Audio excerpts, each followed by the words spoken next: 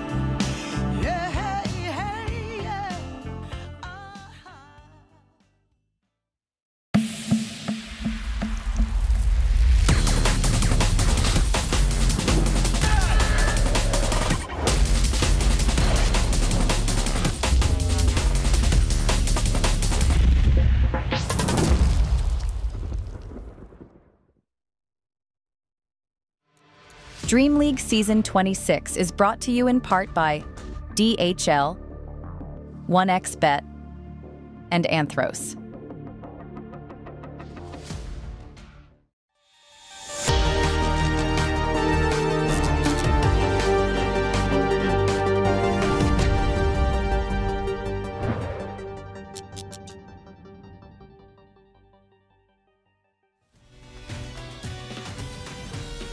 Welcome back, ladies and gentlemen. We are here for day number 2 of the group stages for DreamLeague Season 26. And it's MLP Dota and Jonix Fire joining you on the Ember stream once again today. Jonathan, looking fabulous as always, sir, but how the hell are we feeling? Feeling great, Mikey. We had some great games yesterday. A little bit touch and go for some of our teams. We didn't quite, we casted the first half, looking for results now. At the very least, for this after day 1, some teams are still in a decent spot. Maybe a few surprises here and there. Shopify did manage to get a 2-0 over Extreme Gaming after we saw them in that first series overall yesterday, having a rough time up against NGX. They've bounced back into a decent enough form. This is a team that you'd expect to play better because they just won like the Universe play-ins recently. So it's day one of groups. You know, it's still a long way to go for a lot of these teams with so much on the line for the last stop in our EPT cycle. A lot of our teams, especially the ones right below the top 8, will have to step up the game. Again, last stop for our EPT cycle here before the Esports World Cup. 26,500 points here in DreamLeague Season 26. The most for any online tournament overall, right up there next to Rally, with a little bit extra with how close we are to the EWC. And again, those teams that are right outside cost are going to need to push even harder. You know, we were talking about it. Day one was Shopify and NGX. They were right there. We're seeing the standings right here. Right? Tundra, not in the tournament. Still potentially could be knocked out. Mathematically, very unlikely. And you've got teams like Nigma, Shopify. Heroic's not here, so not them. But Talon's there. That can try to gain points. Boom Esports has a shot in the dark to make it to the EWC if they place high, and they're going to want to hope to get out of these group stages intact. Well, absolutely. It's certainly going to be a very, very interesting experience here, especially with all these points on the line. Teams are still trying to get to that top 8, Jonathan. A lot on the line here, and obviously, you know, one of the teams that we're casting in our first series has a lot on the line as well, John. Shopify, you know, it's been a bit of a rough start here for the boys. We'll have a look at the group stages for now, at the very least. Group A, of course. BetBoom at the top, Jonathan. Aurora Gaming following them, pretty much tied up in first place. And OG Loudham right behind them in third. Nigma Galaxy doing pretty well so far, sitting at fourth place, 2-2. Of course, they did find a 2-0 against Shopify, and it seems like they must have lost their second series of the day yesterday. Yep, they took that loss up against Liquid. And yeah, Group B as well is fairly interesting. I think, again, so many teams with so much on the line. You're seeing some of the teams marked that are secure. Paravision, obviously, number 2 right now in the groups, along with Navi Jr. in a decent spot. A little bit more clear cut in Group B, at the very least, between the top and the bottom. 3-1 for our top half, and an array of results at the bottom. Maybe a little bit surprising to see Falcons right there at number 6, but it is Falcons. We've seen them have rough starts before and just kind of rally in day 2, day 3, day 4. So there's still time to recover for teams like Falcons. For Avulus, again, this is a team that's wanting to secure their spot in the top 8. They're going to need to start to climb out. Again, you have to be in the upper half to make into the playoffs. And so far, the 1-2-3 start for Avulus, you know, again, day 1 doesn't tell you the full story, but it is certainly a sign of improvement that needs to come in. Of course, we've got our schedule here for today as well. All of the games coming up on our stream, Mikey.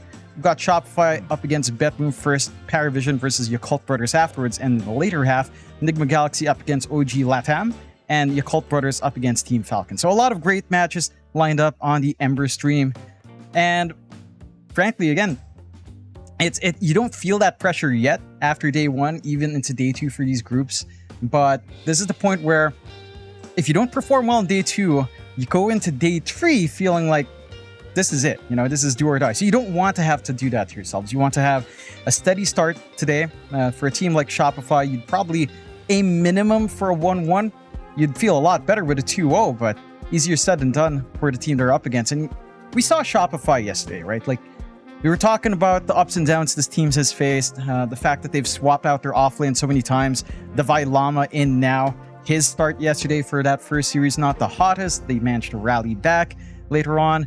And this man has played 4 different heroes in the entire day. So he's played a new hero every single game that Shopify's played. They've not drafted him the same hero twice yet in this tournament. It's going to be interesting to see what he does bring out in the offlane for this matchup up against BetBoom, because when you think of the Lama, you think of a guy who's very explosive, right? Like, this is a guy who can carry from the offlane, he can make space, he can make some insane plays for your team.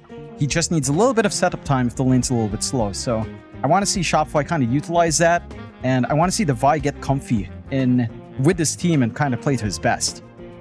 Yeah, I mean, absolutely. We'll see how it pans out. I mean, yesterday it certainly felt like not the best that we've seen from the man, but I'm sure he's got a lot up his sleeve here today. And as you've said, Jonathan, you don't really want to go into day 3 with a bad kind of scoreline, you know, because it can make things rough, especially for a team like Shopify, who are kind of on the cusp of being in that top 8 position for the EWC. But they've got to find a really good position in DreamLeague Season 26 to ensure they can actually get to that top 8 position. And naturally, a lot of pressure on these boys here today to ensure that these games do go well. There is. Of Of course, their opponent's not an easy one. BetBoom is a team that has performed very consistent. Well, I want to say consistently. It's been a little bit of a roller coaster for BetBoom. You have periods where they're top 1, they win the tournament, they go number 3 in the next one, and then they crash down to like top 6, top 8, and then they rally again to get a top 3, top 4 placement, then they crash again. It's a little bit of a cycle of up and down with BetBoom. You never know what you're going to get, and of course, having Kiritich in instead of Pure also plays a big part. But the big foundation for BetBoom, and this is a player that we've talked about for, since the DPC cycle, Mike, when we'd see these teams on a major, is Miero on the offlane, right? Like, it feels like every single time BetBoom's games, or whatever team Miero's in, their games rely on Miero having a stable time in the offlane. If not a stable time, then having the recovery for himself set up in the jungle with stacks built up, uncontested and well protected. And it's going to be interesting to see how well he does here. If Shopify can even try to slow down that pacing from Miero. He's got a lot of great heroes on hand. I think his most stable hero is, of course, his Doom, which should be a priority ban in this series anyhow. But chances are, if the Doom slides through, I wouldn't be too surprised if BetBoom just snagged that up from Miero. It's something we've seen him perform over, 4 years now? Yeah, I mean, Doom, Beastmaster, there's a bunch of heroes that's very scary when this man is on. And of course, while we're on the topic of BetBoom, Jonathan, we do have a bit of a content piece about BetBoom, so let's head over to that and see exactly what we had to say. BetBoom is a team that used to really struggle winning events.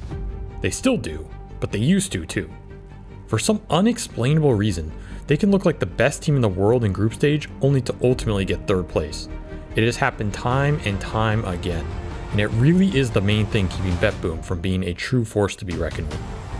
With a roster that remains unchanged in the past 6 months, BetBoom are still built from some of the best names in CIS Dota: Pure, GPK, Miro, Save, and Katayomi. With a roster that looks so strong on paper, it's unfortunate that BetBoom's results don't really match the expectations set on them. Their results in the past few months look very similar to how they've been looking for the past 2 years. BetBoom consistently gets to playoffs in every event they attend. What happens after that is seemingly up to chance. Will BetBoom overcome their demons in DreamLeague Season 26 and finally become the team they are capable of being? I think the answer is yes, SVG. SVG always the negative Nancy, as I like to say, Jonathan. But I believe in these boys, John. I mean, mind you and I are casting BetBoom, and every time we do cast them, for whatever reason, they have some pretty bad luck. But I believe in them, John, especially against Shopify Rebellion. I think this is going to be a great game for BetBoom. It should be on paper. I think coming into this one, they ought to be the favorites coming in. I think Shopify, again, they've had moments of brilliance. They've proven themselves, at least around the tier 2 environment of Europe, getting their slot into the play-ins in a different tournament. But there's still been a lot of up and downs. We still see stuff like the temptation of Earth Spirit, Storm Spirit. Last pick, I'm thinking of all the spirits, but Storm. Yeah. They still have that temptation of the Storm Spirit pick every now and again. I don't know. It can be a little bit hit and miss with good old Shopify Rebellion. And for BetBoom, while the results are a little bit hit and miss, the consistency is there. They make it into playoffs almost every single time. Whether or not they break top 3, top 4, or crash out instantly in the playoffs, entirely different thing. But this is a team that has shown that they are a step above the rest. I mean, that consistency is something that a lot of teams would wish they had. Just getting into playoffs alone is a pipe dream for a lot of teams that we have here in the tour. Oh, absolutely. It's certainly a big deal for a lot of these teams. But here we go. We have game number 1's draft, I believe, starting between these two sides, so we can have a look and see exactly where they are headed with said drafts. And here we go again. You said Storm Spirit and the man pops up, Jonathan. We've got Bulba here with Yopash trying to sort things out. John, I don't want to be that guy straight off the bat. I know I tend to get a little bit critical. I just always feel like they're letting Yopash sacrifice too much. That's what I feel like. It feels like this team is always focusing on the side lanes. Am I wrong? That it does. You're not too wrong. Like, I think they tried to fix that in game 2 yesterday in the series we were watching up against NGX. They brought a lot more rotations into mid, but it has felt like Yopash has been fighting on an island of his own, whereas the other teams are rotating their supports a lot quicker.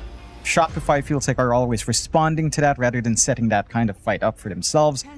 Curious to see what kind of action we get out. It didn't help that Hellscream was playing something like Ricky in game 1 yesterday, so there is that as well. The roaming options maybe weren't as fantastic. In fairness to them, Jonathan, like their second series against Extreme yesterday, their drafts looked a lot better, and they did end up 2-0ing Extreme, right? So it's like, it seems like maybe they adjusted a little bit. I just hate those games when we see them give Yopaj a hero that he can't play because there's nobody else to play with.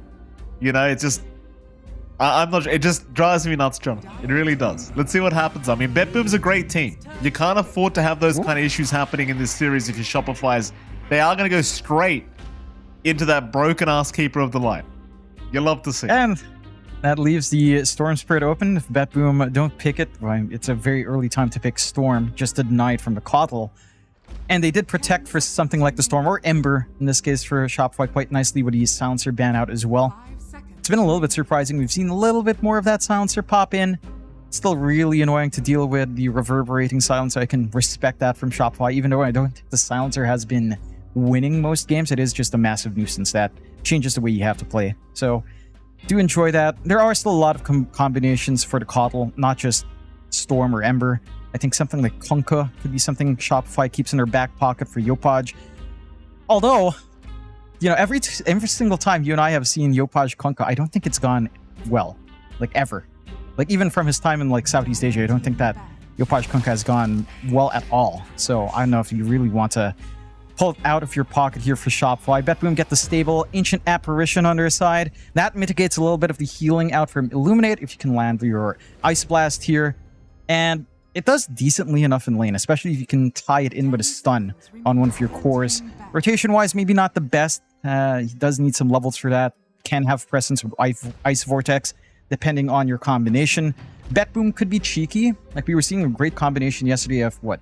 Ancient Apparition Gyrocopter with Rocket Barrage on, and that was just melting the lane. So the AA does provide some good avenues for early aggression if need be. It certainly does. I wonder, like, do BetBoom get rid of that Storm you mentioned? Because we know Shopify, they love that Storm, John. If they get that chance with the Keeper, it's the one, you know, it's the one combo where I say, okay, pick Storm, please pick Storm. You know, it just the Coddle Storm. It's just always the most busted thing I've ever seen. It's amazing.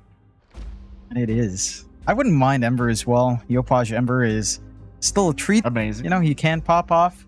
He's carried games before with that hero, so you've got room for it. And mind you, when you lock an Ancient Apparition here for BetBoom, that does cut away like one support slot that could have a hard stun. You don't have access to Shadow Shaman any longer as well. You do still have access to something like the Miaro Doom. If you are wanting to let the Storm or Ember slide through, you only have one ban here left. Chances are, if you ban the Storm, Ember is the one that comes out for Shopify. You ban Ember, Storm's going to come out straight away. You at least have that fallback from Miaro, as we were talking about there in the pre-show. His Doom is fantastic. It's something we've seen him play for many years now, and he always delivers. No matter what happens in his lane, he finds a space to farm, and he finds a target to lock in every single time these fights. They actually ban out the Terrorblade instead, so they don't want to have to deal with a Tomato special, which is fair enough. Tomato does really enjoy his Terrorblade. He's been very efficient with farming with that hero. Although yesterday we did see him play the Medusa and the Violama take that Terrorblade. But nonetheless, still a specialty of our carry here in Shopify. For BetBoom now, since they left both Spirits online, you could try to snag one from Wave. But again, it's a little bit early with not seeing your matchups. Maybe you prioritize something like a Night Stalker if you wanted to pick a core, if not like a Doom, just to catch the backline. Something that Coddle absolutely hates, of course. The Night Stalker can just ruin the Coddle and his backline shenanigans, ruin all of his spell spam. So could be the way to go if you wanted to do that. There are also like very specific stuff BetBoom loves. They're, you know, when you think of save, you think of stuff like Batrider. They'll go with Wind Ranger instead, which again, it's been a very stable hero. It's not been the flashiest, but you know, some good kill shots here and there can be quite nice with a power shot nowadays. Its laning presence is pretty damn good. You know, Wind Run just lets you win right-click trades, and there's that Storm. There it surprise. is. I like it. I like it a lot here from Shopify Rebellion. I just, every time I see this combination, I just, you know, it just never seems to feel weak. A Bane is going to come out as well. Not something I was quite anticipating. Bane, one of the better supports to have against Wind Ranger, Jonathan, though it is probably just going to be a support Wind Ranger anyway. Is it a Schem Bane? I don't think it is, right? 10 seconds remaining. I believe we're looking at a Hellscream Bane here. I think you could do either or. I wouldn't mind Hellscream Cool. and something like a Coddle, like him getting farm access to, say, a Holy Locket, a Force Staff, a Glimmer can be kind of big in these engagements, so works out pretty nicely. BetBoom go into the puck, so you've got a fairly stable lane coming in here for GPK. Into the Bane is a little bit worrisome. That is the one piece of lockdown you have here in Shopify. At the same time, it is their only piece of hard lockdown to deal with the puck. If your Bane's caught out first by the puck, let's say manages to blink in phase shift or blink in, get the silence off first with Waning Rift, then you're not too worried about being locked in. What Vortex there from the Storm, but catching a puck with that, again, can be a little bit hard. So the key thing is, BetBoom's probably confident about just looking for the backline, right? You do have two fairly squishy backlines in Bane Coddle with only one source of stun, really. And now you have the answer for that stun with the Abaddon. So you're not even worried about most of that now coming out here. And this is something that, for BetBoom, they've run this on Kiritich on pause 1 quite a fair bit. Or at least once in this tournament, they've done it. Let's get him stressed out, John. Look at him. He's just readjusted his position. Yeah, that's my reaction every time I pick Bane and someone juices Abaddon. Every single time, that's my reaction. I just get up, readjust, I get upset, start rubbing my face. It's hard, John. He knows how bad of a game he's about to have. There's nothing this man can do. It sucks, John. That it does. Yeah. You have no way of really just getting that lockdown now, unless the puck plays too far forward, which chances are you really aren't here on the side of BetBoom. I'm curious what they're going to pick now for Miera on the offlane. Again, the chances are this is just a pause one Abaddon. We've seen this a couple of times. There is still room to readjust here on the side of BetBoom if Shopify do decide to go for something that scales a little bit faster or a little bit better than the Abaddon overall. For Shopify's part, you're probably eyeing just the Divine Llama here on the offlane at this point. If you are up against Abaddon, you know, maybe something like Tidehunter could be okay overall. I mean, you don't care too much, you can stand still. They'll go with the Darkseer instead. So try to give themselves some team fights, some laning presence at the very least. You can at least still farm that lane quite fine. The Vac Wall could be nice, although you don't have the best tie-in until maybe something like Storm Ags or Coddle Ags. That can kind of play nicely with the Vac Wall, but until that point, not much to tie it in. Which is where it makes a lot of sense now to run that pause for Coddle. It can be greedier. You can kind of hope for an Ags timing a little bit better than pause 5. That could lead to a couple of fixes and some teamfight issues here for Shopify. Oh, I think they 100% have to run the 4 Coddle now. Because like the Bane just feels like a waste against Abaddon. Like there's just, don't even waste your time. Just go Coddle pause 4. Medusa ban from BetBoom, which makes enough sense because obviously they have Darkseer, so you don't want to give them Medusa because you're not going to pick it yourself. I mean, it's looking like a pretty strong draft from BetBoom. The only question, of course, on my mind and on everyone else's mind is how they're planning to go for, say, a pause 1 here, John. Like, you'd assume it's an Abaddon 3, even a Wind Ranger 3 if it needs to be. Or do you assume Abaddon 1 is what we're looking at? I would still assume a 1, just because, again, Kiritich has played it, and it could still be fine if they want to do that. Into the Darkseer lane, it kind of is alright. Yeah, you can kind of pressure back. You have your own shield with a Mephetic Shroud. You don't care too much. You can kind of spread some damage back, although it's still a painful lane for melee to melee for Darkseer. So I think you can kind of work it both ways. You still could go for like a Miara Doom last pick here. Shopify is expecting maybe a little bit of that flex to come into play.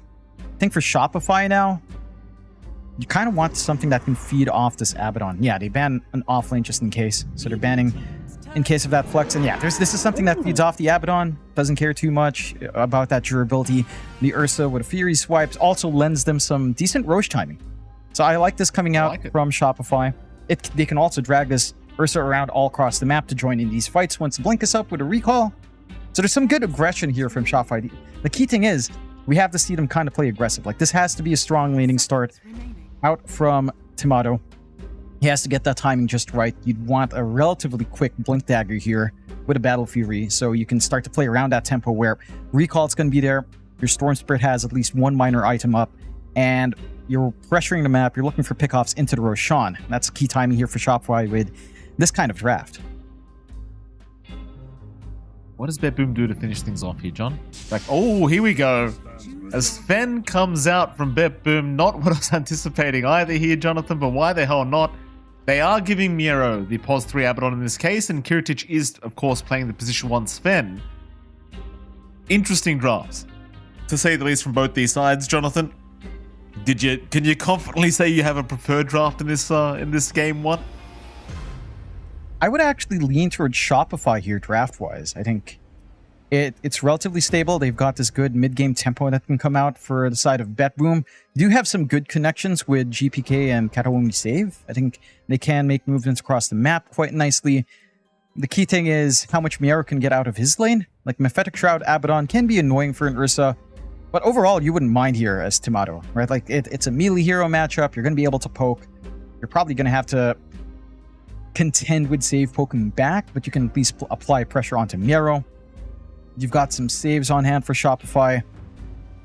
And the key thing for them is just coming out of laning phase even. I don't think you can't afford to have weaker lanes here. You want to at least draw even in terms of what you're getting out in farm in the early laning phase, because you want to build into that timing around 15 minutes when Yopaj again has a minor item. You at least have maybe the Battle Fury up in Yamato, and you can kind of start to utilize recall across the map. Whereas for the side of BetBoom, you've got the Sven. It's going to sit back and farm. It has downtime and when it can be aggressive as well. You're playing with God Strength. It does put some limitations as to when the Sven can feel active and how you kind of take these fights. You don't want it to kind of drag on too long, which the side of Shopify can do with a Coddle if you are protecting the back. So it's a very interesting set of drafts. Like, this is certainly not... It's different from what we've been seeing yesterday, but I do like what Shopify is cooking. I still feel like this Coddle Storm combination hasn't been fully answered. They've banked all their backline jump basically onto GPK. Maybe Kiritic once you get something like the Blink Up. But until that point, like, your backline's fully protected. You only have to worry about GPK, and GPK can only stop one of them as long as Shopify plays the positioning right. It'll be a very interesting game one. I don't know which draft to go with. I feel like I agree that Shopify came out with maybe my preferred draft as well, John, but it's hard to bet against BetBoom. These guys, they I probably shouldn't talk too much, John, because every time I start praising these boys, every series we cast, something wrong happens for them, but I'm a BetBoom. They're a hard team to underestimate, John, as we do see a smoke-on-smoke scenario already here between these two sides. It's like BetBoom trying to sneak into that dire triangle. They will come in from the south, but the Vile Armor is going to be there to break a smoke on Kiritic, and it seems like they just go for a large camp block in the triangle, and that's about it. They'll get the hell out of it. Going to be a bit of a sneaky one. At least you have the sentry ready on Hellscream, so it's going to miss out one stack opportunity, but if he does check, he should be able to keep that stack build up quite fine, which is really what you need. You're running Coddle. You want to get that flash farm going for your team. You want to give Devi some security and the potential for Yamato to just explode in that vert once the Battle Fury's up. We'll see if they do manage to scout that out. Relatively even in the bounty runes here as well. Some poking and prodding from Skem very early on here. He does have the sleepwalk, so it can be really annoying with just dragging you back, preventing you from kind of trying to kite around, and already getting a lot of value just in trades. That's going to waste a couple of these tangos. Save bot 2 sets at least. So he does have a little bit more leeway to play with, but you are leaving that lane 1v1. On the mid lane, though, you do have GPK on that Puck with Yopaj on the Storm. And this matchup for Puck is pretty fine. It's also fine for Storm. Like, it's a very stable lane for both sides. You've got outplay potential on GPK. Yopaj does have really good right click damage. He can afford to just go for focusing on Static Remnant and Overload. No need for the value point in the Vortex here. With a range matchup, Rune control's the big part. And it's like you were talking about in the pregame, Mike. Shopify has been a little bit slow in backing up Yopaj for some of these power runes. And this matchup requires like really good control, especially at I want to say the 4-minute water rune is actually pretty important here. Kind of dictates who gets a faster 6. So if you can kind of deny one off and give Yopaj the other one, you can start to feel pretty good. Same thing goes for BetBoom though. They get that same move out, could be a bit rough for Yopaj to build into that 6 first. It could be. See if they do make those rotations early on here for Yopaj, as we are seeing GPK harassing the Storm Spirit quite a lot, and generally the Puck does tend to have a small advantage in this matchup. For now, CS-wise, he's ahead on the Storm, but it is still very even. How's bot lane going? Because top lane's boring as hell with an Abaddon against the Bane. Of course, we've got the Divine Llama here on the Darkseer. He'll be with Hellscream on the Coddle, and of course, Kiritich and Kataomi going against them. Seems like things are pretty smooth here for Kiritich, John, which I guess you'd kind of expect anyway. Divine Llama can't really do much but just push out the lane, because you do have a lot of stacks being made already by Hellscream on the Coddle, but it doesn't really seem like they can do too much about the Sven quite yet. They certainly can't, and I don't think you can at any point as well in this laning phase. You don't have a great combination for the Iron Shell for Divide to play off of. You don't really outpoke the Sven. Kataomi can play from pretty far away with the Chill and Touch. There's no potential to trade away. At the least, again, the stack focus from Hellscream has been on the right side rather than the triangle. So that build-up is there. They have to be pretty secure with it, especially into the 7-minute Shrine of Wisdom. That's going to be a big one where a lot of teams tend to snipe that area out. Shopify should be investing to keep their own area secure. But otherwise, you are just handing a freebie out to Kiritich. Already 17-3, uncontested, free solo lane overall here. No pressure coming out for the Sven. And they'll need to find a way to stop that later on for Shopify. At the least, there's not been as much room on the side of BetBoom, of course, to get some early stacks. The lanes are still active. Top, it's not like Save can just kind of leave Miero alone. It is still a melee matchup into an Ursa, which can go back and forth. Divide. We're going. Lane, Divide in trouble, is down. Not a great sign. Divine Llama hitting that level 3 mark, but dying anyway here to Kiritich and Kataomi.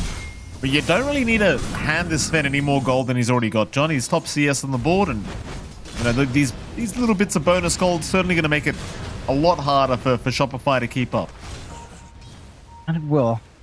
Not going to be the best enough. But again, this lane's probably your hardest lane here for Shopify. Divide just has nothing to launch off of. Has no real poke to try to control that lane with pressure. They do get some room out to at least try to contest the Watt Rune, but it looks like we will get a 1-for-1 on each. In fact, no. The other one was taken by Scam, forced to pick it up. So it's Yopaj without the refill. And we talked about this earlier on. Whoever gets that 4-minute Watt Rune has a big advantage here. I was very close in the power shot execution. Not quite triggering, sadly, but very, very close on Yopaj.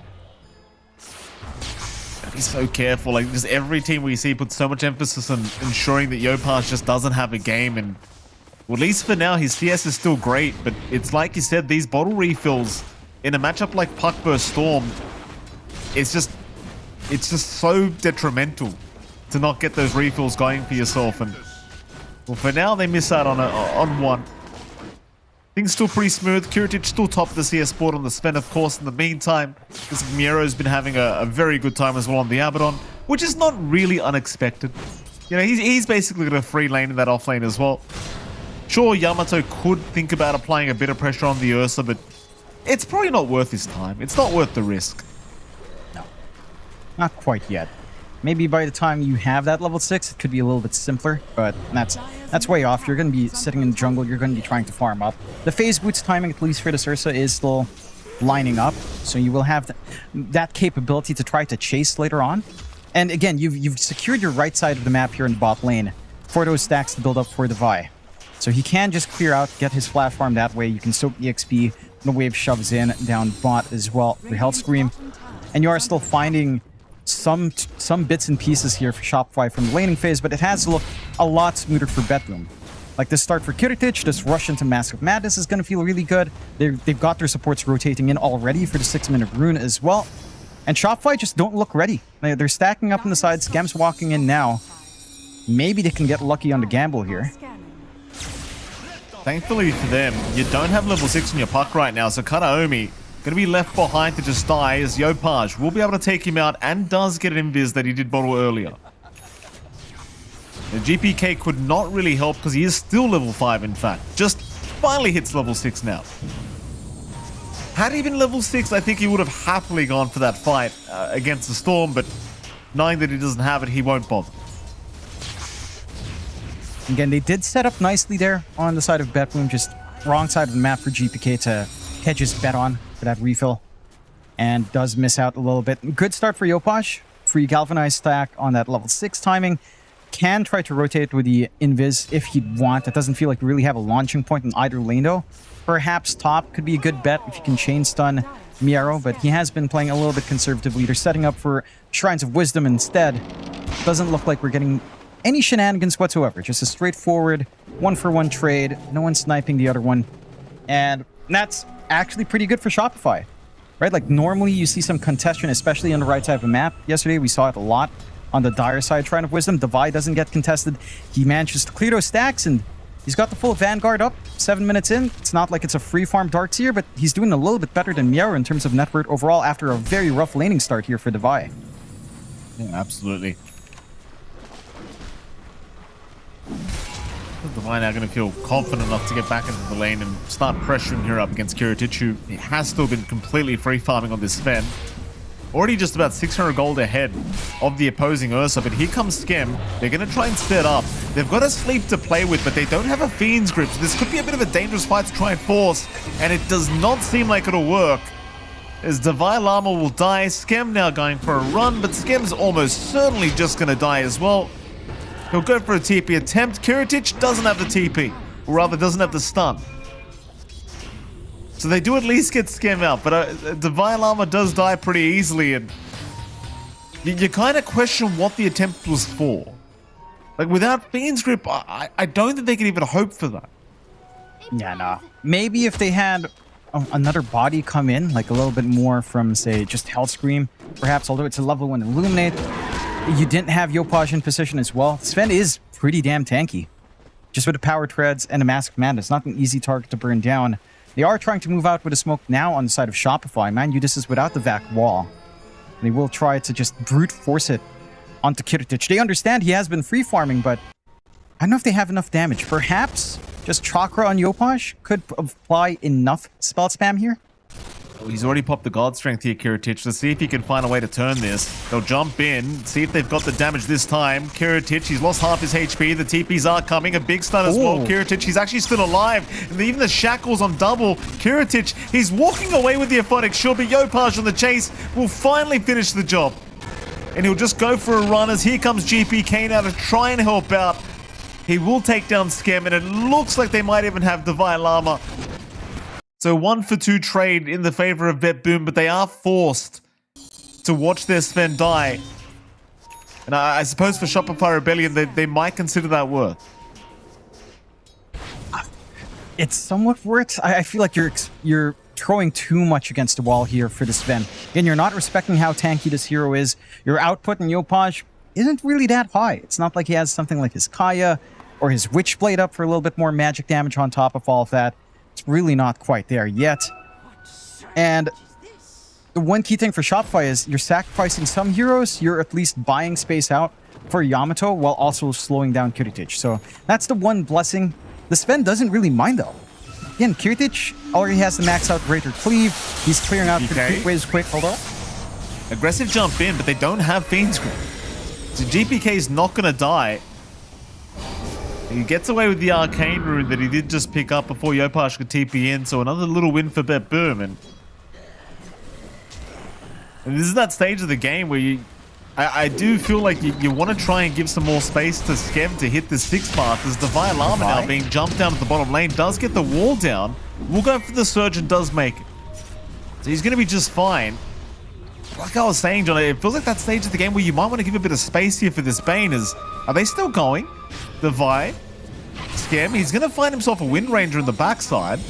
Yopaj is around, but this looks very, very kind of chaotic almost.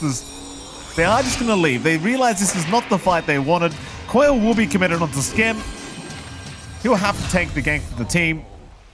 And Shopify, they'll have to leave the area. I mean, I appreciate that they're trying to find off this movement across the map, and that Divide is sort of making space for the team by just dragging all of that attention to himself. Again, this is providing a lot of time for Yamato to finish up that Battle Fury, just lacking the recipe now. So the space has been utilized well outside of Shopify. The issue is it is coming at a sacrifice. right? Like, again, you're kind of sacking Yopaj just a bit by making him move all across the map without one of these early items up first. You are also just having a pretty slow game on Devi, although he does get the privileged access into the jungle. He's clearing out the next set of stacks on Ancient now to try to work himself into that aura buildup. For the side of BetBoom, again, this movement, sure, they're having to react. They're moving across the map. They still have their triangle in control. Huge stacks built up like Kataomi. You've got a Sven that can easily clear that out. The Echo Saber not too far off as they're jumping in and playing tag, but not really finding too much. Just poking onto GPK. They still have rune control as well, though. Wall? Cheeky wall. Just a cheeky wall. He wasn't even lined up with the power rune anyway. So, you know, no real point to it. GPK avoiding completely everything. It's still 5-2 though. A lot of stacks here for Kiritich. He's gonna really enjoy his time here. It's a bit of a miss, right? Because you don't end up just spotting these stacks being made. So Kiritich is gonna get so much of a gold influx now on the Sven. This is one thing where you're like, maybe instead of just running down bottom the whole time, maybe you could have scattered out those stacks that were made. I'm not sure, Jonathan. They still haven't found that tier 1 bottom tower while all this time's going on. All these attempts have been made. Now Scam gonna have to find out the hard way. They are hunting him down. He has hit his level 6 mark at the least, so he does get that 6 up and running. But BetBoom will take his life for it anyway. Yeah, not the biggest kill. You don't mind that too much on Scam. Again, you're giving info. Everyone's stuck bot. You're buying space still for this Ursa, who again has done a great job of keeping up with Kiritich's free farm. Considering, again, all those stacks Kiritich cleared out, how free his bot lane was, outside of the gank attempts onto his life. Yamato is within striking distance of that Sven. 500 gold off the mark, going into the Blink Dagger next, and that's when you want to see this Ursa start to join the team. Right? Like, you want to start taking some engagements, you want to clear this path into Roshan or the Tormentor relatively soon here. And that's what the timing of Shopify have to play around. They've got that Spirit form up, they've got the recall ready. And they can kind of run and gun. Yopaj at least has the Kaya flying in. So there is a little bit more oomph to his hits. A little bit more mana to play with as well. Gonna be a bit of a jump in. Yopaj getting caught by a coil. We'll just break it as now the TPs are incoming. Devi, he's dropped the wall down. Even the Ursa moving in now from Yamato. Trying to go after Miero, who does have the borrowed time. Meanwhile, Skem holding down the puck with the Fiend's Grip. But GPK, he's still not down. Nobody focused down the puck. Skem held him the whole duration. GPK, he's going to be able to get away. And in fact, nobody dies, John. He held him down for the whole 4.75 seconds. And nobody focused down GPK. The story of my life. Yeah, I mean, it's a rough call for Skem. Right? Like, he sees that opportunity, he takes it. At the same time, they were having to play around Yamato, who's coming from the left side. And that just meant they had to try to focus down the Abaddon, which is really not the prime target you're going for. And you saw how long and how durable Miero is. But they were kind of cut off. That was a beautiful split up from the side of BetBoom. A bit of a missed opportunity for Shopify. Again, it feels like that was just a little bit too much in the heat of the moment, where Skem manages to get that grip, but again, seeing the rest of his team, they just weren't ready for it. They weren't. It doesn't matter anyway. I mean, just even holding him down, the whole team fight's great. He doesn't have to die for it to matter. Just BetBoom still getting away with nothing being taken from them. It's gonna make it feel a little bit sore. They'll get that bottom tier 1 tower they've wanted for so long, but BetBoom don't get the mid tier 1 easily. The thing is, though, of course, Shopify now having access to that Tormentor, they've got the Hellscream shards. Of course they've got a Coddle, John. How can you not get the free shards immediately? Yeah, it's kind of wild. Just always Coddle, huh? Never fails. That is the sickest 1.4k gold in the game. Like, that shard is just sickening. It's wrong. But you get it for free. 6-2. 1k lead for Shopify coming in. Very marginal lead overall. They are falling behind in terms of kill action, but they are working the map well. A little bit of a clump up top as the side of BetBoom wants to start to cut access off from that tier 1 top. They can get in position to poke and prod. It does look like they're not fully committing on either side I do appreciate the vision game here from the side of BetBoom. Like this ward on mid, right around where the tier 1 would be, right outside of sentry range. Going to be very sneaky. Might be able to scout out some smokes as well later on if you're not too cautious here on the side of Shopify. And just the defensive wards, considering all of that movement across as well from Shopify, they've got a good hold on the map right now on the side of BetBoom in terms of information. They've got some key to items lined up as well. Kiritich, he finished at Echo Saber. He's already got his blink. He's going straight to BKB. And it's a quick process for the Sven to find that farm. Once he does have that BKB, it forces a very tricky choice on the side of Shopify. Like, if you have to, you might have to grip the Sven instead of the puck, but that just gives a really free time for GTK. So it's a lot of pressure on Skem to kind of make these choices now if a huge 5v5 does break out with that BKB later on. Look wide. I mean, 6-2, 17.5 minutes in as well, Jonathan. No F10K for anyone quite yet either. One of those games. Kiritich still having the time of his life, but Yamato just about 200 gold behind. Great old time on the Ursa. Miero could get spotted very soon on this Abaddon. And will get spotted, but Yamato's got to be careful if he gets spotted himself because he's going to jump in with the card strength. Oh, that's a lot of damage. That is a lot of damage. They'll drop the wall, but it doesn't matter. Back and back in. I mean, Device still trying, but they've already lost 2 targets. Here comes Yopar to try with the GPK puck. GPK still getting away, trying to go for the double damage. We'll leave it, but here comes Kiritich. Oh my goodness, just incredible damage here from the Sven.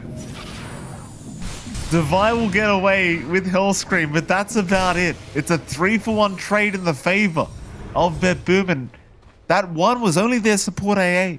Not a big deal. No, it's really not. And kind of goes back to just these wards, right? Like they managed to get the D ward on that defensive board that you had in BetBoom, but it gave all the information you could ask for here. Full value taken by the side of BetBoom. And you're just in the wrong place at the wrong time. You don't have that forward vision for yourself inside of Shopify.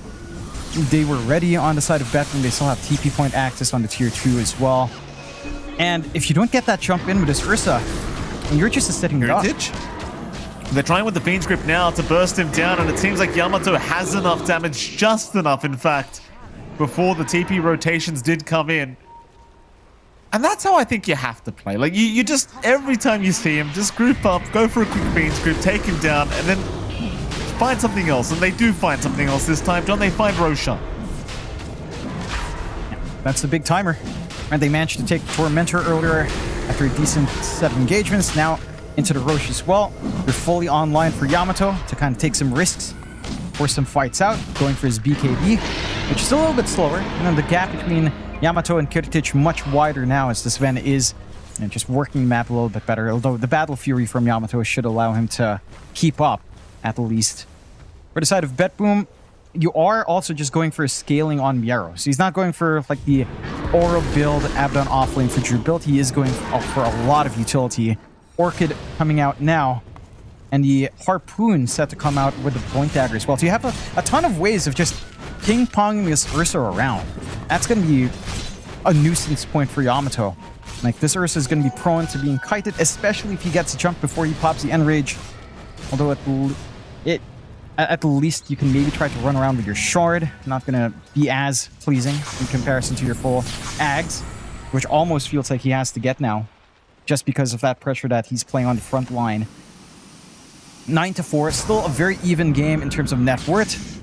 Less than around a 1k lead for Shopify. Not the most meaningful, as the farm distribution has been relatively even, but only really Kiritich being marginally ahead in any substantial mean.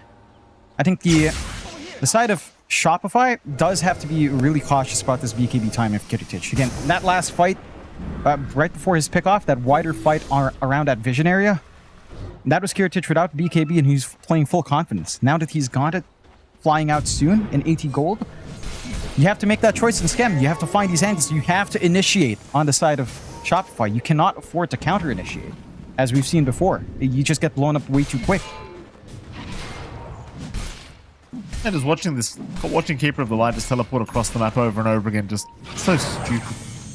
So dumb. He's just teleporting between top and bottom over and over again. He must have done it about 6 times.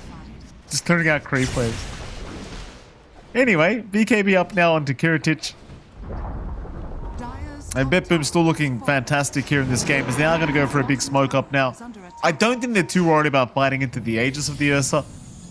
We saw how fast Yamato will die if Kiritic can just get on top. That's a good scan. It is a very good scan. Shopify Rebellion, they know where they are. And it seems like everyone will successfully be able to leave in time. Nobody from Shopify getting caught with their pants down in this scenario. So this run around here from BetBoom, not going to amount to really much but a repositioning. Although Yamato is on the right side of the map, he's actually the closest target to them. Another good scan. But it looks like, yeah, another good scan. They'll be okay. Good reads out from Shopify. Again, they are lacking vision on the map. Just that one aggressive ward by the secret shop top, but they can tell something's up. And the scans do ensure that that was a lot of time wasted out from BetBoom. In a time where Kiritic is not farming up, at the least it doesn't show that BKB around the map yet. So you still have that surprise factor here for the Sven. But you're doing a great job inside of Shopify of maximizing this space, right? Like Devi has 2 aura items up, Crimson plus Pipe. They're going to make the movement across now into the gate as well. Same route that the side of BetBoom did. We'll see if they have more success with this one. They're kind of getting close to a BKB on Yamato though, so I'm not sure if they really want to force a big fight, but they'd love a pick-off. Zip in, Miero was scouted out, so Yopaj gonna find the perfect jump there onto the Abaddon, and it seems like the TPs are coming. It is only one so far. Miero, can he TP away? He cannot. The vacuum is there and he will go down. Like, Skem was already ready, just in case he saw somebody else TP to that tier 2 tower. Sadly for him, Kataomi did TP into the tree line, so he couldn't see him. But it doesn't matter, they got a Miero kill. They'll look for the tier 2 bottom tower for a bit, but it looks like they won't finish it. They'll leave. Yep. So the scoreline remains at 9-5, 2k net worth advantage for Shopify. But yeah, it's still a very slow-paced game. And it is. You know, it could be worse. At least it's still 24 minutes in. We're going to cross 10 kills eventually. Maybe Skem gives it away. Maybe. There you Yes. go. Happy days. Skem. Double digits at least, you know. It's progress. It's progress. Again, I really love these sneaky wards out from BetBoom. Like, another one right in front of the tier 2 mid in the tree line. Nice and sneaky. Can try to spot smokes from mid lane. Sets up for some aggression later on here from the side of BetBoom. Not the easiest one to de-ward either. So again, they've always got this really good information game going here on side of BetBoom. Aegis does expire, but the BKB is up for Yamato. So they could still choose to smoke off of that, and the side of Shopify will give it a shot. Again, map is relatively dark here for Shopify. Outside of that one ward they have in front of the bot tier 2, which is a long way away from their smoke area. And this lack of information makes us a little bit of a bit of a ring around a rosy. A shot in the dark to look for that kill. They're looking. They'll stick around for the tier 1 mid tower. Yamato will take care of that. Miero is the closest target if they ran directly south, but they will not. They'll continue running east. Scan will catch GPK by the Twin Gate, but they are pretty far away from GPK, so it doesn't seem like they're really going to have the time to get there. Instead, they're going to take over this bottom side of the map once again and maybe continue working towards that tier 2 bottom tower. I mean, they could still hope for some kills, but it seems like BetBoom are very well aware that they are hunting right now, and of course GPK and Kataomi just hugging the right side of the map, hoping that nobody comes. Is now Hellscream, or Skem could get targeted. A big smoke now coming in from the side of BetBoom, as they are going to find Skem. Nice little pick off to get things started, and without Skem around, I don't really think you want to force a fight, even underneath your own vision as Shopify. No, again, there's another sneaky ward right by that gate. You see the ramp area. Oh, Yopaj, he blinked right into it. He zipped right into it. Oh, Yopaj gonna go down. Kataomi, he does die to Yamato, but what does it matter? He has to TP out of there. 4 down for the price of 1 once again. And it's just the, like you said, John, the warding here from the side of BetBoom, just absolutely fantastic. It's all been Kataromi. I'm not sure what Yopaj was even thinking. He zipped in, he saw the gate being used. A nice little bait with a courier across. I'm not sure if that was intentional from GPK. But maybe Yopaj started around thinking that it's a hero he could try to initiate. Didn't know there would be a ward under anyhow, but the punishment's severe. Again, BetBoom are just finding all of these angles in the fights. The side of Shopify are just not engaging the way they'd want to. And again, there's such a big lack of vision. They do have wards down around the map now, but they're not in the most sneaky spots. Again, the one in front of the tier 2 probably is the most useful one. This ward they set up right before that fight was just a setup for the Tormentor fight that they were anticipating there, which they didn't find again because of that great counter warding from the side of BetBoom. And Shopify, that's where the deficit's coming in from. Like, they're smoking up, they hit their item timings earlier, they had a slight network lead, they just had no information to play with.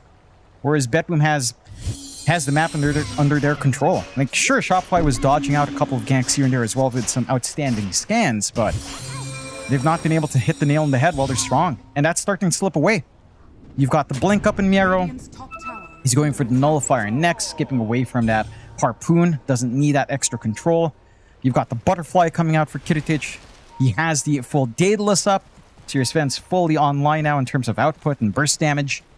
And for Shopify, you've kind of hit a wall. Like, the Vi Llama is going back now for his BKB. Yopaj still working back into the Witchblade after going for the Pious Sange first in BKB. At the least, they can hold their ground and fight, as long as they're not initiated upon first. Like, if the Sven finds the angle in, or if GPK just finds the Dream Coil quickly, or gets the silence off first, you're in trouble here. As BetBoom are starting to scout around again with a smoke. They don't quite spot anything under their wards, but they are in the right spot on the map here. They're going to be spotted right now. Hellscream going to get caught anyway here on the Keeper of the Light, so Hellscream, he's going to try and buy himself a bit of time and space, but he is eventually going to die. Not the worst case scenario at all if you are Shopify only losing the support so far. They are still going for a bit more of a hunt. Yamato, he does stick around for a tier 1 top tower. Both sides waiting for this next Roshan, but sadly for BetBoom, not getting quite lucky with an early respawn. They would have loved that Roshan right now without that keeper up, but he'll be back up in time by the looks of it. Miro trying to sneak up from behind the side of Shopify up at this top lane. Power Shot giving a bit of vision here to BetBoom. They'll see Miro, who does jump in, looking for Skem on that bait, but he'll look to back away. Now they jump in. Yamato trying to go after the AA, but the Glimmer Cape going to save. Kiritic in the meantime in the middle of everybody. He'll throw a stun out, and he does take down Divine Llama. That's one down for Shopify. There's your buyback from Divine. Have they found somebody else? It seems like they do find Skem. Miro blocks him off, and Skem will have to die to boot, though he does not have buyback. Roshan is now officially available, by the way. Looks like Shopify, they might try to sneak it. Can they? No, they cannot. That smoke might have been clipped by the ward again. Might have seen it right on the edge of that low ground. So, if they're trying to be sneaky here, it's going to be a rough one to find. The buyback from Devi, I do appreciate that. He understands the strength of just getting recalled back into the team fight. But they did a great job again in BetBoom of just splitting that fight apart, isolating away Skem, ensuring that Fiend's Grip wouldn't be something they had to worry about because he's busy playing poke with Miero, who doesn't care at all for that Bane, of course, and just made it another nightmare for the side of Shopify. They don't manage to commit for the Roche. It does go back down bot for daytime. If they take a fight here and somehow win it, that should open up the avenue for Roshan, but BetBoom's also ready and rearing for that fight here. Oh, and Roshan still available for both sides. Both sides have 5 heroes up and ready to go. BetBoom obviously going to be feeling a lot better about their chances here, considering Divine Llama had to buy back for nothing earlier on. Oh, and Yamato, quick blink out. Coil's going to land, but he does get the BKB off, trying to go for the man fight against Kiritic. Can he do it though? The Sven, the Fiend's Grip, they've locked down Kiritic. Kiritic is gone. Miero could not get within range to help him. And that could mean, in fact, it will mean that Roshan should go the way of Shopify Rebellion. They are going to find Kanaomi on top. Double kill for Yamato. Scam once again. I'm telling this Bane, you hit that Bane's grip. If Miero's not around, you're in big trouble. And you are. And that's just really quick reflexes up He's from... still going. Oh, GPK, he got caught by a nightmare there for a second, trying to get the blink away, but the Illuminate connected. But he's going to be okay in the end, I think, as he will eventually blink, but GPK is still being chased. Yamato finally finishes off the Roshan and does pick up the Aegis. Scam Bane, though. He's doing God's work, this man.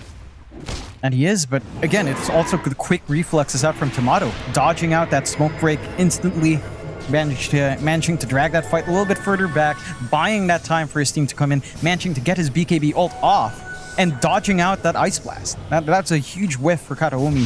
If he managed to nail that, perhaps he had enough damage there to dig in. Maybe he managed to land that first stun, if that blink didn't come out fast enough. But they do everything right for Shopify. All the tools and pieces just fit in. Tomato and Scam making that one work out in your favor. Side of BetBoom, again, they still maintain a 4K lead, 17-8. Theoretically, they are the leaders of this match on paper, but Shopify has gotten themselves a little bit of a shot in the arm. You have to be cautious on the side of BetBoom about committing all in on the Ursa when you don't manage to lock him in. It's kind of that same story. Your counter fight on BetBoom is a little bit better, to be fair, but it's all a matter of, can you get that initial stun? Can you get that control onto this big piece of the puzzle before it can do what it wants in the middle of these engagements? And for BetBoom, they just missed the mark last time around. They also maybe got a little bit surprised by the basher from Yamato. A couple of lucky bashes, true to BKB. Suddenly Kiritich is just, in that downtime, not doing damage. Full Abyssal now for Yamato. So that simplifies these fights here for the Ursa. You do at least have some tools coming in from the side of BetBoom. A Nullifier out, fully done on Miero. Going back now for that Harpoon into a BKB of his own. So again, some ways of trying to kite this Ursa as the game goes on. But you are getting a lot of utility out on the side of Shopify. Right, like the site of Vice for Yopaj being built up now as he's diving. He is diving. Wrapup, though, going to make it a little bit hard to continue chasing save. Coil committed, does find two, but Yamato is here. Can make the jump on GPK, though they will save with a very nice shackle. Save, and now the double Ice Blast to land it back, never mind. Yamato still rushing forward with that BKB, but will be forced to retreat now that the BKB has been expended. Seems like BetBoom will do the exact same. Probably very happy they have not ended up losing GPK. Had there not been a double shackle by save, I think GPK was just guaranteed to die. 100% would have been just dead. You had enough of burst window there. You had more than enough follow-through control. Or even just the damage after that Abyssal usage from Yamato should have taken care of that puck. But they do manage to stall for time here inside of BetBoom. Again, it's 17-8. They maintain the slight advantage at 3K. Yamato is #1 in net worth, going for his own Nullifier at this point. And it's all down to just execution. That brilliant vision game we had on BetBoom a while ago, they've not been able to reestablish that same access on the map. They do have one ward down bot, matching the Shopify ward, watching in that bot jungle, right by the tier 2. But nothing else beyond. And that's really cutting into their positioning now on the side of BetBoom as well. They've been clumped up a little bit more, playing a lot more cautiously with how aggressive Shopify is being. And now with Yopaj finishing up that side of Vice, the chain control for GPK is on hand. GPK went for nothing defensive. No BKB, no ults, nothing like that. Of course, up against Bane. And no Lincolns just yet. Still a long ways from getting that spell block onto himself. So you have a lot of opportunities here for Shopify to kind of dig in. And even with something like Lincolns, you have enough single target spells to also just go through that spell block anyhow. So I'm not sure if you're too concerned about this timing on GPK if you do stagger your spells quick enough on the side of Shopify. As they are on the hunt with a smoke, wanting to get some value here for Yopaj for that fresh sight. Looking to make the plays. Miero the closest target, but he's in that right back. Never mind, Yamato, he just jumped right in. Miero gets the borrowed time eventually. Still in big danger. Like, never mind, he's out of there. He's safe. Jump in again. Yamato this time the target. No follow-up to the Dream Coil though. Yamato just standing his ground waiting, knowing that he still has that secondary life available. It seems like eventually, though, he will be forced to retreat. Might just have to wait for the reset on the Aegis. Yep.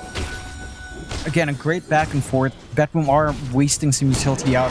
From the side of Shopify, it's a minute where you don't have a wall. It's a minute where you're probably not looking for that wider team fight. Maybe just opportunistic pickoffs here. And BetBoom can just kind of sit back, play the game slower. They've got that Harpoon ready in about 700 gold here from Yarrow. So more ways of just dragging people around. Maybe another cheeky way to try to force break a Dream Coil. Tormentor is open for the side of Shopify.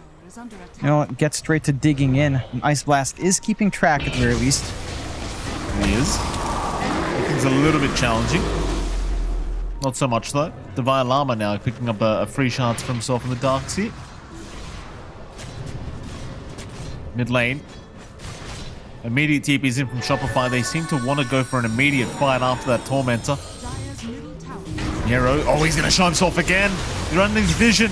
Miero, he'll survive for now. Yopaj, in the meantime, going right after GPK with his Hex out. Yopaj, can he get the kill? No, he cannot. The Shackle again from Save, buying the time. They'll find Miero at least. GPK surviving on 100 HP.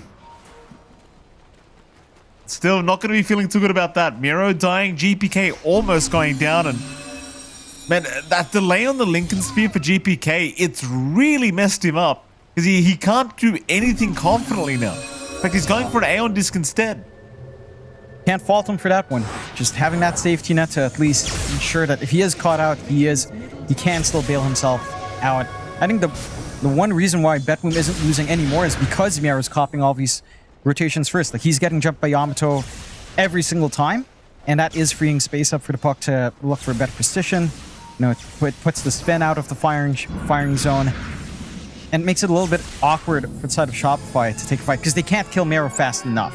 Maybe if you manage to build up a Yules on one of your supports, perhaps, that could help to isolate away this Abaddon, and you can try to focus on those targets in the back, but you aren't building any of that up. You are going for an Orchid up on Skem. So at least that will give you an option to break the Lincolns, or, well, no Lincolns anyhow, but a little bit more control. The silence is going to be a nuisance for sure for GPK, who, again, has nothing defensive. Nothing like a Yules, nothing like a BKB, because you're playing up against a Bane. Means that if you're not itemizing against that with Lincolns and you're just banking on this Aeon Disc, until that Aeon Disc is up, Scam is going to be a thorn in your side once he has his items up. He is also adding the Aetherlens and Blink to find that position in these engagements to get that grip off. And there's that Orchid fully done. On all the control you could ask for with a Sight of Ice and Yopaj, with an Orchid on the Bane, and you can just look for these engagements. A little bit of a smoke out from the side of BetBoom. It's the side of Shopify. Are playing clumped around their vision, just in case. See if BetBoom manages to get a rotation anywhere. Again, their vision game has been a little bit lacking now. They've not been able to successfully cross the river too often. So it's a little bit of their turn to take some shots in the dark here to look for a movement across the map to be successful. BetBoom's already smoked up looking. Hoping that perhaps the 40-minute power rune will spawn bottom and somebody would try for it. It does spawn bottom. Shopify not going for it yet. GPK is waiting to see if Yopaj will zip in for that shield rune, but eventually does take it. Shopify now playing very cautiously here in this game one. Very, very back and forth style of game here between these two sides.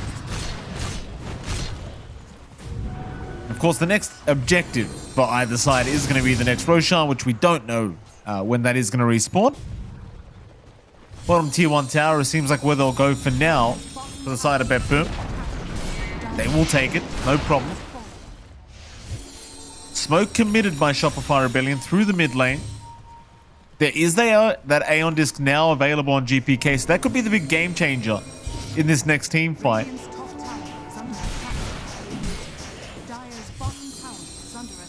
Shopify still hunting around. They're running the right way, John. Through the triangle where BetBoom are currently waiting. Not much vision here for either team, though. They don't see him yet. Shopify running directly south instead. Now in the bottom Radiant chunk. Roshan's available, by the way. Because why the hell not? The scan's gonna land here from BetBoom. They know where Shopify are. Nobody jumping in quite yet. BetBoom now wrapping around the long way. Back through the bottom lane they go. Can Shopify read this move? So far, BetBoom are undetected here, Jonathan. Hellscream. Oh, they might find Hellscream. They'll see him. They'll drag him back. They should have him as well with the Ghost Form, make it a little bit hard. Hellscream, he does go down, but Kiritic in trouble again. Kiritic is gone. Oh, Yamato's caught him. They've still got the Fiend's Grip and everything else to play with. The GPK going to try and jump in and deal with the Ursa. Yamato, he's dropping low, but no, Yamato, he does go down. Actually dying to save from the Wind Ranger of all heroes. Kanaomi, meanwhile, still in trouble, and so is GPK, but they are continuing the fight anyway. GPK, can he make the magic happen? Zip in from Yopaj, finding him once again onto the puck. GPK still trying to jaunt away here. But the chase is on. Yopaj out of mana, but finds the kill before he does run out. Save is the only survivor, and they're still thinking about the chase. Yopaj, he'll go back in with the Scythe device, but the wind run was there. But they're onto the tier 3 tower. They've lost Yamato, so they'll ignore the Roshan for now, and they'll try for the high ground instead. That was such a sick response out from Shopify. That instantaneous blink back wall out, or the movement for the back wall out from the Vi as Hellscream's being caught out. You lose your Kotl, sure, but you're already in position for the team fight anyhow. For Shopify, managed to take care of that key target in the Sven. Kiritic just gets blown up. No defense being offered by the Butterfly without MKB up on Yamato. And now into the high ground. Maybe a little bit slower without your Ursa around. Respawns aren't too far off, but it's more than enough time to at least take the melee racks. Shopify not taking risks for the ranged. And now they're in clear control of this game, number 1. 19 to 13, sure, but a 7k lead coming out for Shopify. A little bit of a topsy-turvy game. But we're reaching that end state where your answers on BetBoom aren't really up to snuff. This Aeon Disc on GPK runs a massive risk because, sure, last fight you didn't have to deal with Ursa, but if Yamato was around, he has a nullifier. That Aeon Disc is just not going to do you any favors if that Ursa does manage to use that in the right spot. And I don't think the Will-O-Wisp cares for stat res.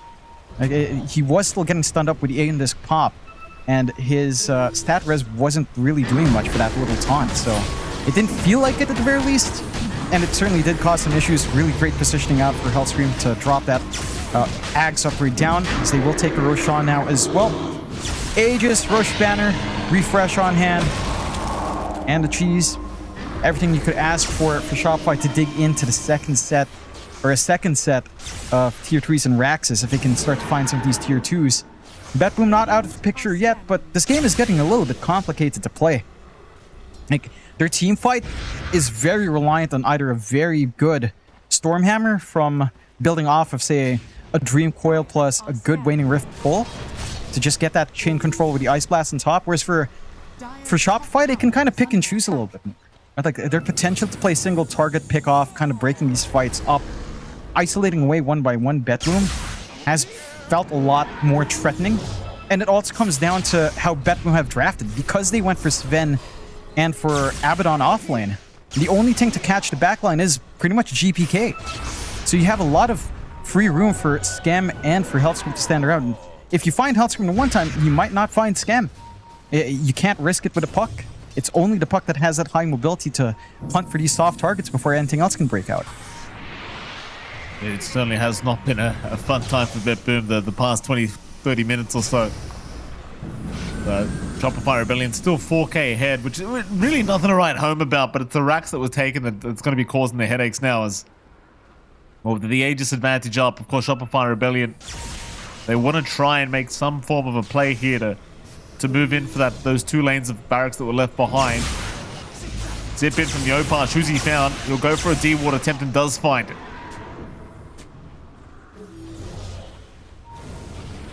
Just terrifying even going for these quick D-wards here for Yopaj. Yamato in the meantime just going to take care of that tier 2 top tower.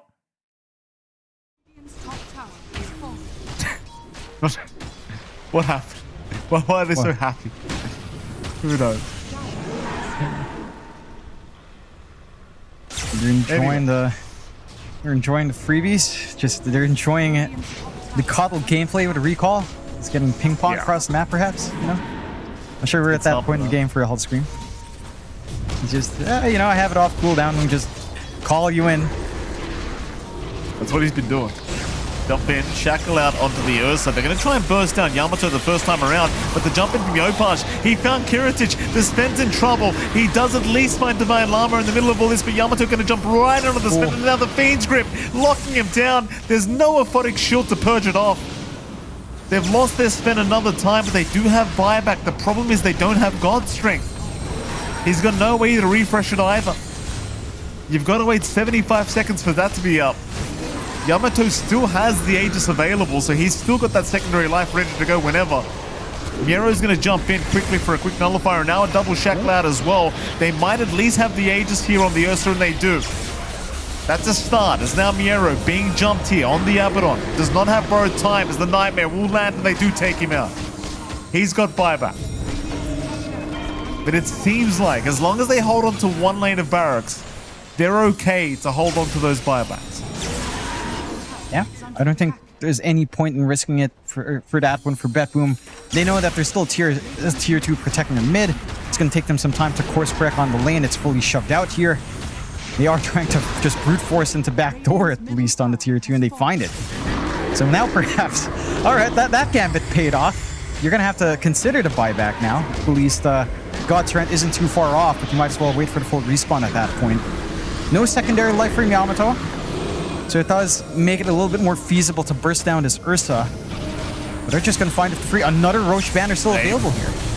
Getting jumped, Yopaj had enough of these shackles being thrown out. Save though, will buy back as they have jumped in with Miero, trying to focus down Skem. Skem should die and does. They will give up Miero for that. That's a dieback on your Abaddon. That's massive. And it seems like that's enough for Shopify. They got the T3, but they're not going to stick around too much longer. Yeah, that's a very unfortunate timing for Miero. He has borrowed time. He didn't manage to pop it. Oh. I think they might have also just gotten enough damage to kill him at the threshold. Like right through at 400, right above 400, doing enough to clear him down with the Fury swipes. Yeah, just unfortunate buyback for Miero. Doesn't really stall out for much. At least the racks stand, but no Abaddon for 80. Another opportunity for the push here from Shopify. They did expand a Roche banner, so you can kind of clear out these creeps. Again, no secondary life on Yamato. But he does have Enrage ready to go again. BKB 40 seconds away. Still a window where he's going to have the BKB without the Abaddon to worry about. Jump in, GPK, and try and get the start of Kiritic jumping in as well onto the Ursa, but he's been stunned up once again. Kiritic, he needs an angle of this Ursa. He's going to try again onto Yamato, but it's not looking good for him. The vacuum drag back as well, and he's down. Kiritic will buy back. But there's no God Strength here, John. 3 down for BetBoom, no God Strength available.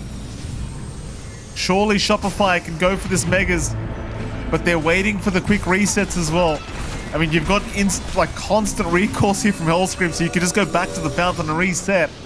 It's no problem here for Shopify Rebellion. They will come in for the Megas now. And they've got the Megas.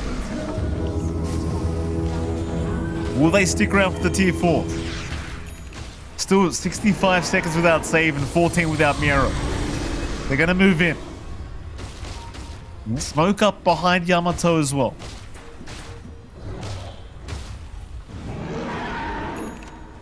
Everyone else just in the base from the side of BetBoom. Nobody move from this fountain until everyone's up. I mean, I like that. You know, they're not giving the opportunity for that sneaky play out. They know something's up when Yamato's the only one showing forward like this. So they are playing this right on the side of BetBoom. Shopify isn't really getting too much. They do manage to get the mid creeps in though. And that's going to be the concerning part. This is do or die defense. 10 seconds till God's Strength is back up. You got to line your shots up properly here. You got to get that isolation onto Shopify Rebellion somehow. You have to look for this backline. Like this Will-O-Wisp, the constant resets coming out from Hellscream. Oh, jump just in. a bit much. They're going to try for Yamato. Yamato already losing half his HP, but it's not quite enough. The back wall as well from Divine Llama. And the grip on Kiritic. It's over. It's well and truly over. GG finally caught from GPK. Shopify Rebellion. I mean, John, I'll tell you what, the first 20-25 minutes looked pretty bad for him, but a couple of a couple of weird team fights from BetBoom, and suddenly this Ursa just became a bit too much. Shopify, they'll get game 1. Yeah, I think this game kind of went down to, I don't know, it felt like a lot of it was informational, right? Like the good scans from Shopify when they didn't have wards while BetBoom were smoke going through the outpost was kind of huge. Like that is a big timing for Kiritich to play with. They wanted to start to get the ball rolling. Shopify were dodging out really nicely in a lot of those engagements. And for Shopify, they managed to get that ball rolling. The key thing is that they still were finding the objectives they were looking for with the Ursa. They found Tormentor 1, they found Roshan every single time. Sure, some of the pickoffs, some of the fights look a little bit awkward. They were focusing in on Miara a little bit too hard in the earlier portion of the game. And we were seeing some massive shackle shots out from Save. But really quick reflexes out from Shopify. Like this is the one point where it felt like they managed to turn it around.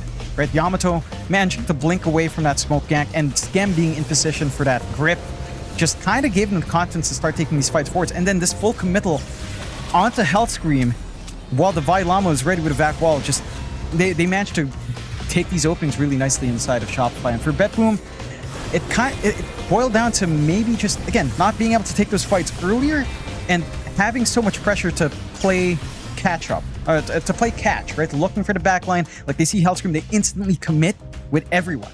It has to be everyone. It can't just be GPK. He doesn't have enough in the tank for himself. So you put Kiritich in the firing line, you put a lot of risk in that kind of engagement, and that risk just backfires, and Shopify managed to find the angle back in. They were at the right spot at the right time there. No, they absolutely was. Fantastic performance here from Shopify Rebellion. And well, I wonder what BetBoom think to themselves they need to change up going into game 2, of course, up against Shopify.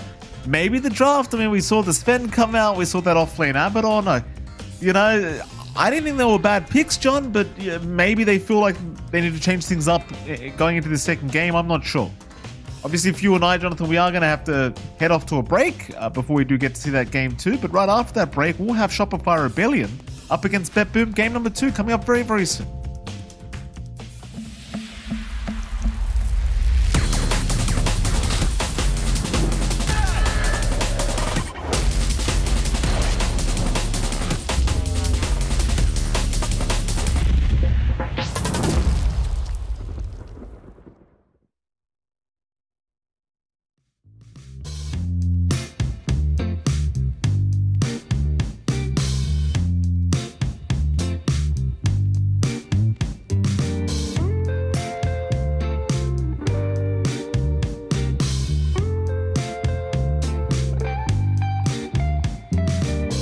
Well, I can tell just by the way that you're smiling that you're still unsure. And I can tell just by the look in your eyes that you've been hurt before. But baby, no one can promise you forever. Right now I only know that we should be together. Because it's now or it's never, so won't you take a chance on me? Well, it's fine if all your previous guys they made you run away. You can bet you'd only have one regret, and that's if you didn't stay. Walk my way. 'Cause baby, no one can promise you tomorrow. But today you take away all of my sorrows. You know I'd beg and I'd borrow for you, so won't you take a chance on me?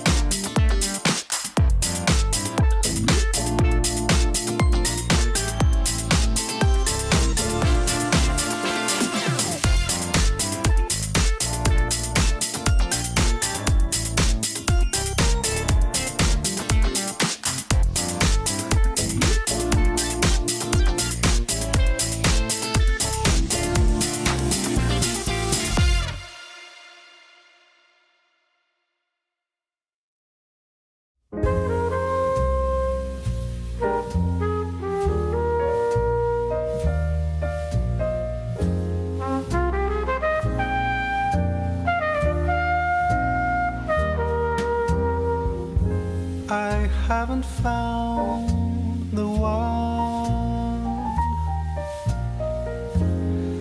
I never knew what others do. I hope and yet again, what do I know then? I believe it's all meant to be. All my dreams are so out of reach. I fool around, but we never know. I fell in love, but a long time ago.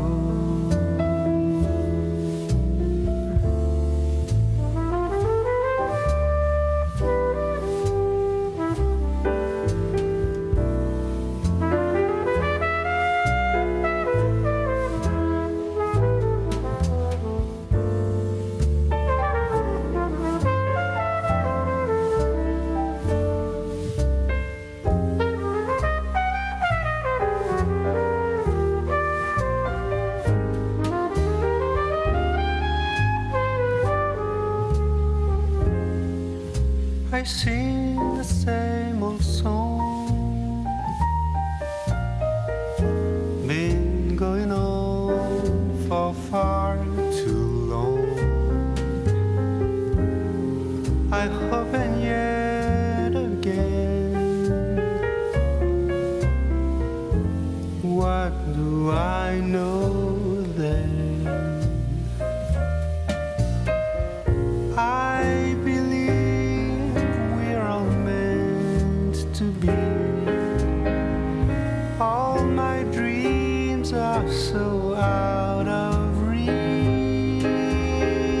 I fool around, but we never know. I fell in love, but a long time ago.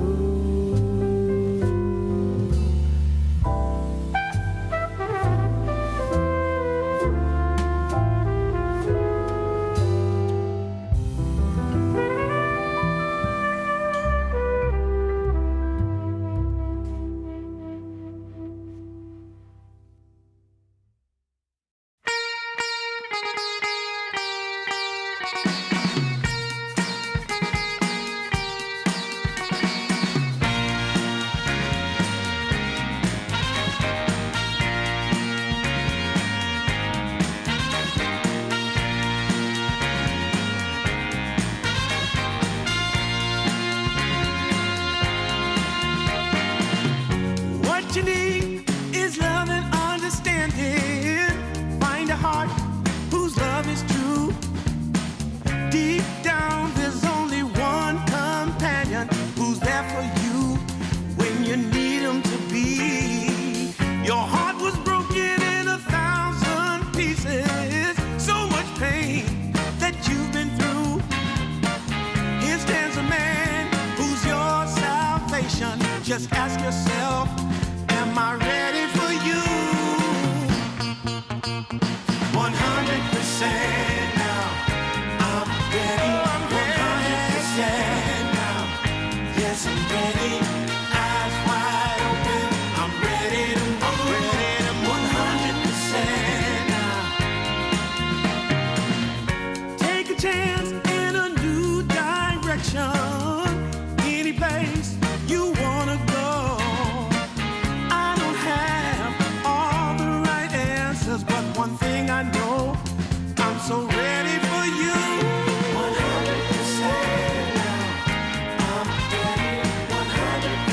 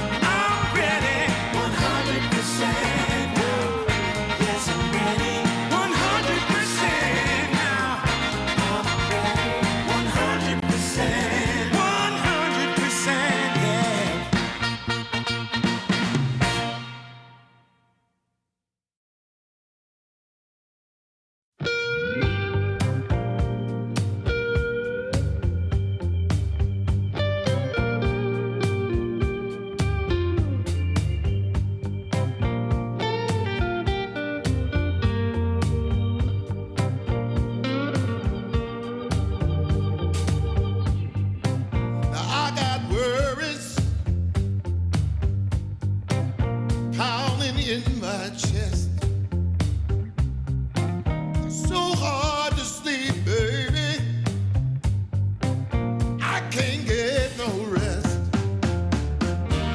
All sorrow and sadness. Tell me what I'm gonna do. 'Cause baby, without you, I'm all wrapped up in blue.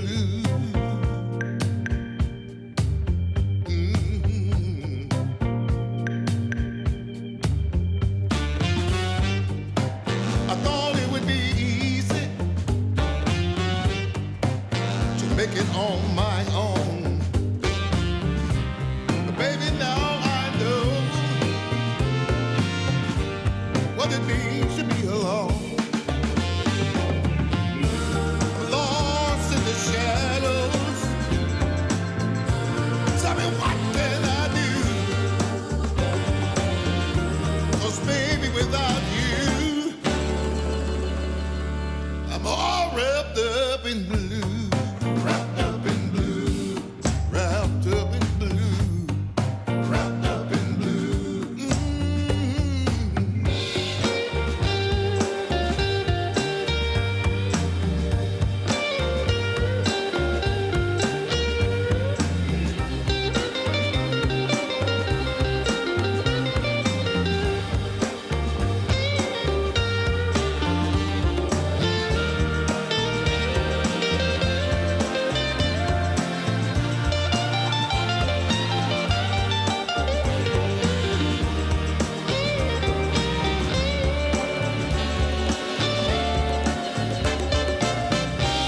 You don't miss the water till the well runs dry.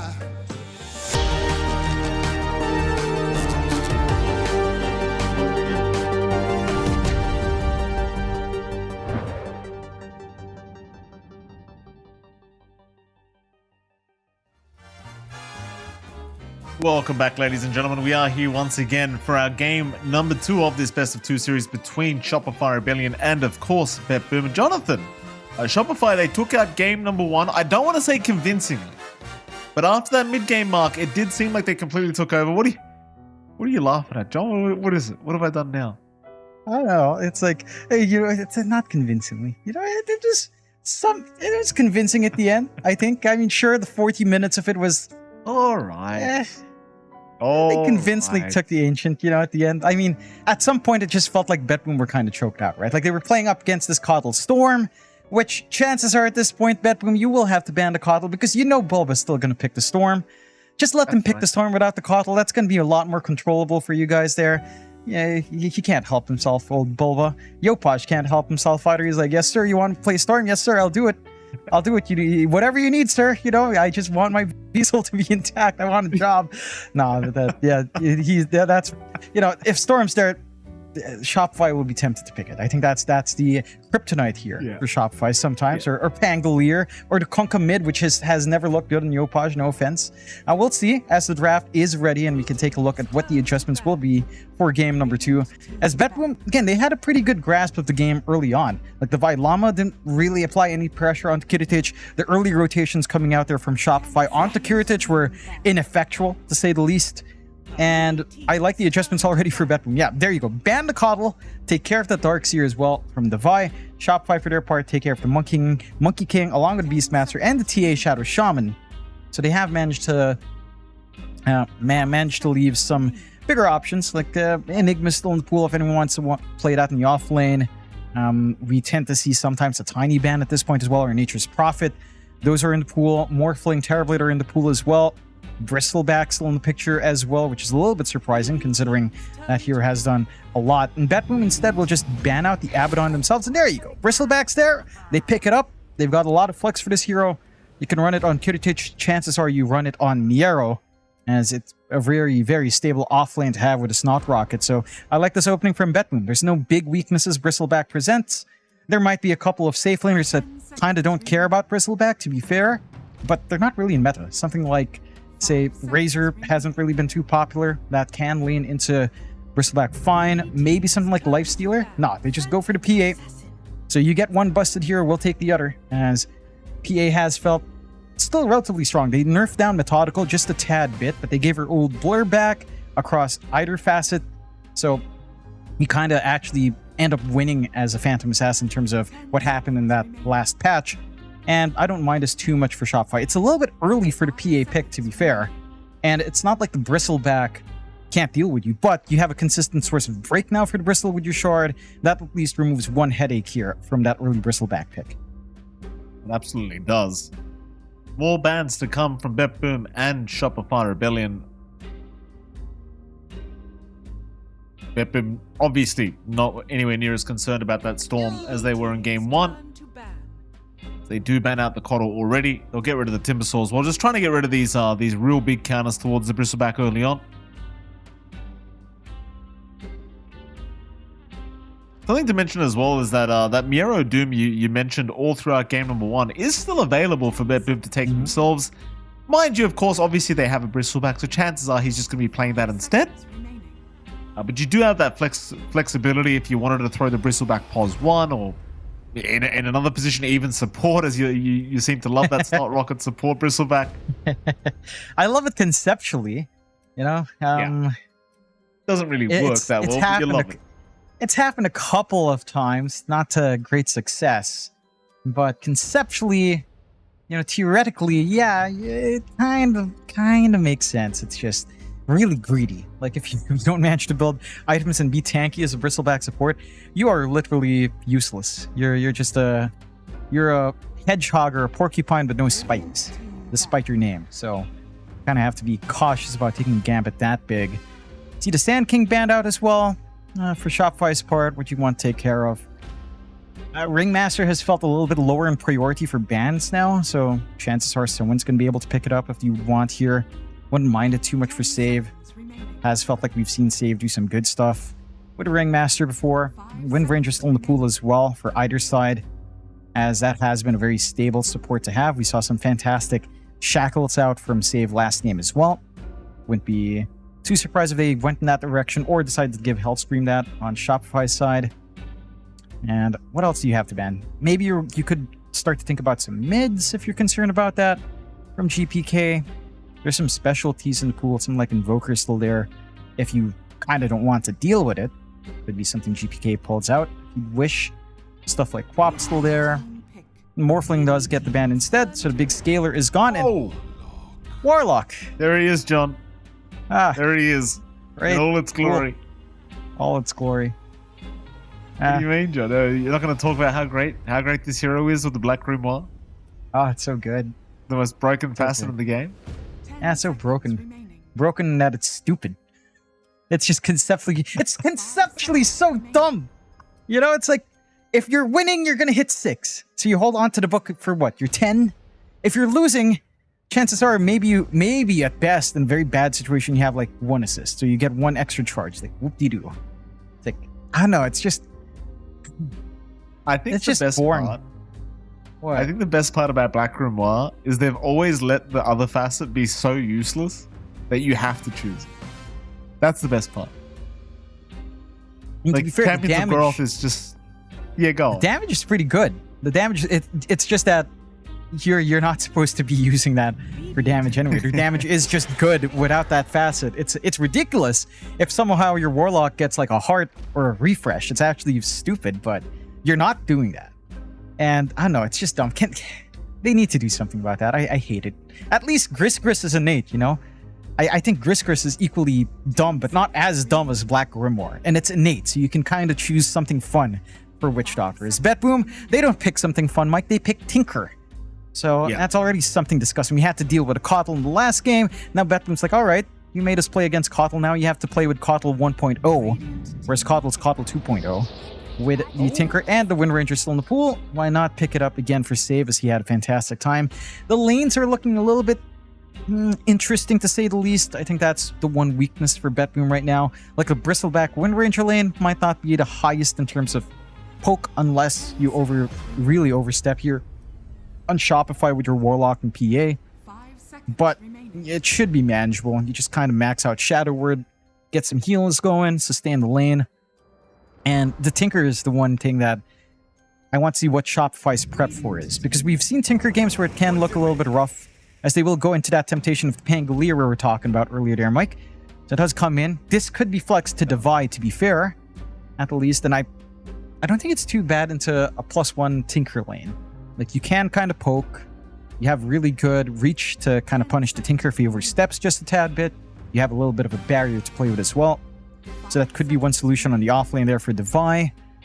We'll see whether or not Yopaj is forced to roll around this game or if Devi is going to have to show his ball skills here. Okay. Oh, here Guess we it's a 1-1. Here we go. I don't know. Yeah, I don't know. It's...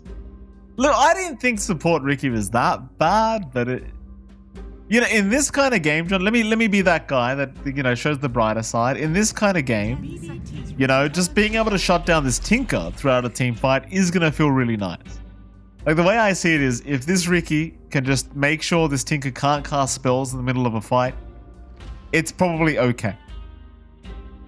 Yeah, I mean, that's the entire point of that pick. I just don't know why you'd lock in a pick just to counteract the Tinker. It feels like Tinker's shown its vulnerabilities before. You know, the win rate of the Tinker in past tournaments wasn't that high, right? Like, it was highly contested.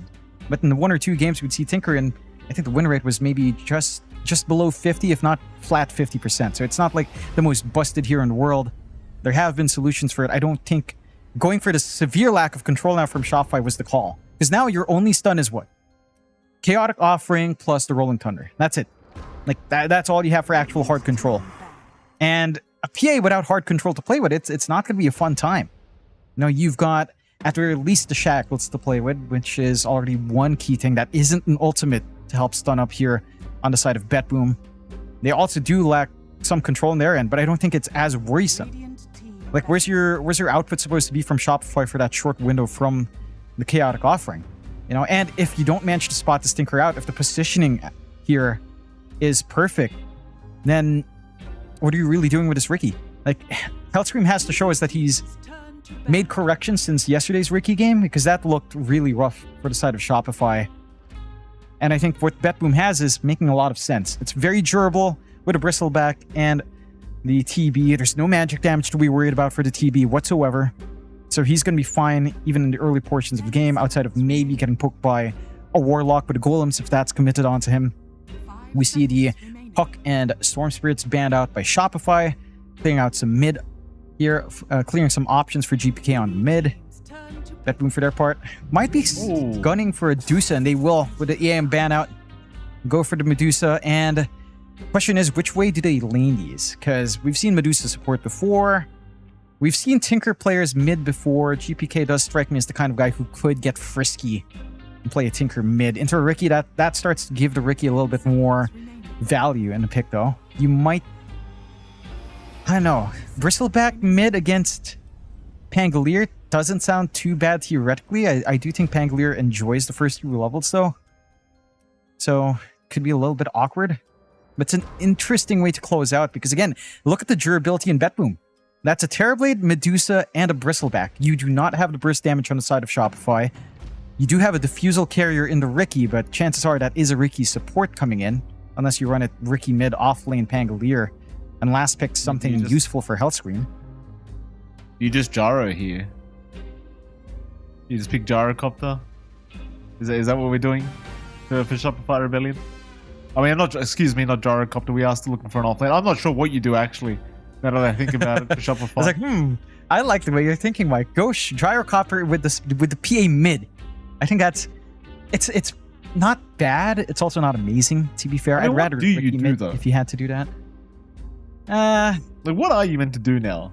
Like, it does feel like you're drafted into a bit of a corner of Shopify. That it is.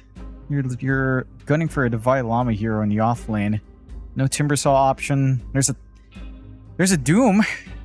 There's a Tidehunter, which doesn't feel amazing, but gives you team fight. The Doom could be nice as well, but you'd have to Doom the Terrorblade every single time. I'm not sure, man. Like, they go Primal Beast, alright. Just some damage to go on top, some durability of their own, some team fight control as well. Tomato is having a little bit of a laugh at this one, seeming like they do like what they have on the side of Shopify. Whereas for BetBoom... In fairness, Tomato's laughed at literally everything all day. Like this That's guy true. has not stopped smiling. Literally every time we pan to him, he's having a laugh about something. That is true. Also, I did want to mention this. I forgot to mention this a while ago. So I did see chat say something about how the Lama was treating his water bottle a while ago in the post-game cams.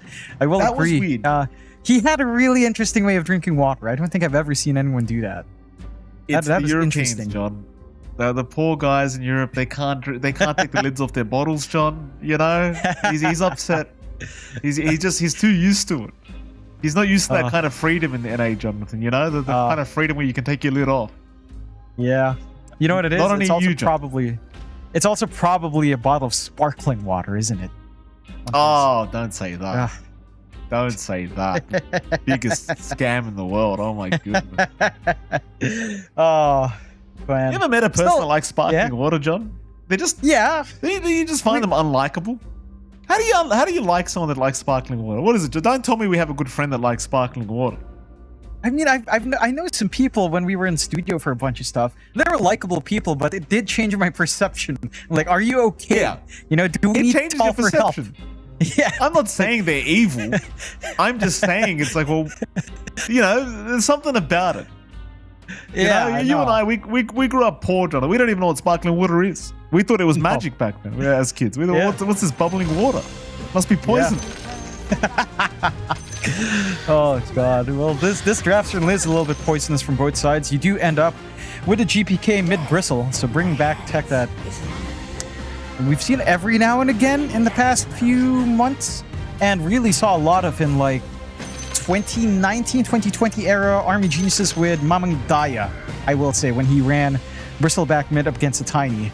In this case, up against the Pangolier, I'm not sure if you get the value. Again, first 2-3 levels for Yopan should feel pretty good. He's got superior poke. You're going to have to be pretty smart with your quilt sprays here, and GPK should still be able to find farm. And starts to stabilize by around level 3, maybe level 4. And he can start to pressure back with a value point in the ghoul. But I would suspect that Yopaj should have a decent enough time. Already has the stick ready as well. A bit of a late smoke from both sides. See who does win out in grabbing that extra rune if possible here. They're wrapping around here, Shopify. Miero is actually right behind them on this Medusa. Ignore him for now. Run back towards save. Meanwhile, Devi Llama's on the high ground of that triangle. Excuse me, rather the jungle. Devi.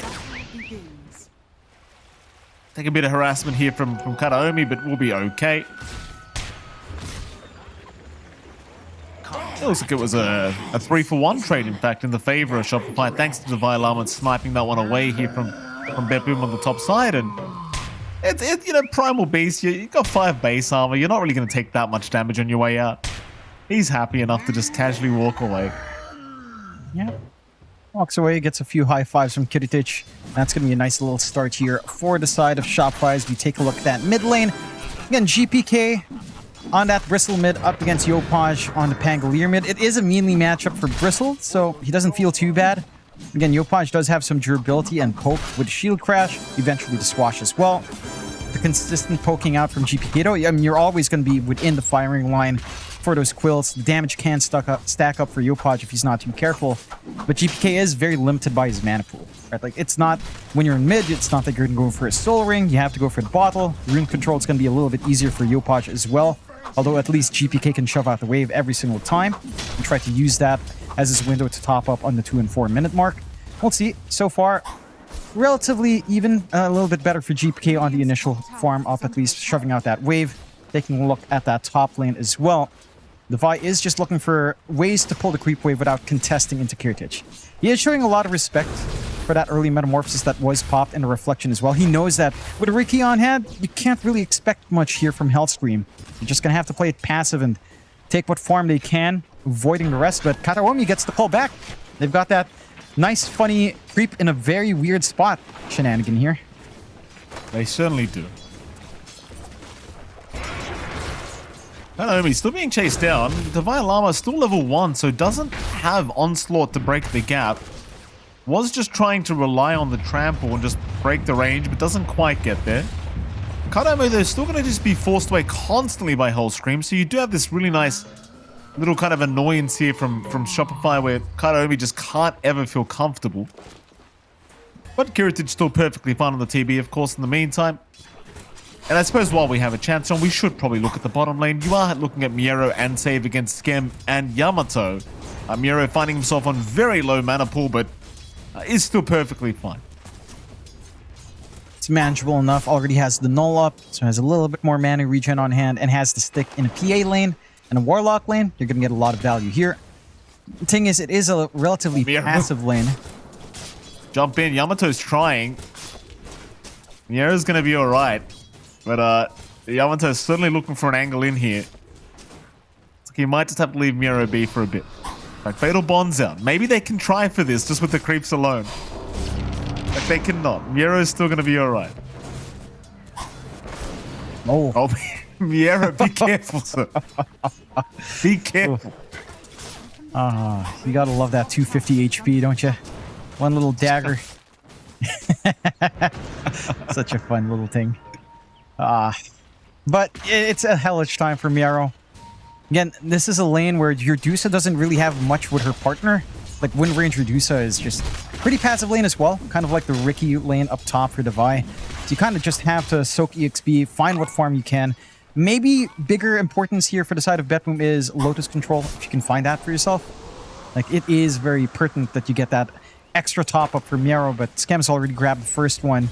So already, again, off to a good time in managing that lane here from the side of Shopify with that shove out earlier on into the 3-minute mark, giving themselves the space to get a very free pickup and denying that resource away from the side of BetBoom.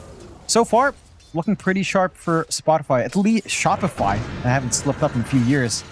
It's been a while. Shopify down bot. The other lanes are going a little bit better for the side of BetBoom, though. And Yopaj on mid, starting to struggle up against the spam from GPK. He is fully out of mana, though. And that is going to lead into the walk back. And that's going to be the opening for Yopaj. Yamato's going deep for this one, but he's dropping a little bit too low for his own comfort, I think, as Save. It's harassing him the whole time he was trying to go for the chase. And, of course, you don't want to underestimate that power shot with the kill shot facet. So you won't dive too deep on Miero, but that's the second time where Miero felt like he should have just been dead. Yamato again jumping in aggressively, trying another time. Miero out of mana another time. The Yamato, can he finish the job? He's got a dagger. He won't throw it onto the Medusa though, as he lost vision. Jumps in again with the blink strike. Can't really hope for too much. Gets a dagger out, but it's still not enough. Dukes the power shot though. As Miero is still here. Oh, he is still here. Miero! So, at what point do you just leave? Save? One more? Oh, he's all right. You haven't seen playing on the edge till you've seen Miero, Joe. Oh, yeah, no. Certainly cutting it close there. And they do manage to find Hellscream up top at the very least, punishing this Ricky pick early on, but I appreciate that from Miero. You know, he's playing on Knife's Edge. He's doing what he can. He's trying to soak up. You know, he's hoping to get a little bit more in the stick, get it off cooldown, pop it back in, stay in the lane. And they are kind of taking attention away from Yamato. He's doing a great job of actually also just staying in the farm game as well on that Dusa. The mid lane, you have managed to see Yopaj start to recover from GPK walking back to get his mana top up. And he does hit that level 6 faster here on Yopaj. So maybe a smoother time for this power rune contest as the supports start to crumple in. Devi even getting the long pull around as well. Nothing too fancy as the illusion's just taken away by Hellscream. That does take away the top up again for GPK. Again, it's a little bit of a painful process for the Bristle. I mean, he does have the damage. The Quill's up. He's got the Warpath up. He has Seeing Red. There's a ton of output here to play with. But Yopaj is very stable now in this lane with his own level 6 and just having the escape tool and the Rolling Thunder to boot. Not really many opportunities for either side to play there. And it's just leading to a little bit more of a static time. Much less action on mid, much more focused on securing your side lanes. And for those side lanes, the safe lanes are winning out by a massive amount. At the very least, Kiritich is winning more than Yamato is at the moment, which is exactly what you'd want from Terrorblade. You've got a lot of farm to find in the jungle later on. Whereas for Yamato, it's going to be a bit of a ride into that battlefield. Again, the timing's still going to be pretty good, but inherently the Terrorblade is going to have a bit of a faster start here. Absolutely. Bottom lane, Miero again being targeted. Hellscream going to be there to back them up as well. Miero just trying to get away with his mana pool intact, and he is actually going to be just fine. They don't really have much more damage being added here by Hellscream's presence. Just a support Ricky running around doing its thing, and Miero is going to be just fine to survive that and onslaughters. Nobody even bothering to try and rotate to help him out. They knew he wasn't dying anytime soon. Another slow game though, I might say, Jonathan. 7.5 minutes in, 1-1 so far between these two sides. I appreciate it's still very early, but it's another one of those games where just the kill score not going up as high as you'd expect, as fast as you'd expect. But we are seeing DreamLeague jump Kataomi, but it doesn't really mean anything because he just heals up. Yeah. Get the marches out, heal up. I think the space of the game kind of comes down to what supports you have, right? Like, you've got a Tinker on BetBoom, you've got a Ricky on Shopify, and neither one really lends itself to rotations all too well.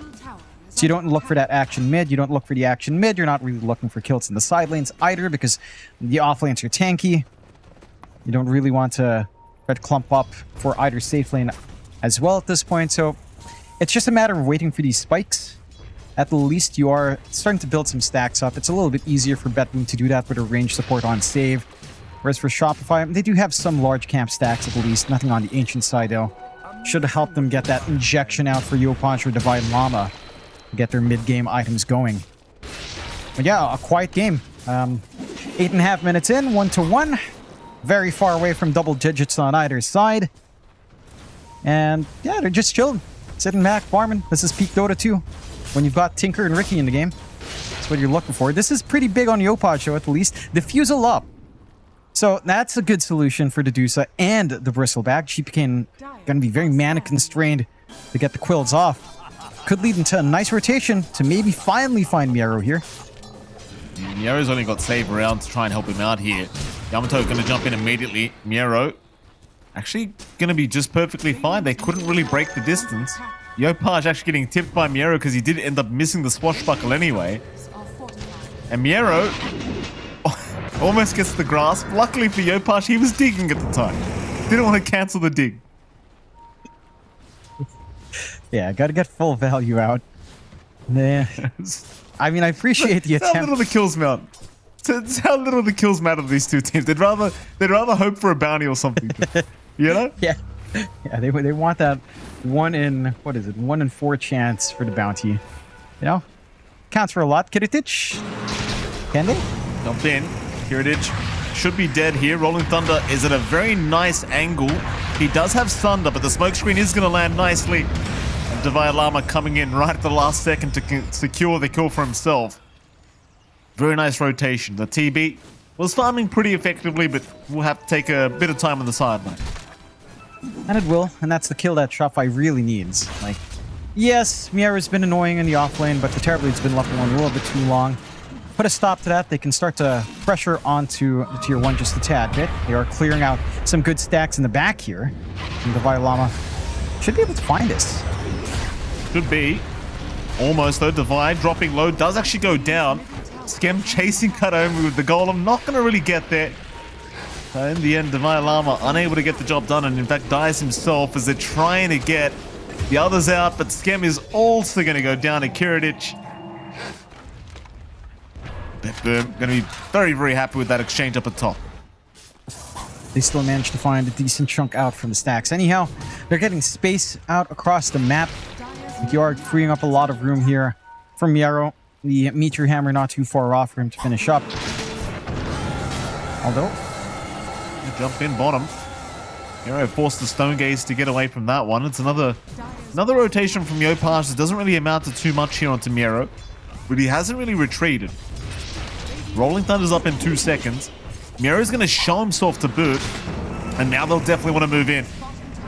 Miero. Oh, Yopaj, no! It doesn't matter. oh, You know, I saw that mid-jump too. I'm like, what's the bet he's going to end up the cliff somehow? But he ends up, you know, it's all right. It happens. it happens. They find a kill. They find a kill, and you know he gets value out of the rotation. Again, buying space out, getting some activity out for Yamato, who does have the Battle Fury flying in. So that timing's very on point here for our PA. Top of net worth right now, and you expected a little bit more out from Kiritic, but The constant pressure in lane has taken its toll, and the freedom given to Yamato does allow this edge for the PA early on. Should be a nice and quick route into the Manta style in this game. And we haven't really seen aggression out from BetBoom, which kind of goes back to this draft. Right? You've got Dusa, you've got Bristleback, TB, with a Tinker to boot. Like, no one is playmaking this match anytime soon. You are just going to be sitting back and farming. You're going to be playing a slower game that is in favor of BetBoom, but Shopify is reaching the point where they're going to have tools ready. They're going to be able to be persistent with this aggression. They are trying to hunt down Schem here, at least for BetBoom. Yamato's around, but doesn't really see a need to get involved. The Schem will end up handing his life over. Here comes the Meteor Hammer from Miero. Peak gameplay here for the Medusa. They'll finally get that bottom tier 1 tower. Again, not the biggest deal in the world. Shopify, they'll happily just retreat and get back to farming. Yamato still finding himself the top net worth on the board here for Shopify Rebellion. So as long as the PA is hitting creeps, they'll be more than happy to just watch these tier 1s go down. Even the stacks now being taken by both sides in their own triangles. It's complete parity here between these two teams. Yeah. Again, I would say maybe that... you get a little bit concerned about GPK, I guess, with the golden flex he just had. It is significant. I would say you're actually happier in BetBoom anyhow. I mean, again, this earlier power spike for Shopify should be a cause of concern. You're kind of allowed to play this farm game on the side of BetBoom. Again, it's a very inactive game. You still have control of your jungle. There are some forward wards now from the side of Shopify from Hellstream. So the Ricky's starting to get that forward value going with a very deep ward spotting out Kiritich. That could be a very nice target for this gank if they do decide to rotate in. Let's see. They've got Yopaj trailing behind them. That Terrorblade, again, hasn't had the best of times. With the forward vision now, can start to get a little bit tougher, but they don't actually fully commit for it. A little bit too far forward. There's still a tier 1 they have to take care of. The angle is a bit awkward, and that is exactly what you'd want here on BetBoom. Mind you, BetBoom also just can't threaten. Like, yeah, Miero shows pokes on Yamato. Boy, what are you really scared of? Not much, really. Karaomi? Top lane. Karaomi. Be the danger here. They are going to go for a chase, but a big golem drop out from Schem, putting an end to that as GPK still chasing Divine Llama. Shackle going to land onto Hellscream. Divine forced to turn around with a big pulverize out of these fatal bonds. They're doing so much work here with the damage share. There's no Yopaj is around. Karaomi is going to barely survive. It's still a great fight here for the side of BetBoom as they do find a 2-for-1. The tail end of that fight did start to look a little bit scarier as the damage was really starting to amp up, but ultimately they still just did not have the numbers to throw at BetBoom. No. And I like the timing of that for BetBoom. 2 big pickoffs into the Tormentor to the outpost. They've got the damage for this while Metamorphosis is still running as well. No problems here for the side of BetBoom at all as they get that free shard up for Karaomi. And you've got the Warp Flare now to contend with. Going to be a pretty big issue for Divine Llama, actually, while he's trying to pulverize someone down. Or tries to move in to get that pulverize going. Have some ways of trying to zone out that deeper dive from Shopify with that utility. And again, this slower game for BetBoom. They managed to get themselves a 2k lead in farm. Yamato is still number 1. But you are kind of edging out, mainly flowing into Kataomi, as you'd expect in Tinker. But that investment is paying off. Holy Locket already up. Going for the Guardian Greaves. The mech itself not too far out now. So the sustain game is going to be up there. And Shopify, and they've got damage, but this will stall out that burst window, especially if Yamato isn't going to be showing up to try to get some methodical hits off. Hero. Caught. He doesn't cut only behind him, so it's going to be pretty hard to deal with this Medusa. They have more TPs incoming. Save will also join. Ultimately, the jump in not really going to amount to too much. They are perhaps heading towards GPK on the Bristleback. I mean, it could be a bit of an interesting attempt to try for the Bristle. A group up here with Yopaj, still 4-man smoke tier Shopify Rebellion. They'll narrowly avoid GPK. They don't really seem to want him anyway, I think. Although I say that, they are turning as soon as they see him, so they are going to try for the Bristle. GPK, he'll run south. We'll find Skim. Yopaj gonna show himself now. GPK being purged up here by Yopaj. He'll turn his back and just hold his ground.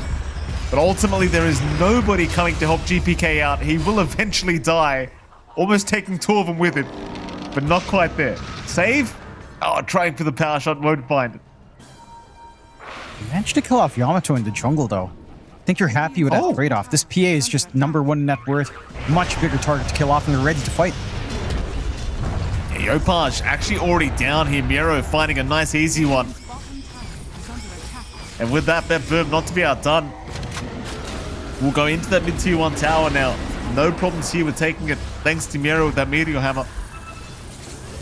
And Shopify, they're going to try and slow this down as much as humanly possible, but I don't see how it's going to happen. They'll jump in. Wrapup Atos now onto Divine Llama. He'll get rooted up, force the BKB and try to walk away. And he will eventually get out. That was his 9-second charge, though. Yeah, I mean, at least it helps protect himself. Maybe didn't have to be in that position anyhow. Frank will look for a play. 5-8, 3K lead coming out for BetBoom. Again, they're playing this game just right. I love the aggression coming out from Kiritic. Like, he only has Power Treads, Manta. More than enough for you to start making some movement early on as Davai again. Divine Llama.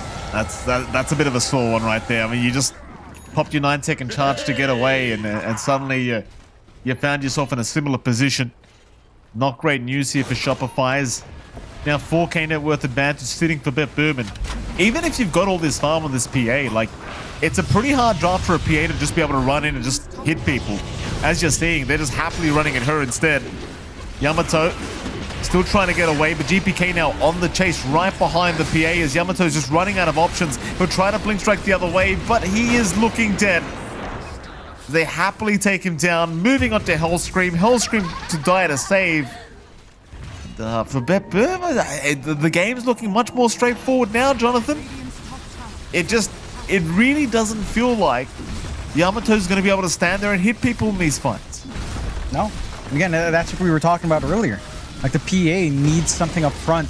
You do have the body and the Vi, and I guess the chaotic offering as well that can kind of help set up to give that PA a burst window. But it's one big ultimate from your one support, and it's a little bit of a risk for your frontliner to come in. The Vi's been forced to try to buy space in some of these small skirmishes, which don't include Yamato anyhow. I think the big issue is that you basically have Hellscream trying to set up with smoke screens, but who's supposed to follow through? I mean, the Vi and Yopaj have been trying, but it doesn't feel like the follow-through stun is there. Especially since, again, your secondary support is a Warlock. Like, what are you supposed to do? You know, you don't have that follow-through without committing something like your roll or to pulverize onto that one target, isolate away, and it leaves you vulnerable for another fight. Now I'm going to find one. It is going to be Hellscream once again getting caught in the mid lane. Here is this Ricky. And I'll give you credit where credit's due, Jonathan. You did kind of call this game as soon as you saw the Ricky support coming out. There you go. I mean, in fairness to you, you are at the stage where it just doesn't feel like it does anything anymore. You know? No. Certainly so. I think Ricky conceptually is just not in a good spot right now.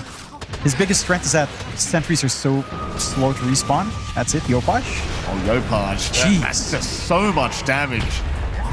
He's gone. Divine Llama trying to pulverize GPK, but GPK could not give a crap as he gets locked into place with that Wrapup Atos, and now Divine Llama going down. Back to Roshan, I say. Nothing to stop them. Yep. Not going to take too long to clear this one out. At least for Shopify, you're getting space out for Yamato. He does finish up the Manta, and he's going straight for the Shard. So you'll have the break option for GPK. I don't even know if that's the big issue here. Feels like at this point, Kiritic and Miero are issues of their own that you don't really have easy answers for. Outside of that one defusal here, as Hellscream's just getting double Atos up and then just gets shackled. Incredible. That's gameplay. It sure is, John. It sure is. Look at a few highlights here. I mean, as you can see, Yopaj just getting annihilated straight off the bat, and Divine Llama, once that BKB wears off, just such a sitting duck here on this Primal Beast. And BetBoom, they have one of those teams, and this is something you just repeated over and over again during the drafting phase, John, but this kind of draft is just, it starts to feel unkillable when you are ahead. And they are starting to look rather unkillable. Because now the tier 2 bottom tower is going to go down pretty nicely here.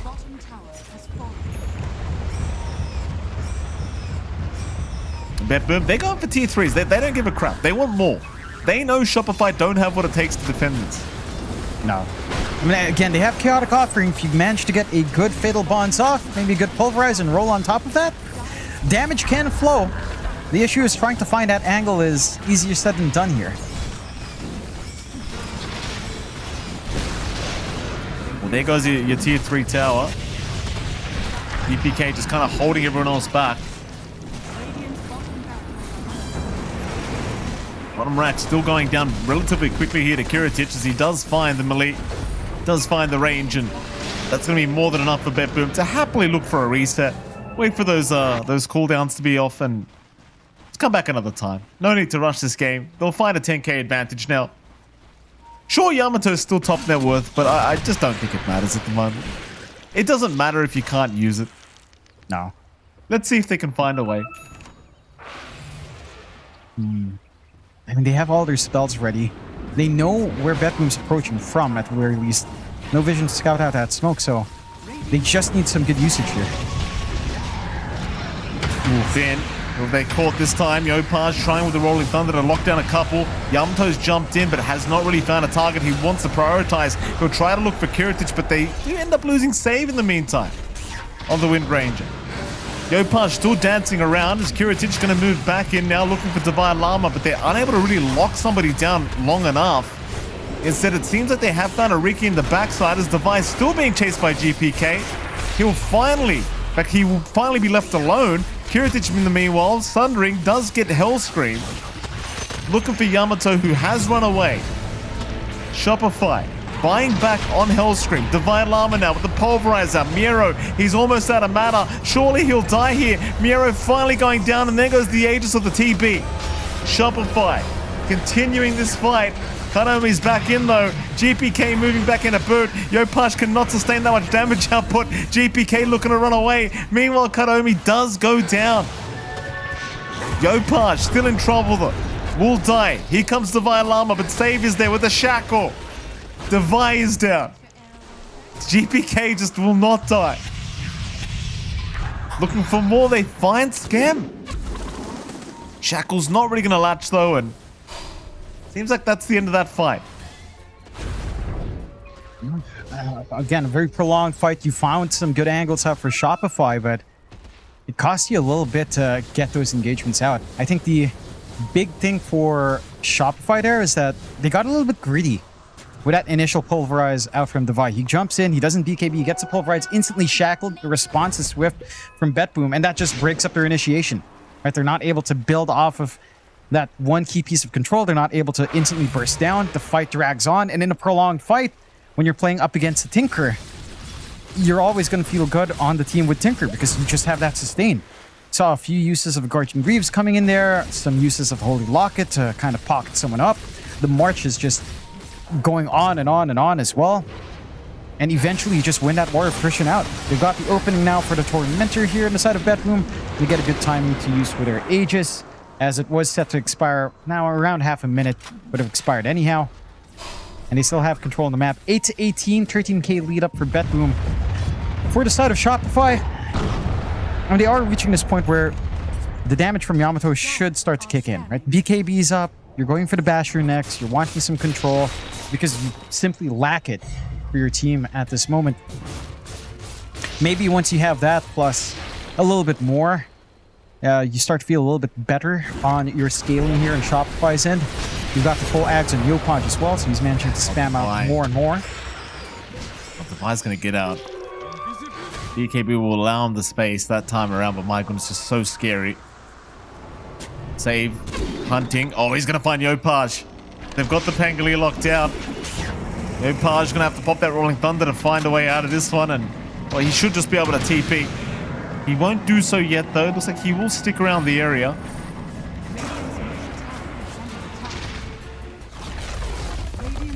Meanwhile, GPK gonna find himself a mid-tier 2 tower. And they are slowly moving back onto the high ground again here. In fact, there's your Metamorphosis pop now by Kiritij. They don't want to wait too long by the looks of it. Rather, they don't need to. Here comes Divide, but a nice pushback from Karaomi. And now Divide Llama in massive, massive danger. Might just be set to fall, and does. Executed by Save as Yamato jumps in. A scary jump in from Yamato, but he does slowly walk his way out. Tier 3 tower now gone. Jump in again. Hellscream. Destroyed here by Kiritij.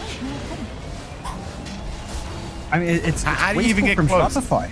They threw out Chaotic Offering for nothing. That's their real... It's a key piece in their team fights. It's their one piece that helps them set the control up, maybe for a pulverize, maybe for the roll. Give an angle out to Yamato. Now you have no tool. Sure, the respawn from Device short, but without Chaotic, there's no threat on BetBoom. With no threat, they're not going to stop pushing. Yamato's going to try. He'll jump in onto Kiritij. Kiritij still perfectly fine to just run away, though. But may end up going for a reset and waiting for that next member of Metamorphosis at Divide Llama. Jumps in. Yopaj also going to do the same. The Rolling Thunder actually connecting on quite a few, though he's still in pretty big danger. He's just locked down, and Kiritij has got him. Kiritij just takes him out. They do at least get Karaomi, but I suppose you've just got to be happy with the fact that Shopify Rebellion have successfully defended that that last lane of barracks for now. For how long, I don't know, though, as Divide Llama jumps in again by himself, looking to pick off Miero, but he's the one that gets hunted in the end. He'll try to make his way out. He has an onslaught in 5 seconds, but it's not coming quick enough. No. There's still that opening for BetBoom. It's 3v4. Respawn for Yopaj is relatively short. Still no threat of Chaotic from Skem. There is damage coming in here from Yamato at the least, but you also have a lot of output now on Kiritij with that full MKB up. So the evasion's not going to be providing too much in terms of EHP at this point. They'll play it safe inside of BetBoom. We'll see how long that Roche will take in a few seconds, or at least a little bit of a guess as to how long it will take, but BetBoom can just kind of hold back. Like, you're up against Megas now in Shopify. You have managed to find some angles. If they've managed to find Kataomi faster, I think you managed to pinpoint this Tinker threat in the back a lot quicker. The fights do simplify in a huge way. That and just having the shard now for Yamato can also just help the cause and softening up GPK as well for a quick burst. But it's got to be that Tinker first. Maybe even the Wind Ranger. Like, you have to take care of Save as well with the Shackles. And with his utility on the Atos and Force Staff, it's been doing a ton of work.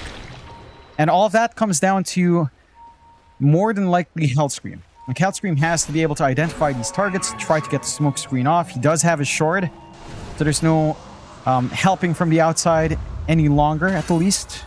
You have that going for yourself with that utility. But BetBoom, not even going to wait too long. Instantly smoking up, could look for some action, maybe a pick off into that last set of racks. Shopify have to be cautious about being caught off guard here. Hey, move. Far forward, Divide Llama actually just blinking out before he takes any damage, but still getting caught by that Gale Force. Divide forced the BKB once again to retreat.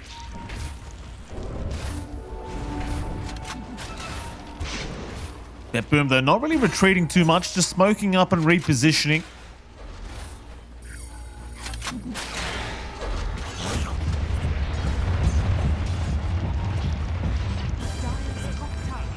It seems like they are going to retreat in the end. A bit of a chase from Shopify Rebellion now. See if they can get something for their time. Although, maybe they're the ones getting hunted here as Yamato forced the BKB. Go for the man fight onto Miero, but Miero will walk his way out of there. They'll drop everything but the kitchen sink, but nobody's dying here from BetBoom. In fact, now they're turning back onto Yamato, who has no BKB left. He'll try to blink strike out, but he's still just slowed up too much by GPK. Even the Boglet's getting involved now. Oh my goodness, everyone against Yamato apparently. Is Hellscream trying to buy himself some space, also going to go down. 2 heroes with no buyback available. That's going to be a problem in terms of this defense. I don't see it coming out. Again, you don't have Chaotic Offering to play with. GPK is just diving the fountain already while his team was cleaning up there, just holding them back from assisting. And they've got room to just take those megas. The GG's called. They don't see the path here in Shopify. And BetBoom, they take it, man. I mean, they run this pretty greedy draft. There's no punishment out from Shopify. They have supports that are really passive with Warlock and Ricky. And what do you do? Right? And Shopify said, what do you do about that? Because you have two supports that don't really do much. We saw Hellscream rotate down bot to deal with Marrow to tickle him, I guess, because it really didn't do much there, mate. It didn't, Jonathan. It certainly didn't. It's another game where I think you can confidently say support Ricky was probably not the play here, John. And, well, I mean, it wasn't just that anyway. There was plenty of things I'm sure here for Shopify's. Sadly, this game 2 just never really showed up for him, and BetBoom kind of showing how great they really are, just bringing back to maybe a draft they're much more comfortable with, where they just really couldn't die. And as you saw over and over again, Shopify trying to find moments where they could find these little openings here against BetBoom, but ultimately BetBoom again proving to just be way too tanky in these fights and just being able to drag it out just forever, it felt like, every single time, as looking at a lovely Sunder there onto Kataomi from Kuratit. And overall, it makes you ask the question, John, like, considering how dominant Game 2 was, you start to wonder now, well, what went wrong for Game 1? Yeah, I think that's the question on my mind, but it also just plays into that roller coaster that is BetBoom that we were talking about, right? Like, the results they have as a team have such high highs and like very mediocre lows. It's not consistently up. It's also not consistently down. And I think that's just the problem that BetBoom has always faced. Like, how can they keep that momentum going when they are winning? How can they prevent themselves from slipping into those lows that we see every now and again? They do manage to scrape by here in Game 2. Very, very dominant game, I would say. As again, they pretty much had it under their control. They had a very greedy draft that just wasn't punished. They managed to run away with that Tinker, and I think for Shopify, they're going to have to think twice about the Ricky pickup. Second game for us that we've seen, and it just hasn't paid off. But for BetBoom, they can take it easy at the very least. A draw is not too bad. It's day 2 of groups. They still have a lot of games to play. The draw does keep them up there in their group at the very least, so all good for them. Yeah, I mean, absolutely. Not the worst case scenario for either side. Of course, there's your winners. BetBoom for game number 2 ends up in a draw 1-1. Jonathan, of course, we are going to have to head to a short break, but I do believe after that break, we will be hopefully coming back with somebody from BetBoom that we can speak to about this game too. So we'll catch you all again after a short break.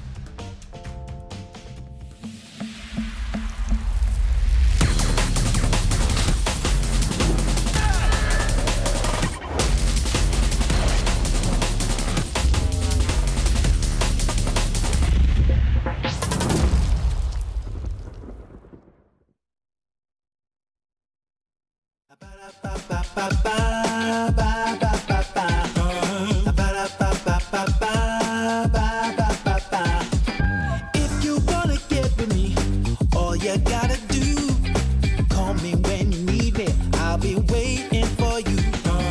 I know exactly what you want, I'll satisfy your need. We can have a good time, don't you worry about a thing. If you want it here, or if you want it there, you got it. Have yourself a good time. You got it. Act like you don't care. You got it. Get that motivation. You got it. I got just what you need. You got it. I got just what you need. You got it. I got just what you need.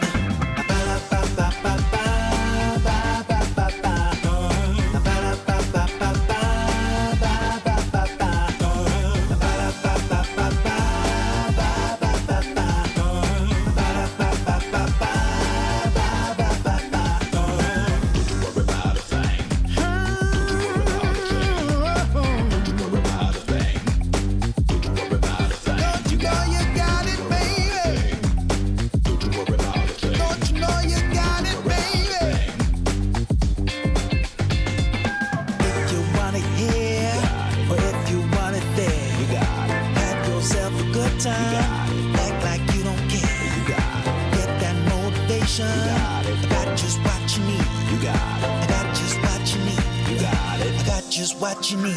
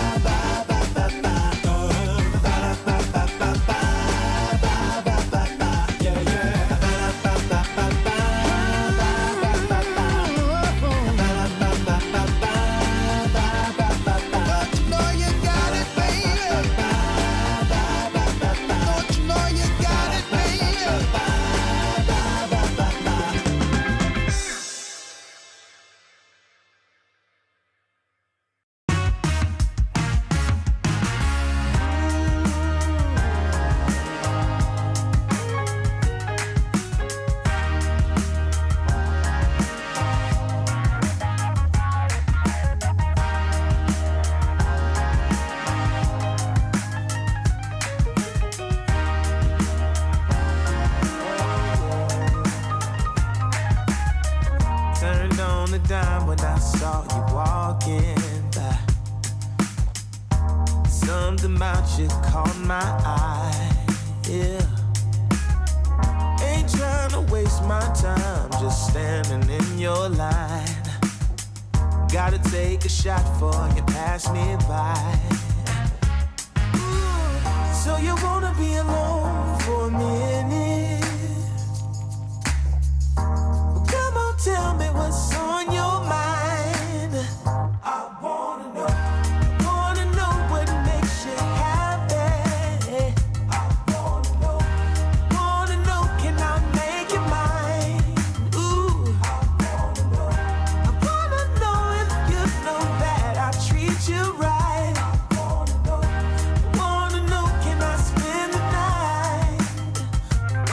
Well, I had my eyes on you for a little while now, but you never noticed 'cause you had a man. Ooh, yeah, and it's plain to see how bad I want you, girl.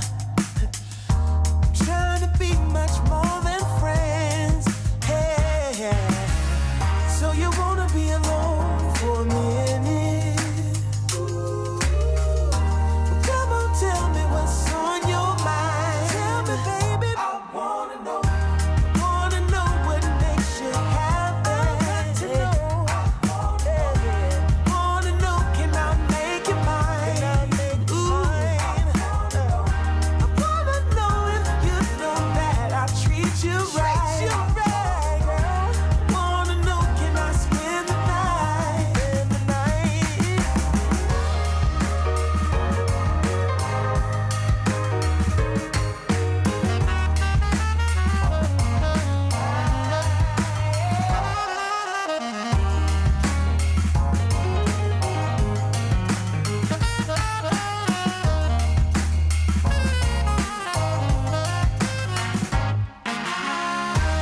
Wanna know what makes you happy. Wanna know, can I make you mine? I wanna know if you know that I treat you right. Wanna know, can I spend the night?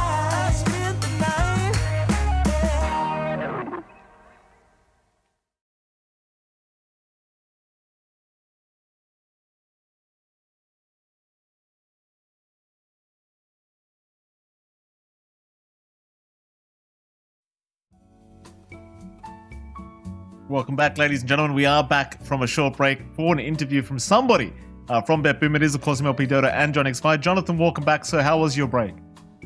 It was nice, got to relax a bit. Had some good tunes going in the jazz club here, but what a fantastic game from BetBoom as well. They had a lot of good moments there, and it was pretty much their game, as there was really no activity to speak of from Shopify. So I'm curious what their thoughts are. I've actually got a couple of questions that I'd like to toss out there. I'm glad you're curious, John, because the phone is ringing and we do have somebody on the line. It's Mr. Save himself. Save, congratulations, sir, on your Game 2 victory up against Shopify. How the hell are you doing? What's up, guys? Yeah, doing good, obviously. Yeah. Well, thank you for that, Save. Save, I've got to ask you. Game 2, you guys look so dominant. Can I ask you what happened in Game 1? What went wrong? I mean, I guess first game was not easy to win. They had a pretty good draft. Cuddle, Storm, Ursa in kind of a free game against Sven. In terms of core matchup, it wasn't easy for us in the late game. So yeah, and they had a very good team fight with Darkseer. So yeah, they had a pretty good draft. They also played not bad. And yeah, our heroes are just worse in the late game. So that's why we lost. Fair enough. Can I ask about Kiritich? Obviously, you guys have had Kiritich standing in for Pure. Have you been finding it easy to mesh along with Kiritich throughout the game so far? No, I think he's doing good. Yeah, he went pretty good in our team. So yeah, we're fine. Yeah. All right, go on, John. All right, I'm a little bit curious. Coming in here for you guys, Save. You guys are already locked in for the EWC. what's your expectations or what's your objective then in Dream League outside of winning? Is there anything you guys are trying to work on as a team, or is it just just more games to play here? Yeah, since we're playing with stand-in, I don't think we have much to to actually train here or anything. Yeah, we're just playing Dota, on chill from homes, trying to win some games, Not anything special, no expectations, just playing on chill. Fair enough. Now, I'm curious a little bit. Looking back at the past year since the tail end of 2024 for BetBoom, it's been a lot of really good highs, some tournament wins, some great placements too, some middling performances. What do you think's been going on with the team, and what do you think is going to be changing going into the EWC coming up soon for you guys? Yeah, I guess it's hard to be very stable throughout the whole year. And we're the team that kind of, when we're chilling for 1 month, then we come back into the pro scene. We need another 2 weeks or 1 month to start playing good again. It's a problem of our team, but it is what it is. So yeah, that's why our performances are sometimes good, sometimes bad. Yeah, but EWC, we're gonna try hard for this tournament. We're gonna stay on the bootcamp. So yeah, I think everything's gonna be fine until then. All right, thank you. Well, excellent save. Thank you very much for speaking to us as always, and congratulations on your game 2 victory. So we can't wait to watch you again. Yeah, thanks guys. Bye bye. Thank you, save. Bye. Well, there you go. There's a lovely save. Jonathan, I've got to say, there's something I've noticed over the last couple of days is they keep putting me in the middle of the interview, the 3 boxes. Why am I in the middle, John? I've got the biggest head ever. I just feel like a bobblehead between you guys. I feel so ridiculous. I don't know how to sit, nothing. I can adjust that next time around. John. I can adjust it. I can crop in my camera. Don't you worry. We're going to be huge in comparison to the player cameras next time. It's a nice contrast. You're like the head divider between the 2 cameras. It's a great stylistic choice. Compositionally, it works, Mike. As a composition, it makes sense. So I do appreciate that, and I do appreciate Save being so candid. Being real. When they take a break, they need much more time to come in. It happens. That's just the kind of players that maybe some of them are. And hopefully, again, going into EWC, we'll see them not chill out for 2 weeks before the tournament. Stay in that boot camp, work up to find that big win at the end of this EPT cycle. But yeah, great performance from BetBoom. A little bit up and down in the past year since the end of 2024, but hopefully good things to come for them off of this performance. I'm sure there is plenty of things coming up for them, Jonathan. We do have a break coming up as well for us. So we head over to that break, and of course, right after that break, we're going to have Paravision up against the Colt brothers themselves. Don't go anywhere. We'll be right back.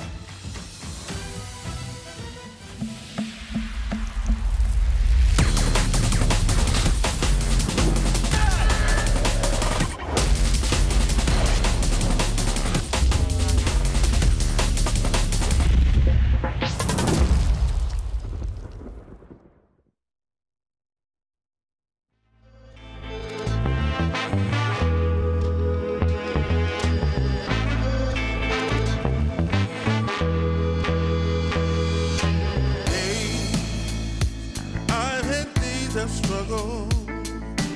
Nothing quite as rough as today. Held, I've been held up. Nothing seemingly goes my way. Oh, I, not a man for crying. For a storm of tears I crave.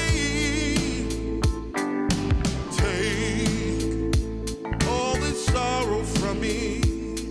How much more do I have to pray? Foolish of me, you might say. I make my way out of this here my way. All reservations I have come to bear. It's clear that I'm not going anywhere.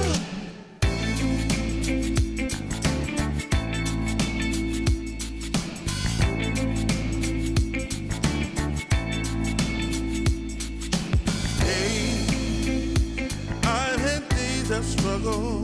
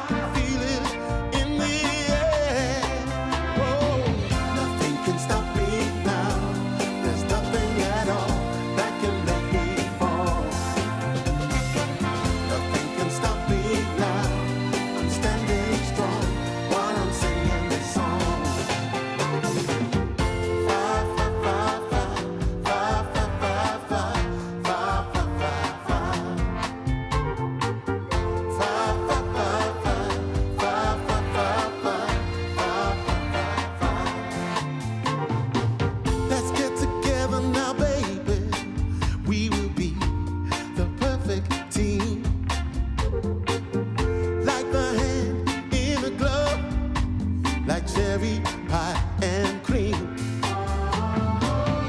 There are stories we need to tell and laughter we need to share. There's joy and love all around, good vibrations everywhere. Nothing can stop me now. There's nothing at all that can make me fall. Nothing can stop me now. I'm standing strong while I'm singing the song. We're living the day as it comes. Might be tough for a while. Still rolling with the punches, and we do it with a smile.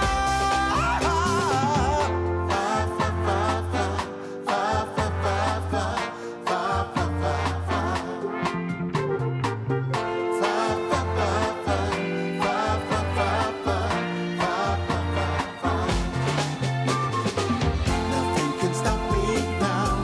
There's nothing at all that can make me fall. Nothing can stop me now. I'm standing strong while I'm singing this song.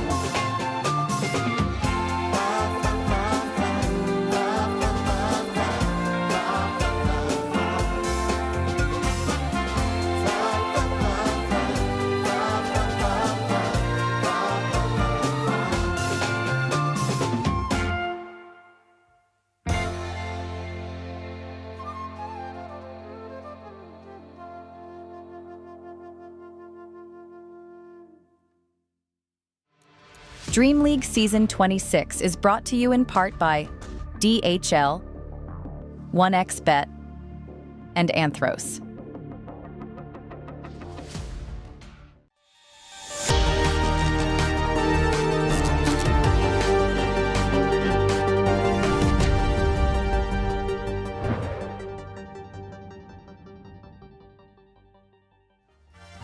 Welcome back, ladies and gentlemen. We are here for our second series of the day for the Ember stream, and it is, of course, going to be Paravision up against the Colt brothers, and it's MLP Dota and Jonix Fire joining you once again. Jonathan, a weird question for you to start things off. Do you like your Colt? I do actually like Yakult. You know, I think we had some really aggressive marketing in the Philippines for Yakult. Something about "Okay, Kabachan," like, is your stomach okay? Have Yakult boost that gut flora. So I actually don't mind it. I have a couple of Yakults every now and again. It's good to see the Yakult brothers care about gut flora, as it's important for a healthy body and mind. Michael Phoenix. There's been recent studies on that. There has been. What? Yes. No, I think go on. It's a scam. It's a scam. I'm going to say it. Because you can have anything. You can have, why don't you just go buy a tub of yogurt? Why are we having these little small bottles that cost like $50 for a case? Why are they $50? Number one, why are they $50 per case? That's your issue. It's Australia, not the product. It's the country, Mike. That's your issue. I'm not gonna lie. I used to get so jealous being in primary school, and the kids bust out the little Yakult bottle, and I used to always think, "Well, what is that? What is that? That white substance those people are drinking?" Naturally, I could never have Yakult, Jonathan. So my gut flora is horrible, as you can imagine. Absolutely horrible. There's Paravision here. These guys have fantastic gut flora. Let me tell you, Johnny. Ducala's DM9 class, no one, and Satanic. These guys never miss a day of Yakult. I promise you that. They're going to be chugging it down from the brothers later on. And, you know, this is a team that has done spectacularly in the last year. Taking that win in Bangkok, carrying through, keeping their top placements intact. And this is the team that's locked in for EWC as number one. Like, they have just had such a spectacular year. And I wanted to lock in a little bit onto No One. You know, last year in the Esports World Cup for Dota, we were talking about No One's return, and he looked amazing there, right? Even before, when he was doing like TI qualifiers with, I think it was SMG at some point, he also still looked amazing while that team was around. And No One has been back to top form. He's had such fantastic games. His hero pool is just wide open. You know, he still plays stuff like Earthspirit mid, although I'm not sure if he's done that recently, but certainly still in the repertoire from other tournaments. Shaker mid, he's got some quirky stuff lined up, along with all the stable mids anyhow. And he has just been mechanically such a joy to watch. So No One has been popping off, and he's been carrying Paravision along with that. In fact, we've got a little bit of a short video here about Paravision we can take a listen to. Paravision is one of the most dynamic and innovative teams you will ever see. Whether it's 9 class on his signature support Slark, Ducalis causing terror with Ancient Apparition, or no one putting on a show with Sniper Mid, this team always has something up their sleeve. Joined by a stable aura building offlaner DM and experienced carry Crystallis, they flew under the radar last year with mediocre results at ESL Dream League Season 24 and Blast Slam 1. Then, out of nowhere, Parivision shocks the world, winning ESL 1 Bangkok in a flawless performance. In another shocking event, Crystallis is suddenly benched to make room for the young, unproven prospect Satanic. A decision questioned by many, as the team's next few appearances lacked the power shown in Bangkok. But they hit their stride yet again at ESL 1 Raleigh. With their unique builds, unpredictable playstyle, and crazy off-meta hero picks, Parivision takes gold and are crowned back-to-back ESL 1 champions. Parivision are pioneers, unafraid of the unknown. Whether they win or lose, they will smile and laugh. What new, groundbreaking ideas will Parivision bring into Dream League Season 26? Incredible work, of course, I think, by BSJ, Jonathan, on the voiceover. Very nice work there. As Parivision, of course, you're looking at the faces of 9 class at the very least. And my goodness, Jonathan, if I've ever seen a favorite in this kind of game, it must be Parivision, right? You know, against the Occult Brothers, this team always looks unstoppable. That they should be. It's been a little bit rougher on the start of their group stage overall. Of course, they managed to get a draw yesterday, but still, the Occult Brothers as well did have a little bit of a back and forth start, getting that draw up against Navi Jr., then finding a full win up against Edge. So they've been on the up. And again, that comparison with Navi Jr. is interesting. This time, it's going to be interesting to see how they hold up against, again, a very dynamic team in Parivision. I want to take a little bit of a look at Emo in comparison to No One. We were talking about how dynamic No One has been, how his hero pool has looked, how his mechanics have looked top tier bar none. And for Emo, I don't think he's too far off the mark. You know, if you get peak Emo, he would certainly put a match up to No One. The question is, do you have peak Emo right now? Yesterday, what we saw was a little bit touch and go for the team entirely, not necessarily on Emo. So I'm curious to see if his pace has kicked up here in day 2 after that 2-0 win on Edge, and whether or not they have something to counteract some of that quirkiness that Parivision does bring out. You know, again, they've done stuff on Parivision as a team that no one expected. You know, the support Slark comes out there. The offlane Dusa, they were one of the few teams to start off with it. So we'll see what their solution is, as we do have that draft ready here for game number 1. And I'm curious to see if any of that's allowed to, or if it's anything that Parivision is even considering. They haven't really picked up any of those unique picks in the opening salvos here of Dream League 26 just yet. Do still have that Slark band out though, as respect for what 9 class can do with a hero. And that's the one thing, right? Like, even if they haven't picked it, even if they haven't used it, the patch hasn't changed, you have to waste that ban on the Slark because 9 class is just a monster on that hero. Certainly is. Wait some more ban outs before we can see these opening picks from these two sides. Do you think the Occult Brothers actually drink Occult, Jonathan? I think so. They must. You think so? I think so. Yeah, I was going to ask Emo must. yesterday, but I was a bit too shy to ask him. You could ask if they win. You know, we'll find out if they do enjoy the Occult or they enjoy something I'm else. Gonna ask, and Jin's just not going to ask the question. You know, he's just going to come up with a different question. Yeah, or he'll just say, "These idiots." You know, no, he's not even. He'll say, "Guys, that's a stupid question. I'm not asking that." An interview ends.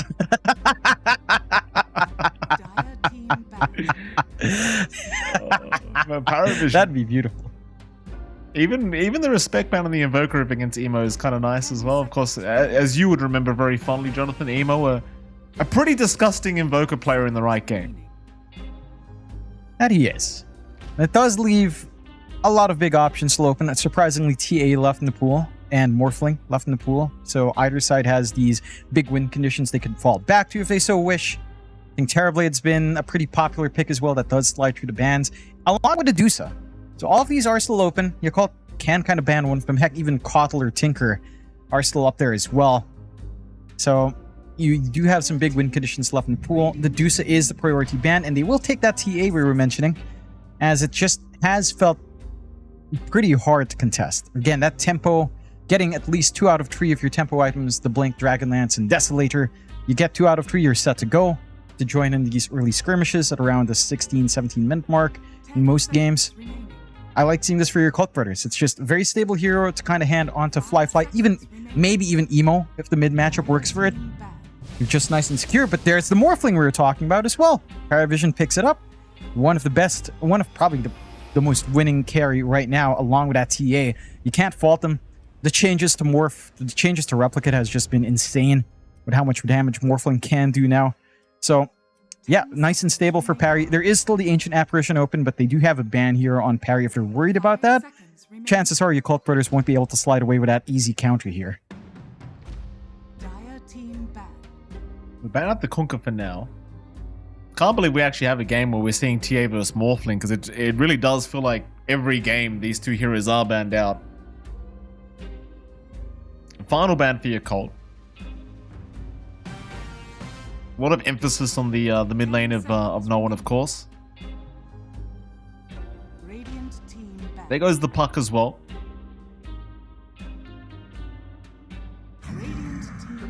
We'll even get rid of the Doom on Paravision, and it's going to be right into the AA pick. No hesitation. Yeah, I'm a bit surprised that does slide through. I get the respect for banning no one's heroes out. It felt like you either tried to gun for the AA or you had to ban it out, because it's also a very consistent way of melting through refraction from afar, just with the Ice Vortex. That alone is a lot of value here for Paravision. Helps scout out as well, somewhat. Kind of clear the path out with how far you can get that Ice Vortex going, and it does help with early burst play for the Morphling. Like, you don't necessarily go for magical damage any longer with your skills, but again, just having some magic resistance reduction is pretty huge. Still, the Occult Brothers had access to it. Again, they left that puddle. It's picked up by Occult Brothers with the Storm. They've got that crazy combination on top of the vision you're getting from TA Traps. The global gank train here for your Cult Brothers is looking pretty smooth. Mind you, your answers for the Morphling still aren't very straightforward. Not that there is any straightforward answer for the Morph anyhow. But you have this really high tempo coming out that this Morphling might not be ready for it. It has to sit back, farm up Vlads, farm up the Manta. You know, in the same timing where the TA is probably hitting Dragonlance Deso, set to go, or Dragonlance Blink, and you're set to go to connect with the Storm with the Kotl battery. It can get a little bit overwhelming, depending on how the laning phase unfolds here for both sides. Paravision now having a bit of a heavier think. Yeah, that Kotl Storm, man, it's just so terrifying to have to play against. It feels like teams often forget about that combination, and once it does pop up, it's just disgusting to have to watch. Can't wait to see this new patch change Kotl for the better, as we are going to see Tinker, another hero that hopefully gets completely nerfed into the ground, in a patch that hopefully comes sometime during this tournament. So I'm sick of these two supports. Sick of it. Yeah, and it's so funny that they do the same things, right? Like Illuminate heals and damages, March of the Machine heals and damages. You don't have Chakra, but you do have Defense Matrix. You know, it's like, it's kind of silly. It's like, Kotl is Kotl 2.0, Tinker is Kotl 1.0. You know, it's like, Kotl's just way better in my books. You still get a lot of value here with the Tinker, though, overall, for Paravision. The backline jump somewhat is there for your Cult, just with a Storm, and TA Traps can kind of scout the backline, so you're not fully secure here on that Tinker. You do get Paravision dipping into the Tiny, likely our no-one hero on mid. And it's stable enough. Tiny into Storm, we've seen this multiple times. Storm Spirit doesn't mind that too much. Tiny can still play for farm. You can go for the early value point in Vortex to try to play with Overload, but Tiny is tanky enough that your chances are you're just going to play a farm game anyhow in the Storm. Play with that Static Slide, clear out the Creep Wave, get Rune Control going your way. I'm curious to see what your Cult Brothers will want for their 4-5 now. Unless they just gun for their offlane. Chances are you are just going to get a nice support on hand here to complement. We'll go with the Enigma. Alright, so maybe just gunning for that offlane anyhow. Could still be Flex to Force. This isn't necessarily Beyond's Enigma on hand, but this does tend to get banned out in the last phases. So I do like seeing this for your Cult Brothers. Nice and steady team fight. Not as much value in the Eidolons later on, for sure. Even earlier on, just with all the AoE available on parry. But it does give you some good team fight and a decent enough aura carrier as well to kind of supplement this team up. 5 seconds remaining. Final bans to come now from either side. We did see the Sand King removed here by your Cult Brothers. Of course, Paravision looking for some more bans of their own. Should be another support ban they're looking at, but you don't really know with what you're looking at from your Cult.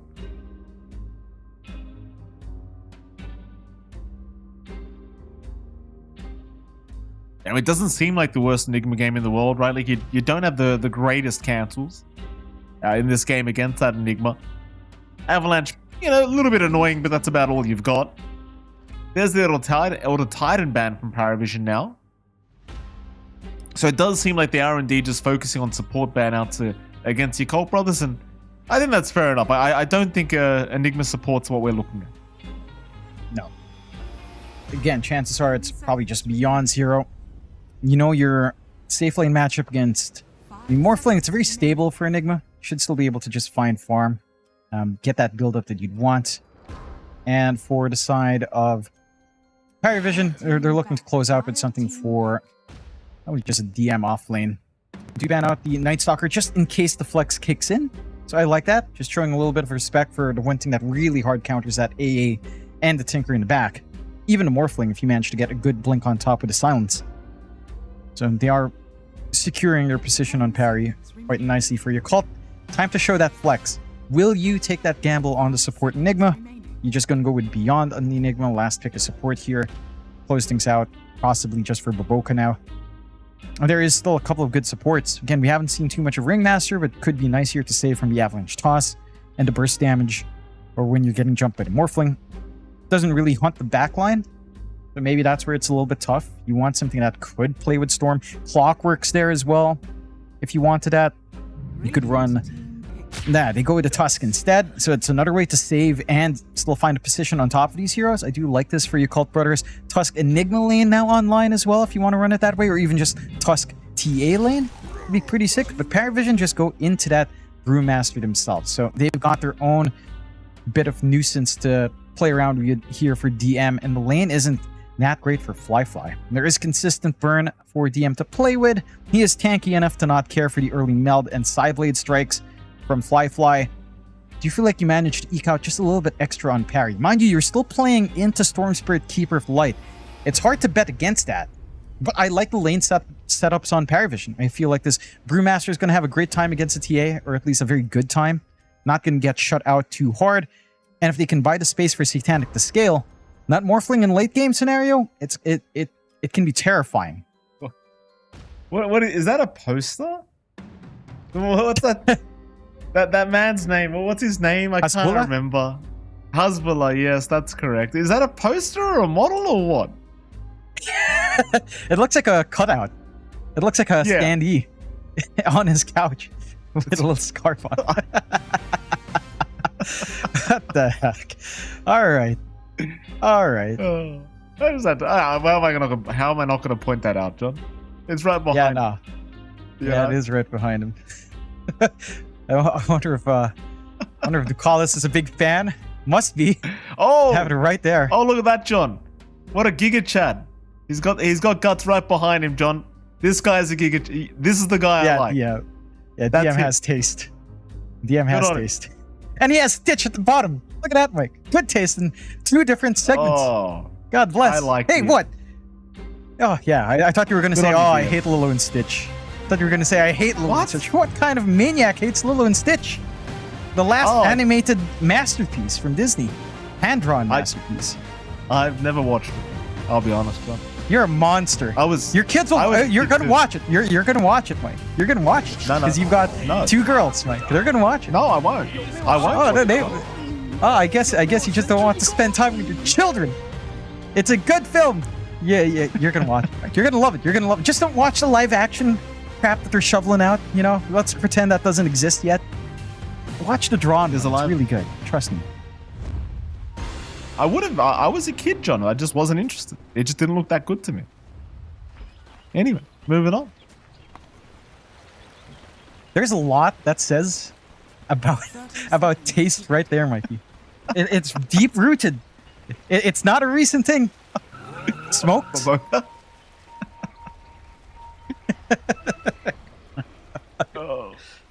I feel like one day you'll just pay for me to visit a psychiatrist and see what's wrong with me. The Baboka. Here we go. They found the Tusk. Shards block is nice though. I'm going to find really DM that can chase him down, and so he's going to be just fine. Yep. 2 for 2 back. Really nice. Jonathan, nothing too surprising here. Nice break from Baboka. You know, that does cut out the flanking move Paravision did want to take. They do still manage to get some really forward boards into the triangle to spot out stacks, to spot out when that pause 4 will walk away. Chances are Baboka is just going to be pulling anyhow. So whether or not you get full value from that, who knows? But again, a chance to contest at the very least there. You do have a nice sneaky set of mid boards. Lots of emphasis on the mid here from the side of your Cult Brothers, right? They're securing Emo. They've got the left side ward, they've got the right side ward as well, a little bit deeper, closer to Roche. But this Storm shouldn't pick up anytime soon. And in this 1v1 matchup for Emo and No One, this should be a pretty decent time for the Storm. Again, you've got the reach, you've got the static slide remnant to kind of play with, you've got constant overload being spammed out. It can be a little bit tougher for that Tiny early on. You do have creep clear with tree grab, you've got crash landing, so once you get points in the avalanche toss, there is a threat if Emo oversteps, but it's going to take a lot of levels to get that done. And Emo should be fairly happy with his lane in that interim period. Once he has the bottle up, going to be able to sustain through. I'm curious to see if Paravision will put more emphasis on water runes. They're the one team that has been really good at the 4-minute, 6-minute rune. That's the one moment where no one probably pulls ahead at that point if their positioning is just right for that contest. How's the side lanes going? I mean, bottom lane, Satanic, having a grand old time, just trading harassment with Baboka and beyond. This is a pretty scary lane in some sense, because you've got the classic Enigma Tusk lane, so things can get pretty scary if you're Ducalis. Satanic, I don't think he's too concerned. Like, once you hit the level 2 mark, which he does, as long as you have waveform, you're going to be perfectly fine if they do catch you. That devastating combination, probably going to be a little bit scarier for Ducalis than say, Satanic. It would be. Ducalis is just kind of hanging the side, ensuring that Baboka has to work for the blocks and work for the pulls that he'd want if he'd want to soak up that way. You are fine with Beyond just standing in the lane though with the Eidolons. No easy clear here early on. So you are getting full value in just finding CS, finding some free harass that way, at the least. Satanic, again, not too worried in that lane. Not finding like free farm just yet, especially in comparison to Fly up top, who has been finding all the farm in the world. There's not much pressure from DM yet. Again, he has some poke potential with that Cinder Brew, but you can't really play off of that. You have 9 class running that Tinker top. It's not the most natural lane combination for the Brewmaster either. There is that sustain that can come in, and the mischance onto Fly will start to stack up with Brewmaster plus Tinker on hand. It's just melting through early refraction doesn't seem like their highest priority. They just want to stabilize the lane, prevent pulls, and ensure that the EXP flows here for DM, which it is flowing quite nicely with 9 class being a nuisance. It is. A mid lane, No One really starting to provide a lot of harassment the way of Emo now, but Emo's still keeping on farm parity. Top lane's been very annoying because 9 class obviously just has been spamming March the Machines over and over again, and it's kind of hard for Fly and Ollie to feel comfortable when they're trying to farm in a March of the Machine spam. Nice little pull there from 9 class as well. Fly trying to pull the creep wave back, but we'll miss a couple of creeps. No kills so far this game either. I think the closest we've actually gotten is mid lane, ironically enough. There's nobody's dying, though Satanic bottom is dropping low, but does waveform away. We'll just get right back into the farm, just farm of the Eidolons, and yeah, again, I don't really see the Morphling dying in this laning stage. No. Already at the double rate band as well to cover it. Yeah. They're trying onto 9 class, but Emo's dropping low on that March of the Machine. They'll continue trying to fight this one out with the Tinker, but 9 class actually able to secure first blood as they will snowball in. They will at least trade for that life of Emo, but obviously a very worthwhile trade here for Paravision. Yeah, it goes back to what we were talking about when this laning phase broke out. Paravision are one of the best teams in contesting 4-minute and 6-minute water runes. They're up there early, they're setting up for these kills. Baboka runs in a little bit late. The water rune's denied away from Emo, so he doesn't have that extra top up in that fight. No one... I mean, you do get the reset for Emo, but no one still finds the other water rune anyhow, so he has some mana to play with in the lane. He's level 5 with crash landing. Lots of damage if he gets into position. And that is something that you have to respect now for Emo. So, a nice little start for the side of Parry. You're getting everything you'd want on mid. You are still finding good farm down bot, no threat onto Satanic. You are having a little bit of a rougher time top for DM. Again, you are finding extra farm for Fly, but that is to be expected when you are playing a Brewmaster with a Tinker. It's very passive, to say the least. The missed chances are annoying for Fly. It's really not enough to stop that TA from farming up fully, though. Yeah. DM could think about going for Fly, but does think better of it. Bottom lane again, still pretty passive here, beyond finding plenty of farm on this Enigma, but that's something you kind of expect from this hero. It doesn't really lack any kind of farm, as Tematic going to try and move in and just fight over some creeps. Again, just can strength morph and walk away every single time they try to make a play onto him. 9 class has joined in at this bottom lane, so they are thinking about setting up onto perhaps Beyond. The issue is I don't know how you're going to hold him down. He's already got those drums up as well, so he's not exactly the softest target. What? 9 class, Maboka, they're going to spot each other eventually. Seeing that the 9 class kind of getting caught by Maboka, they won't continue. In fact, 9 class is the one to go down as Emo just rotates immediately. Gun for a little bit more. Oh, they'd love Ducalis at least.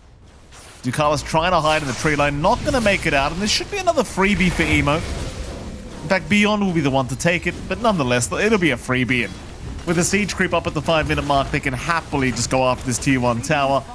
It seems like it will be a nice early one. And nice and clean so far for the side of the Cult Brothers. Like, they are getting these rotations in timely manner. They're applying pressure to Satanic's lane. He is still farming up a Storm, but they are finding some weaknesses. They are, you know, kind of isolating away. These 2 supports, again, just a little bit passive for Paravision. Not much you can really expect. DM can't help until at least the level 6 is up, which he will find soon. But you've gotten probably the best result you could ask for your Cult Brothers, again, in these lanes. Every single one, all of these cores above their equivalents on Paravision side. A slower start overall for Parry. And the Occult Brothers, this is exactly what they need. Again, you're running a TA draft. You have this tempo you want to meet. You want to kind of align that with, say, Emo getting some decent timing onto his small, medium items first, like, say, a Kai or a Witchblade, which he is set to farm up pretty quick as well with his pacing. The one thing that you really want now is just the levels on Ollie. Like, into that level 6 is going to be so important. They are scouting out stacks, but it's Emo by himself walking in. Even a power rune's going to spawn as well. Emo going to hope that it spawns bottom. No one will not get lucky. It does end up spawning bottom by the looks of it. Regen for Emo. He'll be very happy with that.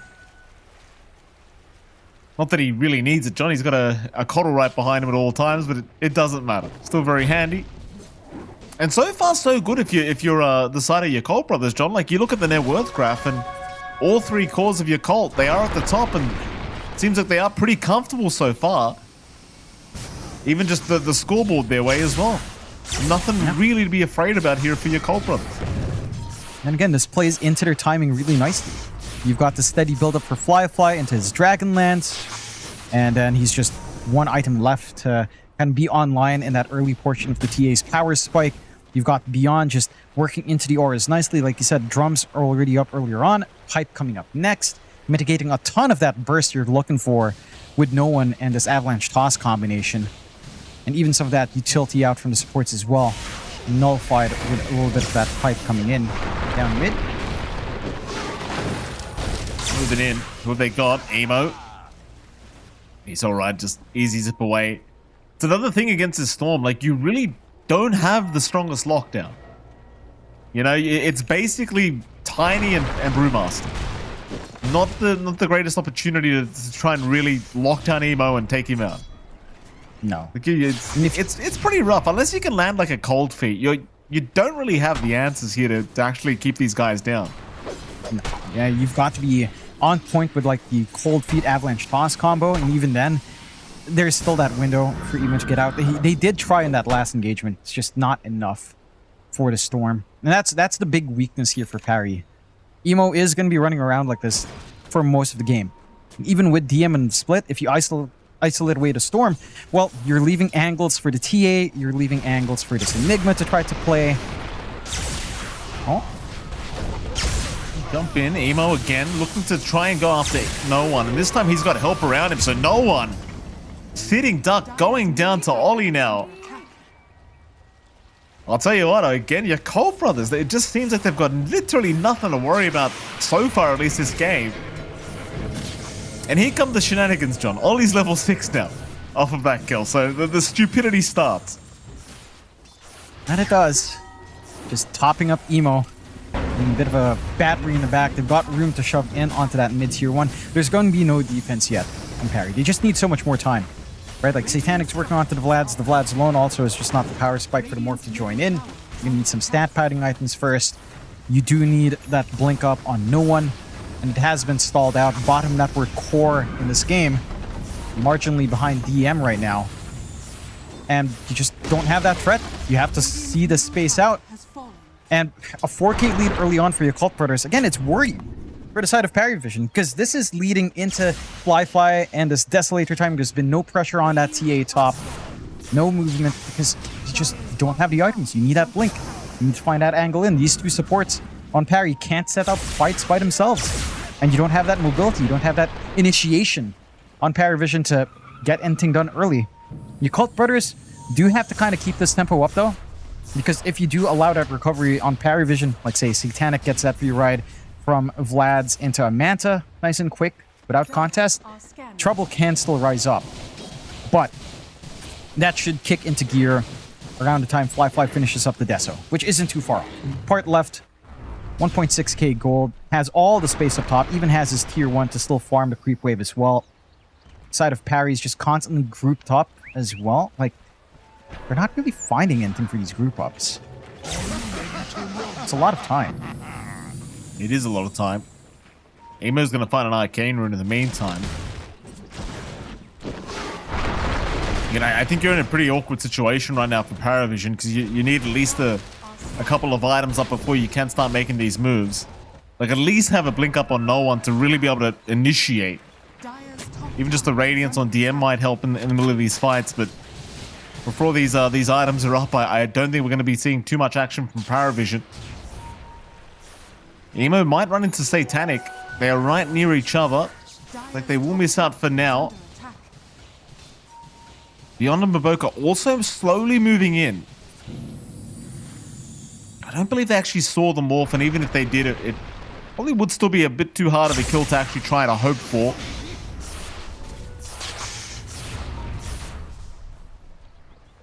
So once again, they're retreating. I even wonder if your Cult Brothers are at all worried about this Morphling matchup later on. You know, because they do have a TA Enigma Storm. Like, they might just make the argument that they could just play as late as Paravision wants. It's fair. I think in a vacuum on a 1v1 for the TA, Morph would win. With all of this utility backing you up and the lack of team fight for Parry, it can get tricky to look at those late game fights, let's say at 35 minutes in. We started like the later portion of the game. It can be a little bit tricky to find those angles in. They are going for the smoke out now on your Cult Brothers. They've got that Witchblade we were talking about on Emo. He has even more sustain and a little bit more damage coming in as well. See what kind of targets they find. A little bit blind going forward. They do have one sneaky ward. Satanic. Zip in, Satanic, already strength morphing, but he's not the tankiest with that level 2 attribute shift, so Satanic needs to be somewhat careful as he's still trying to waveform down towards the south with the zip forward from Emo with the Vortex to cancel the TP, and Satanic's gone. Satanic is down. He just did not have enough strength in the tank, and Emo, he knew he could just keep it going with that arcane rune that was active. And guess what, Johnny? He's basically full mana again. That is so dumb to watch. That I was just watching. It's like, less than half mana. Recall Chakra. Yeah, just back to full. No problems. Double damage. Amp damage as well for Fly. And instantly you're seeing power of that Coddle combination. Right, you top up the Storm. You drag in this TA to help clean up. You get that timing now into the Deso, into the Roche. And this is that concern for Parry. Like, this is the moment where you've got 2 out of 3 of those consistent TA items up. Fly is strong. He's got the output for his team. And there's still no answers from Paravision. You've got that blink ready on no one, at least. But that also lines into this pipe timing from beyond. So even if you manage to get that avalanche toss with crash landing, if Beyond's around with a pipe, the barrier probably is enough to let these heroes escape. And there's a lot of questions to be asked here on Parry. How long do you want to play this game? Like you were mentioning, the Radiance on DM is going to help a tad bit, especially up against Fly. You know, that mischance can make it nightmarish even for the Eidolons as well, but I'm not sure if it's going to be enough. Like, you are very exposed here as a Brewmaster in your split. You know, your level 20 talent's a long ways off. The TA has enough damage to clear out those Brewlings if you're not careful with the Micro here for DM, which he is a magnificent Brewmaster player, to be fair. So whether or not that's a concern, probably not as much, but it's still something the TA can do even on accident, just clearing out these Brewlings. And for Parry, I mean, the big blessing is just that, you know, Satanic died one time. He's still farming up, still within striking distance of the farm of the Occult Brothers' cores. Just Fly is pulling ahead quicker and quicker. It's now to even find the Tormentor for free. So the two big objectives on the map going with no contest. And now it's always the Coddle. Always. Dude, I'm telling you, it's coded in. I'm telling you. Like it's a bug or something. It's Ducalis. We'll go down. Emo's now going to really feel the effect of Ollie. Look at this, John. It's just... everyone's here. You know? And why is it every game the Tormentor just gives it for free? Straight to the Coddle. Like, it must be a bug or something. He keeps getting it. Yeah, I don't know. It should be a 50-50. I feel like that coin flip has just gone Coddle either way. The game's been rigged. It's a one-sided coin. Same sides on both ends for that coin flip. And to be fair, I mean, you know, you'd want for your Cult Brothers, because I don't think Baboka's shard is all too useful. The deeper shard doesn't really stop the Morphling. But still, you know, getting it for free every single time. It should be coded that Coddle cannot get his... He can't get his shard through Tormentor, you know, he has to buy it. That could be one way to balance it, you know. Certain heroes cannot get shard from Tormentor. Coddle. And only Coddle on that list. Only Coddle. That's it. Oh, he's got it now. So again, the stupidity starts. Smoke popped. It might look like there's only two of them, but not for long. John, here we go. They've got four together. They might find no one if they run directly south. They'll pop the drums and no one has no idea they're coming. The jump is there. They jumped the wrong way. No one. Can he make it out? No, he cannot. Emo finds him. And this is another reason why I get so surprised is this combination gets to be given away as well. Because once the shard is up on Ollie, right? Nowhere on the map is safe anymore. No. Like literally nowhere on the map is safe. No. Suddenly there's free top.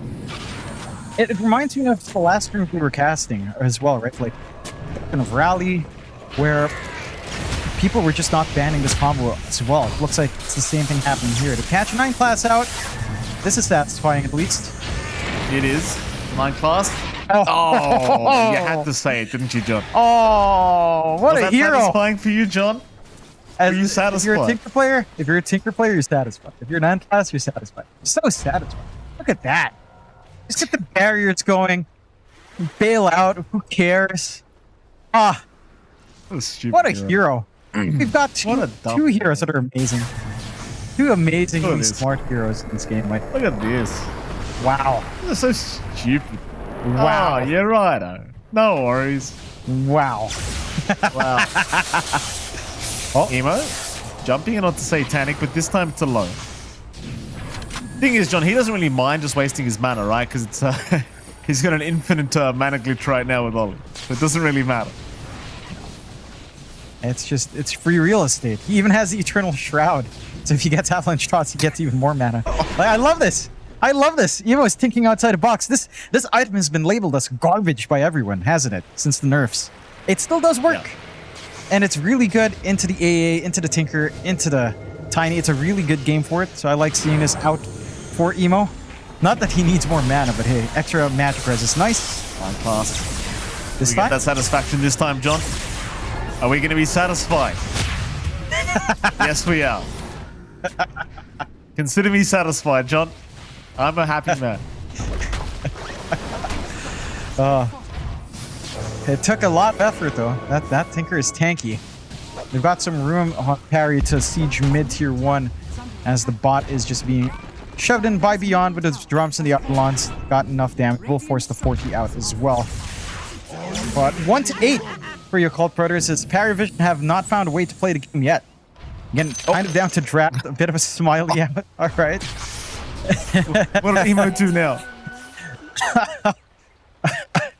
What's he done this time? You know you can't all chat against this guy. That's dangerous, Jonathan. You can't do that. And he's got the Imperia voice lines to counteract him, even stronger than the question marks, Mike. He stepped up his game. Got the Tech on hand. I mean, Emo's been popping off. I don't know if you can really taunt him at this point. 13 Galvanized stacks up. 3-1-5. You haven't found a kill. Maybe this is a kill. Well, it's a big one if they get it. Flyfly is currently in the middle of nowhere taking a T1 tower and he's just dead. Okay. Well, see, these are the kind of things where I'm like, well, why are we doing that, boys? It's DM now chasing down Emo. Emo obviously going to be okay. They really don't have the lockdown for him. But yeah, Flyfly dying like that, I mean, he's top of the net worth board. That was like a 1.5k gold influx to Paravision. Just off that one death that was basically gifted to them. Yeah, I don't know. Like, you give freebies like that, you know, it doubles the kill Paravision from 1 to 2. Massive increase for them. Again, it's the most valuable here you can possibly hope to kill. You know, I feel a little bit cognizant of the game state right now, and you call Twitter or win. You don't want to bleed that win away or bleed that gold away. Satanic's nipping for heals. I mean, he's fighting farm. No one is still to grow. He is going to BKB, I believe. The full BKB flying in, so he's got protection now from all of that magic damage coming in here as well. Alright. And he can tank through the physical output of the TA as well. Just with the grow, with that craggy exterior, innate as well. A lot of damage reduction that can come in. Oh. Jump in. Who they got? It's going to be the Tiny. No one. Popping his BKB, but the shards just locked him in here from Baboka. Oh, that's not a nice way to die, Johnny. He'll try to run. He's got a TP, but he's got no way to use it right now. As he will be forced to just turn and toss Baboka away. That's a big death here for Paravision once again, and sadly for no one, he uses his 9-second charge on top. So not only does he not survive, but that 9-second charge is now gone. Oh. DM? That's a big one. If they can get it, he will split. Oh no, that's the black hole committed by Beyond. Was that the first one of the game? I think it was. It was. Ducats with his is down. BKB as well. What is this game? Oh, that is such a good forced move, though. That's an excellent forced move out from DM. But good lord, that is not a good feeling for Beyond. Is it a forced move, John, if you use it for the first time in 23 minutes? So we do go for 9 class. 9 class. Surely gonna die eventually as they finally take him out. 2-11, Jonathan. We've broken 10 kills again. Yeah, we have in a record time of 23 minutes. Action-packed game on hand. You know, we've had some BKBs used. We've had some Blink used. By the way, those amazing stuff. Were both really just 9-second literally just got delivered for at least no one was literally fresh off the curtain. So really not a great feeling to have to do that, but okay. 7k lead now for your brothers. The trifecta of items for the TA all done. Full Hurricane Strike, Deso plus Blink going into the MK next to counteract that Radiance mischance and the mischance from the laser. Smoke out though. Parry, maybe it's time to get some action going. Got the Manta style along with the Eagle Song for Satanic. There is some damage to play with here. You just need to find the right target. They don't have the forward vision to scout. To try to find something big here. Here we go. That vision. We're going to find Beyond. Beyond immediately popping his BKB, trying to run. He's got the pipe up as well. Beyond, he's gonna not make it. Satanic with the right click, getting just enough damage in to finish off the job. I feel very, very nice now for Paravision, who can finally look towards maybe that bottom tier 1 tower. And I suppose Satanic, he is approaching the mark now as the Morphling where he can start to finally join his team, especially once the butterfly is completed. Yeah. His output is insane. And this is the point where the Morphling starts to become a little bit of an equalizer. Right? Like the Cult Brothers, I mean, they've got the Roche to wait out on. They know exactly when it respawns as well with that third eye innate on Fly. So they at least have that to hang back on. But it just feels like they've kind of slept on that lead since finding it. Slept on this timing from Fly. They kind of pull a couple of weird moves with Beyond dying and getting bought. Not ideal. With another BKB use, so he's down to 7 seconds now. Which is still enough for a black hole, but just makes it maybe a little bit harder. If you preemptively pop the BKB first, trying to look for an angle in. There's that full butterfly you were talking about for Satanic, so the output of the Morphling fully online at this point. And they are actually also very aware of Roshan. Has spawned up top. It would be devastating for your Cult Brother if it just goes away for free. Sean, surely not going to be given away for free here. They're coming over. Here we go, the wraparound. This fight does begin. Who have they got? It's going to be DM first. It's a great start already for your Cult Brothers. Another black hole catching out the Morphling as well. Satanic, he's got 9 class to try and help him out, but is it really going to be enough? I don't think it will be. Satanic, he's still trying. 4 staff away now, but looking to go back towards Fly.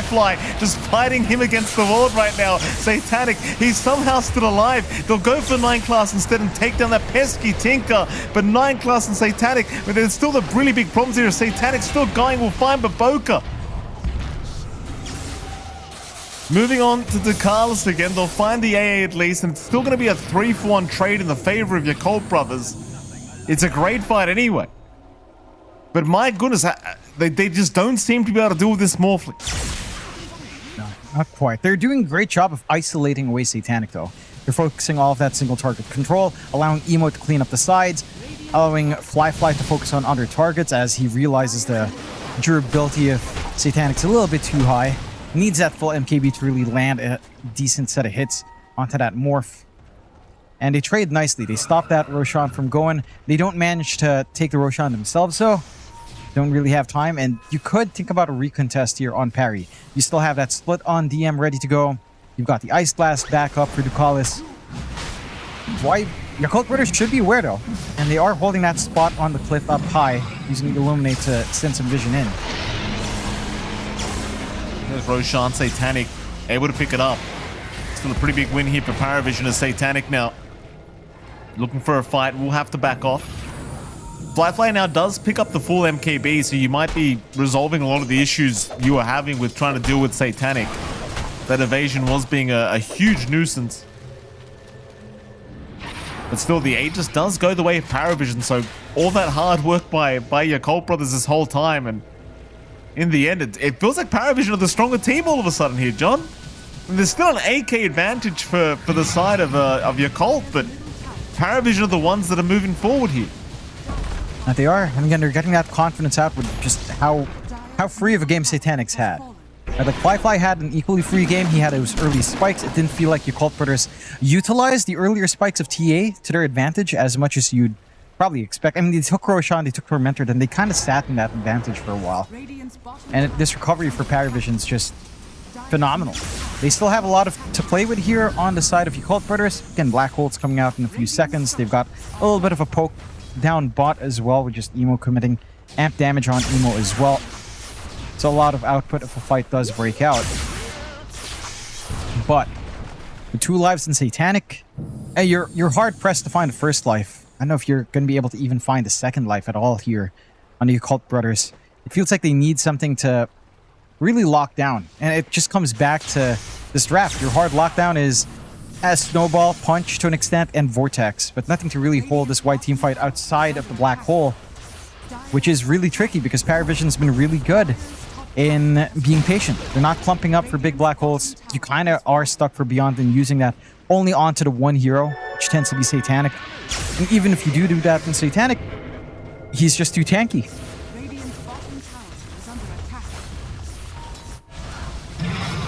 Here we go. Satanic, tier 3 tower. I mean, he's taking a fair bit of damage from Fly, but it doesn't really matter too much.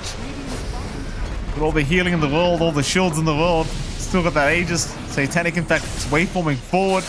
Emo's going to try and zip in, scare him off a little bit, but as soon as Night Class comes back, you know Satanic's perfectly fine to keep this going as they do jump in now with Baboka. He's got nothing like a kickback though. And they're out of it. Raindrak's taken, melee barracks have been left. They are not going to overstay their welcome. But yes, Paravision's suddenly the stronger team by the scenes of it. Just trusting in their carry to pull them through in the end. And for your Cult Brothers, they need this big team fight. Right? They need to get the value out from the Enigma. The Black Hole has to catch at least 2 heroes that they can easily pick off and try to dance around that next fight with the damage you have. A smoke on smoke scenario, low ground position for parry though, could be a little bit tough here. That's not going to connect here from no one. They can find a good team fight. They just ride back onto the high ground here, Paravision. They barely miss out on Emo, who is smoked up, trying to cut the creep wave for his side. So important Emo doesn't die here because he does not have enough gold for buyback. Nowhere near it, in fact. We'll take a courier out, but they know he's back there somewhere. Now they're jumping in onto Satanic, but Satanic's more than happy to oblige. They'll move in onto Flyfly, who does get tossed back, and Flyfly, he needs some help. He'll try to move out. Satanic's still chasing him down. They will at least get to Carlos, and they do get Flyfly out of there. Flyfly is safe. Now the Black Hole committed. No one gets caught in that one. No cancels to come, but no one is not dying. He is not dying. The defense matrix comes in clutch. They'll try again. Meanwhile, Baboka gets taken down by Satanic. As he continues moving it onto the supports, they'll finally deal with no one. Can they get the Morphling? Satanic's the big problem, but they have got at least the Aegis off him. More buybacks incoming now, Baboka trying to move back in. They'll miss out on the Morph Walrus Punch though, but Satanic still being chased down here. Still so tanky. Still moving though. Satanic, can he actually turn this? I don't think so.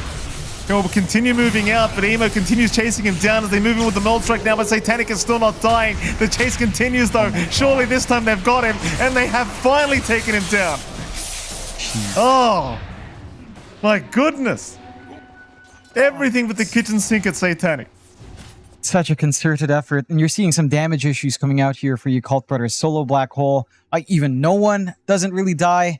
I think a big issue there was that Flyfly was cut off on the right side of that fight. They were fighting closer between the two tier trees on mid and bot, so just not in position for that TA to try to hit. He is trying to rectify this damage issue with a Daedalus pickup that could kind of sort some things out, but you are seeing the conditions you need here on the side of your Cult Brothers to win. They need to catch heroes out of the Black Hole. They need to kind of fight around, especially when DM does split up on that Brewmaster. And for the side of your Cult Brothers, it's a little bit scrappy. This does get easier once that Daedalus is up and once the full Ags is up for Emo. I think that's a big turning point. It relieves a lot of pressure from beyond for that AoE control. It allows the Storm to look for the softer targets in the back if you can plump them up.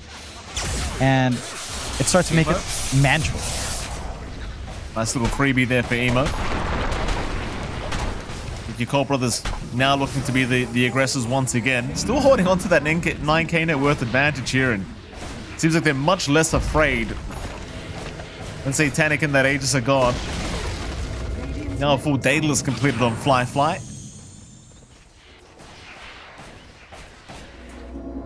Still not looking to try and move high ground at all, though. I think, of course, your Cult, they'll definitely be waiting for the next Roshan attempt before they try that. Emo, zipping in mid, doing a lot of damage here to no one. Does no one really have no help coming? Well, there's Night Class. He'll be alright. Yeah.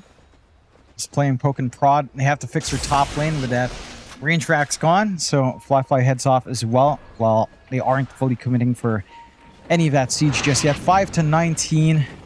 Some pollution out by the top Lotus Pool. A drop, infused raindrop. Just on the ground. Unfortunate. There should be penalties for leaving items on the ground, wouldn't you say? As you can see that swing on her graph as well. That has been going Paravision's way, swinging right back to good old Cult Brothers. Off of that great high ground defense fight. Hold on. And, yeah. Well, hold on. Emo's jumped in again mid lane, and it's a lot of damage on no one who really can't sustain himself too well without that Yule's being thrown out. Think about this, John. Yeah. You can plant the iron tree, the iron branches, right? Why does it not provide a puddle when you drop the raindrop? Think about that, John. Why can I not plant a puddle? Or just pour a puddle out? That is fair. Look at that. 9 class on the Tormentor as well. Satanic solos. You get the Tinker Shard up and running. Good old Warp Flare going. I wouldn't mind that. I don't know if that... Haven't I, John? No, I've broken the Matrix here, haven't I, John? You're trying to change the subject and everything. I like it. No. I've said too much. I like it. No. It's great. Can you imagine Slardar getting 2 puddles out? That's what I'm saying. He pees himself and he drops his drops a puddle. It gives AoE magic res. Wow. Whoa. Oh. Whoa. Genius, John. That's actually so good. Let's do it. Genius. Bring it out, Ice Frog. That's what we need. Raindrop to be stronger. That's what we definitely need in this game. Stronger raindrops. If you could just pour raindrops out and it like slows the enemy for like as they're running through it. You know what I mean? Yeah. Why not? You can block with sick. trees, you can slow with raindrops. I like it. Yeah, you throw a blood grenade on top, so it's raining what, blood and water. True. It's sick. We need a little, like, I know Batrider has a tar bomb, but we need a small neutral item that's like a sticky bomb again. You know, have all of that out. Yeah. How about a little fireball? Like not the dragon, black grenade? an actual. Yeah, something like that. Sure. I have no clue. Oh, Ducalis. Oh, that's our there goes gameplay now. Ducalis. That's our What can source you of do? entertainment for 2 minutes. There you go. 29 galvanized stacks. You think that's enough to build a home? Does he still need to take a loan out, Mike? Ollie? At some point, you've got to stop with these galvanized steel jokes. It never Only gets you old find for me. it funny. My brain is you fully find- rotted. It's gone to the pits, Mike. You know, I'm going tung tung I know tung sahur insides. My head's the gone. videos you're talking about as well on YouTube Shorts and TikTok. The galvanized steel guy renovating houses and just somehow always has galvanized steel available at any time. I know that guy. Did you see the one where he built like an extra room on a 23-story balcony or something? Yeah. Galvanized steel, dude. Yeah, I've seen him buy a 0.1 square meter lot in New York. Took out a small loan, borrowed some screws from his aunt, bought some galvanized steel. You're all laughing. It's great. It's an old meme, but it holds up. Holds up, Mike. The first time I saw it, I did laugh. I'm not going to lie. No one? He's probably not going to be laughing here, John, if he gets caught. He's not going to be happy. TP away, though. Yeah. Oh, he's okay. Baboka getting pretty close to getting that Yules off, but not quite. Ag and Scepter up by for Beyond, by the way. So you've got the Ag's Enigma now, which is kind of cool. I like seeing that. It's not something we get treated to all too often, but it does help with a catch. That little drag back is nice. A little bit of percent-based damage is also incredibly useful when you stack that up with the Midnight Pulse on Satanic. You have some solutions for that durability of the Morphling at least. 520. If only we could -1 number there for Paravision, but alas. 12k advantage as well for the Cult Brothers as they are on the hunt. We'll jump in, no one. He's been hexed up. He's still alive for now, as he will just Wind Waker away. They're looking for 9 class on this Tinker, but he's a very, very pesky hero as the Black Hole is committed. They've got the Morphling with that. Satanic is gone. Satanic getting caught with his pants down by Beyond. Ducalis and 9 class also dying.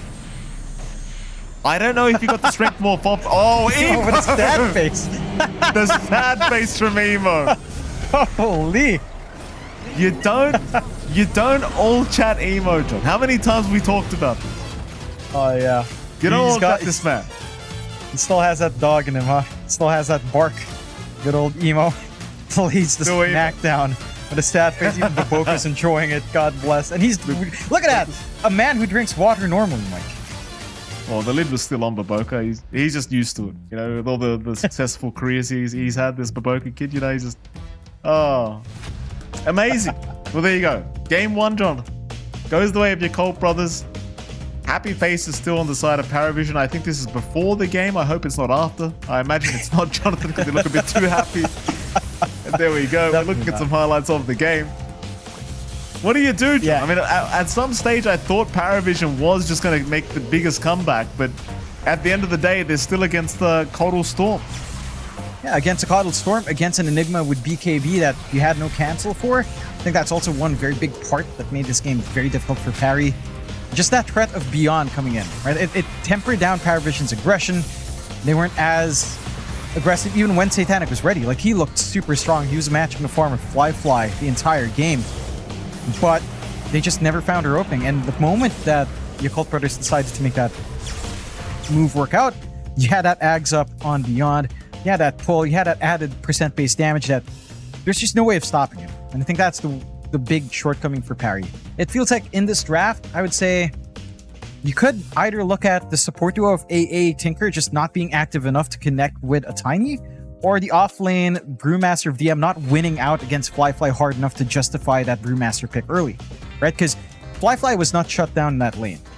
And 9 Class and Duqualis, they were trying to rotate, but there's only so much you can do on AA and Tinker, right? They're much more focused on playing a little bit further back, giving some HP back, especially for 9 Class and being nuisances, but not really bursting down the way that no one would want to play up front with that Tiny. So there's no clear connection for that tempo mid. It made the game a lot harder for Parry. And for your Cult Brothers, they play it nice and steady, safe. Emo goes hunting. He's got the Coddle. He's laughing up a storm. He's typing sad faces in chat, which you don't see too often, Mikey.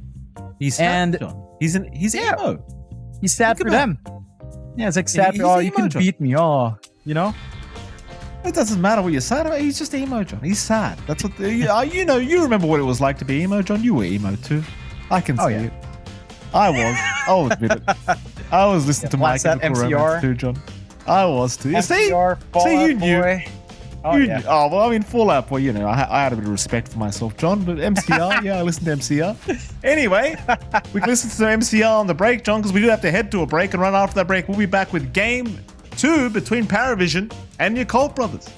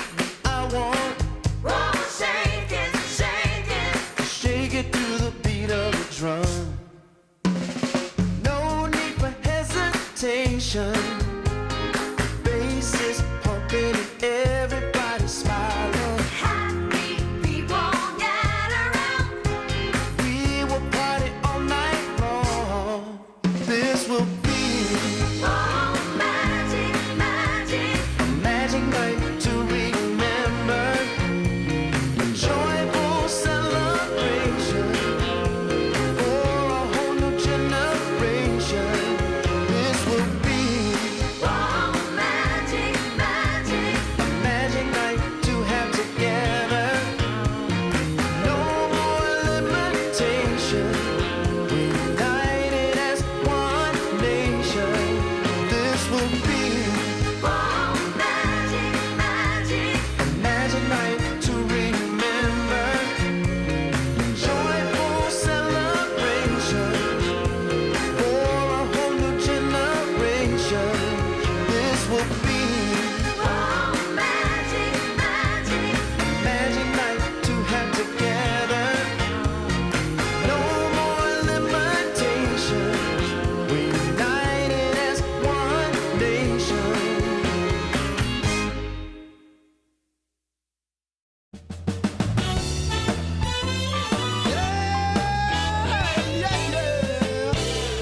Oh yeah. Take away my bag of bud, my camels and jack. Go ahead and take them all, I don't want them back. Those nasty things mean really nothing to me, 'cause lately it's so plain to see. All I want is you. Honey is so true. Give it to me, baby. All I need is you. Yeah, yeah, yeah. Come on, you can take away my mint Cadillac. Take my Harley too, I don't need them back. I got an engine, Lord, it runs so right. As long as I get your loving each night. All I want is you. Honey is so true. Give it to me, baby. All I need is you. Yeah, yeah, yeah, yeah, yeah. In the morning, well, early in the morning, late in the evening, right around noontime, right about noontime, baby, 24/7. Give it to me, baby. All I need is you. Yeah, yeah, yeah.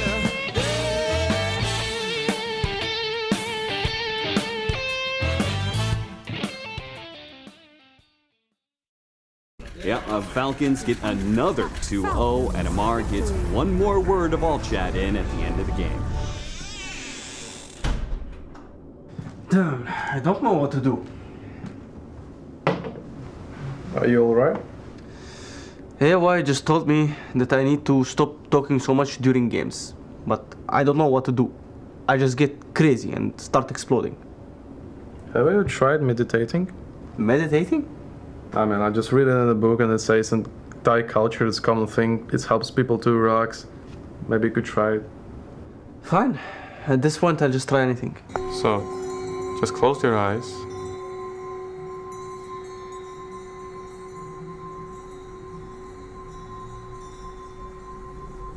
Take a deep breath in and out. Where are we?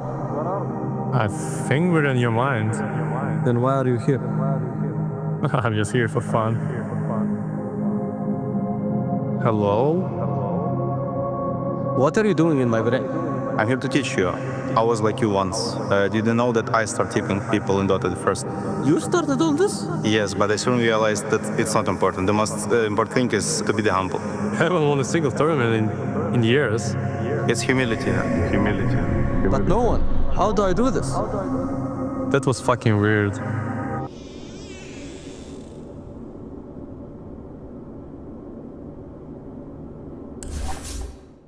Well, I learned nothing from that. I love tipping.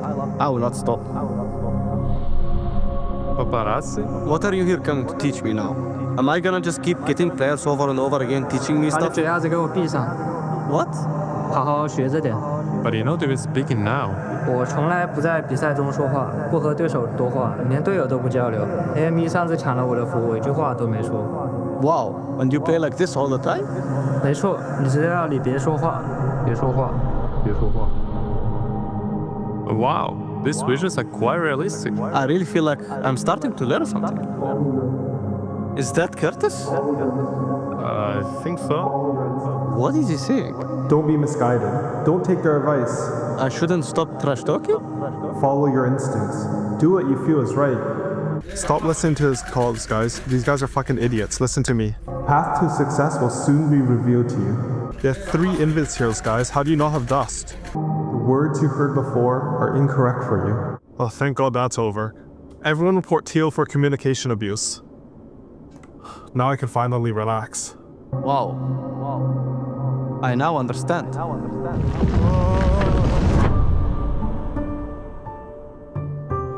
Thank you so much, AY. I really appreciate your support. What are you talking about?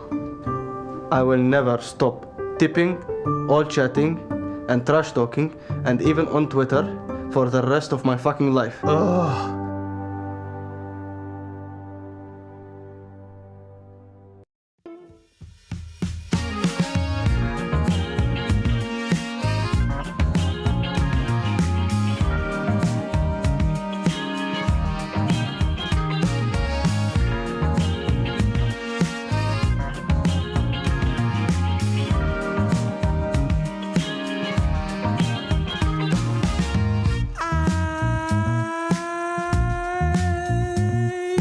My eyes are closed so long after the sun comes up. We do a dance in the dark. Welcome back, ladies and gentlemen. We are here once again for our game number 2 between your Colt brothers and Paravision and MLP Dota and Dronix Fire. Jonathan, it's not that damn funny. You know, one day I'm going to make you do all the introductions and we'll see how good you are at it. All right? It's going to be terrible. There's You know it's going to be terrible. But, you know, we could do it. Could do it. It's going to be rough. We should do it. Ugly. We should. No, I'm just smiling because you're usually on point. You hesitated. Never hesitate. Like, just like that clip we saw from Amar. You do what feels right to you, Michael Phoenix. You know, you nail it every time. You should have seen it. It is great. The wrong lessons were learned, and hopefully for this series, the right lessons were learned by Paravision, allowing Cottle Storm again. It feels like that's been a weakness of a lot of teams. They're like, we forgot Cottle exists. We forgot Cottle Storm exists, and it's been existing for a few months now. I wonder how. Because it's just such a strong combination. Really, it boggles the mind. We'll see if that draft adjustment is made in Game 2. But that was a dominating game out from Yakult Brothers as well. They got topped up with Yakult. Their gut floor is doing great. You know, a few backroom runs had to be taken, I'm sure, in between this game and the first game. But we'll see if their draft holds steady with that healthy gut floor, Mike. It's important. The Yogurt does the same job. You are correct.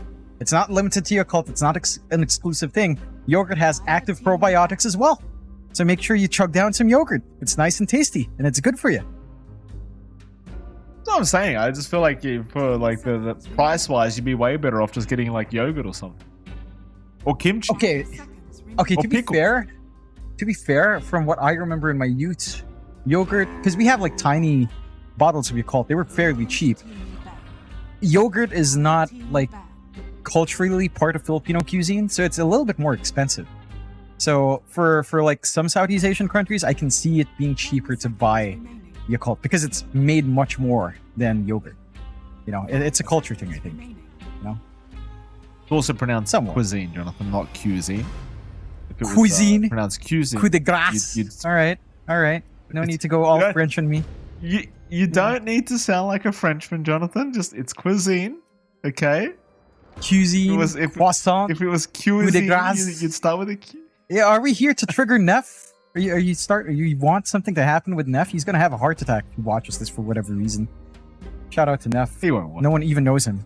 No one even knows him at this point, and we still give him shout outs. Isn't he unemployed? Yeah, fun employed. You know. I'm panned from Paravision. We might be unemployed soon too, Jonathan. We'll have to be careful. You know, after every event, technically we are always unemployed, Michael Phoenix. Such is the nature of life.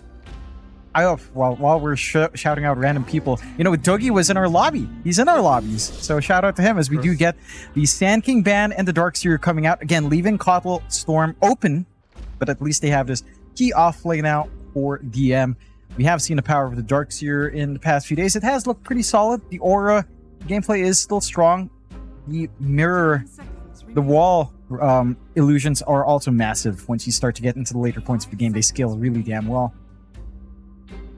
Excuse me. So I do like this from Paravision.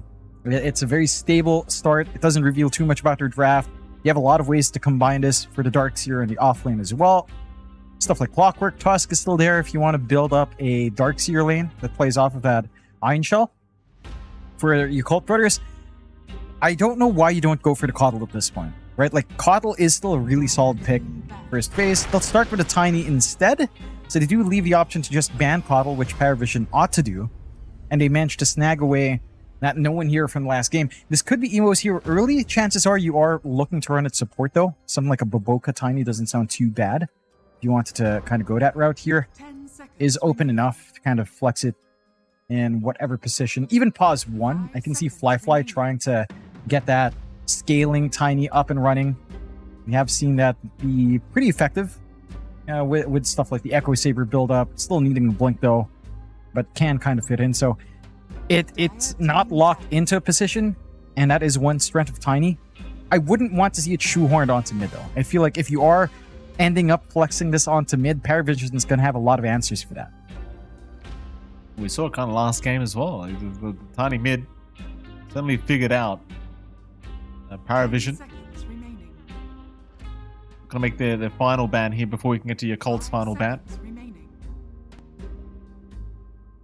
DM probably feeling like guts right now, Jonathan, after that first game. My goodness. A rough game for Paravision, that's for sure. That was. I don't know if he's in as dark of a place as Guts, it's not like, from what little I know, he hasn't gone through hell. I'm like, there's a rough game. I don't know if DM wants to be in that kind of headspace as Guts would be. If just knowing the very little I know, it's just that he doesn't go through fun stuff. He still has life in his eyes, DM, he's fine. Morphling's out as well. So it does beg the question as what you want to do with the Tiny, because chances are Fly is just going to take this Morphling. Again, you could flex this onto Emo. We haven't seen too much of a Morphling mid. It can still work out. The Tinker comes out once more for parry. I'm surprised that gets prioritized over the Coddle, though. Like, they had this option for the Keeper of the Light, but this is 9 class. It does play a ton more Tinker. So it kind of makes sense in that direction. It's just, I feel like if you had both options available, you almost always go Coddle. Hezbollah agrees with you, Jonathan. I think he agrees. God, it's Shadow Shaman. Oh, KFC man. Colonel Sanders is here, John. Here we go. Colonel Sanders, Kenny Rogers roasting away. This guy's amazing. Nobody knows Kenny Rogers, John. It's a big thing here in the Philippines. I don't know why. I don't even know his music. I just know his chicken. It's just wild. Like, I was shocked when I was a kid and found out he's a singer. I was like, really? I thought he's just a chicken guy. Like Sanders or Saunders or however you pronounce his name. Yeah, sure. There's no U in it, John. It's Sanders. Come on, but John. you never know. It could be hidden U, right? I don't know. English is weird. They got the ET on your Cult Brothers. That's not so weird. Along with the Invokers, we get the Invoker out for Emo.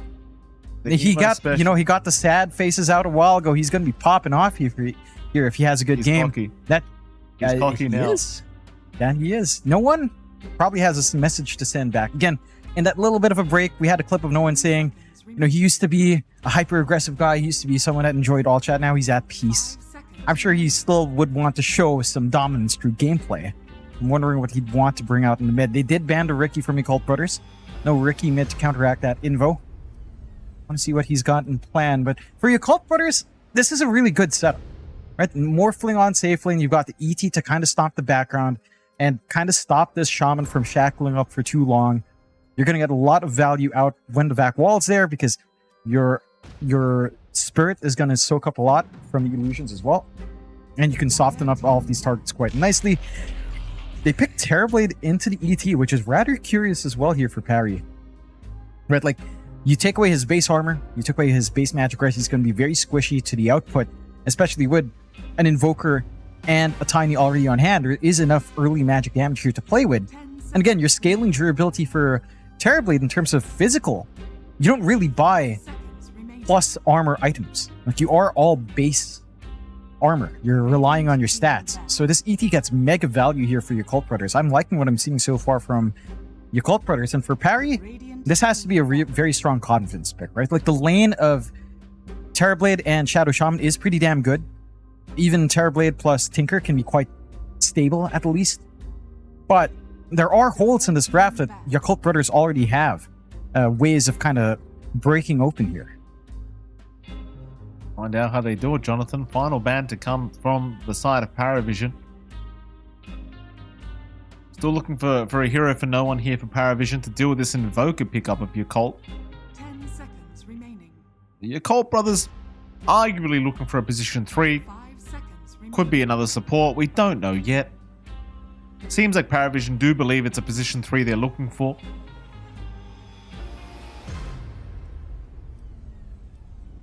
Really thinking about this final ban out here, Paravision.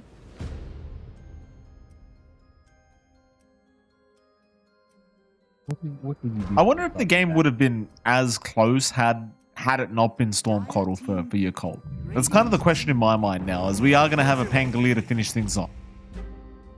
That's a decent choice here for Parry. Lane's fine into the Invoker. Lots of early pressure to poke with Swash and Shield Crash. Some team fight potential coming out as well that can play nicely with a Vac Wall. Doesn't look like they care too much on the side of your Cult Brothers. For their off-lane pick now, Centaur is still there. Tide's there as well. There's an option for Timbersaw on top. It doesn't look too bad. Some AoE clear. Pure damage to deal with Terrorblade as well. We'll go to Dusa instead. No easy answers. There is some Diffusal build up here though. Like, no one can certainly just go for the Diffusal build here to counteract Beyond.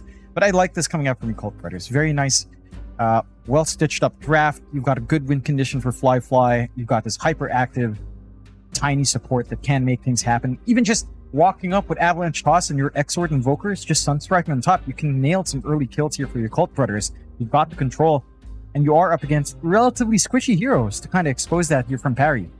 So I would say your Cult Brothers are looking to play a little bit more active early on. They are going to be sitting back and farming for the most part, but this potential for the two supports to make a play with the backup of Emo across the board globally, almost, like you have a Coddle, except it's just Sunstrike, can be equally menacing here, Mike. It can be. This should be a very interesting game number 2. Of course, Paravision looking to tie things up. Your Cult Brothers looking for a 2-0 victory up against Paravision, and that'd be a massive 2-0 victory as well against a team like Paravision of all things here at day number 2 of the group stages. Let's see if they can make this 2-0 happen. Certainly help their standings quite a bit in Group B. Right now, in case you didn't see the standings earlier, there's 4 teams tied in first place for Group B. So a 2-0 from your Cult would kind of ensure that they're one of those teams that do remain in that first place spot of those standings. Yeah. Okay, it would be, again, a shot in the arm considering how far they have to go for a shot at the EWC. I think they have to go for at least 2,400, 2,200 points. So that's very high placement in a relatively deep playoff run, which means making it into the playoffs as well. And again, with a group stage as compact and brutal as this, every single series counts for climbing your way up from the bottom 4. We'll have to see if they can carry through here. For the side of Cult Brothers, for Paravision, you look back at that record from day 1 as well. They did maybe a little bit of a mixed bag. They got a draw against Talon, which you don't expect. You expect that to be a freebie nowadays. Didn't quite work out. They're 1 game down here. See if they can try to draw it as they do smoke and catch Fly at the very least. Certainly do. Fly going to be obviously pretty okay to just casually walk out of there. He does have the attribute shift if he needs it. I'm going to see a counter smoke now from your Cult Brothers. You don't have the greatest level on Teamfighter unless the Paravision boys come to you. You do have an Elder Titan, but in terms of actually locking people down and hitting away, you don't have much in the way of that right now. Look, 9 class Gonna also stick around here in this bottom side jungle.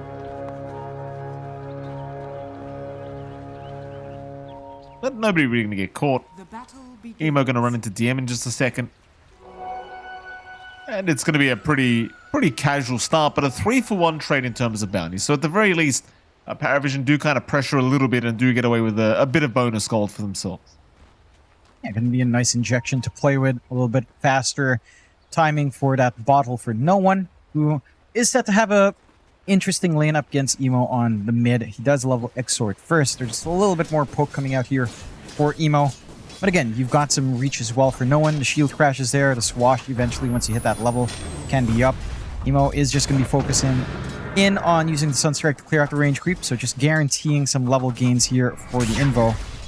And that can make it a little bit annoying for no one. Again, once you hit like maybe level 3, level 4 there on the Pango, it should stabilize. And rune control should be a tad bit easier for no one to find. Looking at the other lanes though, a little bit of a scuffle down bot already with Flatflight losing quite a fair bit of HP. They are getting relatively aggressive early on. I do like seeing that here from DM. Just playing with the initial Iron Shell, shoving out the creep wave, getting a pull back on top. You are going to get punished quite hard with the right-click hits of Ollie. He's going to go down first, but Boca able to secure first blood. Satanic, he did drain all the mana of Beyond just through right-clicks, but sadly did not have enough to keep it going. So first blood already being drawn here by the side of your Colt brothers, and it does go to Baboka Fly bottom lane. Almost getting sniped by a blood grenade from 9 class. He was agi-shifting all the way to 1 HP, but thankfully the blood grenade didn't actually connect. Playing on nice edge, and again, I appreciate how the side of Parry are playing. They're constantly pulling with DM, trying to get some free EXP. They're getting some decent spacing out for 9 class. He opts for the level 1 laser, just to trade with Ollie to ensure that he can't maximize that Astral Spirit right-click damage. And it is making it a little bit hard to utilize that advantage he would have on the Elder Titan with Mischance. The top lane is still a little bit of a rough time for Beyond. Every single time Metamorphosis is up, of course, you don't feel good on that Deuce. You don't have that good presence to isolate Satanic. Maybe by the time you hit like 3-4 on Baboka, it starts to simplify a bit. But there is enough poke here to ensure that Dusa just kind of has to hang back. A lot of damage by no one being dealt. Of course, no one can prove to be very aggressive here on this Pangolier against this Invoker. And no one not going to be able to quite finish off the kill, but is sending the message. Lane pretty quiet here. Of course, you're not going to see much action from Ollie and Flyfly because they're up against a Tinker and a Darkseid. You know, it's not the most fun kind of lane here for the Morphling to try and deal with. So, you know, Ollie going to try and pressure them away, but ultimately you're not going to be getting too much action down bottom, I don't think. Even top, you're looking at Baboka make a massive creep pull, just trying to avoid Ducalis meeting him halfway.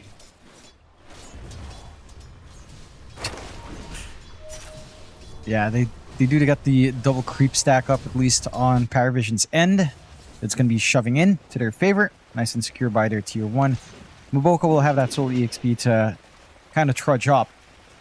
At the least, they do get Lotus Control there for Beyond, so he does have that safety net for himself on the Dusa. And that should be enough to provide that leeway for him to get that build up. It's still been a slow time for Beyond, though. 4 CS on the board. Way behind in comparison to even DM on that Darkseid at 14-1. There's a lot of work to be done here on the side of your Cult Brothers for their off lane. Just a rough start for Dusa. Oh, just barely no one. Unable to finish him off again. I mean, he just needed one more right click, but he's just out of spells, and with the Cold Snap applied to no one, he obviously didn't want to dive the tier 1 tower. You are going to have Baboka rotating over to try and be a little bit of a nuisance here against no one. In fact, Ollie's also here, but no one does have the Swashbuckle available. Tossed away is still going to be perfectly fine to walk out of there. In fact, 9 class and Ducalis were there on the supports just in case. Just wanting to try to deny away these Watt runes. Emo did get the double deny a while ago at the 2-minute mark. Still under pressure, but does have the double null, a little bit more stats to play with. Has the level 2 Quas for some HP region as well. It's not too much in dire straits. Again, you are still having a decent time overall in the lane for Paravision. Like this lane for Satanic's a freebie up top. Same thing goes for Flyfly. He is finding farm, but you're not really suppressing DM. Like we mentioned, like having a Tinker on hand. You can't really just run down that lane. And there is enough sustain and enough poke there to make it a little bit tough. You are still getting the big stacks out for 9 class. Ollie is at least blocking off one cap, but he doesn't fully block it. He doesn't commit for the body block, so that resource has built up.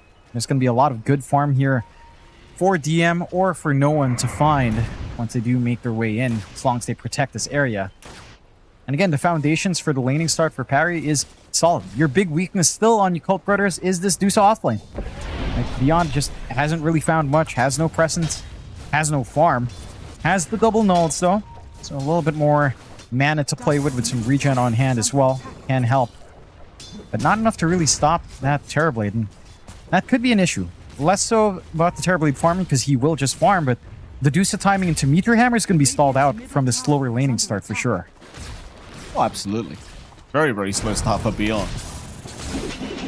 Satanic certainly looking for some revenge after that Game 1 experience. Still 1-0 here, John. 6 minutes in. Maybe we have some action during these power runes, but not even that. Baboka takes an illusion rune for himself. No one gets a little bit unlucky for himself on the Pango, as now Baboka looking to move in with an avalanche toss back. No one did just use his swashbuckle, so he might have to pop that Rolling Thunder to survive this. Chaos Meteor gonna land, and no one is actually gonna die. Baboka, quick thinking, seeing the swashbuckle was committed, just moves in for the easiest setup of his life. And he does. Might find a bonus here. Oh, they found a bonus here, Jonathan. 9 class, tossed up. Emo says thank you very much. Yeah.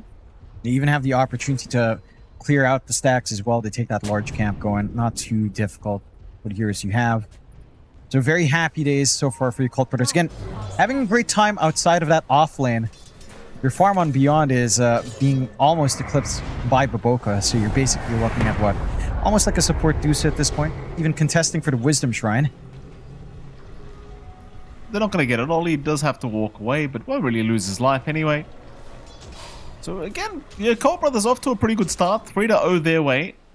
Net worth very slightly the way of Paravision. I'm pretty sure most of that gold is just on Satanic right now. He's been having a great old time on the TB. In fact, all cores on Paravision have had a pretty damn good time. No one really struggling in the farm department here for Paravision. So they are looking up at top lane to see if they can maybe look to force down this Beyond Medusa. They'll get the shackles off. Beyond still trying to walk away, running pretty low on mana, and no one is looking to cut him off to boot. But Beyond still proving to be a little bit too tanky as no one. Still trying to connect. But Beyond just going to go for a quick TP play and does make it out quite easily. They do at least get Ollie on the other side of the map though, as Flyfly still trying to fight here against DM, but does need to waveform out of there. Not the biggest pick off in the world. More than happy to find it though. A little bit of a gimme there for DM, who already does have that Vanguard up, so slowly building into that durability that we see from the Darkseers. A little bit of a rotation mid. They've had enough of Emo getting a free ride here. They have. They're going to try, but Provoker's there to back him up. No one is unable to get the Rolling Thunder in time, and now the Chaos Meteor to fall right on top of his head. No one is down again. To Carlos. Oh, at least he's got the chicken. At least he's a chicken, John. You can kill the shaman, but you can't kill the colonel. No. That you can't. 5-1 start now for your Cult Brothers, and again, such quick responses out. Such a telegraphed move onto Emo. And they're right on time. This Cold Snap's just ruining no one's gameplay. Right? Like, he's wanting to roll, he's wanting to try to bail out. All these micro stuns coming in, not doing him any favors. And now his timing to the defusal, it's also stalled out. He's at the point where Beyond isn't that far off from him. 600 gold away for the Dusa. Considering how badly Beyond's lane went, it's not a great sign for no one whatsoever. Their triangle's still constantly being contested as well by Ollie. Not even the free farm recovery here for DM to kind of scale up. Just constantly being poked away. Even a Sunstrike to try to take a creep off. Come on. Why not? Why not? You gotta do what you gotta do, John. So now a slight net worth lead the way of your Cult Brothers again. Just very, very slight. Less than 1k net worth lead, and it does keep bouncing between the two teams. Farm on these pos ones is pretty much on parity as well. Like Fly and Satanic are keeping up with each other pretty much exactly the whole time. So you kind of wonder which you'd prefer between the Morphling and the TB here. As Fly being harassed a little bit, but again, they really can't really hope to kill this Morphling like this. No. I think you would definitely prefer to be the Morphling for sure. Having access to Morph, not being constrained to that hard timer of Metamorphosis yourself is going to feel pretty liberating for Fly. The farming pace is maybe where you could argue about Terrorblade just being a little bit better with the illusions, but not an issue for Morphling with his mobility either. And again, when you're stalling the game out to be this slow, you're happy enough. You've got Dusa who's going to need to recover. Still a long road out for Beyond to hit that Meteor Hammer timing. You want to scale up on your Invoker as well, going for that Atos that we tend to see. So you're happy playing this game slow. On the side of your Cult Brothers as well. For Parry, I would say there's a little bit of pressure to hit this point where you are ready to play, right? Like, it kind of hinges more on DM and no one. Like this Diffusal Blade timing along with this full Halberd timing for DM. That's when you start to... That's when you need to get this ball rolling. It's a little bit difficult considering your initiation options, right? You don't have a highly mobile support. It's not like you're going to get a blink up anytime soon for Ducalis. But you will need to start to find some openings here. They've tried a couple of times in mid. Hasn't really panned out. Maybe when you get that Diffusal, you can start to consider jumping onto Beyond instead. You should, again, still be really squishy without even the Kaya up. He's getting room to try to farm up the stacks, but doesn't really have the damage at this point. Probably just going to be handed over to Fly or Emo at this point as well. But again, holding steady, 5-1, going into the 12-minute mark. Clumping up mid again, just a tad bit. They've tried this on Emo a couple times and it really has not panned out very nicely for Paravision.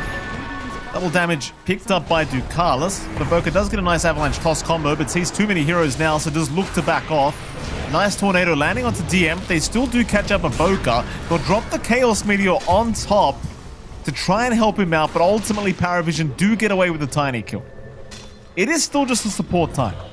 But Paravision, they're going to try and maybe turn this into a tier 1 tower take. Got to reach a little bit of a gambit and Ducalis, but they overstacked their stuns there on the side of the Cult Brothers. Not having a way of cancelling off that Shackle does provide that angle for a bit of a gimme kill as well. Mind you, you are getting a lot of space across the map. Again, there's no contest for Fly. You've got some breathing room now for Beyond on that top lane into the triangle. They've got room now to try to clear out those stacks. Kaya fully done. A recipe for the Meteor Hammer left. Only 200 gold to Beyond. And that's when the Stusa can be a massive nuisance, a massive pain. You've got some push potential that can come through. You've got that added durability from just having the Kaya component on hand. And for the side of Parry, I mean, you do also hit that timing. Full Halberd up, going for the pipe next on DM. They do have some play options here. You've got the Manta coming out for Satanic relatively soon, and the Diffusal for no one, who's had a really slow game, is finally flying out. So the damage is starting to pile in. Some of the ore is starting to pile on.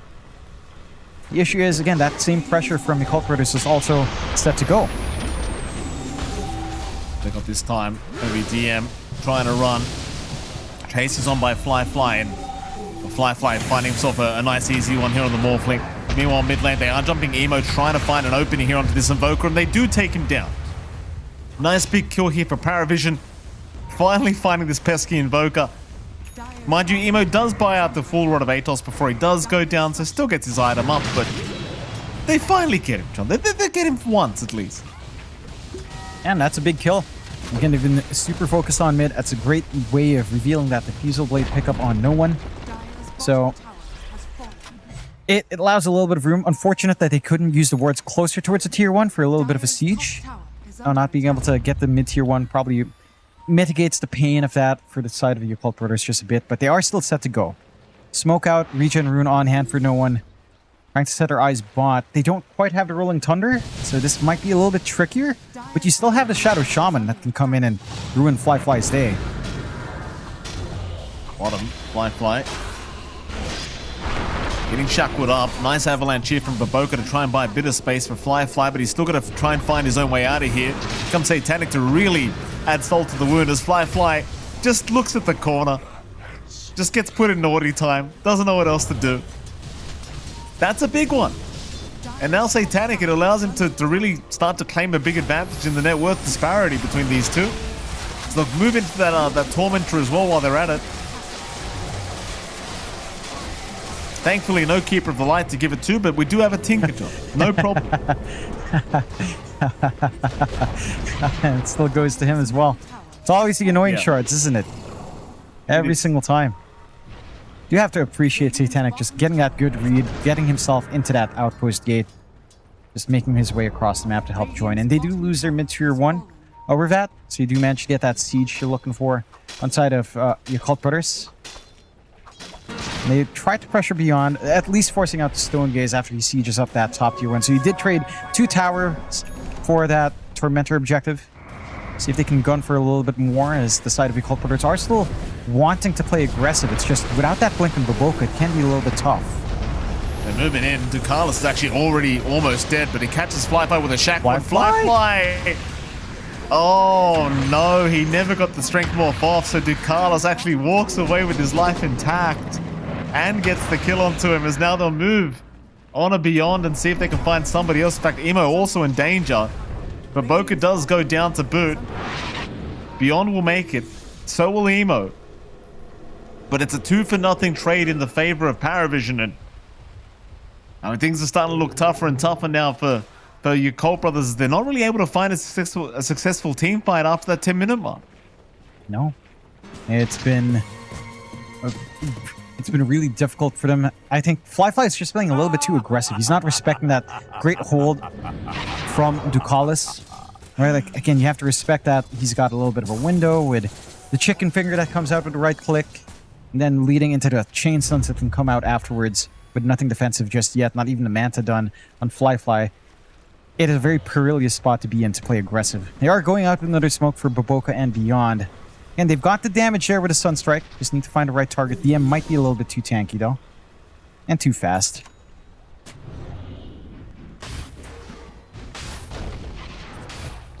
Still waiting here. Seems like they have a bit of a... Oh, they were watching Fly down at bottom, but it looks like he's just going to waveform north. Ducalis being a big thorn on the side of this Morphling this game. Satanic still having a lovely old time on the TB. The Cult Brothers kind of sitting back and just farming at this point because they understand they've kind of lost control of this game too. But Beyond eventually going to make his way back down to ensure that remains defended. Paravision in a pretty nice spot to just chill out for a little bit if they do want. 2-man smoke is committed. No one. He's going to move in with the shield rune now. Stomp out does catch at least 9 class, but that doesn't mean too much. Paravision looking to set up for this mid-tier 1 tower.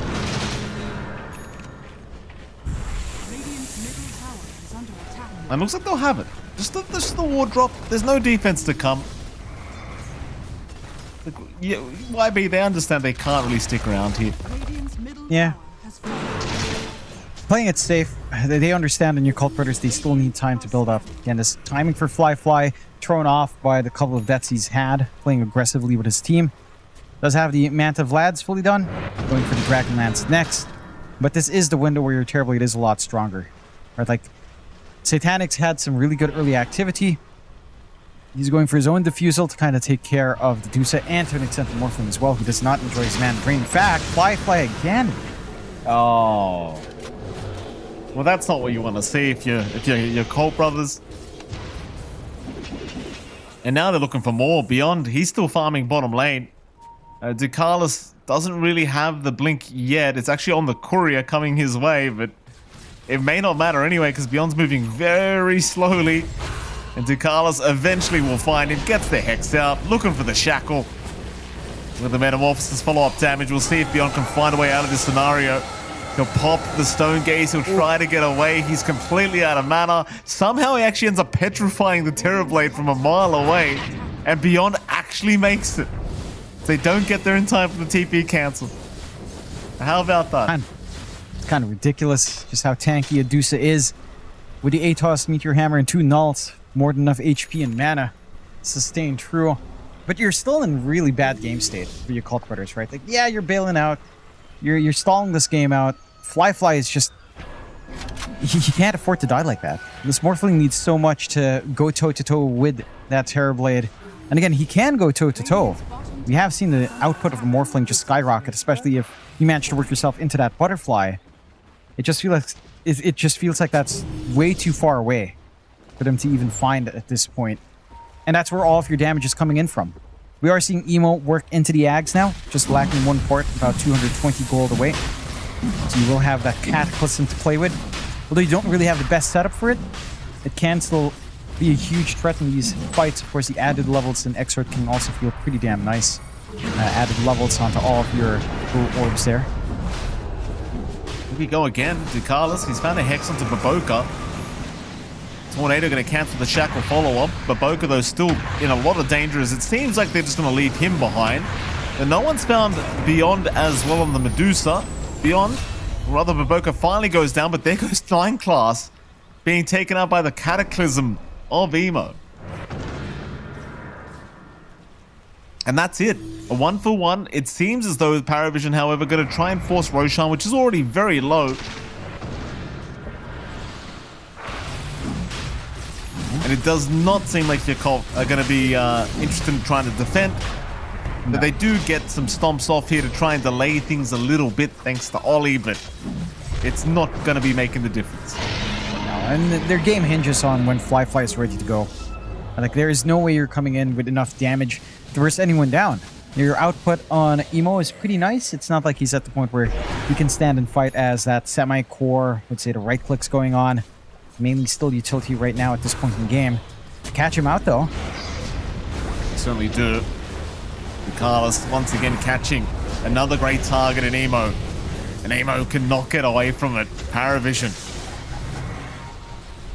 Now in complete control. Looking for that tier 2 bottom tower, and I imagine they have no problems taking this, John. I don't see a defense to come here from your Cult Brothers. They're all split up. It'll be a tier 2 tower for free, and well, at the very least, Paravision, they probably won't try for a tier 3 yet. That's the good news if you're Cult Brothers. Yeah, you're gonna have to wait for the next Metamorphosis to be up at this point. Less than half duration on this one. But you are shrinking that map, and it's a map that your Cult Brothers needs to have as wide as possible to sustain this farm they are desperately trying to find. Right, like, you don't have anything on Beyond outside of his utility. Emo is doing some good damage, but can't really stand up front yet. Fly is going back for the BKB, so there might be some damage issues again as this game goes on. They catch one at least. Certainly do. It's Fly is the problem, John. I don't know if it's at least here. Fly. Yeah, this is the guy you really can't afford to see dying like that. But Fly just in the middle of nowhere, dying once again to Paravision. No buyback, of course, on the Morphling, and yeah, you really can't afford this any longer. Like, Satanic's pulled ahead way too much now in front of the Morphling. And of course, he is now starting to approach that Skadi timing, which is when it starts to feel really impossible for Morph to fight back against TB. And it does. I think the Cult Brothers were just trying to kill off 9 class. They were the ones being aggressive. Fly did have his supports around. He had the Boba. They just don't have the damage. And he's stuck with Manta Dragonlance. There's no output there. With that Vlad's going into BKB, there's not going to be output for a while. And have to be cautious. They are smoked up, maybe here.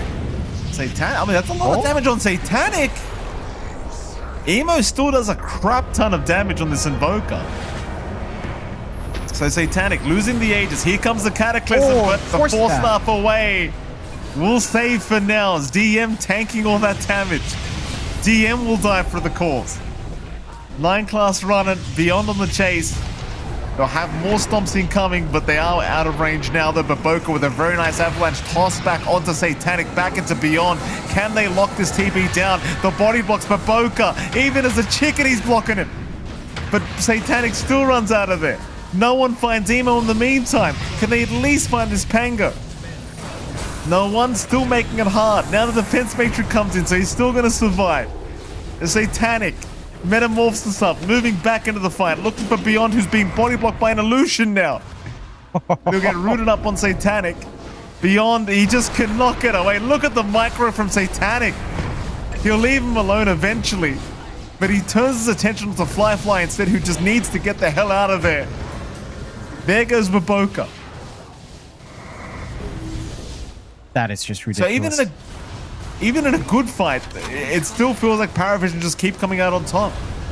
I mean, their small plays are just so insanely impactful. That Force Staff coming out from 9 class to save Satanic. Satanic turning back with his Hurricane Pike to save 9 class, stalling that fight into the ramp area by the dire side tier 1, completely away from any area of control for the side of the Occult Brothers. It's just such a big challenge, and you don't have the best damage output. I mean, they kind of blew out their salvo on that first life of Satanic. Second life, to bank on that Cataclysm, just not enough. And again, just great movement out. 9 class on point, gets that first Force Staff usage, then gets Force Staff by Satanic when they try to chase down afterwards. And they were doing a lot of good things on the Occult Brothers as well. The blocks from Baboka were nice. Just where's the damage coming in?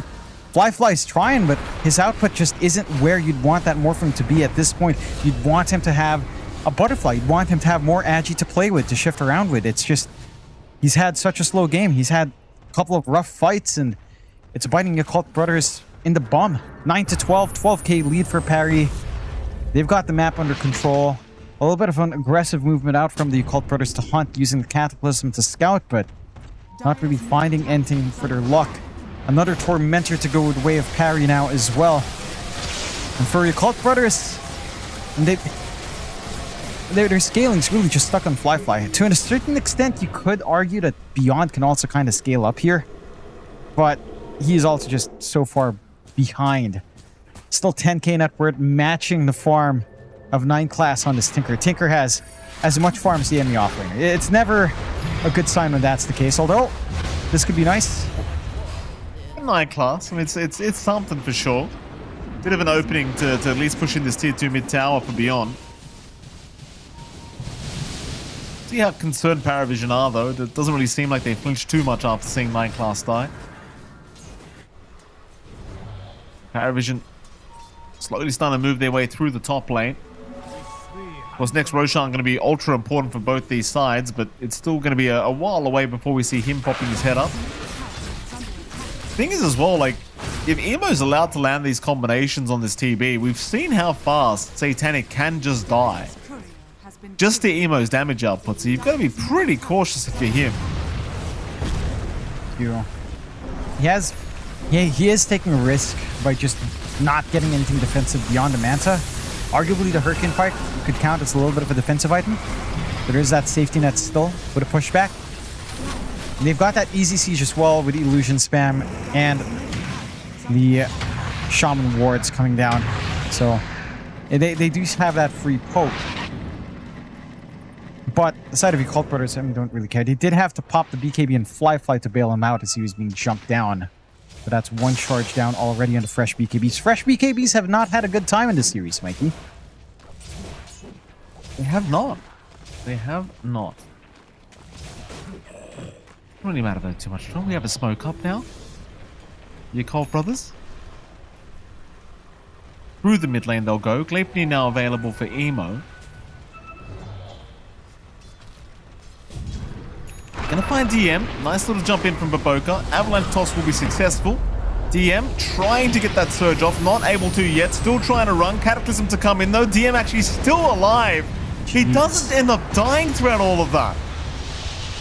So he walks out of there scot-free. Paravision, they have to expend maybe a Metamorphosis, but that's about it. Wall was dropped, but who the hell cares about that? And ultimately, nobody dies. Here we go again. No one's jumped in now. Trying to find himself a target. He'll move on to Ollie.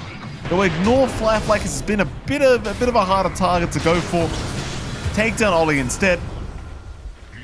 You got the Otter Titan down now for 30 seconds. Maybe they can hope for a really quick Roshan respawn. Maybe even a T2 mid tower. And they have a lot of room in what they'd want to do. The big threat of Cataclysm is gone. It's a pretty damn long cooldown to have to expend here for Emo. And it is a lot of their damage early on. It's very concerning that you can't even blow up DM. To be fair, DM didn't have any other heroes next to him to get additional chances for Sunstrikes to stagger on top of each other. So maybe not the best circumstance to try to go for the solo play, but it's the only one they have here on side of the Cult Brothers so far. They are reliant on just looking for that quick pick off.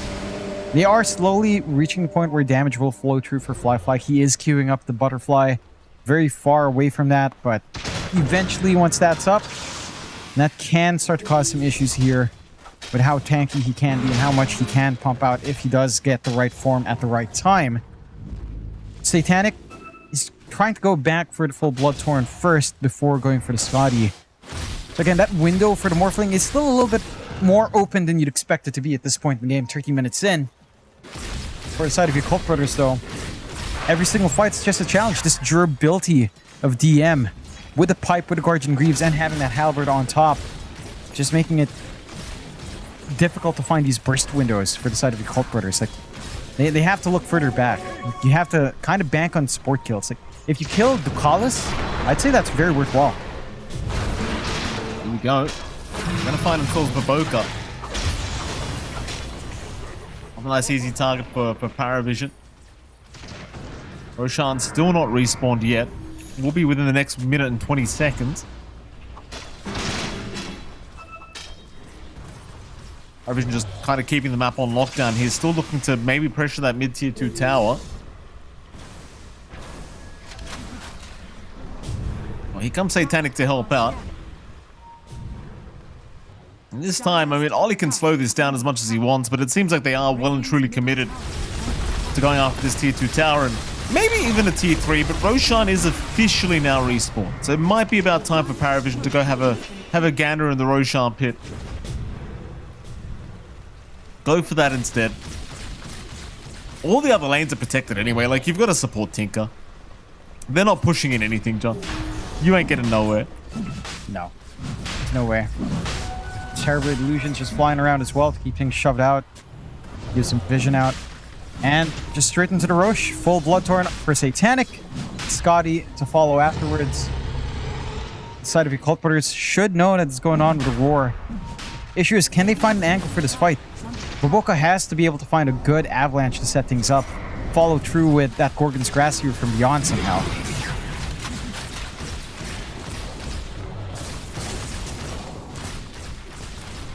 Our vision.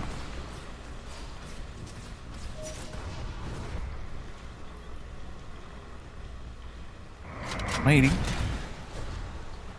I mean, the Roshan attempt was very slow, but it was only Satanic that was moving in. Your Cult Brothers not moving an inch either. They're just holding that Radiant jungle. The Paravision may be looking to try and set up for a fight before the pit. Bring 9 class in with them. I don't see a smoke on anyone though, so it's a bit awkward for them to try and wrap around. At least for Paravision. Seems like it might be the same kind of affair here for your Cult Brothers, just nobody's holding a smoke.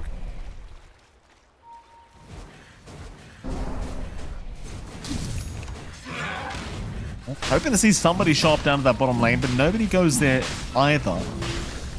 Flyfly just sending some illusions in.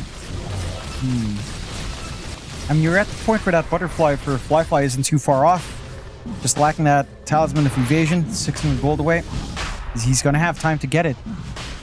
Again, you didn't opt for the Scotty early on Satanic. You did bank on Bloodthorn, maybe trying to punish some lack of defensive items up here. You're going for that long wrap on the smoke now for Parry. He's still hugging the Roche here on your Cult Brothers. No one to really find to pick off unless they divert all the way up top to Emo, but a long line drawn. Want to get the rear flank through the bottom part of that bot jungle. Could be devastating here. Could be. This spot out Ollie would be a nice kill to get, because it would ensure they can just go for Roshan much easier without dealing with these echo stomps. But a nice toss back here from Baboka. Has already found Ducalis, but they can't finish him off. And now the back wall landed on 3 targets, and they are just melting on your Cult Brothers. Flyfly, Ollie, and Baboka all just deleted in an instant. Now they're going to find another. Beyond also caught out. Beyond nowhere to go but down. And hell, screw Roshan, John. Maybe it's just time for high ground. Yeah. We still got a decent chunk of that metamorphosis ready. No buyback for Fly as he did buy out the full butterfly. Less than a minute without your morph. Not confused here. For the side of the Cult Brothers, you are getting a decent job of Emo just shoving up top. So stalling out at least. But they're going to have this access point mid. There's not much you can do. Mind you, this is where the defense of Cult Brothers can be quite nice. There is Avalanche Toss. There's these toss back potentials from Baboka as he respawns up. You do have that BKB for Emo. The issue has been finding these angles. You need to find a way to catch them out here. Sure do. Cataclysm. Oh, it's a lot of damage being dealt. Maybe no one will burn out, and he does. It's the thing, like the damage isn't lacking. The issue is how you're going to land that damage. As they're jumping in now into 9 class, but here comes Ducalis to try and back him up. Baboka's been caught. Vac is onto 3. Satanic, though, does not have meta to play with, so they will kill Baboka anyway. Fly's trying to move in to find something for his team. His 9 class does look like he's going to get left behind, but gets a Ghost Scepter off before he does die. And Ducalis will also drop. So they get away with 1 lane of barracks. They get away with an extra range barracks. But they do end up getting a few kills on the way out. Yeah, it's a decent enough hold from the side of the Occult Brothers, and that's going to set them up nicely. Because Roche was left, they have this big objective to help them out here. Give that coverage for Fly. Considering that, again, he bought out. He's 1,200 away from full buyback. He's going to have the safety net now with a secondary life and a Roche banner if they can somehow sneak their way up. BM, though, just trying to be a nuisance with that back wall. Doesn't manage to get the big one and the timing right. So it will still go the way of the Occult Brothers. Maybe a little bit hasty there for parry. If you went for Roche first, you wouldn't be in the circumstance. 2 lives is... It's maybe not amazing for Satanic considering he's a transformation hero. But it can still at least make the Occult Brothers think twice. Now, they are set to get some damage in. Like you mentioned, the issue was getting the position to get the damage out. Now it's a lot easier when you've got that damage in your Morphling. You can rely on the right clicks to pierce through. You don't need to worry too much about having to nail this big control with the Grasp, having to nail it with the Gleipnir, the Avalanche Toss, the Stomp, the setup. Your Morphling can clean up if that combination with the Invoker doesn't line up. The issue is your Morphling is a little bit glassy, right? Like, the moment that Blink Hex comes in from Ducalis, you're just dead. You don't have anything like Linken's. You have to be able to react quick enough from Vision alone. Tormentor is taken out by the side of Parry Vision, and they will get a ton of gold each. And that bonus with all of them already having a shard. Just widening that net worth lead up at 17k right now. The Occult Brothers, though, again, you can't count them out, but it does feel like they need to take that kind of fight twice over here, Mike, to equalize the game and hope for an opening. Oh, here we go again. Yeah, they've got him again, John. At least he has the Aegis. Rolling Thunder, though, perfect from no one. Beautiful timing. Fly at least getting the BKB off. Can try to fight, but where's he going? Ducalis is the target. They'll at least get the Shaman first. Cataclysm committed, not really connecting on too much. Baboka, though, jumping in with an Avalanche Toss, finding DM, but he gets the back wall off in time. Fly now, actually just getting taken up by his own illusion. Needs some help. Fly's running, but it's not quick enough. Satanic's got him again. He's got at least buyback available. DM looking for more targets. Going to punch back the Medusa. Beyond will be going down to boot. Both heroes have buyback, but now Ollie in danger. Ollie to go down as well. It's a nightmare hold now. The side of the Occult Brothers. At least Metamorphosis does fade away, but Demon Zeal is still available here. You don't have that combo lined up. Oh, what? Oh, is there. Looks like they are going to make... Oh, Satanic! Stay and Night Glass. They're both down. Emo. Once again. Having all the damage in the world on this Invoker. Ends up holding onto this high ground. That was a little bit insane from Emo. Walks up BKBs. Had the refreshed right on time. And they get some good punishment. They get a little bit over eager on parry. Maybe not expecting that last minute refresh orb out from Emo. They managed to stall out and allow the buyout for Fly. Does finish up the Hurricane Pike. A little bit more value from the Dragonlance slot. Some ways of trying to bail out. I'm a bit surprised he's not opting for the Shard. It does feel like if he manages to attribute shift when he's stunned up, could be enough time for him to actually stay alive, get the BKB off, try to play back, and get some hits in.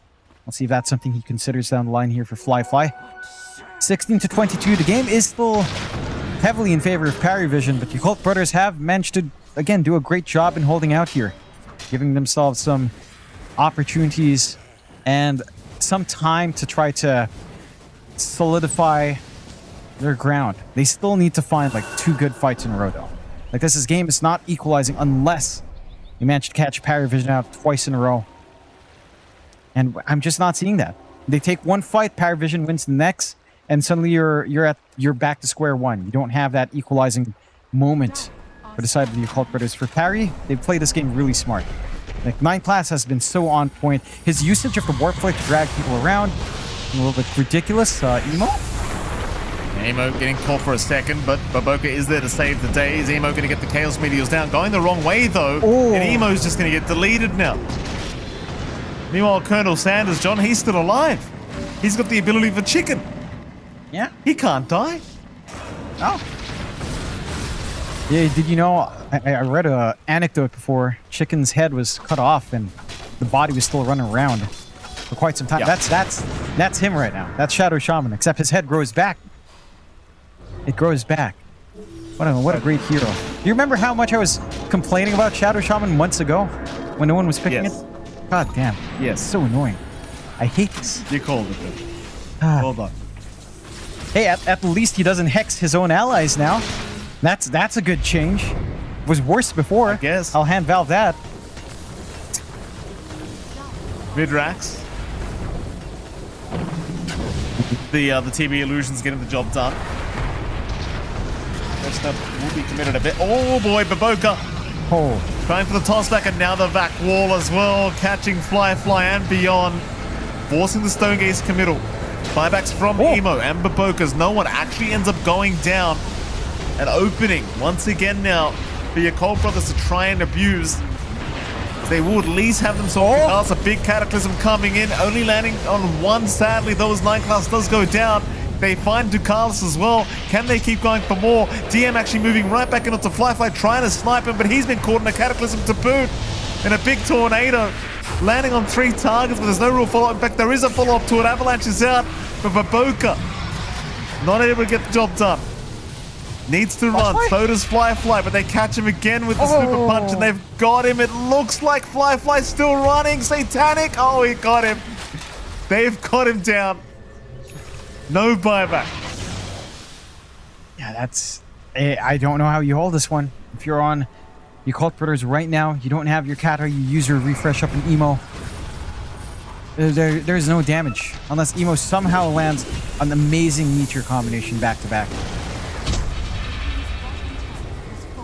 Make it hard as humanly possible here beyond just holding high ground slowly but surely, but it really does feel like all the way to the world here is onto Emo.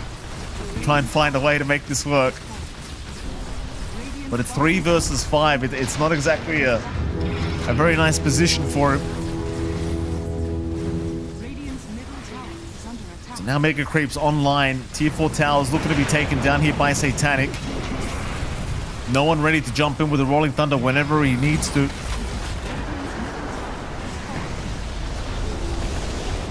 They're just trying to buy more time for Fly to be back up. Ancient those under siege. They've got to go soon. Like, you've only got a little bit more time left. They're going to try now. Cataclysm and Chaos Meteors being dropped, but they're not really connecting. The 4 staffs will pay off. No one in the meantime just holding everyone else back with the Rolling Thunder. If they do toss back at least DM. DM will die to the fountain. They'll look for more now. Onto Satanic they'll go. Problem is Baboka has already died. There'll be no real toss back here from the TB. Beyond will scare them off with the Stone Gaze, but now that that's over, nothing to be afraid of apart from maybe Fly who's making his way up. They still want that Ancient here. Satanic, he hasn't backed up, but Fly, he's looking to move in and try for this. Satanic though being forced up out by 9 class will be okay. as they look to move in once again. The vac wall has been dropped onto 2 targets. Ducalis, he's going to be picking up Ollie here as Ducalis might finally die on the Shaman. Satanic though, moving back in, will look to be on, but Satanic's dropping low. He's got to watch out for Fly, who's chasing him down. Oh, the Thunder! Fly! Oh, he could have finished the job. He could have finished the job. Oh, that's it. GG's called. They've got nothing left in the tank.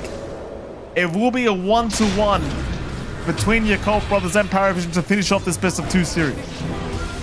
Yeah, I mean, if you're your Cult Brothers, getting even that first game, I think is already quite the feat, considering how far ahead Paravision has felt in the year, how consistent they have been. But for Paravision coming into this game too, I mean, they had everything they could possibly ask for.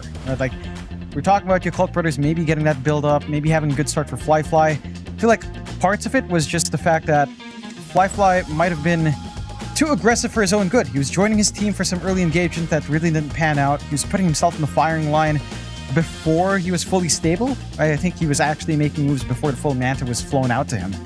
That did cost him quite a fair bit. Parry, make use of that early momentum. Again, very calculated game, not that much action early on, but they get the ball rolling. The one highlight for your Cult Brothers was Emo. I think this guy really delivered on that Invoker. He was really doing the brunt of the work, especially while they were waiting for Fly to get that farm up. It was just too little too late by the time that Morphling was ready.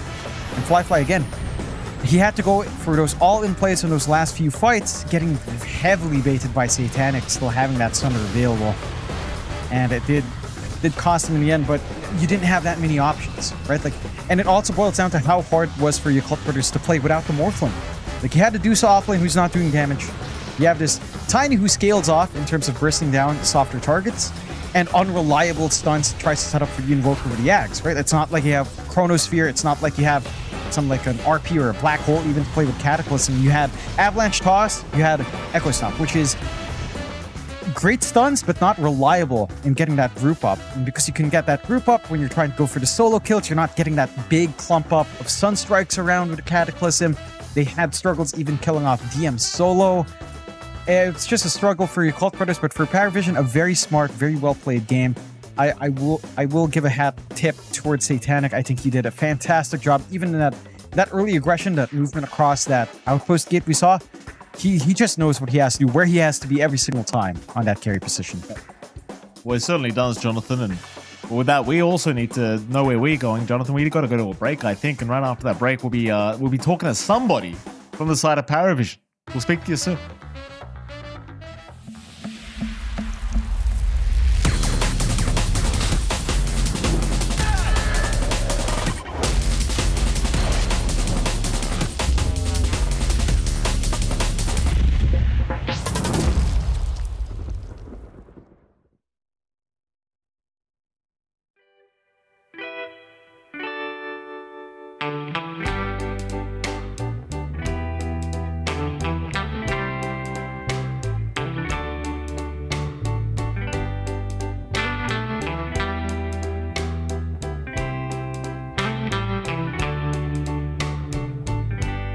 Sometimes I'll be foolish. Sometimes I know I get mad. Sometimes I'll say the wrong thing to you that makes you feel sad. But one thing is true in all that we've been through. You've never stopped loving me, no matter what I do. So let me say, yeah, that every day I try to find the words from my heart to say thank you. 'Cause you take me as I am.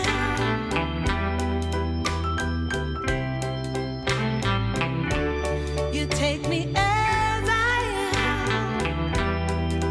Oh, baby.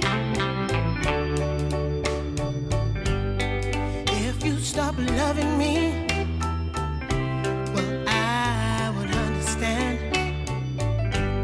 But I won't take you for granted, no, no. When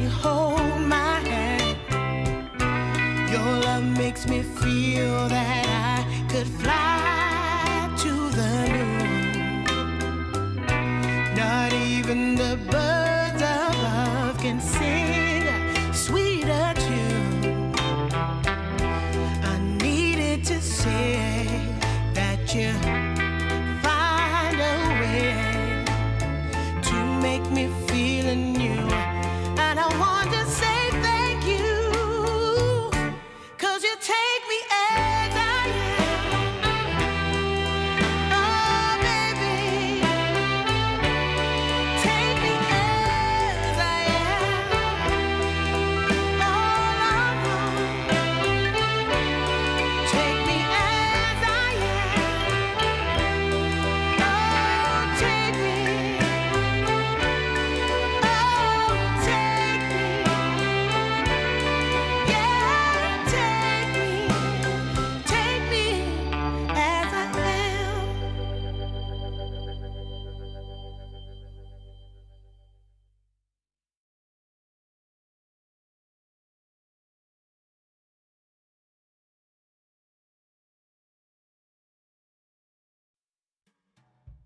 Welcome back, ladies and gentlemen. We are, of course, back after a great best of two series between Paravision and the Cole brothers. And Jonathan, we end up in a draw once again here between these two sides.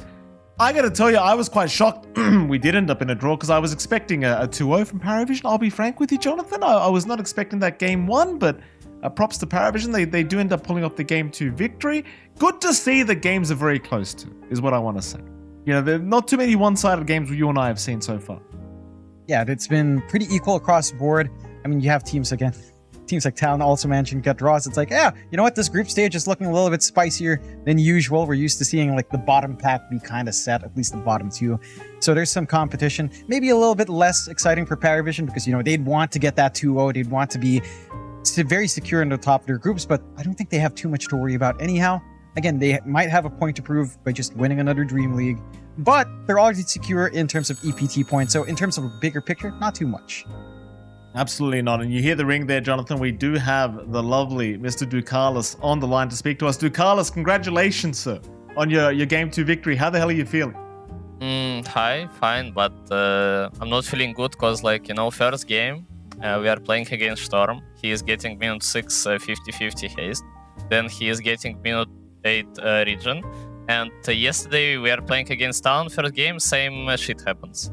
So I don't know. For me, it's unfair. Like, I don't believe, you know, like, it's actually, you know, fine. I don't believe it's okay. It's like, I know, some retarded RNG. Absolutely. That's one way to come into it. While we're talking about Storm, what do you think about this Storm coddle crap? Do you think it's the most broken thing you've ever seen? I think it's like good combo. I mean, maybe our heroes was not the best, and I mean, I don't like his build. He bought some really bad items, but still, like, game was in such a good position for them, so they could win. I think we could come back first game, but it's like, for me, it felt prison game because I'm playing AA, there is nothing happening, and I have like 4k damage. So yeah. Oh, fair enough. Ducalis, I gotta ask you about the thing in the background, the Hezbollah, the monument you've got there. Where'd you get that? How'd you even get your hands on something like that? It's my friend bought it like 3 years ago. Then it moved to Duracio when he was in Serbia, and now I have it. So yeah, I'm just keeper of it. Amazing. Thank you. Go on, John. All right, I'm curious, Ducalis. Coming into this one, you guys have had an amazing year in the EPT cycle. You guys have had some really strong highs. Some moments where it's a little bit more shaky, but not too bad for your team. Like, you guys are very secure in your position for the EWC. What's the drive to play here in DreamLeague? What's your motivation? What's your goal for DreamLeague? Seeing that your EPT is very secure here.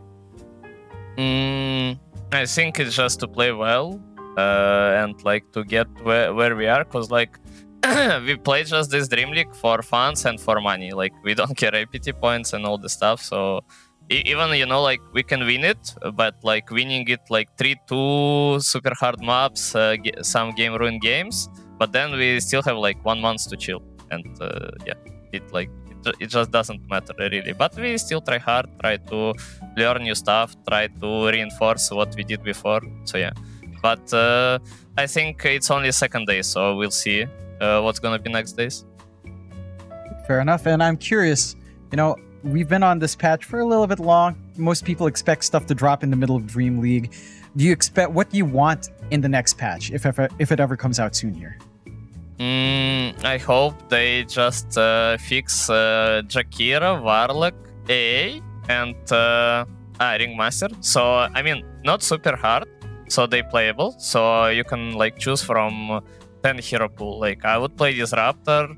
I don't know, even Silencer can work. Just these heroes, I don't think is strong. Yeah. All right, thank you, Ducalis. Well, Ducalis, congratulations on your Game 2 victory, and thank you for coming to speak to us. We can't wait to watch you again.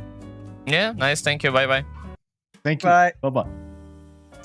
Well, there you have it, John X5. My head was still absolutely massive in the middle of you two there, but, I got through the interview. I tried my absolute best there, Jonathan, asking the same question I ask every single time. I don't know if people pick up on the fact that I ask literally the same question to every single player. I don't know why they look so nervous every time they come into an interview with us, John. It's literally the same question every time. It can't be that hard, guys. I've literally given you the script.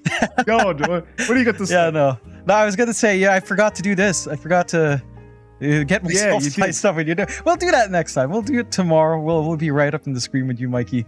But yeah, it's yeah, I'm your side now. We're good, and it's always nice to hear from Ducalis. I think rather interesting that he just wants certain heroes nerfed, and he didn't mention Mr. Chicken Man, Shadow Shaman. I think that hero definitely deserves a little bit of a touchdown, as too much fried chicken is annoying me, and it's annoying everyone else as well. But I like that attitude coming out from Ducalis. He said, we don't care, we're just playing, we're playing for the fans, we know we don't care about the points, we don't care about any of that when we come in, we just try to do our best, and their best has carried them through quite a fair bit this year. We'll see if, and like you said, it's day 2, it's early days, by the end, we're halfway through groups technically, but there's still some more time to see where they stand. Who knows what happens? And yeah, at least getting the draw. Again, a bunch of draws. No 0-2 loss so far for Paravision, which is good news, but the draws maybe subverting expectations a little bit for what everyone had here for Paravision. Yes, absolutely. Well, Jonathan, you didn't give me much of a good thing to close on here, John. I was trying to find a segue to talk about how great our new casters are coming up. We've got Lyrical and Trent, Jonathan, some real professionals. Finally, you and I are gone. So don't go anywhere. We're going to head to a break, and right after that break, we'll be back with our next series between Nigma and OG Laden. We'll see you soon.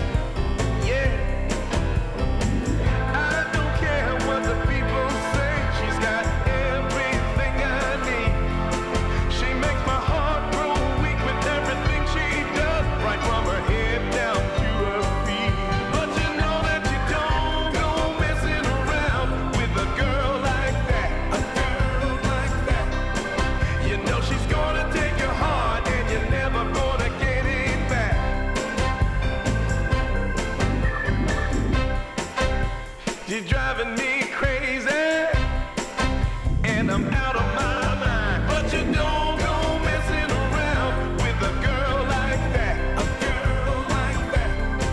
You know she's gonna take your heart, and you're never gonna get it back. So don't go messing with a girl like that.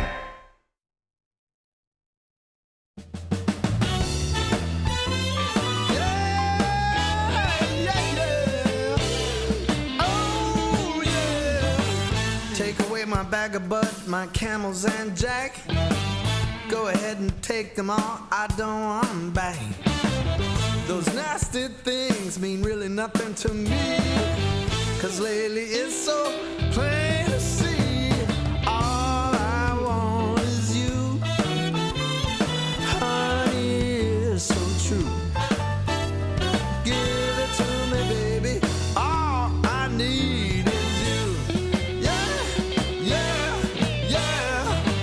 Come on, you can take away my mint Cadillac. Take my Harley too, I don't need them back. I got an engine, Lord, it runs so right. As long as I get your loving each night. All I want is you, honey, it's so true. Give it to me, baby, all I need is you. Yeah. In the morning, well, early in the morning, late in the evening, round around noontime, round about noontime, baby, 24/7. Give it to me, baby, all I need is you.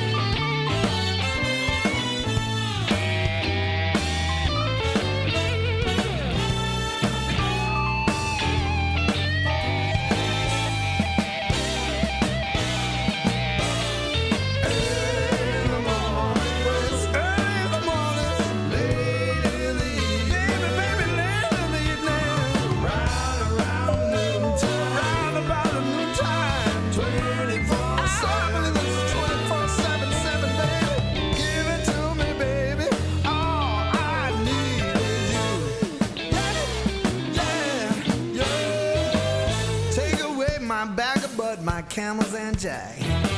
Go ahead and take them all, I don't want them back. The only thing I could ever really miss is what I feel when I get your kiss. All I want is you, honey, it's so true. Give it to me, baby, all I need is you.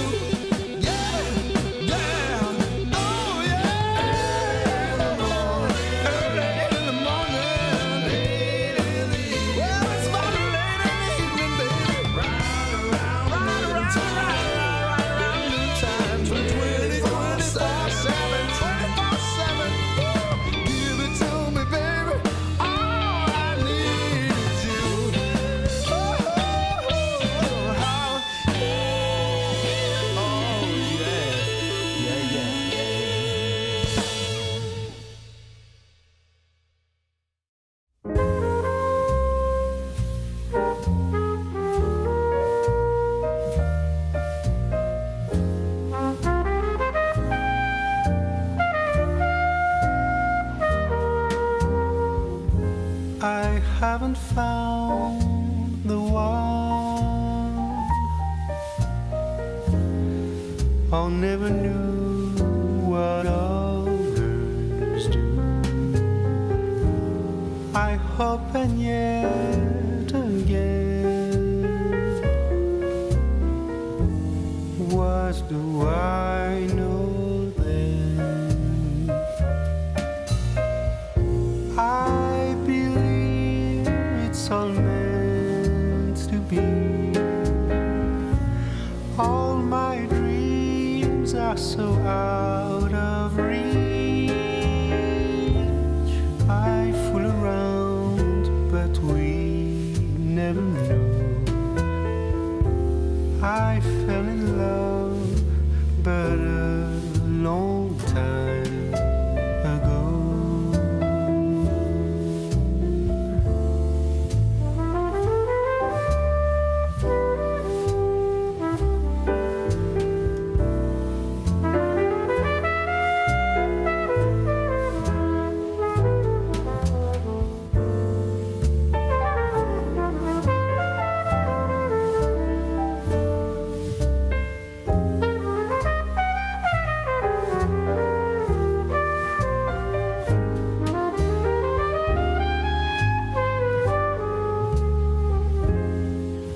I sing the same old song,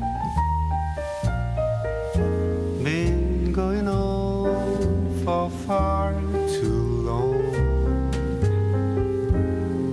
I hope and yet again, what do I know then? I believe we're all meant to be. All my dreams are so out of reach. I fool around, but we never know. I fell in love, but a long time ago.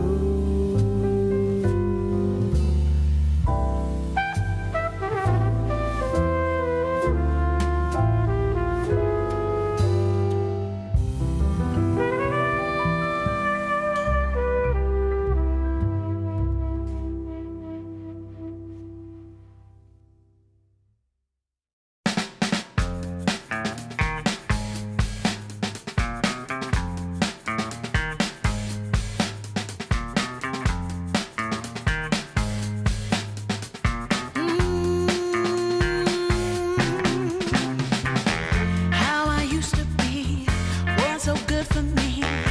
In my mind all the time, no one I could turn to. Now that I can see your love has set me free. You came along, made me strong. I've waited such a long time, and I just can't believe in this new love I have found. Yeah, don't want it to stop when you know you got a good thing that makes me feel fine. Ooh, wherever it leads me, you know it's all fine. I never thought that this could sweep me off the ground. Oh, I don't want it to stop when it's feeling this good.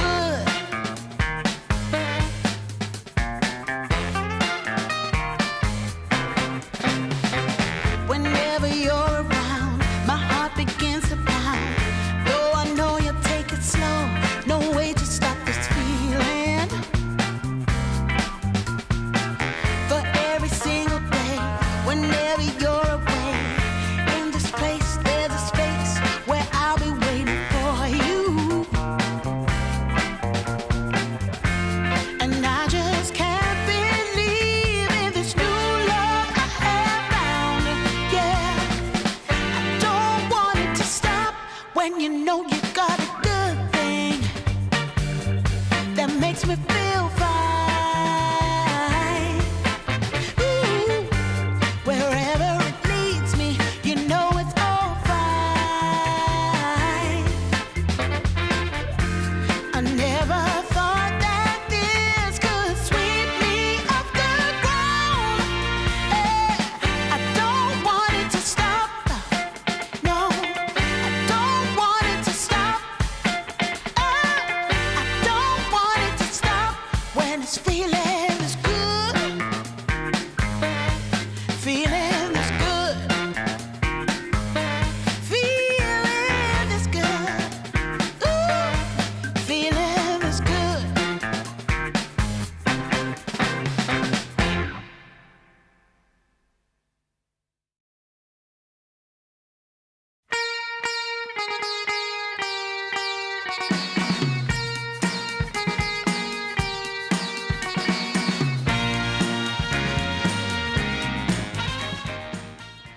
DreamLeague Season 26 is brought to you in part by DHL, 1xBet, and Anthros.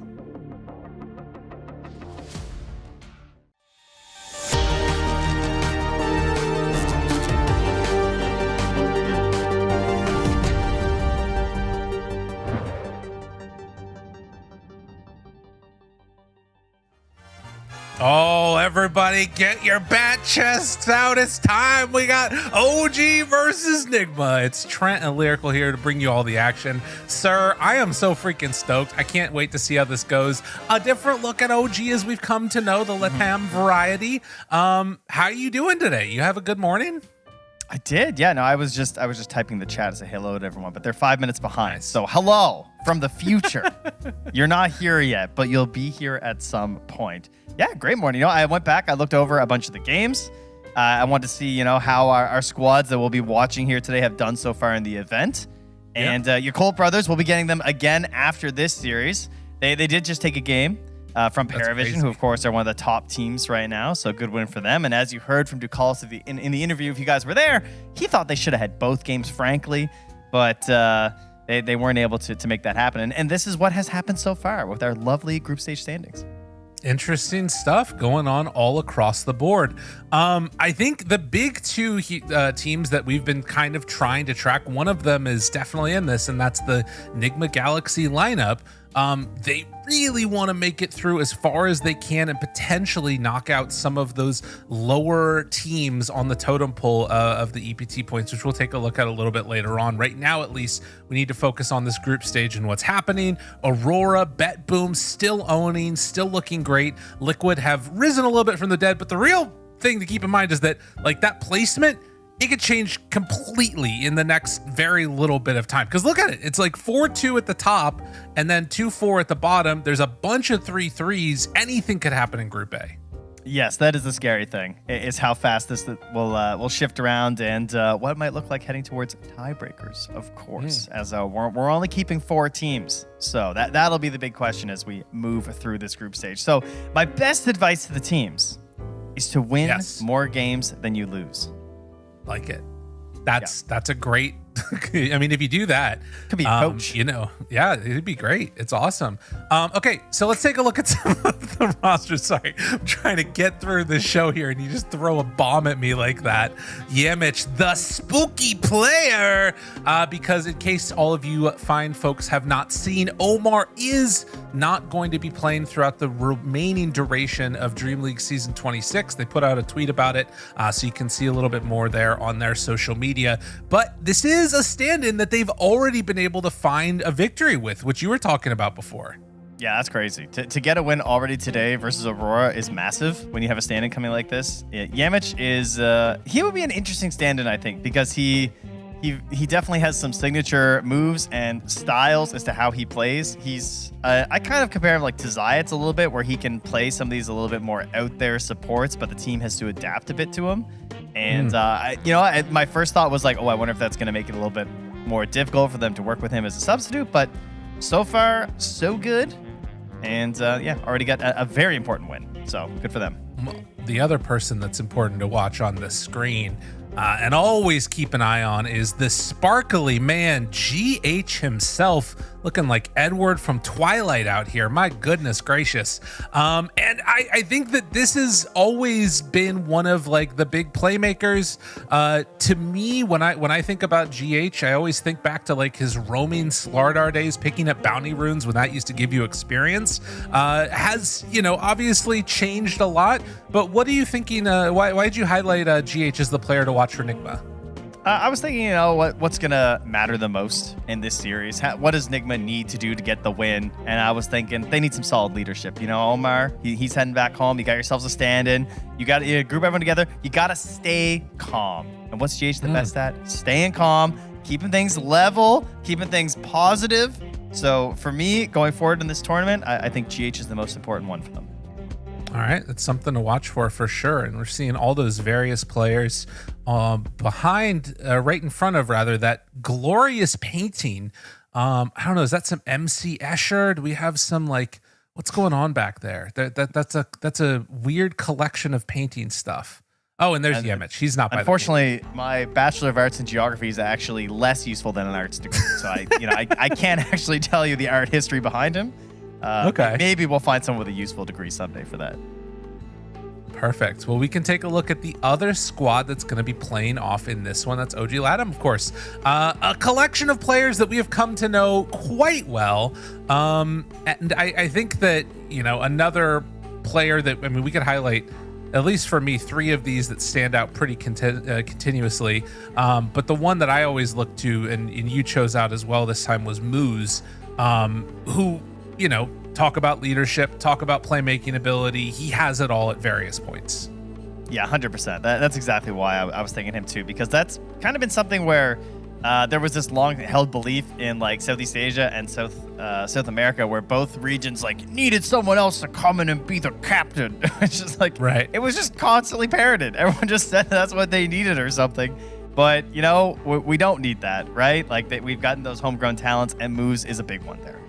He's someone who's just been playing for a long time. He, admittedly, I was also still thinking about GH, and I was thinking, Moose reminds me a lot about GH whenever I end up talking to Moose. He's very calm. He's a nice, stable force in your team. Like, I feel like he's ready to kind of like keep everyone on the same page. He's a pretty relaxed guy and just like doesn't get too heated, but he brings that right kind of energy to keep the team moving forward here. And they were struggling a little bit, OG Latam. But, it's time to, again, we know that the group's very close, so it's certainly not too late to turn things around. Well, and I think that at various times when Moose was playing, position 4, he could also, like GH, be that guy that would step up and win you a game sometimes. I feel like we see that less from him now that he's in the 5 role. But, depending upon what hero you get, we've seen how greedy these drafts have become over the duration of this Dream League. It feels like that could be something to watch for. Does he end up getting a bunch of farm on some Ringmaster or something and just popping off? It's definitely a possibility. So we'll be looking forward to watching that.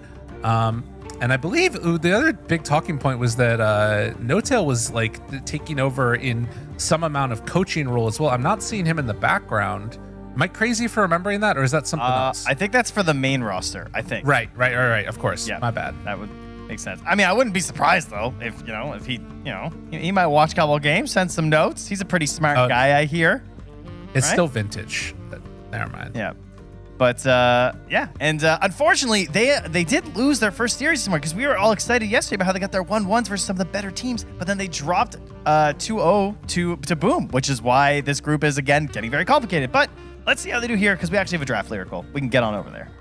Let's do it. Draft for game number 1. And already we've got the Bristleback Beastmaster IO ban, along with the Morphling Sand King and the Abaddon. I was trying to look through to see if we've actually seen that many IO picks. I can tell you we have not. No, we have definitely not. I was looking through a lot of the games this morning, just seeing what's going on in the tournament. So far, IO is an unplayed hero at this tournament, and the only bans I've seen, at least going through the replays, are just specifically Enigma. Everyone is still scared of this. Okay. They don't want to see it happen. In their recent tournaments, they've been going back towards the IO. They're picking up some wins. And if it's left in the pool, they will pick it. So it's a very, very much a big vote of respect from teams, because no one else is playing IO right now at all. Makes sense. It's fair enough. Okay, well, after the first round of bunch of bans, we also get the AA. I got to keep in mind the Darkseer is started to look very good. It currently has the highest win rate of any hero, with like at least, how many games? You have to go down to like at least 6 games played. It has the highest win rate. The next one is like the Ember out of mid.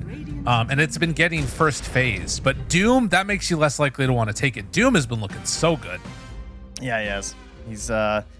He just looks stable on his own, and then he creates all these problems for specific heroes, of course. So, it can really ruin some of your other ideas later on in the draft. The one downside is that he's not necessarily considered super flexible into the support role, but we do have the flex between the 1 and the 3, which is great. However, Yamich has played a decent amount of Doom, if I'm not mistaken. So, I'll throw it out there. It could happen. Yeah. But more than likely, it's just going to be our position 1 or 3. Okay.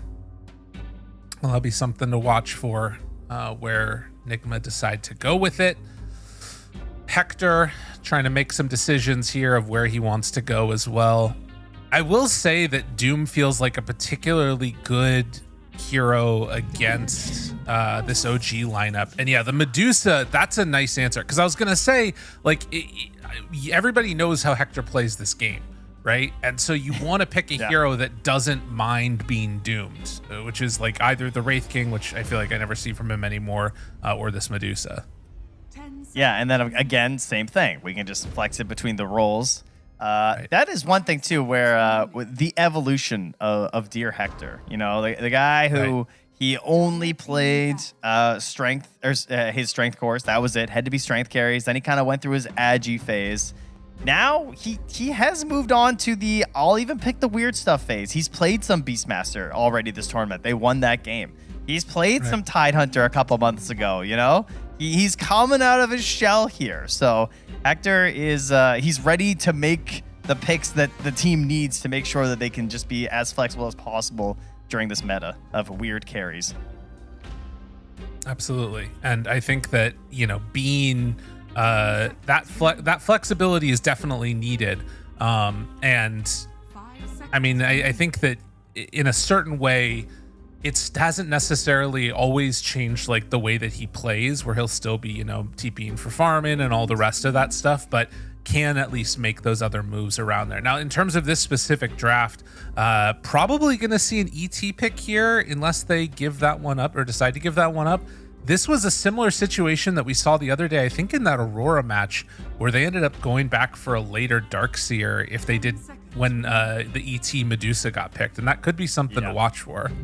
And you know, I mean, they're gonna leave it. You know, Nigma's picking ET. Like GH5, I would be very surprised if he doesn't want to pick an ET here. Silencer's a decent coverage, I guess, for parts of the engagement, but Silencer tends to lend himself better to these offensive plays, like Storm Spirit zipping in, Bat Rider jumping in. That's where you really see the good shine of a Global Silence. It's not like reactive defensive Global Silence to people jumping on your Medusa necessarily. So Smail's just gone. He's out of there. And yeah, immediately they go for the ET. So we talked about this a lot yesterday, but Elder Titan versus Medusa, you're often seeing these Medusa teams take the Elder Titan to put on her own team because they pair nicely together. They cover areas. It's hard to fight into a Medusa when she's being covered by the Sleep, the Stomp, and the Earth Splitter. But on the opposite side, Elder Titan can put her to sleep, and she stays asleep because she's not taking enough damage to wake up. So she's just snoozing. It's like when you just can't get somebody up and out of bed, that's the problem when you're playing against the old Elder Titan as Medusa. I hear you, man. It's fair enough. Yeah, and I think that the plus side, I'm thinking about like the way that these fights could go later on. And I hear you that like you don't necessarily want the reactive global to be the answer, but if OG decide to take here something like that Storm Spirit to pair together with it, you can like maybe bait the Medusa, and then as soon as you see that Stomp come out, global at that point, and then you zip on the backline because you might have more of an idea where that ET is and then jump him there. You know, there are some types of plays that could come around, and when you're playing these Medusa lineups, it tends to try to be like slower, big engagements that can sometimes determine the outcome of the game, but we'll see. Yeah, I definitely like a aggressive jumper for sure for mid with this setup they have right now. And I guess a lot of it comes back to where we want to put this Dusa too. Right. Well, based upon what I was saying, do you agree that this is likely the Hector Medusa, or do you think there is still that flex potential?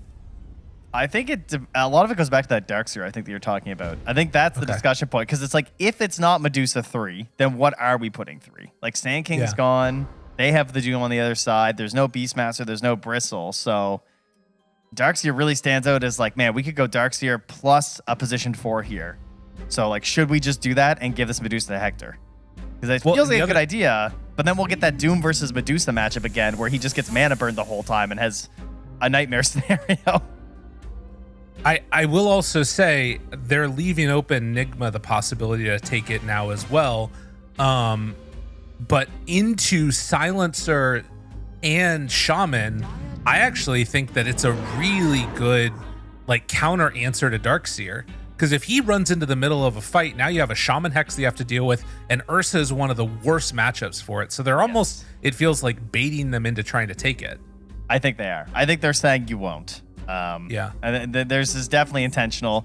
It does remove any of their flex. I mean, almost assuredly. This will be an Ursa 1 for Hector. This will be an offlane Medusa. We're going for a 10th and final pick mid hero. And yeah, I would not be thinking of Darkseer. I'd be trying to think of a ranged offlaner potentially. I mean, we did have Falcons busting out the Amar Viper earlier. Don't know if you want to go that hard, but the problem is we don't have a lot of ranged offlaners, except Enigma is still in, but then you're picking that into Global Silence. Right. Which isn't like the end all be all, but it's still, you know, it is still pretty solid. Well, and also Medusa, you know, Stone Gaze for Black Hole. Like, granted, you can get the Aura type of build. They're going to take the gyrocopter, so revealing this is either now the Doom played out of mid, which we obviously have seen Sumail do before, or we're seeing that other switch up that ends up happening. Yeah, I mean, we got ourselves our Doom 3. Yeah. He's back where he belongs. Interesting. So you'll be playing Doom and Tusk almost assuredly as a lane versus probably Silencer and Ursa. I mean, you might see them mix it up just to make that lane miserable, though. You could see Shadow Shaman and Ursa potentially. We've had plenty of 5 players picking up the Shadow Shaman lately. Right. Yeah, I'm not sure which is worse. I mean, Shaman, like, I feel like is better once you get some levels, but Silencer can provide some like early harassment that might be helpful. I guess no matter which way you go. Yeah, a lot of it comes down to who can chase the Tusk around too, because he's going to be doing laning shenanigans, right? Like nobody plays the lane honest right now out of the off lane. They're just grabbing waves and running and being crazy. Bunch of cheaters. Yup. We need a Sumail hero here. That'll be the last grab here for Enigma Galaxy. They need something that's just a little bit safe, as he will be getting counterpicked. So can go through his list of heroes. They get rid of the Monkey and the OD. A couple of Dominators here. The safest hero left in is the Pango, but never really been much of a Sumail hero. I kind of like the idea of an Invoker, man. We saw it the other day. That sounds sick. Yeah, I mean, it would be really annoying for the Ursa. You'd have the Dispel. You'd have EMP versus the Medusa. They'd have Puck to counterpick, but they still have 1 ban. Yeah. So they could ban Puck into Invoker. I feel like we haven't seen Sumail play Invoker in a hot minute. I mean, the scary thing, too, is that you can counter in a couple ways, right? Like, you could maybe take some type of super lane dominating hero, or like, you know, you can go the Puck route, which sort of owns him at all stages to some extent. I was thinking, like, if they do an Earthshaker or something, Sumail just might not get any CS. Or maybe a Tiny's already banned. They could also... I mean, let's say that they pick the Puck or the Ember. Like, what's the worst case? You pick Ember, they pick Huskar, but you have Doom. Like, would they really Huskar you? Well, probably. Yeah. Yeah, OG probably would, yeah. They're going to ban the Ember. Are they picking the Puck or the... Oh, they're going to pick the Nature's Prophet again. Okay. They haven't picked this up yet this tournament, but it has been one of his go-tos lately. Just the typical right-clicking Prophet. So they're going to bring it back. 10 seconds remaining. All right. Puts a lot of pressure. It seems like it puts a lot of pressure on these beefy Tusk ET Dooms to set up, right? Like, they have to get the fight in a good spot for the Gyro and the Nature's Prophet to just, like, be these giant turrets that are just firing damage everywhere. You know what's also annoying about this? Such a slow-moving hero. Go ahead. Give me Primal Beast. Give me the Beast. Like, look at this guy. He'd be running all over this. He'd be stomping. He'd be grabbing people. He'd be... All right, I don't know if they have the damage for a Primal Vintage just leaving. He's like, I already know what you're going to pick. Pick it and then get out of here. There it is. Okay. I like this. So the thing I was going to mention is I feel like there's 2 problems right now with OG's draft. One is that they are really slow to move around the map, and that means that Sumail should have like free reign to go wherever he wants. Storm Spirit kind of solves that problem. The second issue is that between your two supports, you really don't have that great of wave clear right now. Elmisha will get it eventually with Shard, but I oftentimes I'm feeling like you need these other items to like get you off to a decent start in this game and, you know, help keep you alive. So I'm worried that they're just going to get pulled around the map, and I feel like Storm does solve that issue a little bit. Yeah, it's also like you got a silencer this early in the draft and you still get to close out with Storm is kind of crazy. That doesn't happen very often. Yeah. So that certainly helps Dark Mago's game. Dark Mago definitely shines the most when he is playing this style of Dota. I mean, he is one of the best Bat Riders and Tinker players that you can get. Tiny player. Like, he loves going for these assassin style plays. Man, Bat must be pretty trash if he's not opting for Bat here. That would have been a pretty sweet looking Bat game. But dead hero, I guess, right now. What can you do?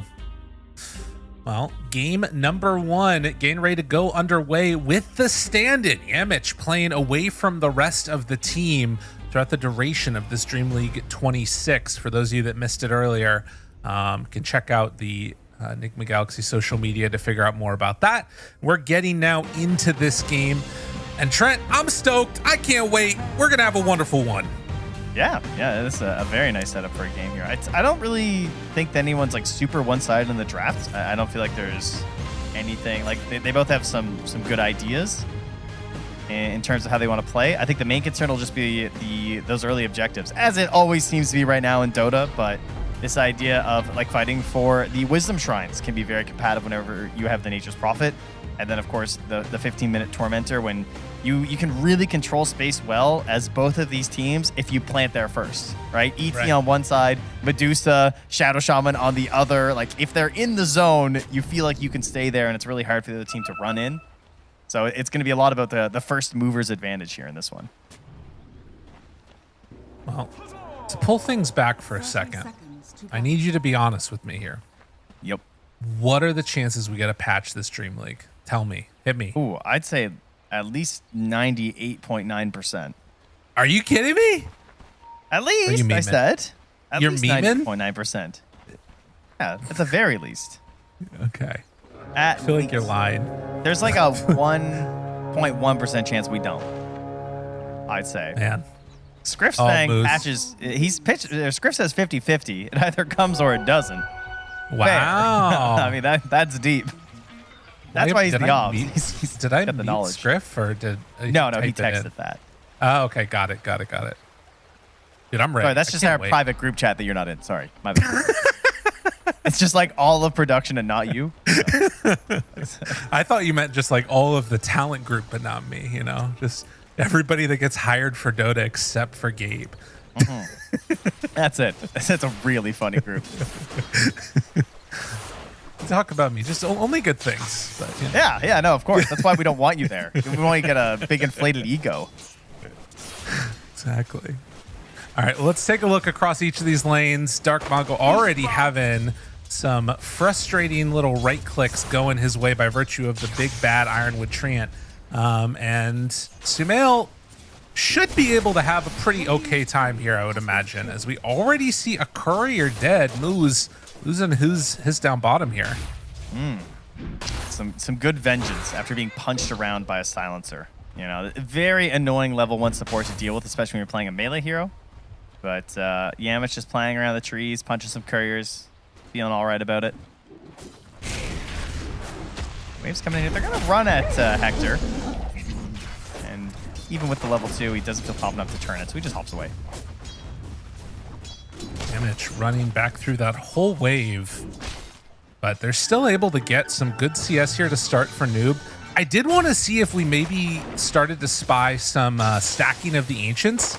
That has often been like one of the things that you do with this Nature's Prophet pick to spam out, the Wrath of Nature, get a little, ward on it, and suddenly you have a huge amount of damage, but not opting for that play as of yet, as some right clicks get it expended. GH throws out the blood grenade, and with this Windlace, how much damage can he do now onto Elmisha? A few more hits. hiding out inside the Roche pit, but will be found again. And as the Astral Spirit buff wears off, but wait a minute, the turn onto Sumail hits, and that's first blood. El Micho gets it. Will not be brought quite down yet. Dark Mago turns the blood grenade. The hits keep on coming. El Micho, no, he's not able to get away from him. While that was happening, they also lost Moo's bottom.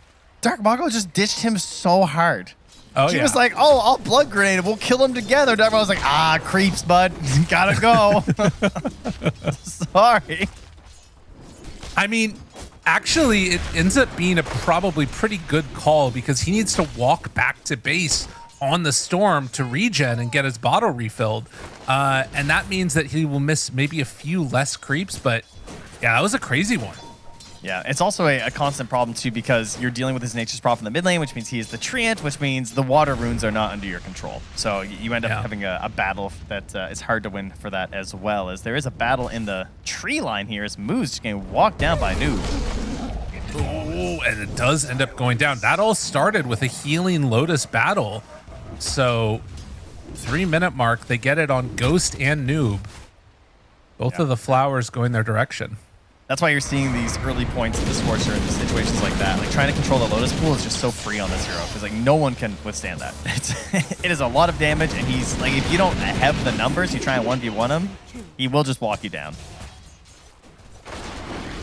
See a lot more damage being spammed out there too. Ghost with the afterburner was able to hit away at him, and now El Micho. I mean, he's tempting fate here, but you can see they bait out Rocket Barrage and then back away before he ends up running into any extra issues. 4-minute mark coming up.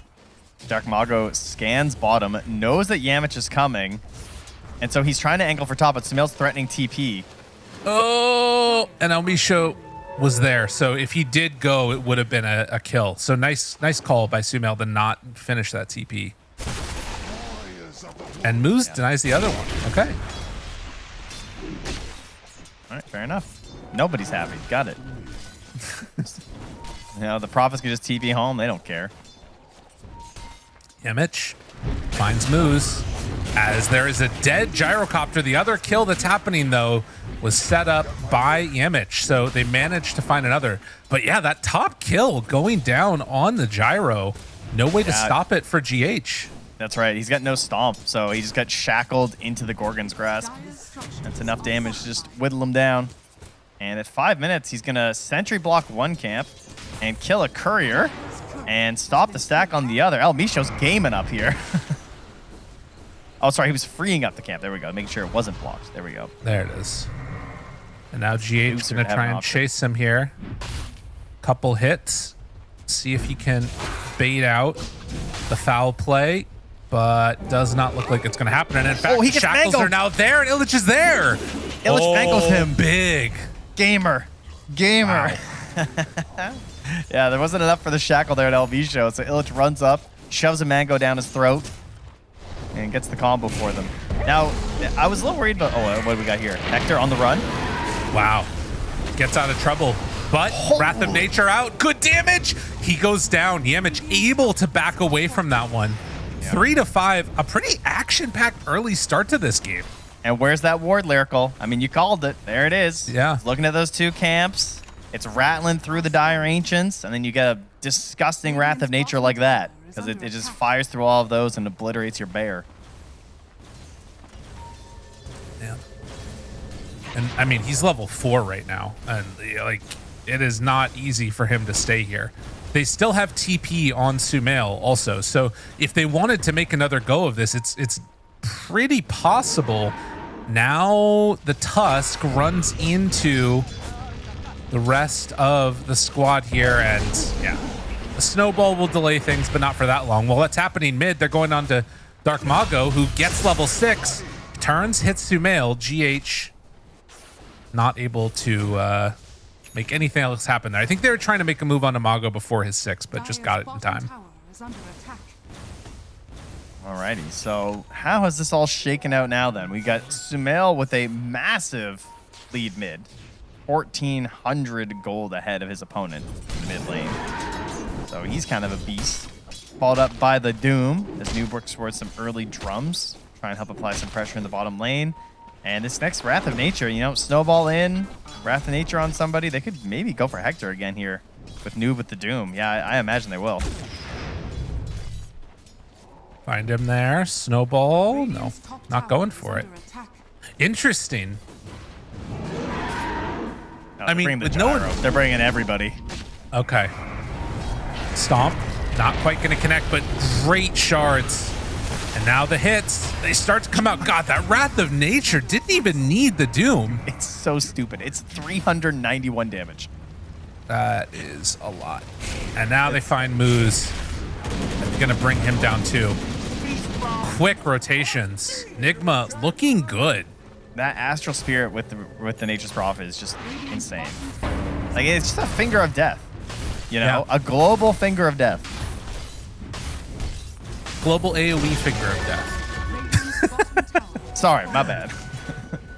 Yeah, you got to go deward this ward. Take it out of there. They're going to jump onto Sumail. And with the TPs coming in, he has got to be careful. I mean, the thing that also sucks about this for Mago is that, like, because they've been able to kill the Ursa twice without Doom, he now also has to worry about that threat coming his direction. Hits start coming. He's trying to get out of there. Gonna dig up a water rune, but the chase is coming from GH and forcing him all around the map. This feels terrible for this Storm Spirit. They bring in Yimich and he's just dead. The chase down and the kill. He walked for a minute and a half and then died. Okay, I don't know. I don't know what just happened. I'm not sure what the plan was on that one. But whatever it was, he did not achieve it. Maybe he was just really counting on that bounty rune for the mana that Sumail stole. And it just went all sideways after that. Jeez. It feels bad. I mean, definitely.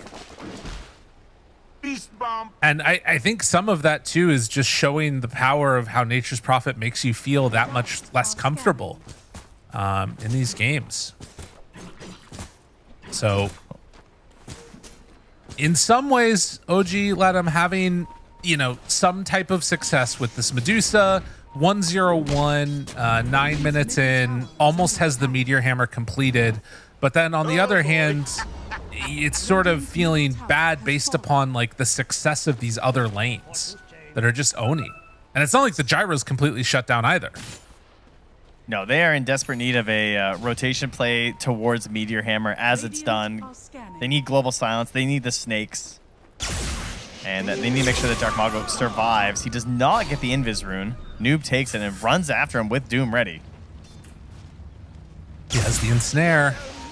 Oh, if he dies again right here, this would be tragic. But it looks like they won't be able to get the Storm. Instead, will claim the kill onto Moose. Yamich has looked great. Bottom. Yeah, he's been very active, controlling a lot of space on the Radiant side of the map. Now his phase boots, so that in combination with the Orbit Destruction, he packs a pretty big punch here with his Walrus Punch. You see the Ursa again, and now El Misho would love to get a kill on one of these guys, and seeing the ET, now they can't really go on either of them effectively. Walrus Punch comes out, down to half HP on Hector. Are they going to try and chase them all the way out of here? I mean, again, it doesn't feel great. El Misho wants to get something done. Yeah, he's smoked heading top here. He's still half a level away from 6. Needs more XP. I don't know what happens here without the, oh my gosh.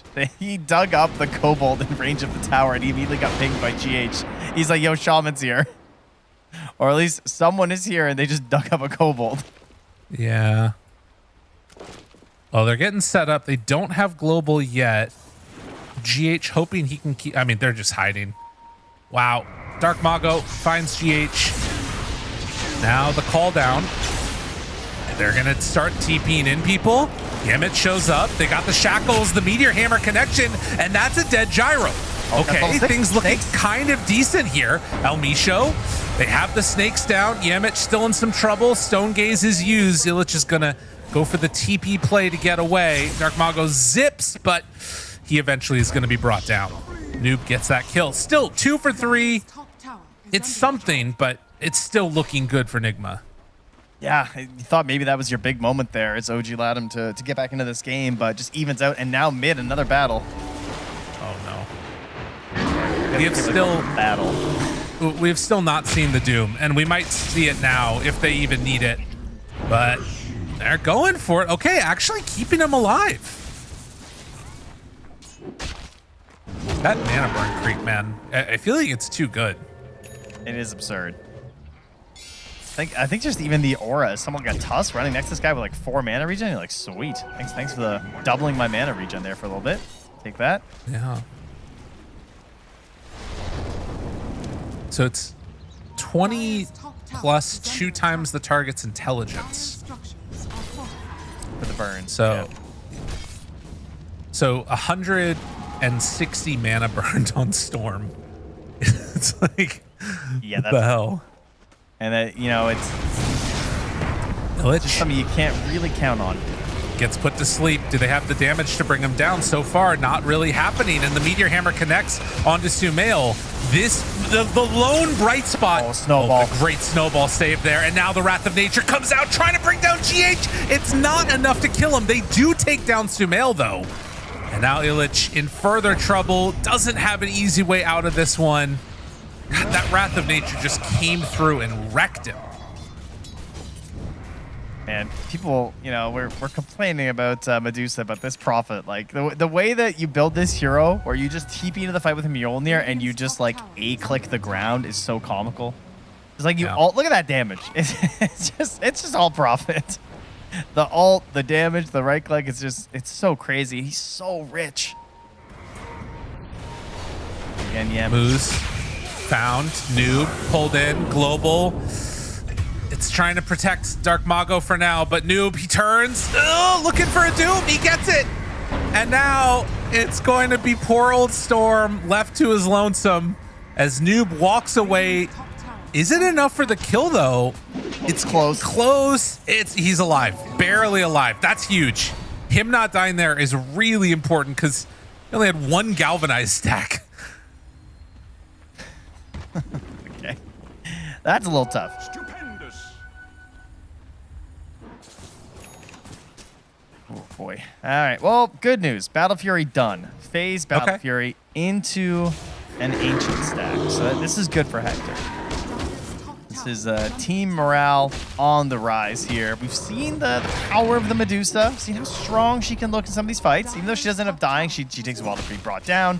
Now the Atos is there. So that is great news for them. That could maybe try and get some punish. Unfortunately, their big damage dealers don't really move. No. Galaxy, as we watch them very quickly dispose of moves. Dude, this is an awesome job for a stand-in support. You just play Tusk, run around the map, and all right, Sumail's gonna be there to help kill. You know what I mean? Yeah, he looks more like Spirit Breaker. Yeah. It's really neat. Oh, whoa, look at this though. That is the play that you need to make. Oh, OG Latham heading on in to take down Roche. They know that they're all on the opposite side of the map, and this sets up for an easy Roche take. Yeah, that's a great trade. You can't contest the Tormentor at the current state. Use the power of Ursa to get Roche. And most importantly, just keep it out of the hands of Enigma Galaxy. Because you can imagine that if Sumail TPs into a fight with Aegis, it's not going to feel very good, especially if he's a BKB. Tusk thinking about doing something here. Snowball, Walrus Punch, the stomp. That was a nice little jump. For an ET and a Tusk to be ganking a Storm Spirit, that's too close. Yeah. You know, that's worrisome. But they timed it really well. They did. That's a regen rune, and that's a Blink Dagger for El Misho. So this is the best power spike that they have had on OG Latham this entire game. Regen rune Storm, Aegis on an Ursa, Blink Dagger on a Shadow Shaman. This would be a great time to start something. Unfortunately, Dark Mago has already popped the regen and is making his use of it now. But the counter blink is also up for damage. I think that this window is very important, though, like you're talking about, for OG to start to put some pressure on the map. They need to take this mid tower, because that opens up more chances to find kills as the game gets later. Because, like, again, you talk about it. You're going Blink Dagger on the Shaman. They're rushing a Blink Dagger afterwards on Ursa. You've got this Storm Spirit. They need to be finding kills as this game goes on. And it looks like the tower is still going to stand in the mid lane for now. Maybe going to wait for the timing of everything lining up together. Yamich still fearless. I say that as they both panic, blink away from each other. Is under attack. How do you feel like Nigma need to play this now? Because they've got this 10k gold lead, but Aegis in hand. Do you think they still want to be getting aggressive at this point? I would say just play, like, you can play for your smokes and go for your ganks if you want with the Tusk and everything, but for the most part, Gyro should just be farming. Like, I don't think you should be counting on Ghost too much for these engagements. I don't think they need him to kill like that. Like, that's all the only combo they need, right? They have Blink on the Tusk, so there's no defensive item coming on this Storm Spirit. Radiant's middle tower is under attack. They can just hunt for that while Gyro gets big. Yeah. Radiant's courier has been killed. Kill there. Find El Misho. And a smoke up. Hector is here with his Blink Dagger now. All right. Storm is respawning. This could be interesting. Oh, but they're already away. God, getting GH doesn't feel good enough. Looks like he's dead at the very least.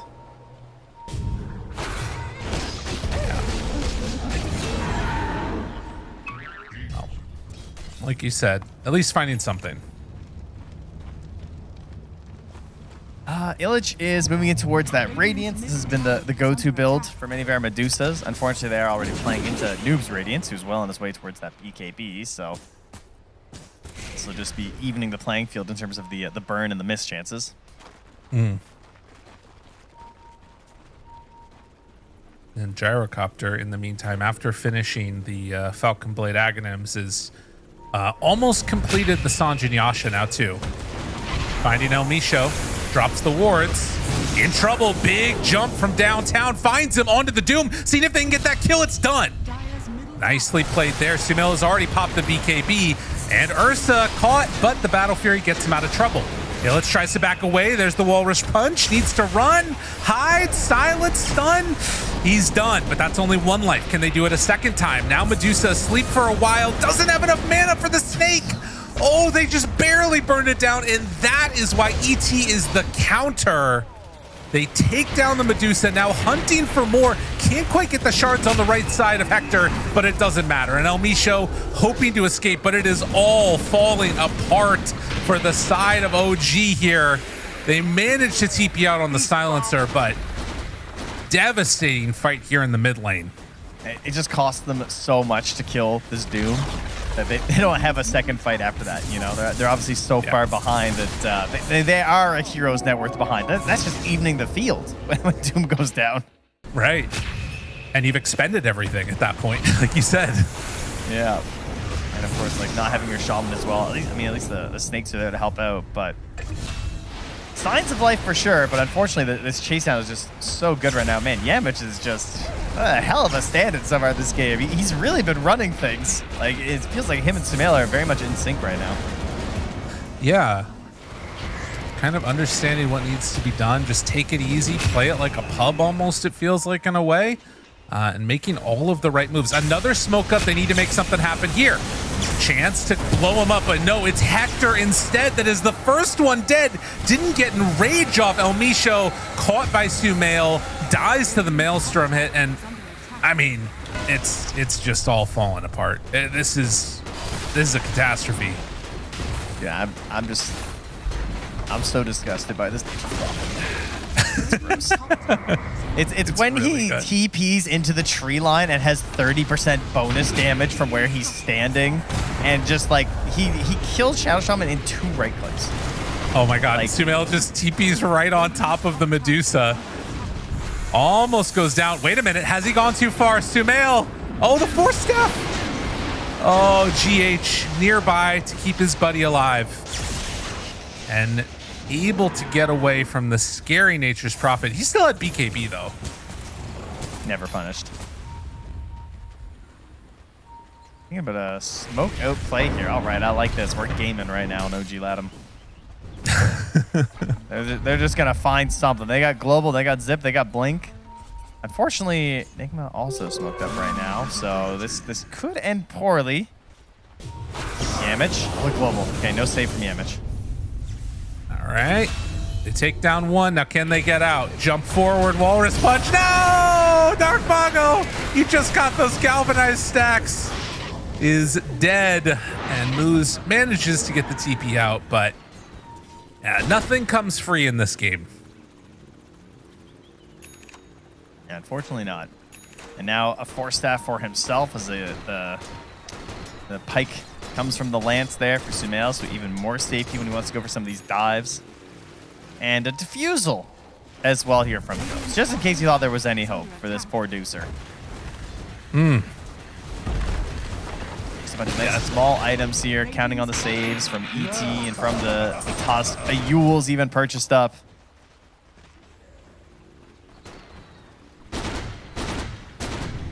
Man, such a tough situation to be in at this point in time.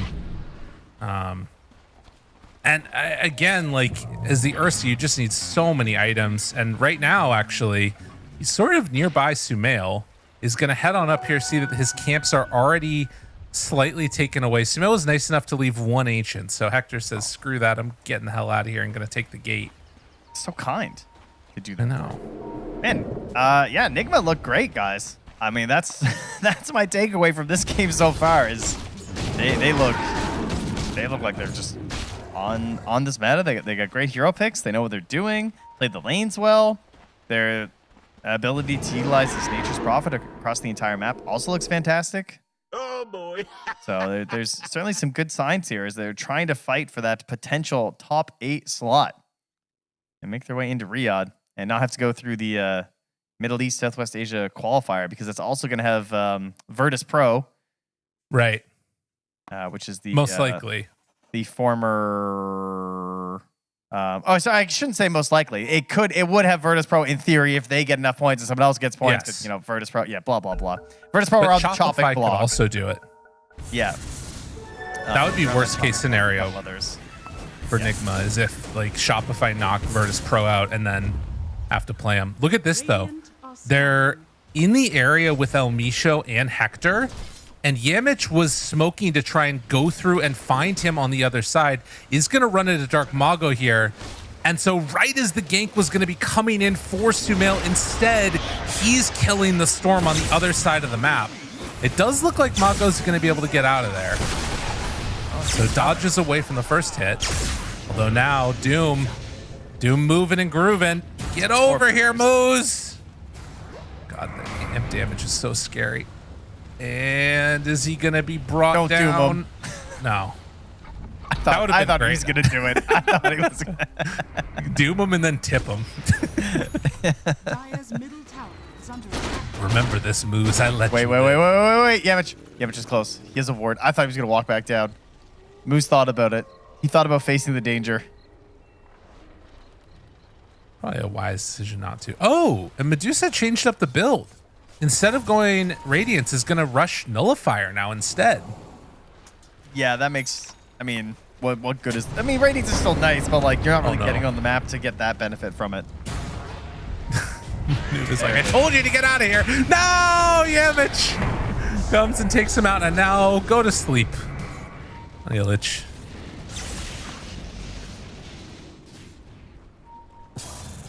I will say that giving up the ET, it feels like without an answer to it has created some problems. It's not the only problem, but it definitely has created some problems. Yeah. It does not make it very easy to play these fights. You ever get slept, it's just GG for you. Yeah. Is under attack. Hector continues to just farm up while El Micho watches. You can see nobody feeling safe, even though Enigma are on the other side of the map just taking down Roche. They don't feel very comfortable leaving the base almost at all. Oh, maybe a chance here. Could they get scanned? Oh, Sumail. Is he going to bait it? He's trying to, yeah. I mean, the best case scenario will be if they went to the Tormentor, I think. With Ursa, and then they link up with Storm and Silencer. Well, Sumail shows for a second. GH is nearby. They're both under vision right now. And yeah, now they see Yamich too, and that should signal that are they really going to go on this? The force half of GH was too fast, man. Oh man, they saw all of them. Just still deciding to go just for that going play. in. Oh man, no, Hector gotta run. They find El Misho, he's done. Yamich, oh god, that was the most I've ever seen. Sumail had 63% added base damage from where he was standing right there. Because of the stupid innate. It was also a Doom killing the Storm. Most of the damage done was not even Doom, but obviously using it to keep control. And 23,000 gold lead right now. Nigma are cooking. And right to the base. In there with the swimwear. Got themselves Satanic. Sitting comfortably on your high ground. All right, we need aggressive Force Staff into Shackle. Into the fountain. Ursa. Yeah, into the fountain. Misclicks. Fat-fingered BKBs. Dropped items. Atos. Just Ghost hitting away. No fear at all. Because why would he? Yeah, I think, I mean, this is... You just have not been able to get the game going the way you wanted. And like the fact that right now you have to go back for a Lincoln Sphere on Storm, you obviously have to, but it also doesn't solve your problems. And, you know, I mean, we'll see how quickly he can die here. It's very scary. Illich down to half mana with just a couple of swipes coming out from Ghost and that Diffusal Blade. All right, he's on the problem. Jump in. Okay, he's punched. Hector running to fight. They go into Sumail. The bear is just standing there, not able to do anything. Dead, no buyback. That is going to be another full set of racks. Well, down bottom, the chase continues. They find and kill Moose. He does have buyback, but now Noob is there. Doesn't have Doom for another 3 seconds, but they managed to find the Hex. GG is called. Enigma completely dismantled this OG lineup. Yeah. Yes, they did. Wow. Very well played. Pretty much everything that you can think of with their strategy went well. I mean, they crushed the mid lane. Sumail had a giant advantage there. The Storm Spirit going into that matchup was not able to... Like, you can say, like, oh, I'm not going to get absolutely annihilated as the Storm. Like, I'll get some farm, but you're also just going to let the Nature's Prophet free farm. And Sumail took that and converted it into total map domination. The Nature's Prophet, some teams have not been doing the stacking and the warding, and they've also missed out on some of the Wrath of Natures, and then you don't see the power of this hero. But they hit everyone. Every time they went for a gank, he got a max damage Wrath of Nature, which at this point in the game is a third of a hero's HP, as you saw multiple times with the help of the ET Spirit. So it just makes these ganks so successful. And then even though Tusk doesn't have the most damage, especially pre-6, it didn't matter because they're just being held in place, the vision is stuck on them, and they're able to just blow them up because of the help of the Nature's Prophet. You know, what's interesting too is like a lot of the highlights for OG at this point have basically run out.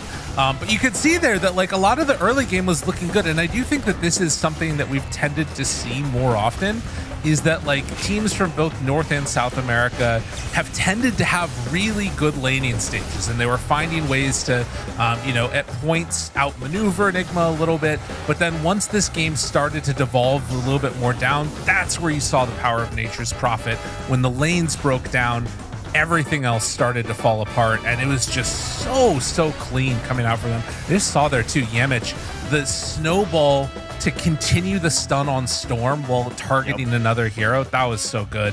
And you just never got a chance to play. Dark Mago 3-7-3. And when your Storm has a game like that, it's not going to go well. And nobody else was really able to lighten the load at all either. Dude, how did Yamich out-damage Noob? Yeah.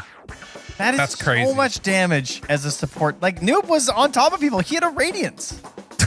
That's so nuts. That's actually unbelievable. He has Yule's phase with a blink, and Yemich 8, 1, and 20. The stand-in just comes in and destroys. I guess tag team probably counts that damage as well. So it's but still. Yeah, it's crazy. I mean, it's understandable, but it shows how well of a game he played. I wonder if it was the serrated shiv at the end doing a lot of damage. Maybe that's partially why. But that is very, very impressive. I mean, he really was the star of that whole game, setting things up a lot of the time for them. And again, the big thing of the Nature's Prophet, because this whole game just runs off Nature's Prophet. It makes life so much easier for Ghost. He just had the freedom to farm, come in, clean the game up when he was needed. But a lot of the heavy lifting was done long before he was there, right? He was involved in 10 kills. The next lowest person on his team was GH, who was involved in 17 kills. So Ghost was, he was just chilling. Absolutely. Well, sometimes that's all you need to do. Ghost gets the chillin' in game number 1. We're going to find out what happens in just a bit in game number 2. See if they decide to run that Medusa again, or maybe they ban out the Doom, or maybe they, take the ET. Lots of possibilities. Stick around, though. You can find out more after we come back from this short break. See you in a few.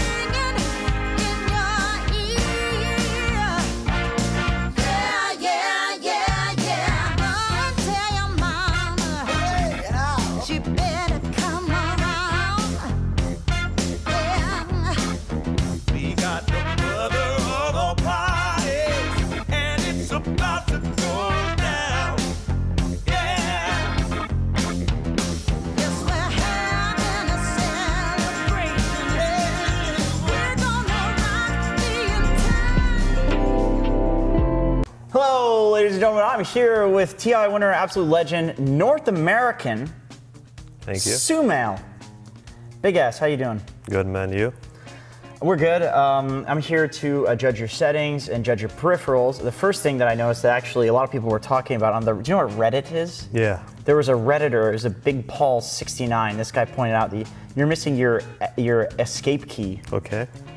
And you said you just press it, right? You told me you just, press that. It has never caused you any problems? Never. You know what I respect? What do you respect? That you're a big TI millionaire guy. You're probably, especially with Trump these days and the tariffs and all the stocks going up like crazy. You're probably doing very well in the economy. Let's say top 1%. Yeah, maybe. You still are so humble. You just have a missing escape key. That's what I like. I mean, it just escaped. You know what can I do? That's good. The keyboard is a little bit dusty, so it seems like you particularly like this keyboard. If I took this away from you and made you play a match on a non-keyboard, the keyboard's not this one, how much worse would you be as a player if I gave you another keyboard? It depends on what you give me back. I don't even know what keyboard this is, to be honest. How long have you had this keyboard? I have no idea.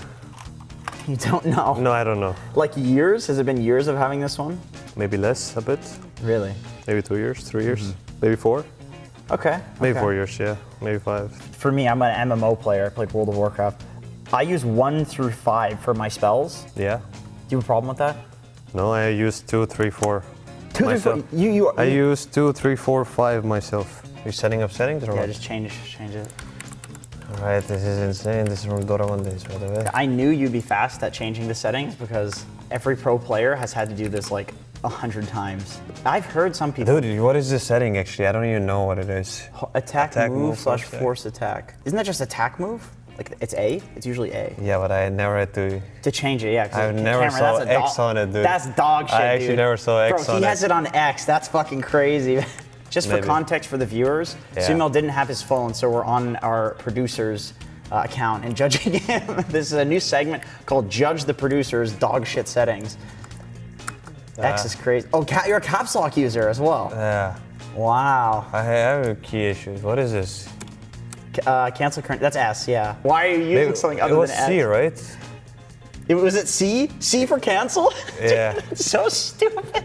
That's like Sir Action Slacks level bad.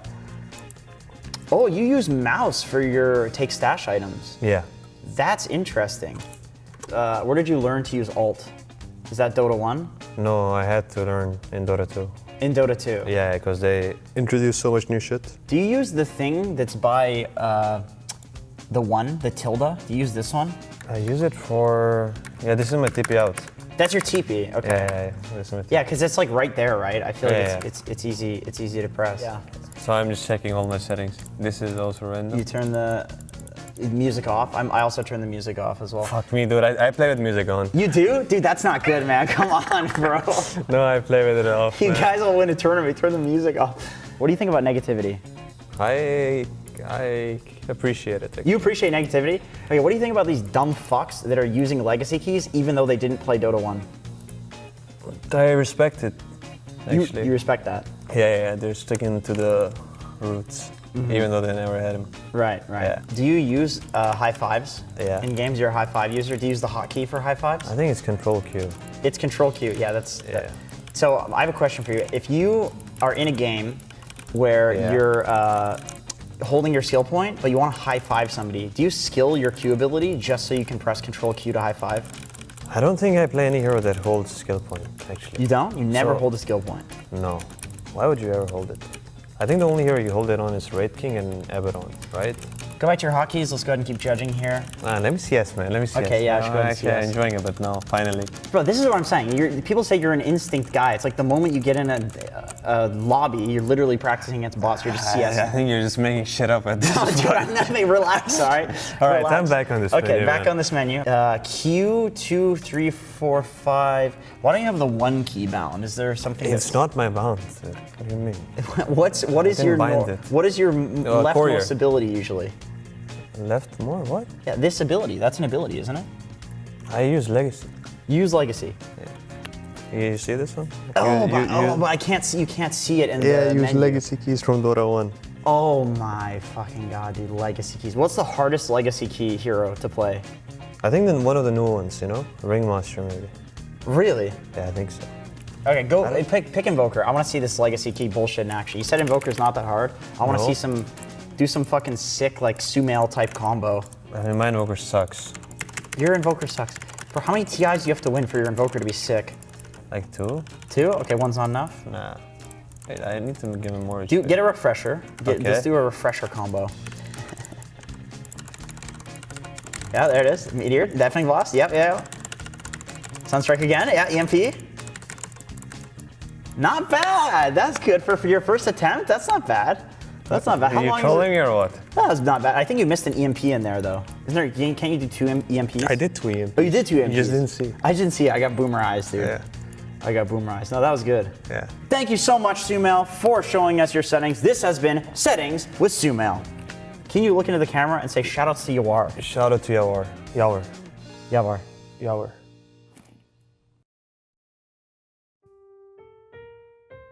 That was awesome. I love that one so much. Those segments are always great, and I love that it always ends with Invoker. You know what I mean? Yeah. Like, they're like, just show me Invoker. Tell me what you do. Dude, when commentators have pronounced your own brother's tag wrong for so long, you do it for a second before correcting yourself. Jay, like, they show us to Yawar. It's like Yawar, and then goes Yawar. Like he had to correct himself for his own brother's tag. Yeah, I mean, our bad. I always said it correctly, honestly. Okay. So, Mr. Perfect over here. That's not true. I mean, the thing that's funny about that too is, God, there's no evidence to tell whether that's true or not. It's not just his tag; it's his name. That's the other thing. You know what I mean? Anyways, we've got game 2 coming up in just a moment. I think that we have all 10 players in the lobby, and we should be starting in just a couple of minutes. Whoa. Man, I'm hoping to see something a little bit different, because to me it felt like there was some amount of it that was just a draft issue in that game number 1. What do you think? I mean, it is a draft that certainly needed a little bit to happen on the earlier end for them, and it didn't. Like getting either the Storm sort of rolling or this like Medusa lane rolling, not getting run down by a Doom a couple times in the laning stage.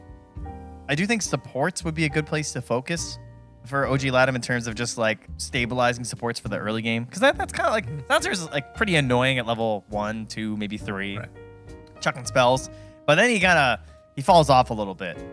He's just a global bot, so we'll see if they go back to that.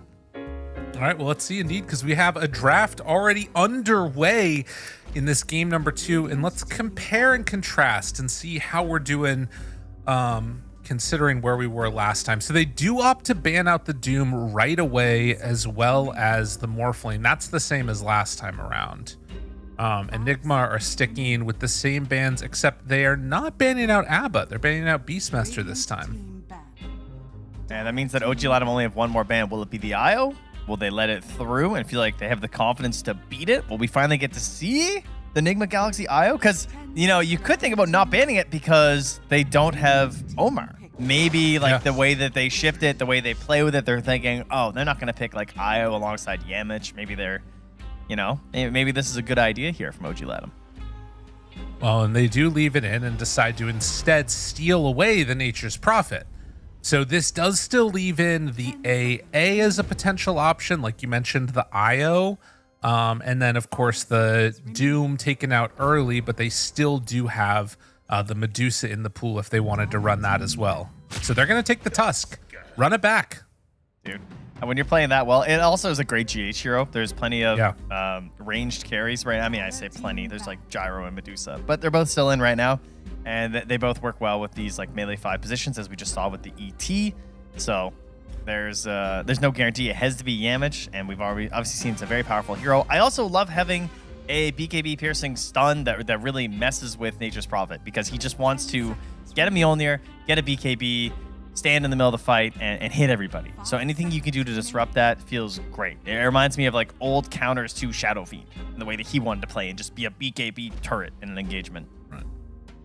I was just, not to change the subject too much on you, I was looking at the Dota buff.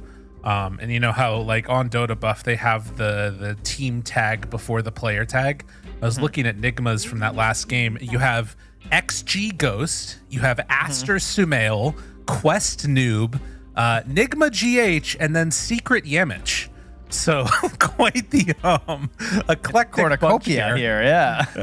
It's a whole heck of a lot of them. So that's pretty awesome. But anyways, into this next phase, we do have the Darkseer banned out as well as the TA.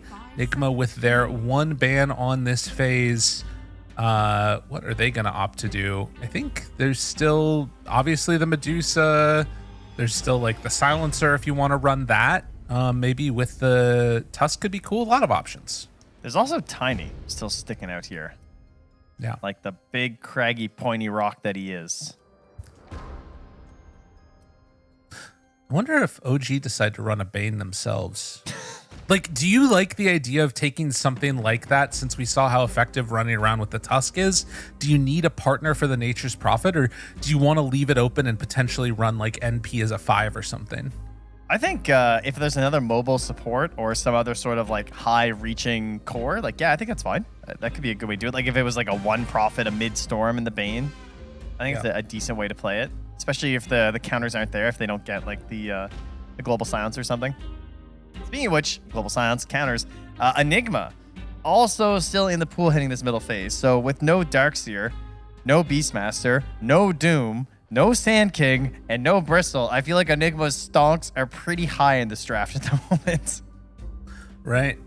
I mean, there's that and the Medusa are the 2 top mids that were rather position 3s that we've been seeing. They take out the AA. This could still set up for that IO pick if they want to. No, they're going to go Mag. Oh, let's go. The Mag, a hero who has been neglected as of recent, you know, largely kind of fallen off a bit. Many people are starting to ignore the hero. Obviously, he definitely had his day in the sun. We can't really complain. We got to see a lot of great Magnus. Very fun, very exciting. But only forever. a couple teams. Yeah, it was for a long time. A lot of teams have kind of dropped him lately. I mean, like the most consistently played in the offlane one I've seen has been Toronto Tokyo. Has looked fantastic in the games that I've caught him playing Magnus. Very much impressed with his move to the offlane with some of those more complex heroes like Darkseer and Mag. But a lot of teams ignoring it. So curious to see what we do here. This could be a 1 in theory as well. But there, of course, is the Tiny. Because they do not have last pick here as OG Latham, and Tiny is considered one of the best heroes to just slap in mid. And of course, could just be a 4. Really needing to come away with a victory here for OG Latham if they want to move on in this tournament, and taking now the Ringmaster. So this, I mean, still has some maneuverability, but they run the IO Marcy. Just slap it down right away. We're right. gonna do it. Yep. All right. This is what everyone has feared. It's been banned constantly. I mean, they had the gyro. I guess they kind of had anything they wanted. I guess Morphling's another pretty decent IO combo, but the IO Marcy, haven't seen it in a while. Pretty much the only way you're going to see position 1 Marcy at this point. And that's with an Empower too. So this is one juiced up Marcy right now. And a very tag scary team. stuff. Yeah. She's going to hit hard. We need some Ghost Scepters. We need some Muertas, some Leshraks with Aghanims. I wonder if he goes into the ethereal. I wonder if he goes Drinking Buddies. Just for the I feel full? like, yeah, There's only one target anyway. Yeah. Right. We've been seeing so many, anyways, that maybe it just makes it more sense to just throw it all onto Marcy there. Okay, Tide as an answer. Pretty good. Yep. Probably not going to be the Hector Tide, as we discussed earlier, that he has been picking up the hero when needed, but looks like a good game for the offlane. Good way to disrupt these relocate plays. It's a giant AoE. Ideally, you have a punish to combo on top of this, like Disruptor, I think, would be a pretty solid choice as a last support here if they throw the Tiny mid. What about Shadow Demon, though? Go for the just Dispel, Control, try and mess with the Marcy. Yeah. Pretty good, yeah. I feel like it would be actually kind of a nice answer, because then you can run NP safe, Tiny mid, Tide there. Yeah. Like, you sort of have a save for Marcy, and then, I mean, I guess the only question is how bad do the lanes end up being? I think Wyvern would also be situationally very strong here. Oh, yeah. Versus Magnus, versus Marcy, versus Isle. There's some cool answers. in combo with Tidehunter too. I mean, this is my favorite part of the drafting. Oh, there goes Wyvern, and there goes Warlock. Yeah, like when you have supports being able to be picked late, like there's so many good tools. The reason why the support pool is so shallow is that we often are just picking Jakiro, Muerta in the first like 3 picks, and we don't have a chance to go deeper. But very wise to get the bans out there. Wonder, trying to see if there's anybody else that I'm just looking through the pool right now. I don't feel like there's any way you could. I feel like it has to be a team fight solution. I was thinking like maybe you could do like a Chen and just try and like run things down early and hit things out, but I feel like that's just not gonna work. It just hasn't worked. It tended to. Yeah, I think Muerta's okay, even though it's not like super team fighty. I mean, she would have a decent amount of power in this. I really like that this. Well, is Disruptor just gonna get run over though? I don't know. It's a solid counter to Io Marcy. Layers up with the Tide. Do they have the damage though? It's my same problem with Shadow Demon. Like I think that Shadow Demon eventually gets to where he needs to be, but does it take too long to get you there? Like, is it all gonna fall apart before then? Maybe a Dark Willow. That's pretty good too. She has a lot of the same defensive capabilities as well. Hey, yay! There it is. That's great. That's a very good call. I like it. Same idea as a Muerta. You can use the Realm to stay alive in these engagements, but then you actually have better, more reliable team fight. Damage is still a little, it might be a little tough. I think overall they need to get the Prophet huge. He's definitely gonna be a big source of this damage, and I'm a little worried if this ends up being a Dark Mago Tiny that's like Blink 4-staff Yules, as we keep consistently seeing. That is a late Tinker for Sumail. Oh, that's gross. And it is a Hector Tide. Okay. So we're gonna give Illich the Nature's Prophet in the off lane. Hector's gonna play his Tidehunter. Oh, interesting. Okay. Jeez, man. Dude, Crits Creek, Io, tag team. Whew. Yeah. Well, that's big. Yeah, man. Okay. When I see a last pick Tinker, I just feel bad in general. I do think they have some ways to deal with it, right? You've got the Tidehunter shard, which can work. You also have a Nature's Prophet, and playing out of position 3, you have like more flexibility of what you could end up going for. Maybe end up picking up an Orchid or something else like that. But when you look at like it's basically 3 defensive heroes that you have right now between Yemich, GH, and Sumail, with a Tinker, an Io, and a Tusk. Yeah, this is scary. How good actually is Mage Slayer? Looks kind of rough this game too for Hector. It feels like such a standard item on the Tide, Like I'm trying to think like what's his build gonna be. Like Vlad's Mage Slayer is such a go-to when you play this position 1, but I feel like you might have to just mix it up a little bit here. And what that is, I'm not sure, but I think just going default into that doesn't feel amazing. Maybe he goes Ags. That'd be sick. Just gushing all over the place. Well, I feel like then if you find the Tinker, he can like contribute a little bit to killing him. But that's the problem too, is that now you sort of have this like dual issues. We get into this game at number 2, OG Latinum facing off against Nigma Galaxy. It's a dual issue of needing to kill the Tinker, but then also if you focus too much on Tinker, suddenly Ghost might come out of nowhere and just blow up your whole team with the Empower combos coming from Mag. And then you have saves. But, we can also look back at Nigma and be like, they're a little greedy. I mean, they have a tricore of Marcy, Tinker, Mag, Yeah. If things don't go well during the lanes, you make a couple mistakes. Nice. Good moves.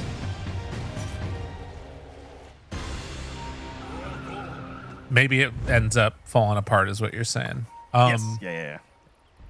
I think it looks like they're lane swapping. Illich is heading top.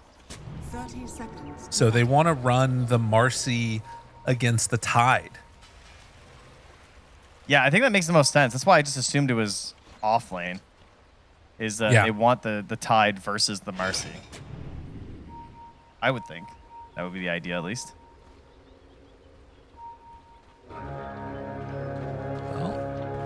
horn sounds and everybody heading off to their respective areas. Does look like that should be an easy 2 runes apiece. El Misho already in position to get some body blocking of the creep wave. And it should push out into a pretty good position for Hector, who is also body blocking. All right, don't body block, Hector. Yeah, he hasn't been to the offlane in a while, you know? It's understandable. Right. My bad. You know. Old habits die hard, right? Yeah. They weren't able to get much of a block, actually, and it doesn't look like the creep wave is going to push under, so that makes this bottom lane a little bit tougher right now for side of OG. And we'll watch this mid lane and how it does. As Sumail facing off against Dark Mago again. Tiny, always an annoying hero to play against in the laning stage at the very least. Yeah, there's a reason why you're seeing it constantly. And Dark Mago is one of the best. This guy loves Tiny. He's extremely good on it, so... I feel like you know, if there is a mid Tiny you can count on to actually get those early kills that you really need to snowball this hero into relevance, it's Dark Mago. Lose. Another Impalement Art's coming up soon. Yemich in some trouble here. And the dagger, the Fairy Fire, Yemich manages to connect them here and is going to pop the salve immediately. But he ended up pulling it into the tower a little bit. So that's a little unfortunate for the side of Nigma. Some good pressure put on by Moose makes sure that this whole wave won't be denied. Yeah, can't get the chase down after. It was kind of close too because they still had shards and they had a skewer, but just far enough away that it's not worth going for it with the wave being there by the tower. Dark Mago getting bullied a bit here by Sumail. Giving Sumail a blind in his laning stage just... the guy's already a very annoying person to try and last hit against. I can't imagine how annoying it is with the Tinker. Some Shadow Realm action. GH heals up. The Tango going through it. And at least for now, Hector seeming to have an okay time of it. 13-1 though on the Marcy. Definitely outpacing him a little bit in terms of these last hits. So Sumail Tinker. Yeah. Not something he's played a whole lot. Since the change to Tinker, since you no longer bought Boots of Travel, he's actually only played the hero 3 times. Oh, there we go. Kill there. Misho getting GH now on the run from Ghost. Yeah, dispose. Trying to go for a deny. Oh, almost got him in time. Can't quite. And yeah, so he has not played this in a dog's age, as they say. In fact, the last time he played Tinker, the old version of Tinker was actually a loss at TI8 to Complexity. So there you go. Oh my God. That is, yeah, I didn't know that he lost to Complexity. I know. I had to check that too. So well done on that one. But since that change, since that TI8 game, he's actually only played a few games here. He's only got 3 games on New Tinker, and they just started 2 months ago. So this is his 4th game of New Tinker, and the 4th game he's played since 2018 on this hero. So he's very much getting into the groove, He's 2-1 if you're wondering. It is a winning record on New Tinker. We'll give him that. I mean, that's good to know. It's important. You still get the blind, like you said, across both of them. It's still there, yeah. You can see the pressure being put on here pretty early. Sumail will have another laser, so Mago gonna be forced to pop the salve as the March of the Machines wears off and reconnect some of that wave. They actually bring in Moose. He had a toss, but not opting to go for it. Only level 1 on this Ringmaster right now. Man, Moose kind of got some snipes on these daggers, though. Yeah. He's a good shot. We'll have to take him to like the axe throwing next time, Oh, yeah. Yeah, see how he does. The daggers are a little bit easier, I feel like, than the axes. I think they'd be harder because they spin so much more. I feel like the axe, you only need like 2 rotations and it's in. The dagger's just flying all over the place. Okay. I hadn't seen that before. That was sick. As we're watching down bottom. Whoa, Illich. Yeah, we had a rune top. We had a weird rune fight up top, guys. Moose denied a water rune. He got moved by, yeah, there's a tip on Yamich. Everything's a little confused up here. Yeah, they TP'd into Nature's Prophet and weren't able to get anything from that. So a little bit of now, Illich in no man's land. Oh my God, Moose can't really help right much. Tame the beast, then trying to back away. Yamich is still fine, but you can see all of that pressure. That's what you get when you take a wander through the lane. Centaur with the best stun of the game so far, hitting 3. Great job, neutral creep. As the rocks are shocked at Sumail. My oldest child at his school, you know, he's got a friend who's been telling him a lot about all kinds of crazy things. One of which is that there's a type of rock called pink granite that only comes from one beach in the entire world. Wow. And yet, he's now told me that about 7 times as he keeps finding pink granite wherever we go. He goes, whoa, pink granite. This only comes from one beach in the world. We go like 40 minutes away out into the woods. He finds another piece. He goes, this is pink granite. But it only comes from one beach in the world. Like 10 minutes later, finds another piece. Like, but yet he won't dispel this notion. He's still convinced it only comes from one beach in the world. But how is it everywhere, child? I think that's one of those things where like it just teaches you can lie to your kids and they're just gonna believe it. That's sick. Oh, I love that. Brother, trust me. Yeah, no, they all believe anything. It's definitely true. In case you're wondering about why we're talking about this, it is 1 kill to 1 kill at 6 minutes. At this time last game, we had 13 kills. They're freaking chilling right now. Moose trying to change the status quo won't happen. Dark Mago back behind the wave, and Sumail, wasn't that something? They get the whole wave taken out. And the reason this is happening is because there's some stacks being made on the Ancients. A lot of dodging away from the danger. And at least for now, Enigma getting away with the greedy draft. We'll see if that continues. I would say that favors them. Like this status, I would rather be Enigma in this situation for sure. Moose. Oh, Moose in trouble and goes down. 7-minute mark. It is going to be Wisdom Shrines claimed in just a moment here as Sumail starts to clean through these stacks.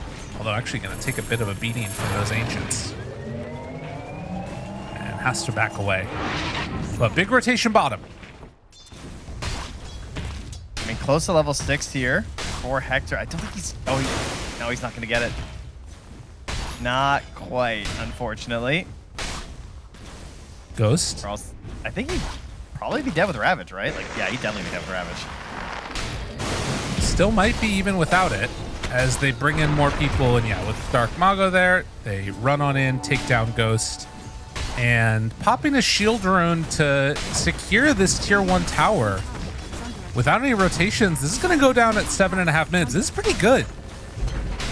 Yeah, Illich is still sitting up top as well, so he's not allowing it just to be any sort of a free push by the Radiant, but they're also not really angling for one. Like, GH is just kind of soaking in mid. Sumail is jungling his way through the neutrals. Noob has moved into the Dire jungle to pick up some scraps. So they're not really interested in a contest in that sense, as Yamich gets caught by Dark Mago, daggered again by Moose. He don't miss. On it, ready. Tame that beast and get out of there. You know, one thing that obviously they've been playing this, bits here and there, but it's so like refreshing to see IO played with actually getting spirits. Like look at the damage that dealt. Dark Mago down very low. Will get saved for a moment, put inside the box, toss back onto GH, and didn't have another round of spirits to do the damage that they need. El Misho tries to go out under the Shadow Realm, but as he's fully surrounded, Enigma managed to claim that kill for themselves. Yeah, no TP available, unfortunately, so no chance of surviving that one. Oh, you know what I just realized? What? The Watchers are better with IO. That's right. They got the cool That's right Watchers. They're look huge. At that. If you look at that Watcher that Yamich just took, it's so big. It actually is a giant over it. Look at that. Look at that AoE. That's the IO, the innate ability. Gotta love it. So much vision.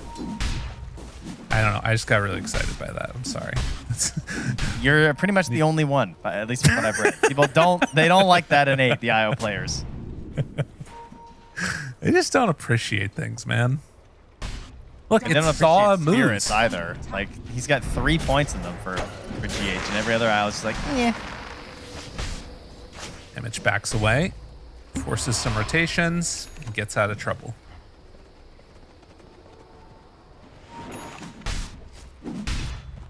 I like where Hector's head's at as well. He's thinking, gonna grab himself his Vlads. Oh, no, I say that. He actually is still considering some other choices here. Or for the Veil after. But then potentially still getting his Mage Slayer. We'll see. Yeah.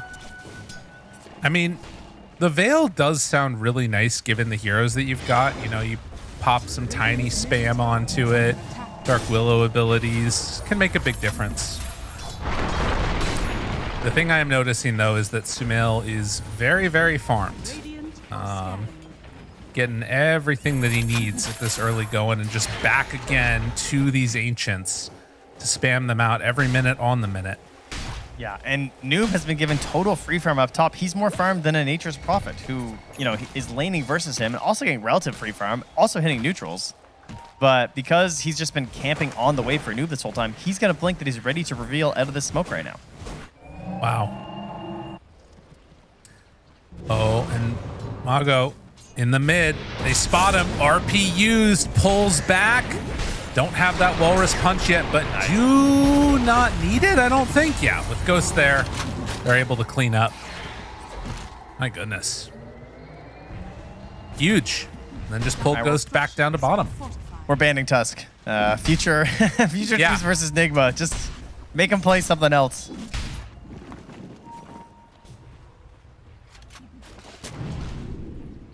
He's played so well. Ooh, that's a cool word spot there. As Yamich found, does have a snowball, going to be forced to use it on the Moose. Will immediately land on to one of the Brambles, and they're finally able to end Yamich's reign of terror. Never mind, he's washed. Tusk every game, it's fine. So what's the play for OG Ledham here? Like, they're starting to get, you know, a couple of, they got Maelstrom Illich. It looks like the pressure is mounting with the Vlads. Yeah, exactly. They have the Vlads, bring it in, and just slowly take these towers down. Threaten Ravage. Once they use the Ravage, things are a little bit more frightening, right? Because if the Ravage ever goes off, that opens up the door for Ghost to do a relocate play in. That's what I would be a little bit worried about. So they'll be keeping an eye on that. I mean, it's a 100-second cooldown early on in the game. It's been nerfed a lot, at least at level 1, so they can try and play around it that way too. Hector? Damage. Does have the Anchor Smash, still has the Healing Lotus and Ravage. If he wants to live, he's going to need to pop it soon. Second salvo and just gone. Now, with the people that they brought in, are they going to be in further trouble? Goes inside the box for a moment, still no level 6 on the Image, but they don't need it.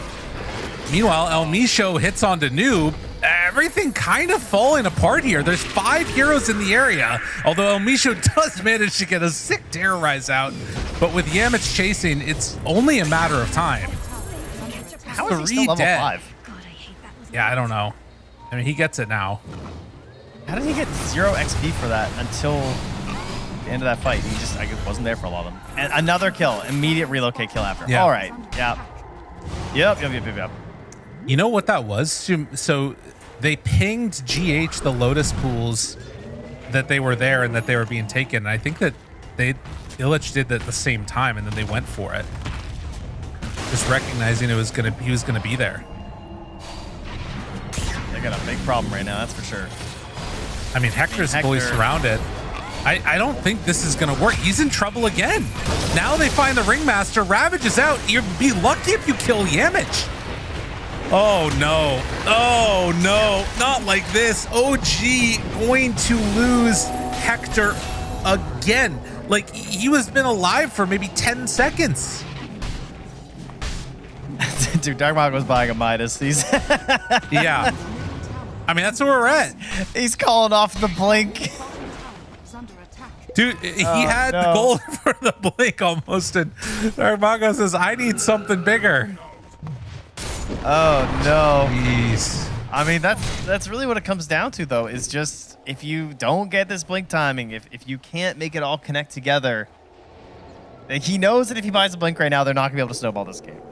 Right. They're going to be too clumped on the side of Nigma. There's going to be these rotations in from the Marcy and the relocate, so he's aiming for a later timing. We're going to have to try and find a game like... later in the group stage. His timing is... Yeah. This has become a kill the creep waves game, I think, for OG right now. Scan. And Illich not going to be able to escape. The pressure comes. He knew it was heading his way. And now they farm up the stack that he just made. Well, and they actually find another. Yevich being chased. Snowball onto the creeps. And El Misho. No! Wait a minute. Some amount of damage done. Dark Mago makes the move over, but the RP connection onto 2. And now the hit. Second time again from Ghost. Don't worry, though. He bought his Midas. Oh, jeez. That one hurts. Suffering. Yeah, one must give the glimmer of hope to see true suffering. And that's what that was right there. GH cleans up 2-1-11 on the IO. That's pretty gross. So, yeah, again, this is a hero that no one else is playing and gets banned every game versus Nigma. And I thought maybe there was an idea here. Like, IO's not the best. There's a reason no one else plays it. If you account for it with some of your hero picks, that even if it comes out, you've got some AoE. They were close, but they didn't quite find the right answers, it would seem. It's so funny because at this point, when would it have been? 8 years ago, GH originally came on the scene with his IO. And that's like, that and Coddle were like his heroes that sort of, made him famous and originally brought that Team Liquid roster all the way to TI. And here he is again doing it this many years later. It's crazy. Yeah, it really is, man. And now Ghost. Oh, jeez. Oh, it didn't kill? Oh, and that's why you take the spirits. Come on. On a killing spree. My God. That's crazy. 10k lead at 17 minutes here. BKB done. These are the clutch it up items. Just end this game right now and make things nice and safe. That'll be the plan. We got Agnum's nearly done with Sumail. We got Hector being bullied again. Taunted? Isn't Io always pulled in because he's always facing every way? No, he has a face. He has a little face. Yeah, look at this. See the little cone? That's his face. Oh, okay. Or like, it's not cone, it's a little curve, yeah. Oh, that's done. Yeah, immediately caught. I'm actually shocked that he has 4 digits of health. It's 1,015 health on the Dark Willow, in case you're wondering. He's barely up there, but man, he is dying fast. Hector, I mean, they still have Ravage at the ready. GH keeping that separation, but the Ravage snowball dodge! Oh, yeah, Mitch! Stop it, make it stop, it's too much! They find the Ringmaster, give him a few more swipes. That is a freaking morale destroyer right there. As Noob will chase in, finds the kill. Dark Mago goes down, 4 dead. And the hits just keep on coming. I'm sure everyone on Nigma, their eyes are just drifting to the bottom of the screen, just wondering, when are those 2 magical little letters gonna pop up here? Because it's feeling like we're at that point. Yeah. An empowered Marcy who's currently hitting for like 300 damage when the armlet is turned on. And you just don't have an option versus this BKB. It's a good lesson as to why you don't give them IO, for it's everybody nice of them out to there. Tell everyone, yeah, exactly. Let the rest of the group know. Okay, our bad. So freaking strong. And, well, 14,000 gold lead. They do have the Midases. They've got the Nature's Prophet farming out the side lanes. But unfortunately, bit by bit, the towers are falling. And Ghost is only getting stronger. Is there a second? because I see one Midas. Don't get too excited. Well, you know, I can dream. Yeah. Now, for the greatest Aegis steal of all time. El Misho, you can do it. Just walk in. Just go. Yeah, doesn't seem Can't like believe that's you didn't gonna get it. happen. I wonder if they relocate up here to kill El Misho. They see that the Lotuses are being taken. But no, they're just going to get the Aegis, push out these side lanes. You know, like, the other thing is I was thinking even during the draft, Nigma were picking, like, really quick. Once they decided to go mag, they, like, very rapidly just picked all of their heroes as Moose is gone. And it just goes to show they knew exactly what they wanted. Yeah. I think there's a pretty clear plan here. And the Tinker is a nice little bow on top as well. I think maybe Ghost was bored last game and was like, I'd like to actually play some Dota this time, not just hit creeps. So he gets to play the Marcy and they do their IO strat. And Sumail has to be the one who just farms the whole time. You know, 3-0 and 6 did help out on that kill, but other than that, he has just been player versus environment right now. There's no way they get anything else there. Well, relocate is at the ready. They have the shield rune wearing off on Marcy now. And as they head back in, can relocate for Hector, and they're gonna do just that. Hello, Hector. How you doing, sir? Found again. They have the snowball, just in case. Oh, they used it earlier. But yeah, they take down the tide. Swiftly. He needs to eat some more krill. Currently just a giant isopod eater. Gotta get to that sea cucumber eater. Oh my god. El Misho dug up a bounty rune and then Noob stole it from him. I've never seen that before. But he lived. It was an offering. He was paying tribute. Yeah, exactly. Gotta pay the toll.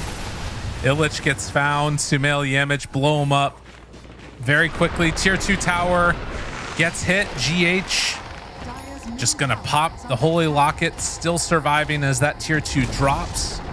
And Aegis, 3 minutes left on it. The only thing holding them back right down is basically just their movement speed.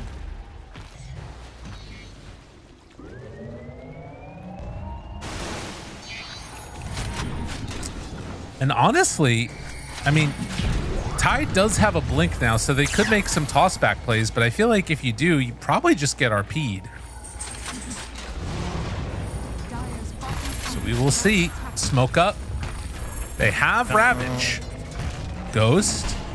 They have all of the shields on them. They have everything. They got Yamich just lying away here. They see the ward. Do they want to try and take the ward down? This whole time, Ghost is just standing there. Defense Matrix spammed onto him. Tower is now gone. Can they go for more? Will they go for more? Toss. BKB turnaround. There's the dispose. Ravage is out. Save for the moment. But that RP comes in quick and they find themselves the target. Io still manages to live through it. And yes, there is nowhere safe. GG is called 23 minutes. Do not give Nigma Io. They are way too good. Oh no, GH died to the tower. Oh, it was perfect. No, he goes down. Nigma Try to coming get with the one 2-0. more there in the well, yeah. But Nigma Galaxy, they're on a mission here at DreamLeague. They want to make it to the next stage. They want to get some of these points up for grabs. And they want that free road to Riyadh. They don't want to go through qualifiers. And this is another great start for them. I mean, again, they already picked up one win this morning versus Aurora, which is one of the top teams in the group. And now they just get a 2-0 over OG Latam in rather convincing fashion in both games. It was so sick. I love seeing this IO. And the real big thing is that so often I feel like IO played support has just been like a heal bot, a tether bot, relocating. But seeing GH come in with the spirits, and we might see it here in a few, the kill that he came in and got on the Dark Willow when she was in the Shadow Realm just to secure it out, It looks like we missed that one. It was really nice. It's cool to see you actually be able to do some damage on this guy. Yeah, we've quite literally just been seeing either 1 point or frequently 0 points. Just straight up stats for a while on these IO players. So it is, as you're saying, nice to actually see a skill being taken. Watching the hero be played. Yeah. The old knowledge has come through from GH here. And, I mean, game 1, extremely well played Nature's Prophet strat with Sumail moving around, getting these kills.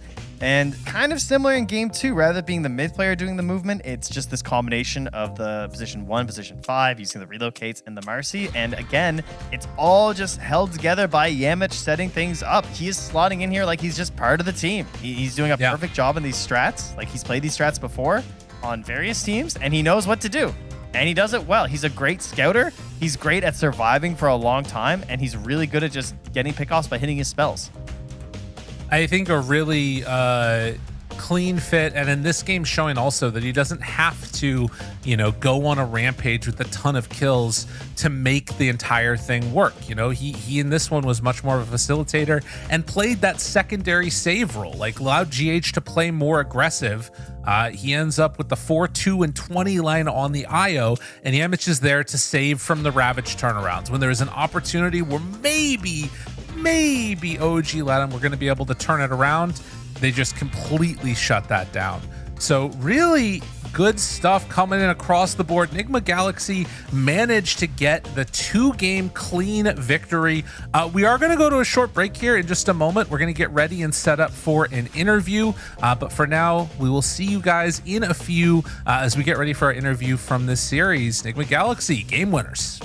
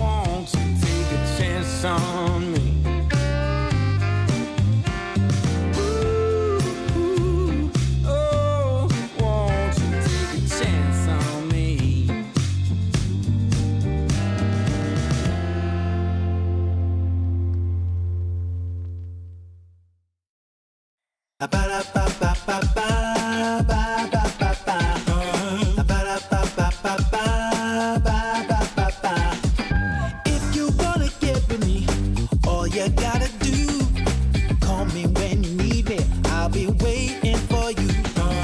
I know exactly what you want. I'll satisfy your need. We can have a good time. Don't you worry about a thing.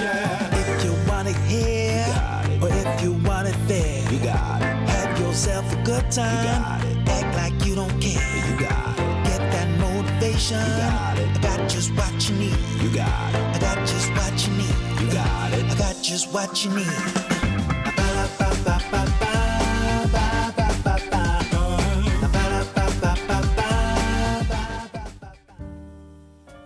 Hello and welcome back, all you fine folks out there. We're getting ready for a quick little sit-down interview with the one and only GH, which we'll have for you guys in just a second. But Trent, holy moly, what a series, what a game. We've got some great matchups coming up throughout the rest of the day as well. Everybody should stay tuned for that. But I guess just to like close out the final thoughts, things looked amazing for him, right? Yeah, we've discussed a pretty important tournament here for Enigma Galaxy, and they had a rough morning, starting out with knowing that you're going to have a stand-in and then playing versus Aurora. They get the 1-1. They immediately go into the 2-0. So the hype train is at full steam right now. I know they got so many fans in the chat. They're always very happy to see them succeed. So it's a good day for Enigma and the fans right now. Absolutely. And I think that, there we go. The ring comes in and we have somebody on the phone. GH, my man, you guys just had a hell of a match. And I was just thinking about this when we were talking about it during the game. We see all these IOs nowadays. We don't see them that often anymore. But when IO was around recently, they're getting stat points. They were never getting spirits. You bring it back. I think about you playing back in like 2017, back in the day on IO, coddle all the time. Do you feel like you just had to bust it out and show these kids how to play IO for real? Talk to me about how you're feeling. First of all, I'm feeling good. I just want to say hello. Hope you guys are doing good too. No. The IO is always in the arsenal, you know what I mean? So I always like to bust it out just to enjoy myself. I play a lot of pubs on it. The stats build used to be something popular, but I think you need to reinvent the hero every once in a while. So I think this is the way to go. And I just enjoy playing the hero. So. Well, it certainly shows. Yeah, it's always a pleasure to watch. Well, speaking of that, I guess, are there any other heroes that, maybe we'll get to see? I don't want you leaking your strats necessarily, but are there any support heroes who you feel like are maybe a little underutilized right now? Like, you're the only team people are banning IO versus. Are there any other heroes that maybe you want to bring out? I'm excited to see a Trend Protector, not from me, but from someone. Okay, all right. You think that hero's still solid? We have to find out. Someone has to play it. Okay, you want someone else to do the work. That makes sense. Exactly. Yeah. Don't take the risk on it. Okay. All right. Fair point. I guess that's fair. Nowadays, you have all these pubs hidden. Maybe there's some secret tech out there that people aren't aware of. I wanted to talk real quickly just about the stand-in. You guys obviously got news you weren't going to be playing with Amar, and now you're bringing in Yemich. And so far, it feels like he's fitting in really, really well with the squad. He got to play Tusk twice, and you guys won today. How has it been trying to adjust to that? How has he fit within the team? Did you guys say, like, just do whatever you want and we'll kind of work around you? Or did he come in and say, we're going to try and, fill whatever niches you guys have? What was the process for that like? So first of all, a big shout out to Amar for sure, because we already missed the guy. We love him a lot. Yeah. And so we decided to go with Yamish for the replacement stand-in.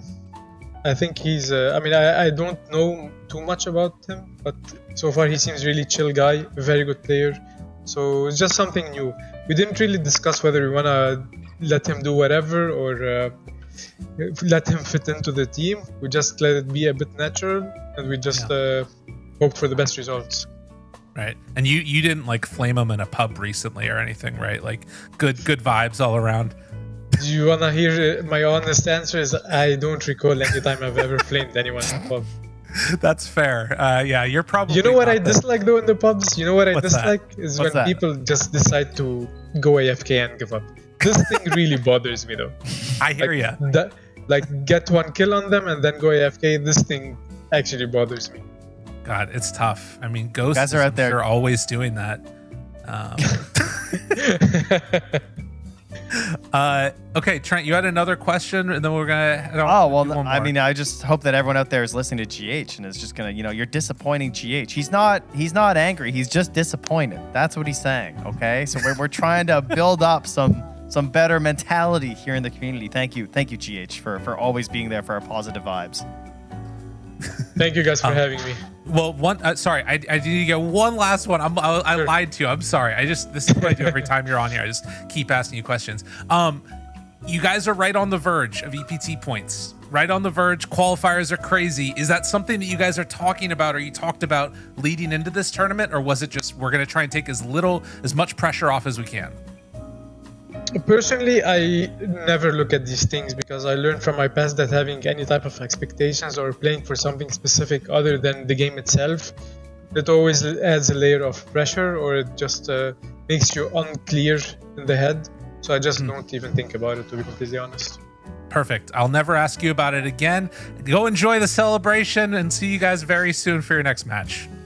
Thank you, guys. Have a good night. You too. See ya. That was great. I just, got to get in his head a little bit, and that's wonderful. I'm glad I did that. That last question, Trent. Why did you stop me? I don't know. It's great. We love GH. He's always a fantastic interview. He's always having a good time. Our positive vibes man here, and keeping the vibes good with the Enigma win, and that's going to take us into another series. And a very, very exciting matchup here. Yakult versus Falcons. Lyrical, who do you have in this matchup? Let's see it. We're going to see them both. That's who I have riding right down the middle of that fence. Stay tuned, everybody. It's coming up right after this break.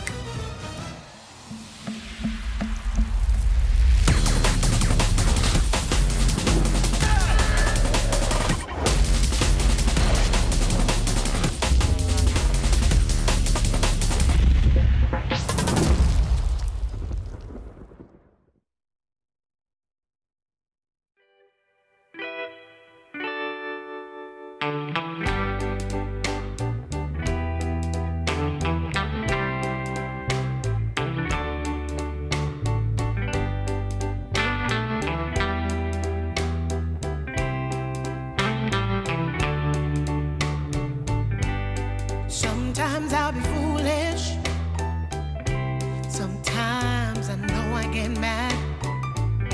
Sometimes I'll say the wrong thing to you that makes you feel sad. But one thing is true in all that we've been through. You've never stopped loving me, no matter what I do. So let me say, that every day I try to find the words from my heart to say thank you. 'Cause you take me as I am.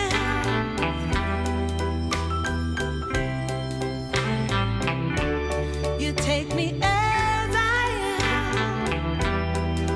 Oh, baby. If you stop loving me, well, I would understand. But I won't take you for granted, no, no. When you hold my hand, your love makes me feel that I could fly to the moon. Not even the birds above can sing a sweeter tune.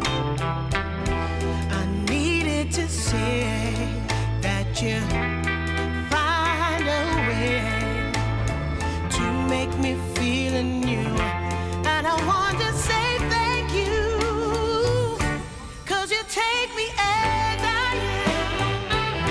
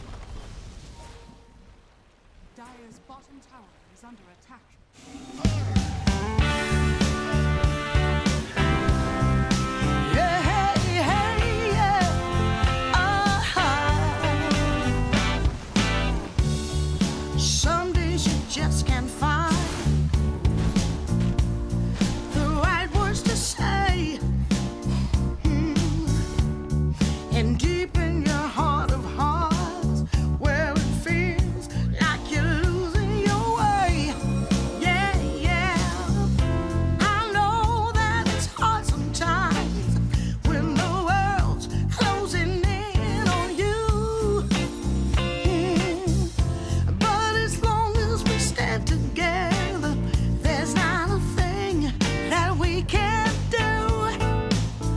Oh, we can do this if we have to climb another mountain.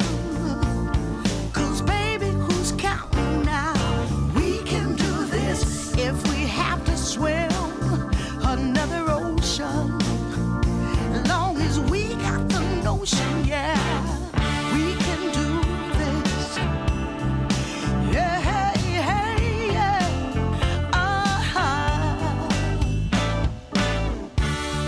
Sometimes you just can't see your way through the dark. And sometimes you're deeply hurt by some innocent remark. Oh, well, I know that this too shall pass, though I don't know exactly how. Yeah, 'cause as long as we stand together, there's not a thing can stop us down. Oh, we can do this if we have to climb another mountain. 'Cause baby, who's counting now? We can do this if we have to cross another river. Got to stand and deliver now. We can do this. Hey, hey, hey, hey. Yeah, we can do this. We can do this. Woo, woo, woo. We can do this.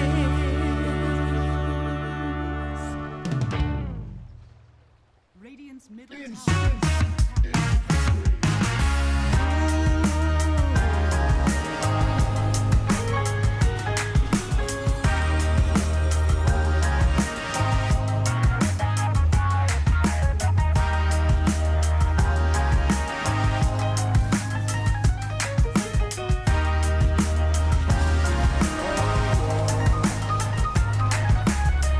Turned on the dime when I saw you walking by. Something about you caught my eye. Yeah. Ain't trying to waste my time, just standing in your line. Gotta take a shot before you pass me by. So you wanna be alone for a minute? Come on, tell me what's on your mind. I wanna know what makes you happy. I wanna know, can I make you mine? Ooh, I wanna know if you know that I treat you right. Wanna know, can I spend the night? Well, I had my eyes on you for a little while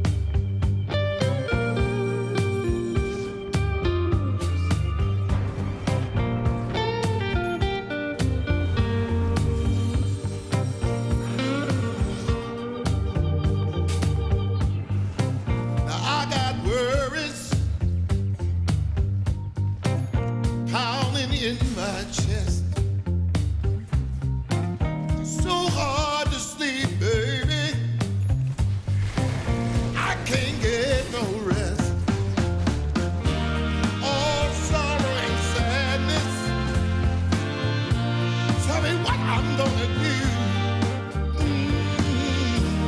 'Cause baby, without you, I'm all wrapped up in blue.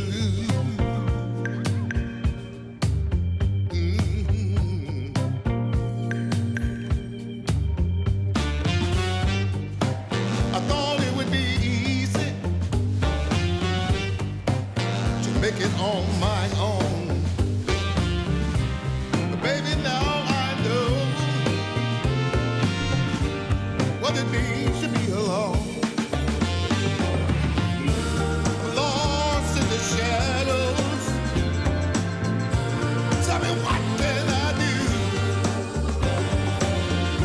'Cause baby, without you, I'm all wrapped up in blue. Wrapped up in blue. Wrapped up in blue. Wrapped up in blue.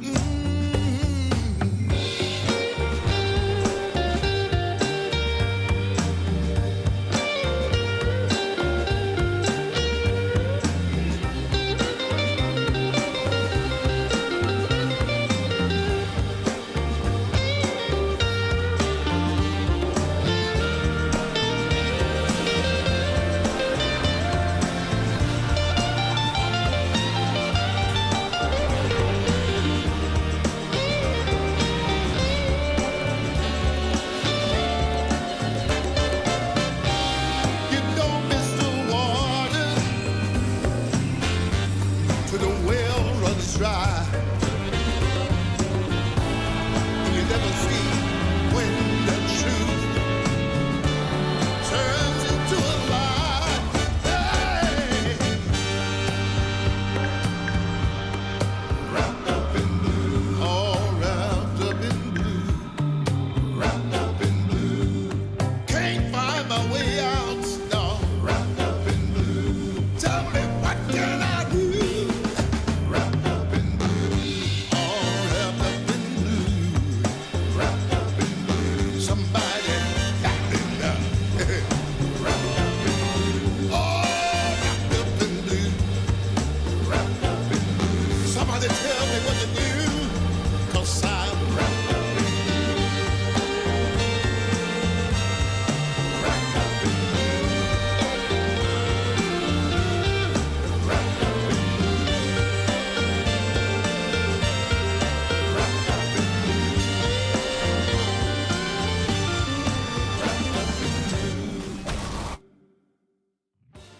DreamLeague Season 26 is brought to you in part by DHL, 1xBet, and Anthros.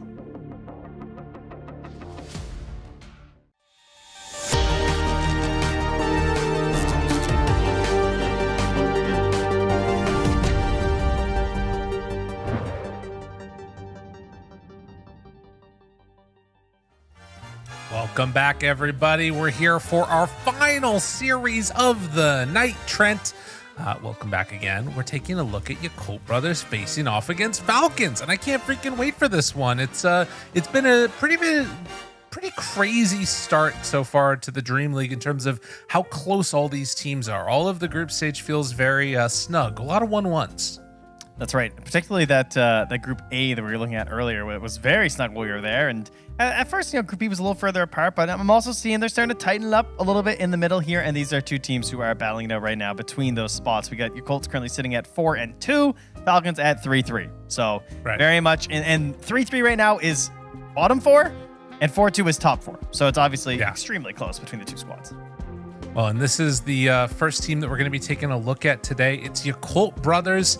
I think people kind of have a feel for this team now. It obviously did change up a lot recently, where you basically had like the entire roster kind of re-merged together around this collection of players. It's no longer Ame that's there, and instead it's Fly that's taken over that carry mantle. And it's, a player that I think a lot of people are familiar with, but his heyday was kind of, a couple of years ago when he was having a little bit more success back in the day around the IG squad. Now playing with the Yakult Brothers team, he's looking good.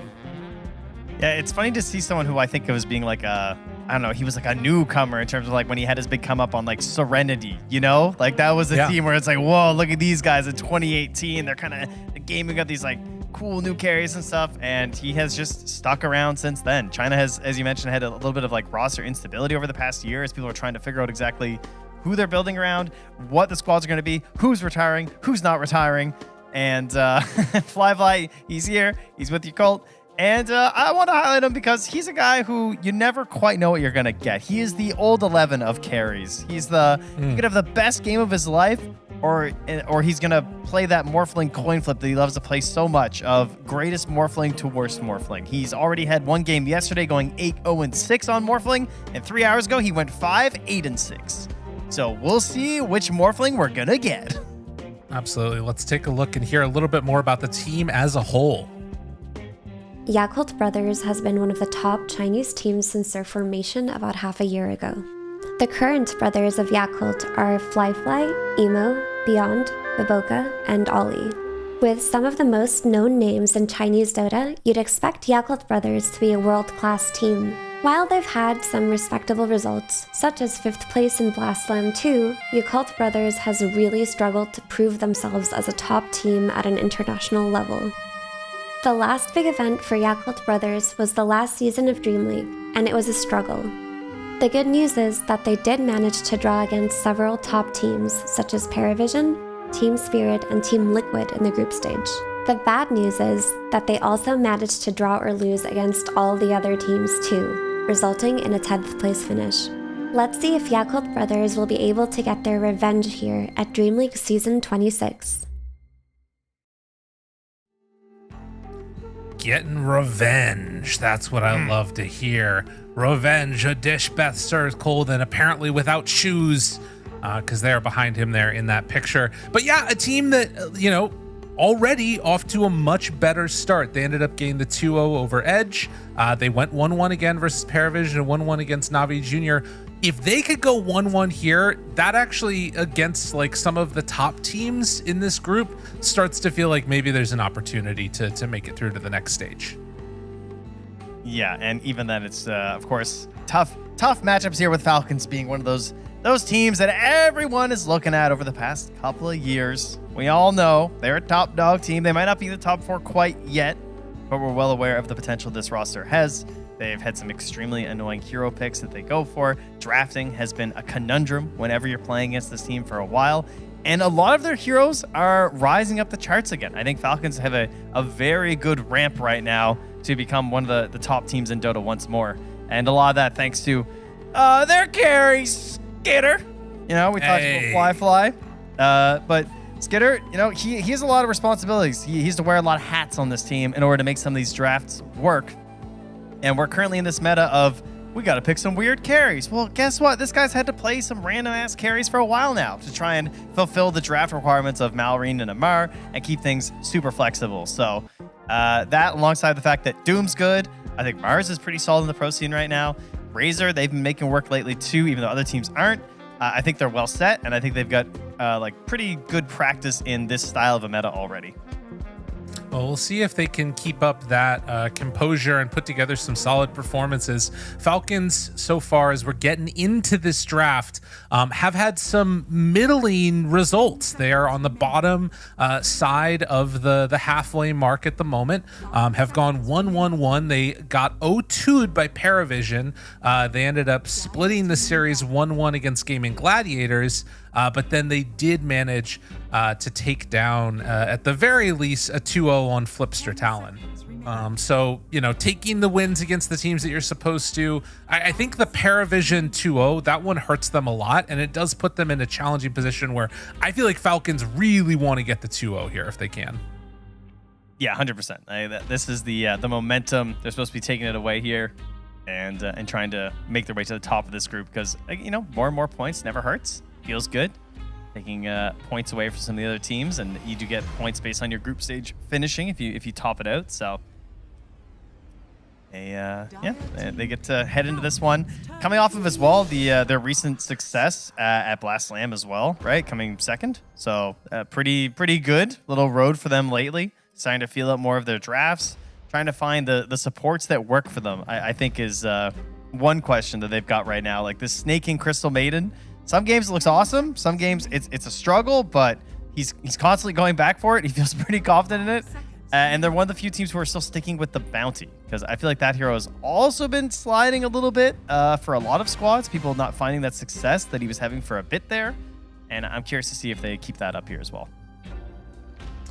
Beyond decides to take the first phase Darkseer. This has been banned a couple of times first phase against them. And then they also just played against Paravision, who first phased it against them as well and saw some success from it. But Falcons, they've said it time and again, if Bristleback is open, they will take it first overall. That doesn't always happen, but they're willing to. Yeah, this is the first time this tournament since the first game that it's happened again. Game 1, they opened with a first overall Bristleback, but since then it's either been taken by the other team or banned out. So this is only their second opportunity to grab it. The answer from Paravision was a Tinker Terrorblade Darkseer Tricore is what ended up getting. Oh, actually, I should double check that because it is 9 class. Hold on. Okay, there you go. What that is the Tricore. Okay, we can confirm. Yeah, he was. You never know. So kind of I don't know if you call it like an out greeting or something, but right. Not just getting run down by the maybe perhaps snowbally aspects of the Bristleback here from Amar. I also do need to mention real quickly that for Yakult Brothers, I think Beyond is probably the best Darkseer in China right now. He's been really, really good for a while. The other one obviously is Faith Beyond.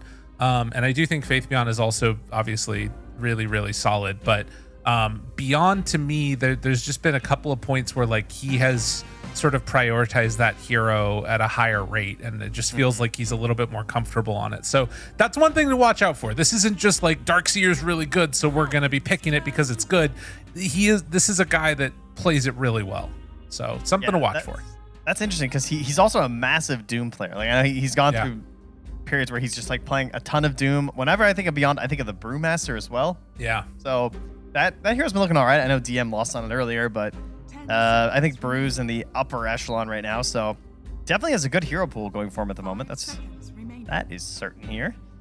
As Amar eyeing whether or not he's going to be playing Bristle, as we can see. And they will ban out that TB that defeated it previously. Yeah, I'm pretty sure too. And very likely the Snaking Mirana makes a return. Okay. Interesting. They'll take the Shaman.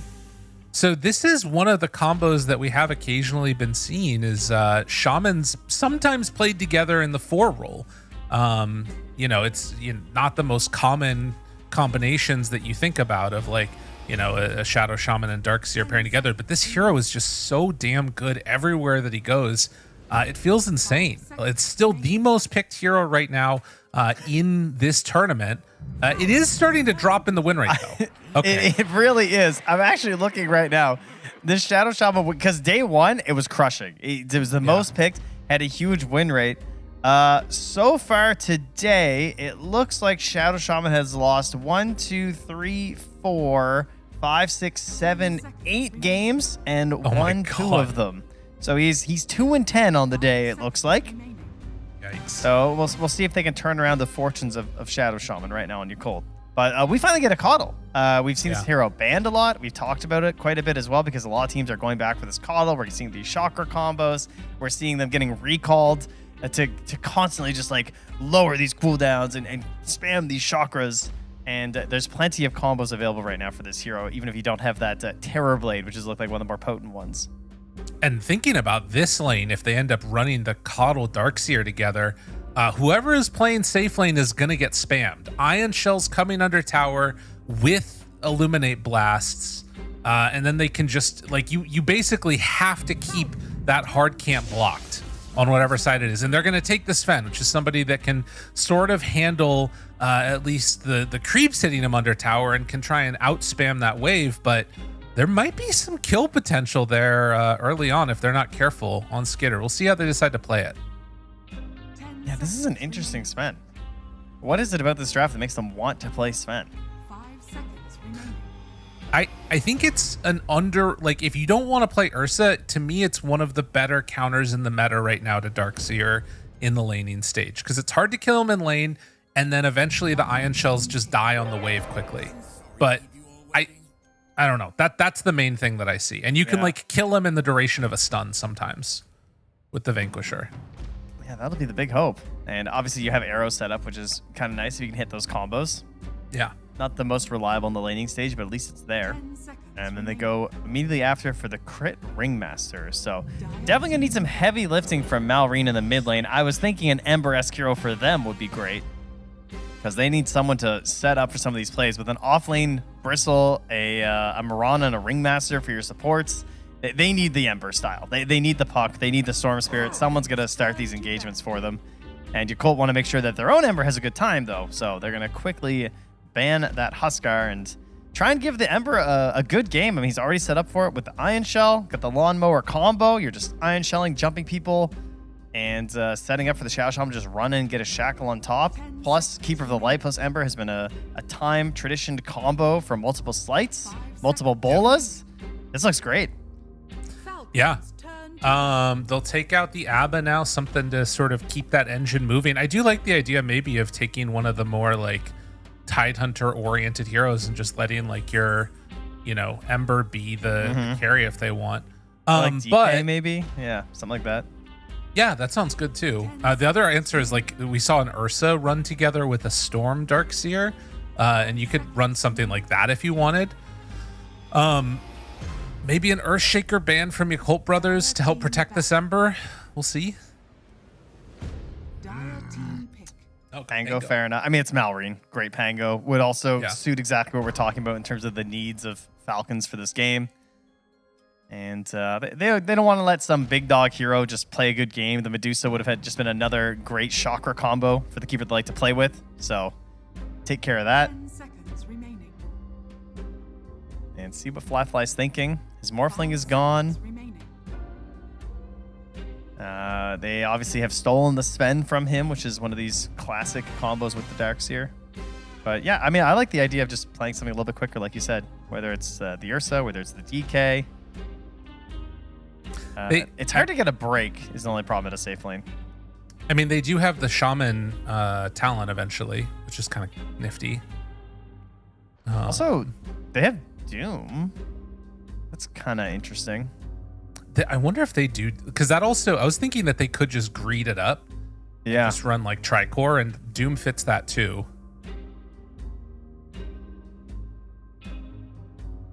And they've got a lot of time to figure it out. I kind of like the greeding it out option. I mean, always late game Sven becomes a little bit scary, but like Mirana Ringmaster with a Bristle, I feel like you maybe could just go late game with a Ember Coddle. I'd like someone who can go in and invade the stacks too. Right, like someone who can play a little aggressive. I mean, this gives them objectives, which is like the number one problem with Ember. The hero just is trash at taking Tormentor, Roche, even towers, obviously. He doesn't really help you with that. So Ursa, at the very least, will ensure that you get the Tormentor and the Roche if you're given the space for it. Yeah, and Shaman can pick up the slack on towers a little bit, maybe. Mm-hmm. It's a really well-rounded draft by your Colt brothers. We need a Malrine hero that initiates and can have some escape. I feel like Storm doesn't have enough help to be very good this game. He's first phase banned. And he's banned, so that's another great reason why you can't pick him. Puck has to worry about Hex and Bolas, which can be troublesome, but I definitely know there's players that would pick Puck here. I don't know if Malrine's feeling it right now, but some players wouldn't be scared off necessarily. Could you like OD? That would be. I like it for the lane and for some aspects. I think the initiation is still kind of whack though. But I mean, with Mirana, it gives you single target jump in. They only have like Shadow Shaman in terms of like a ally save. It's definitely playable here if they want to go for it. I mean, I think Viper would also be kind of something that would be a little bit of a wild. Like it would be bad jump, but I could see why you'd do it, Yeah. Could see why you'd get baited into it. Nah, just go the Shaker. Let's go Classic versus the Ember. Yeah. I feel like between the Ember and the Shaker and the Pango, I would rather see the Shaker for the reasons that you were talking about, of like, you know, player hero comfort, and then also that like early to mid game team fight with Rolling Thunder feels like it could really wreak some havoc. Yeah, this looks pretty good. Now, I will say this matchup does not seem as Earthshaker favored as it once was. Out of my recent times kind of studying this matchup in pro matches, I've seen the Ember win, which is very disappointing because it kind of felt like it was supposed to be a bit of a freebie. So Malrine, of course, though, great Shaker. We'll see how it goes, see if he gets a little bit of help here, see what rotations are coming from either side. You know what? Dealing with the runes. You know the reason I'm also hyped for this series? Like, Falcons are a team that's kind of known for their shit talk. Emo is maybe one of the most iconic moments in response to that ever. I feel like I'm really interested to see if Emo gets like pissed off, what ends up happening. And you saw they first phase banned Storm. Like, what was in case of emergency when it comes to Emo, just pick Storm. Yeah. Crit right now is bouncing between the Shideso Secrets and the Canary Classics, and he's going for the Secrets. No way. Oh, man. This will be the first time I've seen it. And then in my cast at least. Wow. Okay. Yeah, this is definitely the first time I've had a chance to cast this in a pro match where I actually get the other set. Oh, it went back. Oh, you're so funny, Crit. What you're the hell? So funny. I mean, all right, you guys can't see what we're seeing right now, but he's bouncing between the two of them. And now he's gone back to Canary Classics. Ugh, I can't see the benefit of the other ones. Like the problem is that some of these ones are just too good. It feels like it's not that the other ones are so bad, but the Carney Classics just feel super solid. Especially they're a classic for a reason. That's right. There was a facet change though, which was Ember. Oh, and that is that Emo is coming mid with the Chain Gang. A little unusual these days. We're much more used to seeing the double slap there, the double impact. So instead, we're getting the searing chains around your remnants and unit count of 3. Pretty crazy facet. Dude, we're already getting double tip from Emo, and then Emo with a pathetic line thrown back at him. I want to see this storyline evolve. I don't know if they're gonna lean into it or not, but Emo definitely not one to back down from a challenge when it comes to the all chat. That's for sure. This is going to be the world's greatest force staff game. That's what I'm seeing. Ooh. Force staffs everywhere, but both teams. We got Ursa on one side, Sven on the other. We got Fisher blocks. We got Mirana arrows trying to be chain comboed into a stun. We have everything. It's just force staffs out the wazoo. Yeah, that's going to be an interesting one to watch. I mean, the thing is, if this game devolves to like late game team fight dynamics, you do have like Shaker, Sven, which are like fight enders, but you have the Darkseer and the Ember, which is like you can pull them into weird positions and then get those big, like, 5-hero vacuum catches. As Malrine able to get that bounty rune, Ollie takes the other one, and the retreat back. Bobica gonna go down first. So first blood going the way of Skitter, and then it should be an easy trade-off of the other 2 bounty runes. That's what happens when we give him the player highlight. He gets powered up here for a Sven first blood. Means he's already got himself tangos and a bracer recipe coming out here to finish that up. So really good way to start versus what you had already explained was going to be a super annoying lane. Coddle plus Darkseer just looks rather miserable. Well, they're doing a good job on Falcons of already trying to mess with them a little bit. This is the way that you punish. You get in there level 1, try and spam as much damage as you can, and we'll see if they're able to get any extra pressure or annoying things going his direction. But at least for now, doing a good job of dealing with it. Level 1 Iron Shell just tickling, Yeah. Not really much of a concern here, as Ollie and Crit also doing a lot of trading up top here as this courier comes in. Somehow keeps it alive. I don't even know how. Looks around the side. In the mid lane, probably not too much to write home about the Ember versus Earthshaker matchup. Just want to basically see how much is Maureen going to be able to deny out from the Ember. So far, 5 and 4. So, you know, as you might expect, it's not going to be easy for him to take out all of those. So let's get a little nice deny on the range creep there. Yeah, it's kind of turned into like a TA where you're also just trying to like maximize your slugger damage here. And oh, that was a good one. Forcing out the slight into the big smack. Jeez, just tanks another one. Chains underneath. Gets a tower shot, not able to get a second one though. And Beyond, doing some good plays here. So he does manage to pull that creep wave, but unfortunately will miss the range creep. Still should pull it into a slightly better position for himself there and getting the levels that he needs to. Fly up top. Hits into Amar, gets 4 stacks of the Fury swipes up, but then able to retreat away. This is also the Amar Classic. He is going for the Seeing Red a lot when he plays Bristleback. They're not one of the teams that just like immediately picks Bristol and just everyone else pretty much just goes Snot for the most part. They do some sort of a physical damage combo like your Pango or something and just try and throw it out there. But you guys know Amar, he likes to build tanky, big strength items, and he likes to right-click people. So he's opting for the Seeing Red talent instead, or Facet rather. See this wave pull coming through yet again. Snake King trying to do what damage he can to disrupt this, if at all possible.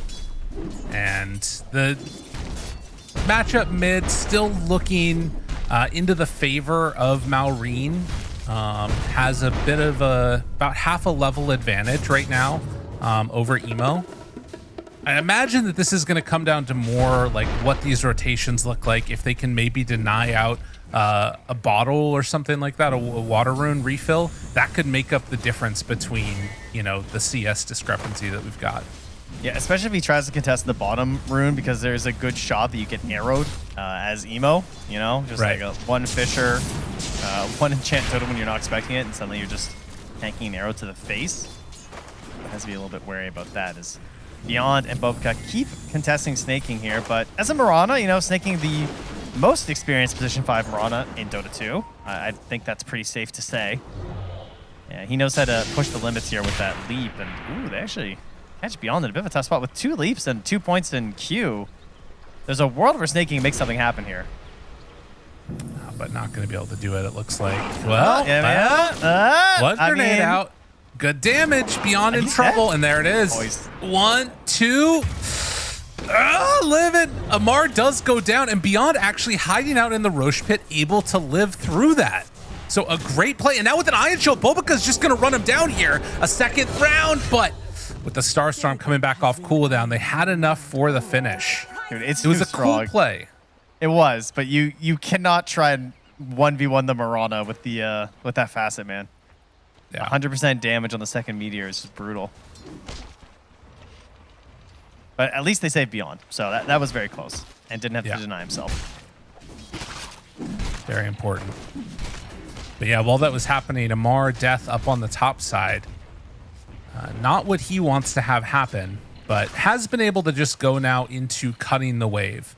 So Fly shouldn't have an issue clearing through the creeps, but Amar will get a little bit more farm out of the map than him because of clearing out the small camp at the same time. Ollie is getting Blood Grenade, Boots, and a Salve, I think. Yeah, he already activated it, so Emo's close to being 6. There's definitely an opportunity pretty soon to make something happen up here. Dodge. Shackle. While the chase down onto crit. He does have Tame the Beast. Will use it now. Fly pushed away. And with Amar coming back in, that does stop any extra aggression that was going to come his way. Back to farming immediately.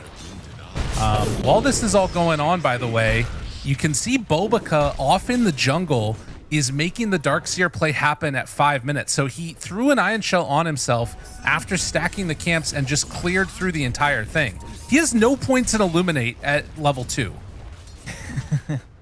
Not needed. Just gonna stack it up, do some Ion Shell work. Oh, Invis Rune gonna get denied here by Ollie. Does have the Hex and also the foul play coming back off cooldown. So even if they do go for the kill, oh, the stun after. That's nice. So bringing 3. but they still denied the invis room. Bobka just continues here. Does have his Illuminate now. So he can give a little bit of help here, but his Ion Shell just fades out. And puts a lot of gold to Beyond's pockets. Who's closing in on Vanguard. Yeah, this is a nice window. Getting level 5 now too, so he can clear through these stacks that much more quickly. And of course getting just the refill on mana as well. Maybe up top. They go now on to Amar. Just building up the stacks of the Fury Swipes, but stacks of Quill Spray also going his direction. Emo's playing with fire here, as an Ember does, but man, Mallory, like level 7, you know, if Snaking's off the map, he has to be a little bit nervous, I'd imagine, playing inside those waves like that with the Echo Slam potential. And of course, no points in Flame Guard right now. Yeah.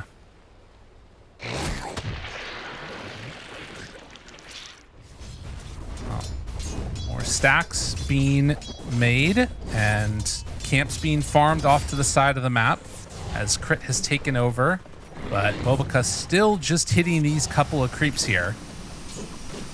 It's a Vanguard completed for the Darkseer, which should give him free reign to, you know, farm behind the tower if he wants. Still a potential for some rotations to mess with them, but you're pretty tanky with the Vanguard.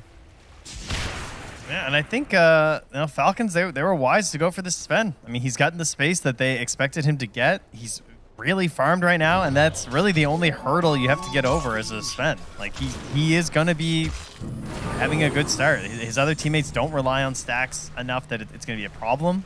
Like, he can just make his way through his jungle. Of course, Bristle's going to want a lot, but Amara's also had a great game. I mean, he's higher than any other Yakult hero in the game, despite being third on his own team. So they're well set to grow this lead in the mid game, and it's going to put some pressure on Yakult here to really get a good use of this Darkseer and all the gold they put into him. But how do you make the best use of this Darkseer without a melee support? It has to be your mid. It's just going to be all on Beyond and Emo for this one.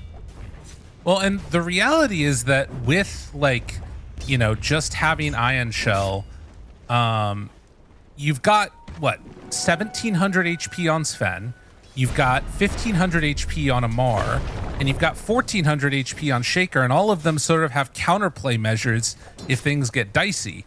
So there isn't an easy core to kill.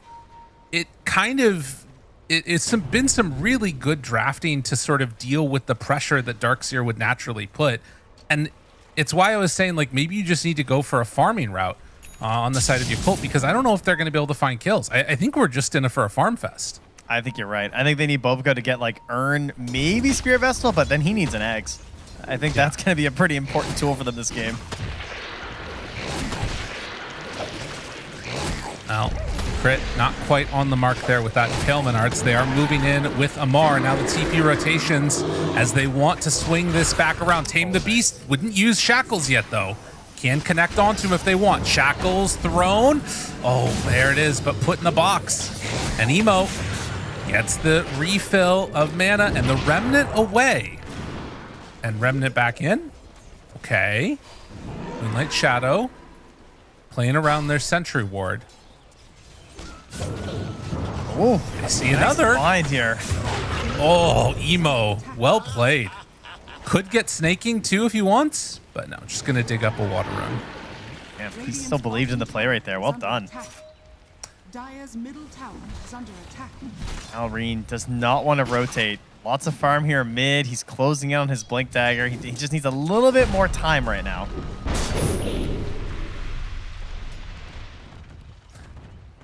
And that can open things up a lot. I mean, we'll see. Because the other thing is, it is a bit of a question. If you can't get kills with the Ember Spirit, the other way you can play is do this and bring Fly to the Sven. And if Skitter comes back to the Ancients right afterwards, yeah, thinking about it. Skitter, they need to find the right angle for him, and there it is. Immediately, they find the Sven and gonna take down this guy with the Ursa. Yeah, And this is kind of play that they can also keep doing, even if they don't rotate Fly down like that. Like Bobka can come in with the recall, then he can bring someone else. Like they're going to need to use this global potential here. I mean, that's another thing about COD. If you guys have played in a long time, you can also recall to your allies. It's not just bring people to you anymore. So you can do a lot more of these global strats, which is why the hero has become more and more popular. It's pretty nice. Wait. Oh, whoa. Earthshaker TP's in with the arcane, has to blink away immediately. Weird position now, snaking. His smoke is going to break, and they do not want to go on beyond first with that Vanguard. So Falcons, I mean, this is what's crazy, right? You just take that tower, you get a kill on the carry. It's a 4,000 gold lead. Like, in spite of things looking good for your Gold Brothers. Yeah. That part's not great, that's for sure. And that's with the fact that they've been just like funneling gold into this Darkseer as well, and yet he's still the lowest core. When you were like stacking Bobaka a little bit to just get these Iron Shell plays for him.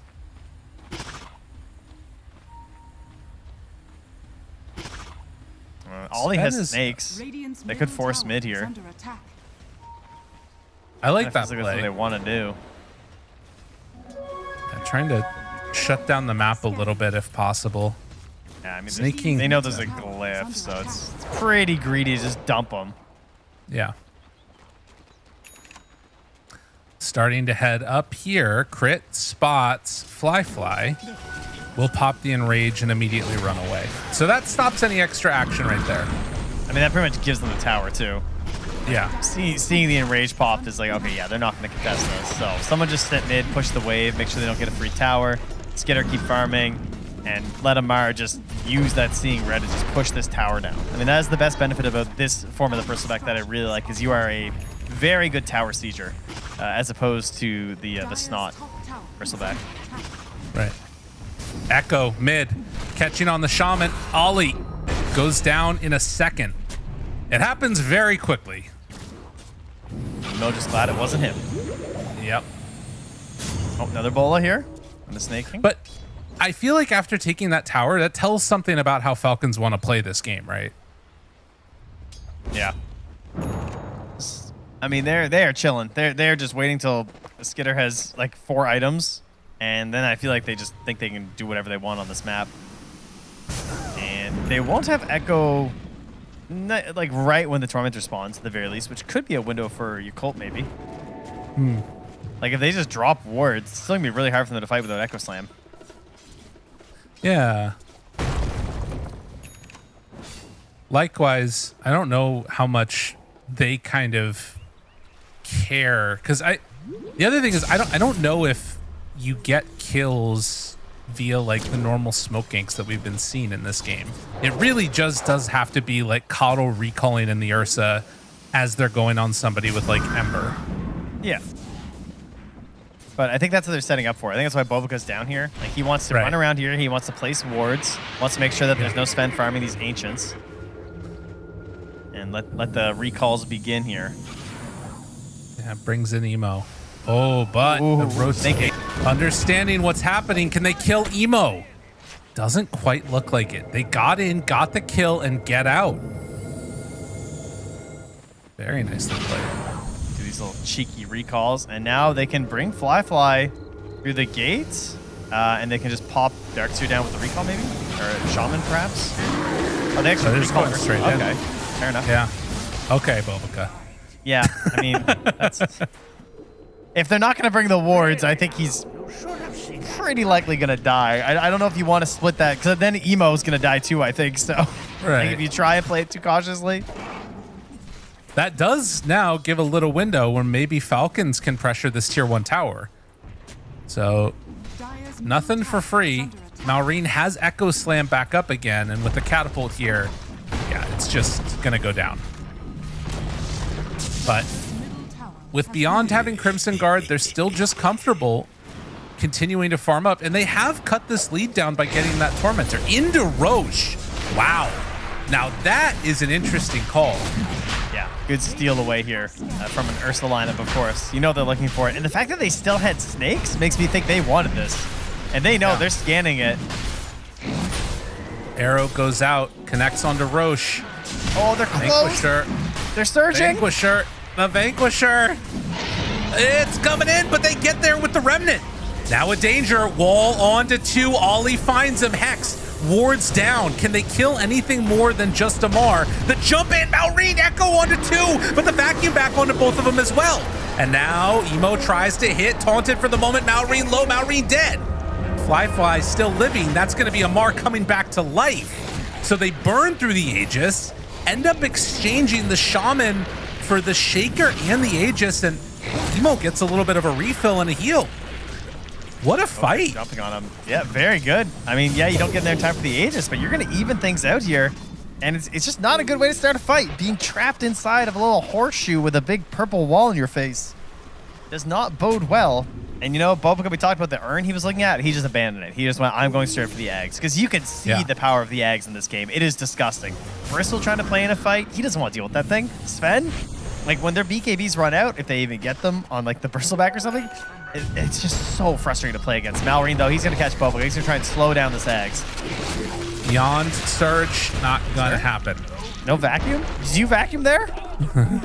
I mean, it's a long cooldown. Or save your buddy's syndrome, you know? I can't afford the 40 seconds. I think the problem is if the only way you save is if he surges and runs up as Snaking dies to Fly, but then you're left on the low ground with both those heroes as Darkseer, and you probably die. So selfish. I get it. I get it. Interesting. Okay. The trade of kills continues. Yeah, and I the only hero that does feel like it wants to maybe deal with that Ignis Fautus is going to be the Mirana. But if she goes into the middle of everything, she's going to die to like Ion Shells, Ember stuff, maybe even an Ursa. Like if you're leaping to hit that, it's not going to go well. Yeah, he's going to need a lot of blood grenades, you know? Gotta pump up that HP. By the way, dude, check it out. This is why I said Beyond is the best Darkseer in China. He bought the Shard next. It's so good against Sven. You feel terrible running around in that. Yeah, it's gross. It's like watching these tiny... It's like watching every hero versus Jakiro lately, except it's just everywhere, you know? And if it's Ember sliding around, it like follows that pathway too. So it just gets everybody. Very nice idea. I like it. Also has a Gossamer Cape, which is also gross versus Sven, so much needed here on the Dire side. Get as many Gossamers as they can. 2 Tumblers too. Talk about 4 staffs. Tumblers are going to be great this game. Ollie's ready to blink Hex. And Crit, not going for the 4 staff first. He went for the more aggressive choice of the Atos, which of course we are seeing as the other big item for the supports right now. It's pretty much all Atos' forces. That ward just out of range of that sentry. They saw the Darkseer head down. Don't quite have him in vision. Walks back into it now. First line of contact and destroyed. That is what Sven does to you. Man, Crit didn't even pop the Atos. Like he knew. He knew that guy's dead. And Crit getting a better save as well there as he gets to the level 10 talent. Cast range on the Escape Act.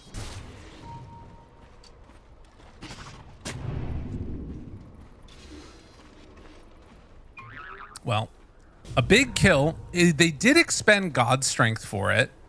And I guess that they're going to be looking for just finishing the BKB on Sven.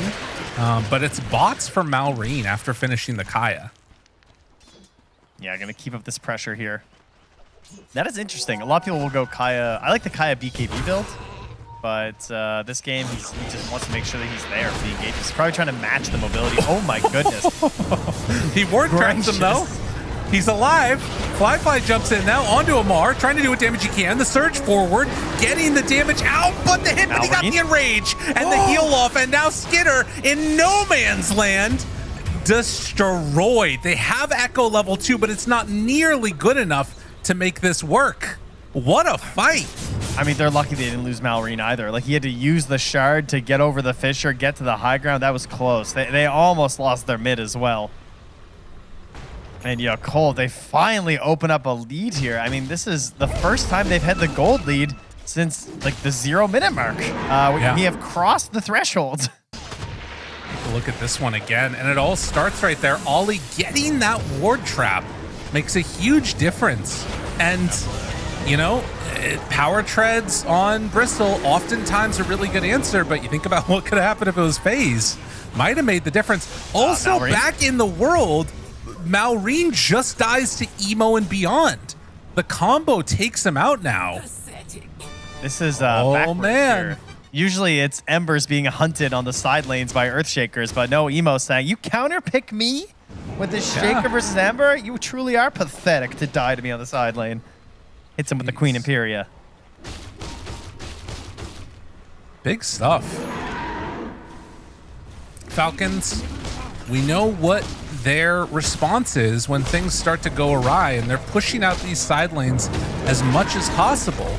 But against the Coddle, it's kind of hard to make that work. With the just mass recalls that come in, you can never truly feel safe. And keeping that pressure up, dropping ion shells on the waves down here too, forcing responses. What can they do with this though? Like they get an Atos now onto Emo? Oh. No, they're just doing it to take away the shield rune. Wow. Made no damage anyway. I mean, maybe the arrow hits. I guess there's a chance Skitter gets there in time, but now they're going to smoke up. He's got his blink. He's got his BKB. He's got his ulti. Oh, this is a good bait. Pops the ulti. He takes him away for a moment. Skitter forced to pop his own BKB. Emo now hitting into crit. Amar rooted beyond there. They're starting to take down that Ignis Fautus. There is the Echo Slam, but on the wrong side of the fissure, the rest of the team can't get there. Vacuum wall at the ready. Can he get it off in time? No, the stun, the control beyond finally gets it off. And he manages to escape, just barely. They're still doing good damage on the Snake King. In the midst of all of this, only one hero has died. Now the second one taken down. That is Emo on the Ember. What a close match. Just everything on a knife's edge from both teams right there. So close to wiping out Falcons. Then they nearly take down Beyond. He survives. He pops the dust to counter the Moonlight Shadow. Then it feels like it's Yakult who are going to get the cleanup, but it's just it looked like Pudge Wars with just some messy battles across the river. Not sure exactly who's going to get what. Very well done here. And that is going to open up the boost of travel now for Malrine. So he's going to, again, try and match this global mobility that Bobica has been bringing to their side on Yakult Brothers. As we see this Ignis Fautus, man. Yeah, it's just so... Like, look at this. This Ursa is so low, and there's like, nope, gotta run. And, man, shout out to Malrine for timing those stuns just to make sure... Because it wasn't like a perfect chain stun. It was a perfect stun to interrupt his casting animation of Vacuum. Because imagine if you get a 4-hero vacuum wall in that. It only turned out to be 2. That's where it's a situation where suddenly that fight looks horrendous for Falcons. Yeah, and you can just imagine that when he gets Greaves, it's going to be a little bit tougher. They have a lot of physical damage, so the Greaves are going to do a lot for him. Well, and honestly, taking this Heart of Battle facet means every fight, either Fly or Emo is going to have Surge on him. And that is a really big, difficult thing to deal with. Oh, that's a big pickup, though. Amar, Lotus. Yeah, see if they can protect people from Ollie, especially. All underneath the ward. Up here on the top side of the map. Yeah, they've had a couple good ones. That one down the bottom lane between the tier 2 and the tier 1. Another ward drop down around Roche. It will be a later spawn. That looks good here. Playing into their ward. Full vision as soon as the smoke breaks. Beyond shows. Emo's still hidden away. Emo hasn't broken yet. But they do see the purple smoke behind. Amar is there. Now rooted. Fissure goes out. Arrow connects. Emo now in a little bit of trouble. But the heal comes in. It's not enough. Big catch from Malrine. Buyback immediately into this fight. They catch onto 2. Now looking for a second. Well, Skinner jumps high ground. He's in. Skinner is in. I don't know if that's where you want to be, sir. Fly finds the double kill. Now Crit getting bullied, beaten, and eliminated as 4 heroes taken down. A triple for Fly. Holy, that's a big bear. That is the Papa Bear of Fly coming through in that one. Look at that damage. Yeah. Yeah, they Barely need jumped any right help into on his that. plans. The help they were getting to. Ollie, the ward trap as well. Skitter hops in like trying to bail out this fight and immediately realizes, nope, this isn't good, and then just gets ward trapped on his attempted escape. The snakes are a major problem. I mean, Amara played this pretty well, right? He's waiting it out. He's not just like going for the Lotus or anything. They waited. They get the kill on the Ember, but then there's a bear. And they're stuck. The other thing there is I think it was such a good call to not panic by the rest of Yakult brothers. They sent in Emo with like the anticipation that they could buy back and fight it. And now jump forward, Fly in the world of the living catches and kills Malrine. They were scanning, saw that Roche turned red, but didn't anticipate because Roche hadn't respawned that they weren't in there. And now they're gonna find all of the cores of Falcons again. Jump forward, Fly on him, vacuum, pullback. Amar in further trouble. Amar is gone. Old Bash God. He hits those. Wow. No help nearby from Crit. Can't get an escape act save. That's going to give them the Roche as it spawns up top. They got plenty of time to go back and grab this, and that's just going to further open up this gap of a lead here now for Yakult brothers. What a catastrophic like 3 minutes for Falcons. So well played by Yakult Bros, and they're showing the power of this combination. We've seen a couple other teams run it too. Darkseer, everybody thinks about the support, but if you run it with Ursa, this hero is terrifying. Yeah. I mean, you saw it there with the vacuum setups. It's just like Sven. As now they're going to get Malrine again. 3 Another death, back-to-back potentially. deaths. Like he's got no BKB. This is game ruining right here. Unfortunate. They destroy him. And I mean, the other thing I was wondering about is maybe if he ends up going for like an Aghanims instead of the bots on the Shaker, maybe you can get away from some of that. Snaking about to die as Skitter tries to finish off this Tormentor. He's getting close. It's real. He's not going to be able to finish it. Oh, that feels so bad. Oh, jeez. So much time spent. All right, we need some good vibes in the chat right now, in the call, you know? All right, guys, we gotta. It is really only a 6K lead. It is an Ursa, you know. The kiting, it happens. If they don't hit the vacuums, it's hard to commit. Crit's really dead. This is recoverable. Yeah. I was getting a little worried there. I'm not gonna lie. Realized he might have to tank one there. Well, you know, sometimes you tank things. It's okay. Look at this Ollie, fast pace. Malrine, not again. Not again. No, not again, Malrine! Oh, and Emo drops the pathetic. He's not even involved in the kill. He's like, remember when you tipped me earlier? Unbelievable. My guy has spent about 8 seconds alive and about 3 minutes dead. Oh, jeez. That is rough. Holy, he has no game right now. Wow. I mean, it is how it is. It is what it is. Fly. Going for the Ags, having the shard already completed. A pretty cool answer just to have like max status resist all the time. Yeah, I mean, it's Vanquisher on the Sven. He's constantly stunning. There's arrow follow-ups. Like, it's a great idea.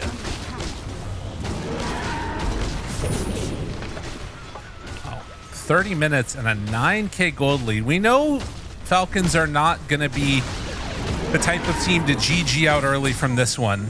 Obviously, still a lot left in their tank. Well, you have asterisk. If Malrine dies again, maybe. Okay. If he dies like right now, maybe. That's fair.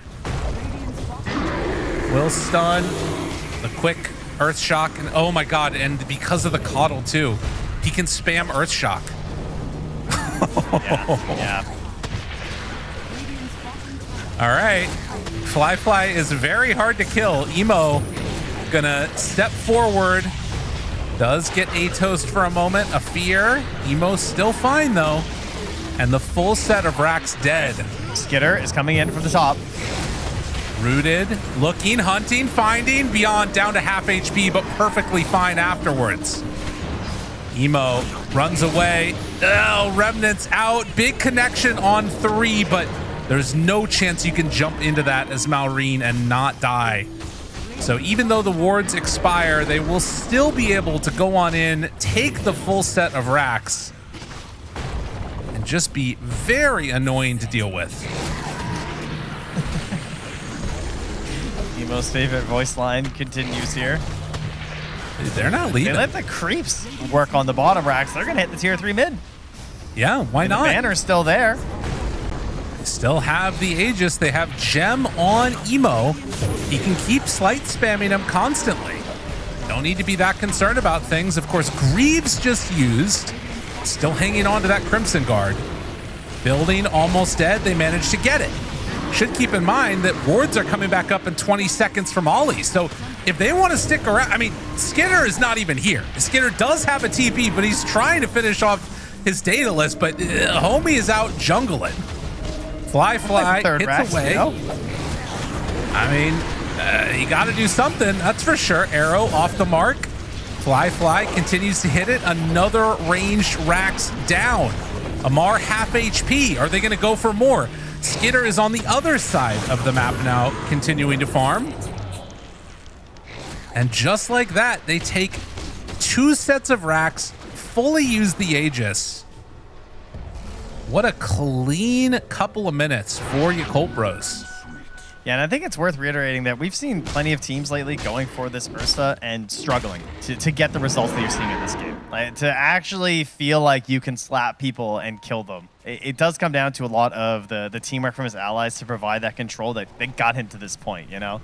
Like, those vacuums were clutch to actually make it so Battle Fury is not just a farming item, but he's actually killing multiple heroes at the same time. Consistently getting chain disables and stuns and ward traps from his allies. That's kind of stuff that really makes this Ursa thrive. And that's why he's 10-0-5 right now.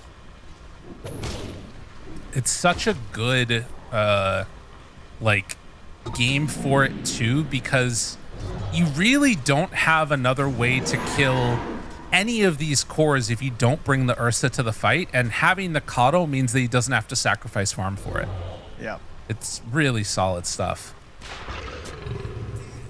Crit. Got a pull there. And We we slew you. tried. Oh, God. 07's in the chat. Dun, dun, dun, dun, dun. Everything on him instantly. Oh. Yeah, that one hurts. Are they just going to go for this? They Same scan him. question that they had from Falcons. I think they would just run up here, right? Scan? Oh, I guess they would. It is a minute away from the Wisdom Shrine. They drop down a ward. Ollie has level 2 wards, but he just drops them, and yeah, nobody is here. They didn't come back. They scanned them, but they thought they left. I mean, Amar is up on this cliff. Now they see Amar. Remnant messing around. Nobody is home. Nobody is here. They're just getting mega. Amar has to TP back to his own high ground. He TP'd like 1,800 units. And jump in. Skinner finds one. Arrow connection dead. That is the kill that you needed. Now they can go for more. He's broken. Oh, but can they? I don't know if they can. Fly. He's caught. Echo Slam. Not doing enough damage. Malrine gets put in the box. He's staying alive. Maybe this actually ends up working out okay for them. Skinner takes down Bobica. Snaking does go down, but he buys back now. Ollie in no man's land. Amar manages to find that kill too. Yakult Bros, signs of life. Emo, in the meantime, does kill Crit, just the support Slayer. Fly manages to take another, and there it is, the enraged turnaround. Skinner wanting to chase this. This is such a big kill. If they can take down Fly, trying to finish him off, and they will. No, not Snaking. So much gold. Guys. Yeah, well. Give it to Skinner, please, dude. That would have been a lot of gold for Skinner. Yeah. I mean, someone's got to pay for that buyback, you know? That's true. All right, that's fine. He's got his date list. He's got the damage. They get a lot of big kills. They do come out on top of that despite the 2 buybacks. It wasn't a total loss for Yakult, though, as you said. You know, Emo was in the back, blowing people up inside. But what a way to start. It cannot go better than that. right? Yeah. Blowing up the Darkseer first is by far their best chance of winning this fight, and that's how they're even able to get these kills. Because if he's there with Crimson Guard and Shivas and Greaves, there's no chance. Yeah. Well, big stuff.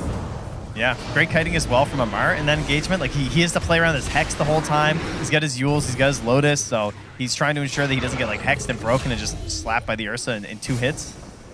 And he did a good job of delaying things out to the west during that fight. Snaking. No. I mean, this would have been such a big moment for them. Jump in, Skinner. Finds him. Arrow. Taunted. Oh, but the blind light pushback and then the vacuum and Emo. He saved his entire team, kept him alive. And unfortunately for Falcons, it was just as Roche was respawning as well. Beyond does have a surge to get some separation. They're trying to hunt him, but he gets away. And they're so slowed there in the fog. They cannot manage to chase him down. Maureen. Fissure, Echo, done. Big drop down. That is what they needed. But unfortunately, Maureen is going to pay the price. And Falcons, they have to come back and deal with they've already lost 1 Rax. There's only 1 more ranged Rax left, and Fly just gonna come in and clean up Roche. Yeah, Skidder not willing to commit the BKB in that one. Oh. So dealing with the Ignis Fatus and everything, they couldn't get that kill. We're all just gonna buy back, huh? I mean, there is a Refresher Shard and a Cheese. That Refresher Shard would be huge for Sven. Thinking about it, Fly. I mean, this is a little bit dangerous. So the snaking is not there. Skidder trying to run to catch back up. They throw out the impalement art. See Roche, Amar walks on in, tries to hit it. Good amount down. Roche, it's there. They get him already. Refresher Shard picked up everything but the cheese. And now all he needs to do is jump out of the pit. And eventually the stuns wear off as Amar gonna back away. But there is a bear chasing you, sir. They move in, they find that Abyssal Blade, save for the moment, but now Root catches onto 2. Maureen off to the side, trying to buy some more time for his team. But there are the shackles onto Skidder, and Fly hits him. Skidder, Hex, Skidder in trouble. Skidder, big satanic connection, but is it going to be enough damage? It's not quite looking like it. They have the control. The Hex is going to be there. A triple kill for Emo. As Fly finds the other side of Amar. GG is called. Yakult Brothers come away with game number 1 victory. And a game that for 20 minutes was led in gold and experience by Falcons. Controlling a lot of this map, feeling good, getting a giant Sven out of the laning stage. I mean, Skidder was massive. It looked like it was going to be a pretty clean sweep into those mid-game objectives. Yeah, they lose the Tormentor, but they get Roche. You're feeling pretty good. And then the Ignis Fatus comes out, and Emo plays well, and they hit these vacuums for the Ursa. Just teamwork all over the place here from Yakult. They definitely outplayed in the mid-game team fights. I think that's the biggest difference maker in this one. Really, really cool stuff to see. And I mean, showing why this Darkseer has been such a high priority, enabling those other cores to do everything that they wanted to, it felt like, and then providing that extra stability. You know, starting from the early goings, things were looking good, and it just felt like a very coherent draft across the board from Yakult Brothers. You knew what everybody was doing, all their bases were covered. From Falcons, you had like player comfort, individual power, and stuff like that, but it did feel like there were these issues that just couldn't really be resolved. There was a lot of moments that were just so close, though. Like, Ollie almost dying multiple times in numerous engagements, and then getting out, and then he gets to cast a couple more spells. Fight's getting a little bit too spread for them to consistently help out from the 2 supports. Like, Mirana and Ringmaster are both pretty, like, low range, right? Like, Snaking, you can help out with an arrow and stuff, but in the actual team fights, your best contribution hope is like, oh, we're going to Moonlight into the team fight, or I'm going to get a big arrow follow-up or something. And for Crit, it's maybe get a wheel combo, but they don't really have the draft for that. It's more like, oh, I get a big escape act save. And these fights ended up being very spread, and the mobility of Emo just made it really hard for them to actually contribute in these engagements. Yeah, I think Emo is oftentimes, whether or not he's playing the most important hero, is also the one that tends to make the calls on these teams we've heard and things like that. really, really good performance from him. And we didn't disappoint when it came to the all chat into a little bit of voice line usage. It was pretty hyped to see. Man, gotta love it. Good stuff coming out from your Colt brothers. Team Falcons at various moments looks like they could have pulled it together, but I'm excited to see what happens in game number 2. We're going to go to a quick break now, everybody, and get ourselves prepared for that match. See if Falcons can pull this back, or if your Colt brothers are going to be storming to the top of Group B. Find out just after this break.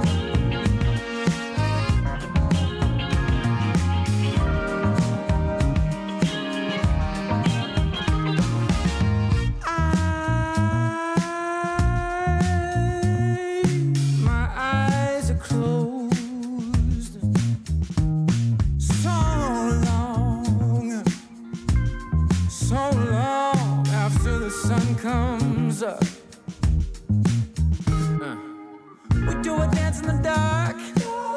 Down the hall, pictures fall. Even the neighbors call. But then you rip out my heart. Every artery, a part of me.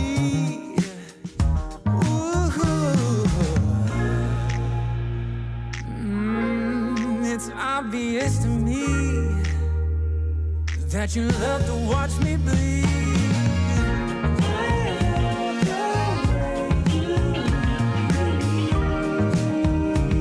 But not half as much as I love when you leave. I hate to see you go. But I love to watch when you're walking away from me. Walking away from me. Yeah, yeah. 'Cause I could be anything you want. I could be anything you need. Baby, tell me it's something real, and I'll give you everything. Every now and then wicked smile. You know I can't help myself. They play around with me for a while. Keep tearing me up until there's nothing left. Ooh, it's obvious to me. Yeah, you love to watch me bleed.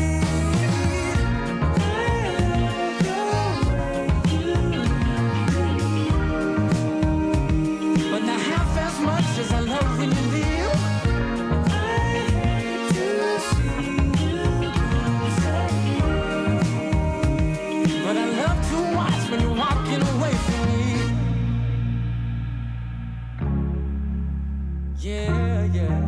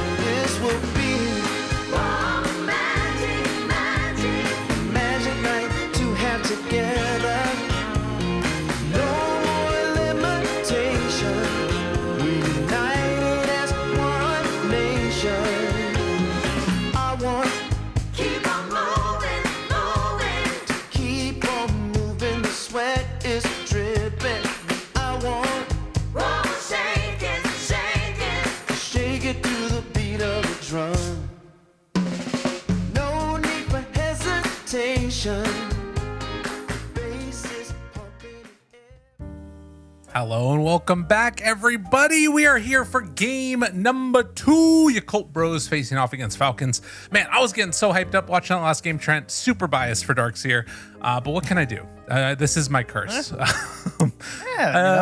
It's a blessing, this patch, apparently. It's everywhere. That's true. Can you tell me, as an objective person in this situation, what you saw and what you're worried about or excited to see, or things that you want to see changed in game number 2 from either team? Darkseer actually is my 6th most played hero of all time, and I have 61% win rate. So I'm also not biased. He is my most played offlaner. I'm also nice. So don't worry. He's a cool dude. I'm right with you. I know he's so good. But as a unbiased, doesn't only play Darkseer. I think that there's a good reason we're seeing a lot. I think, honestly, the main thing that I'm seeing from that game is that you don't have to pick your melee 4s and believe that that's all Darkseer is, and that's the scariest thing. Because when Darkseer is capable of doing things without melee 4s, that means he's really broken. So we might have a problem. True enough. Well, we'll see how it ends up going, because we are already into game number 2. We are just starting the draft, and let's take a little gander over that way. I wanted to reload this page so I can see if there are any changes going into this next game from what we saw last time around. And already a little bit of a departure. They take it out, say, we don't want to deal with that. Yeah, just too annoying. Were there any heroes? We had the Terrorblade not there. I'm saying like these heroes that are just all over this tournament right now. We didn't have our Tiny picked up. We got our Medusa taken out. Didn't have to worry about that. Or actually, no, it got left in, right? And then they took the Darkseer instead. I think we were talking about. Yeah. Yep. But there it is. Wow. The Fly Morphling. Start game number 2. They did ban out the AA already on the side of Falcons, so feeling a little bit better about taking that Morphling now. And then on the side of your Cult Brothers, the only thing that they left in that was banned last time was the Tiny. So that is an option for Falcons if they want to run it. Nope. Shaman first, eh? Rainy? Interesting on that one. Where to go from here? Falcons, we talk about how it wasn't the best start, 0-2'd by Paravision, but sure, they're a really strong team. 1-1 with Game and Gladiators. Starting to turn around with the 2-0 Flipster Talon. But dropping one to your Cult Brothers. Do they consider going back for the Bristle if it's left in? I assume your Cult Brothers won't leave it for them because it is still a pretty frustrating hero. But they're more concerned about the idea of what is Morphling not like. And so they're going to get rid of that Timber Saw. A quick burst potential. Okay. Yeah, that makes sense. Protect this pick if you're taking it this early. And Fly, I mean, he had a hell of a game last time around. I do think a lot of it was about enabling him. And it feels like, enabling Fly to be the big late game carry, and then Emo is the one that like runs around and does a bunch of weird stuff. I wouldn't be surprised to see Emo try and run towards an Invoker pick eventually. I think that that's a hero that he's super comfortable on when it's not like that one, and Storm Spirit are two of the ones I think about most commonly with him. They end up leaving in the TB as well, which, I mean, I guess it goes both ways, right? Like, obviously, we have a lot of teams who will counterpick TB with Morphling because you get to copy into the TB, and it feels really good. But there's also just the fact that TB is a very strong carry right now, super good at controlling the map, and so that can be a problem for Morphling lineups who are trying to kind of like wait for this timing when the game looks good. And they did already get one of their wins with the hero there versus Flipster Talon. So we'll see if that's the carry that Falcons want to look for from themselves. Your Cult, I'm not aware of them doing any sort of a flex. We do have plenty of teams who are willing to go for the mid Morphling, but I think we can just assume this will be Fly for now and work from there. Right. The other one that I always think about when it comes to this Morphling matchup is a Drow, which only has been played one time so far in this tournament, but did get a win. And I'm pretty sure it was against a Morphling in that game, or maybe it was a Medusa, I'm not sure. But that's something to consider. Second phase opportunity. Yeah, definitely big value. No doubt about that. Did they left in the Abba this time, which is also a hero we've seen a lot versus the Morphling, actually, because of the Withering Mist innate. Some teams have been using that as a counter pick. Oh, interesting. So that could be a consideration for Falcons. I feel like that is definitely a skitter hero. Yeah, and also Amar too. Like you could pick it on the earlier end and flex it. And it's the thing about his thing is that it's all damage that he does, which is kind of funny about it. So if you end up getting like the Radiance, then you're just like Withering Misting as well in the AoE. Yeah. Cool guy, you know? Well, can't take Amar away from Bristleback. Even with an L.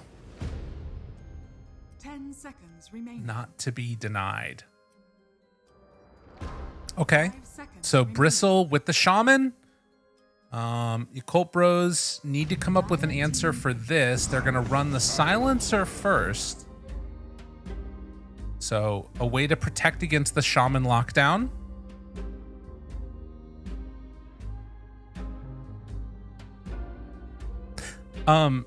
You had talked a lot about like pairing together Global as like this big hit with the Shaman. I kind of feel like I like that more too, but with a hero like Morphling, I feel like I'm more okay with using Global defensively because Morphling himself is just like that big, massive damage. You know what I mean? Yeah. Yeah, he's a big turnaround hero. So like if you use the Global to keep Morphling alive, then suddenly he waveforms and hits someone 4 times, they might be dead. So right.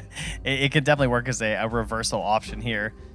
Falcons, not traditionally a big Invoker team, but this is definitely looking like a pretty good Invoker game to me. Might be something to consider later on here, right? Get the Shackles into Sunstrike. We've seen that versus some of the Morphlings, and it's comical. Just dies, but it's never been a Malrine hero is the issue.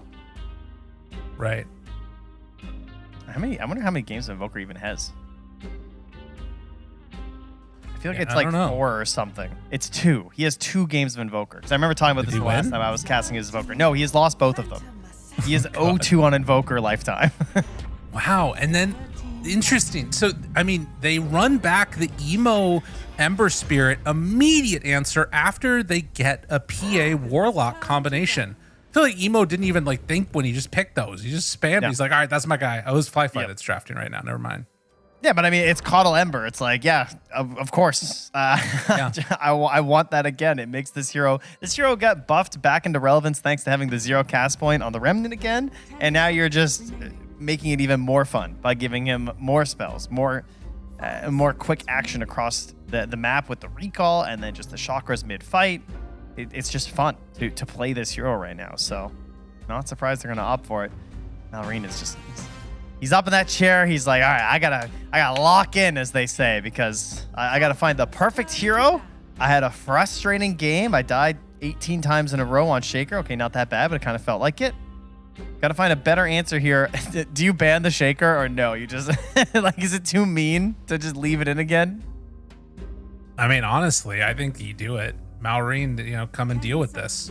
I will say, like, at least from where I'm sitting, I feel like this is identifying a problem in Yakult's draft and saying the problem was the Darkseer, and they're giving him like the same core concept that they had before, which is like big, scary position 1, Ember Coddle to go and make mayhem happen, and then Coddle can recall in the Morphling in between fights.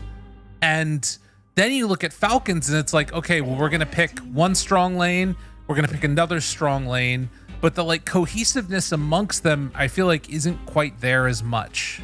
Maybe I'm crazy for thinking that, but that's the way it feels to me.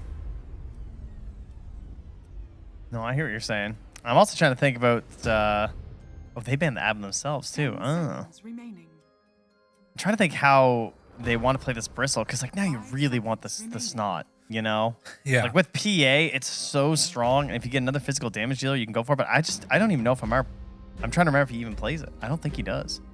Like I can't remember watching him lately where he actually goes for that facet. So I'm kind of curious if they'll actually make the swap for it. He's kind of a guy who sees the facet he likes, and he doesn't often switch. I mean, look, his last 4 games are just all seeing red. Yeah. That's how he likes to play it. Doesn't really matter to him. Whoa. Okay.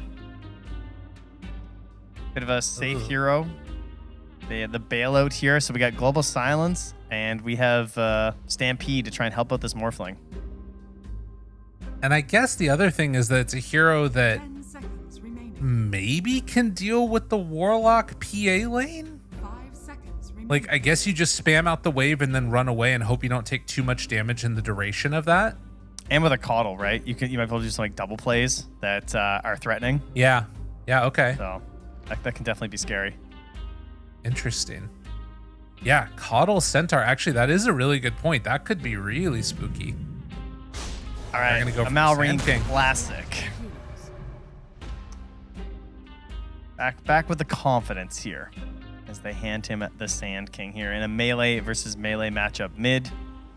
See if you can find some power there. And the Warlock PA, though, it's back. Was dominating the meta for a while. Has faded a bit. It's not something that you really see banned too often. Sometimes Warlock is still being banned a bit in the second phase, but PA has been knocked down the list a little bit here. Not the best break game either. So it's not an amazing game for the Shard or anything like that. Just a hero who people like to pick because she can get that Battle Fury and sort of like come online in the mid game with a pretty strong timing. And Amar is converted. We'll see. He's got Snot Rocket chosen right now. Oh, does he believe? Because it's so good with PA. Yeah.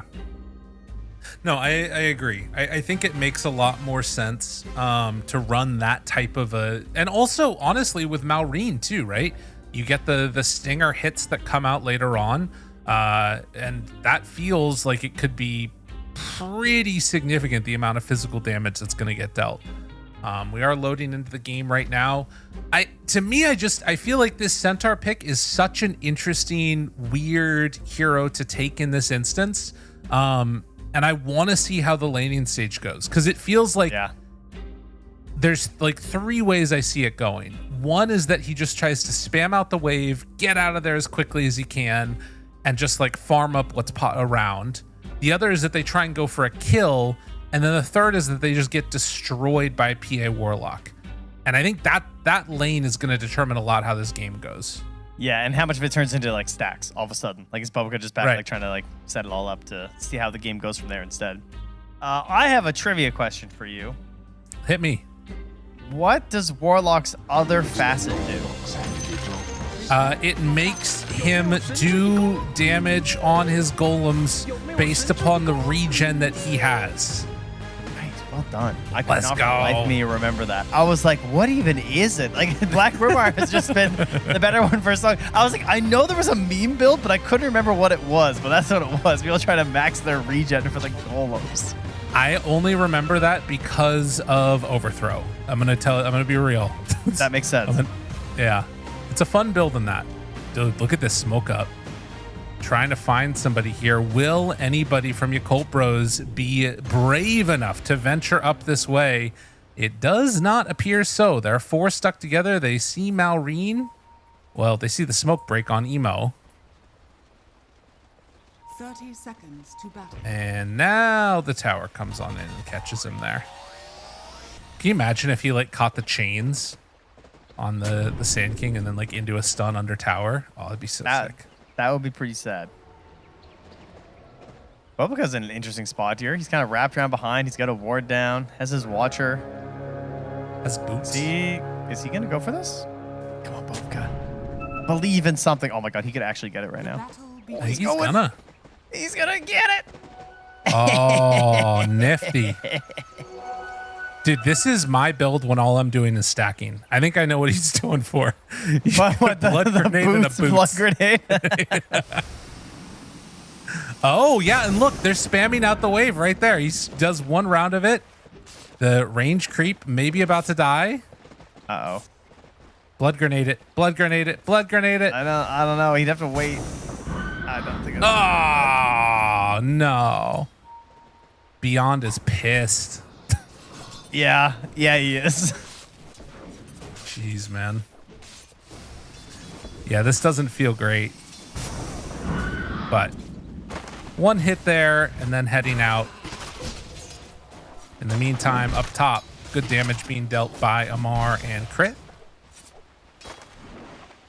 Well, because it's going to be the core in this one, I think, you know? Yeah. We've got priorities here. trying to help him out. Well, they don't end up getting a Sunstrike to help them, so it's just going to be the two of them up here. And that means it's going to be relatively tough to try and get a kill on the Morphling. Obviously, he's got pretty high armor. He's able to change his HP and have a wand versus Bristleback. So the odds of you getting a kill just rely on some crazy shackle out of the fog or hex out of the fog without a chance for Flyfly to morph. And it's not likely to happen. Or I should say shift attributes, of course. There it is. Clarify, just in case you don't know what I'm saying.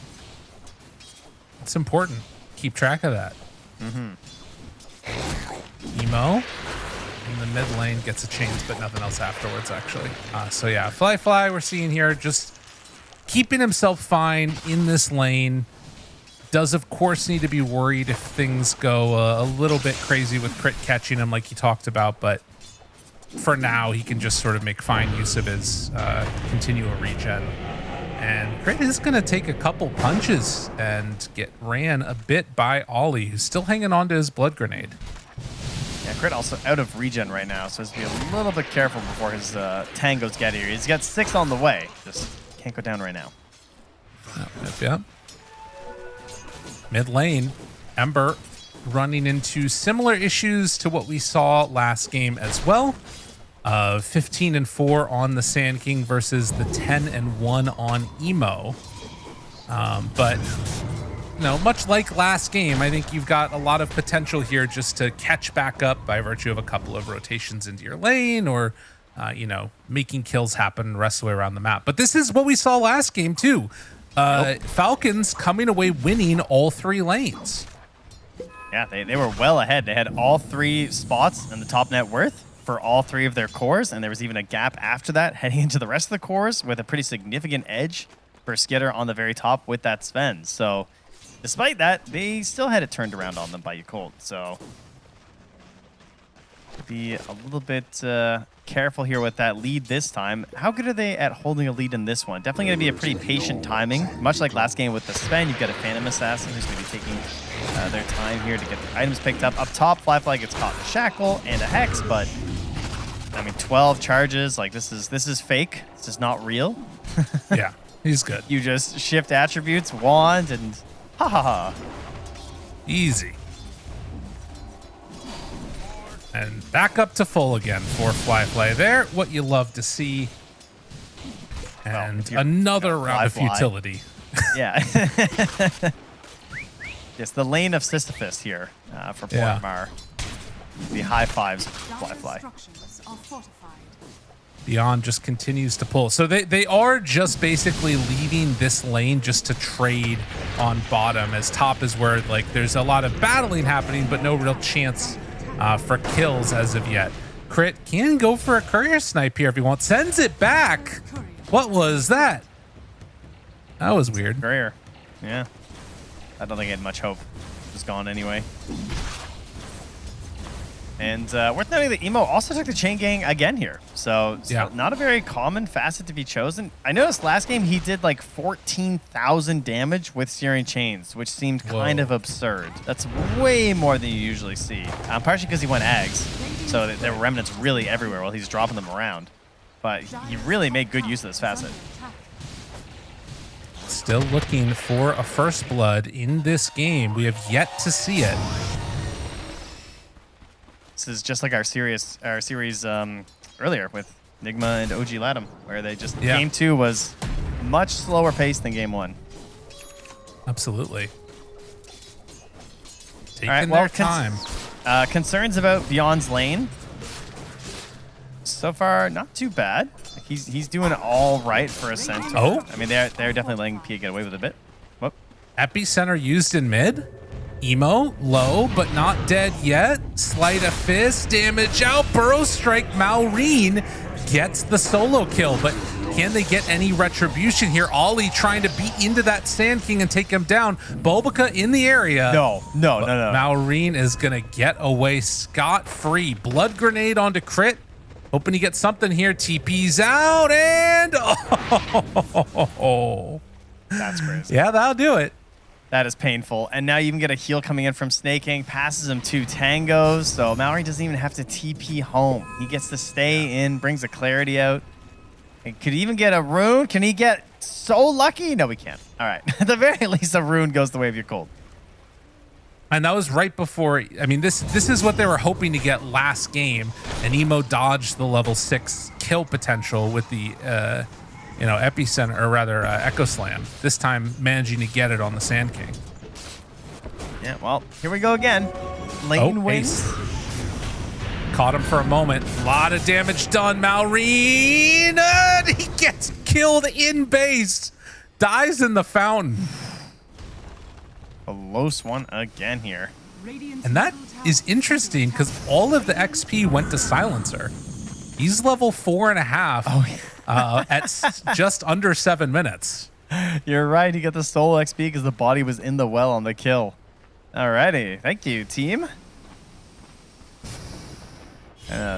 Sucks for Emo as he now just hit 6 versus the level 7.5 Sand King. Oh, and Falcons. They're going to take full advantage of this. They just, on Yakult, give up both shrines. Well, I mean, they got their kill mid at least, but yeah, that is a bit rough to have happen to you. Emo is just going to trying to farm up some neutrals at the same time here mid.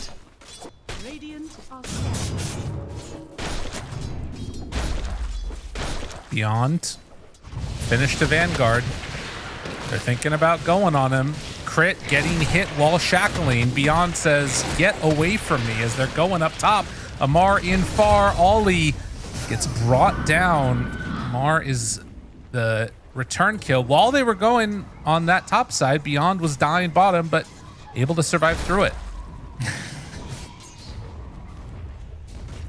We're all over the place here. Crit comes in to control the bottom rune. It'll be top for Malrine. He gets a regen. Not the best. Some dire vision and wards and blocks all up in here. They're keeping a good eye on these stacks here. So Malrine's going to start farming them. Do they come and contest at all, or are they just going to watch? Looks like it's just watching. Yeah, I know. Yeah, they're going to get Sentry the misses. ward, but just out of range of the observer. Yeah. Interesting. Well, keeping things close.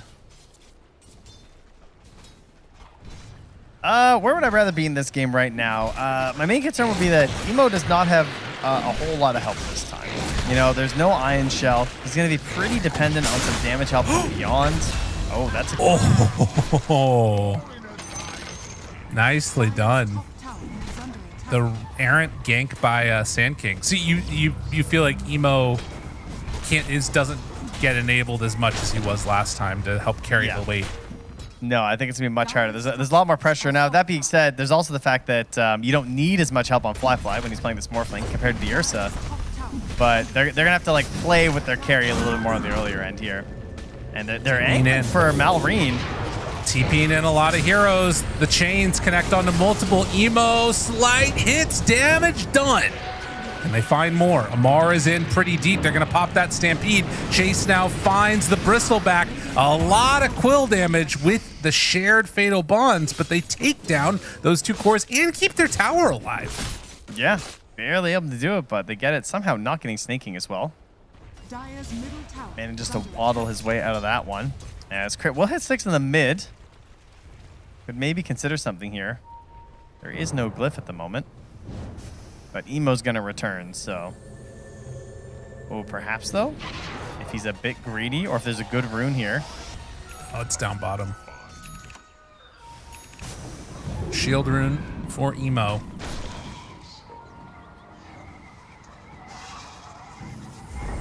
Yeah, well, not a big move by anybody yet, it feels like.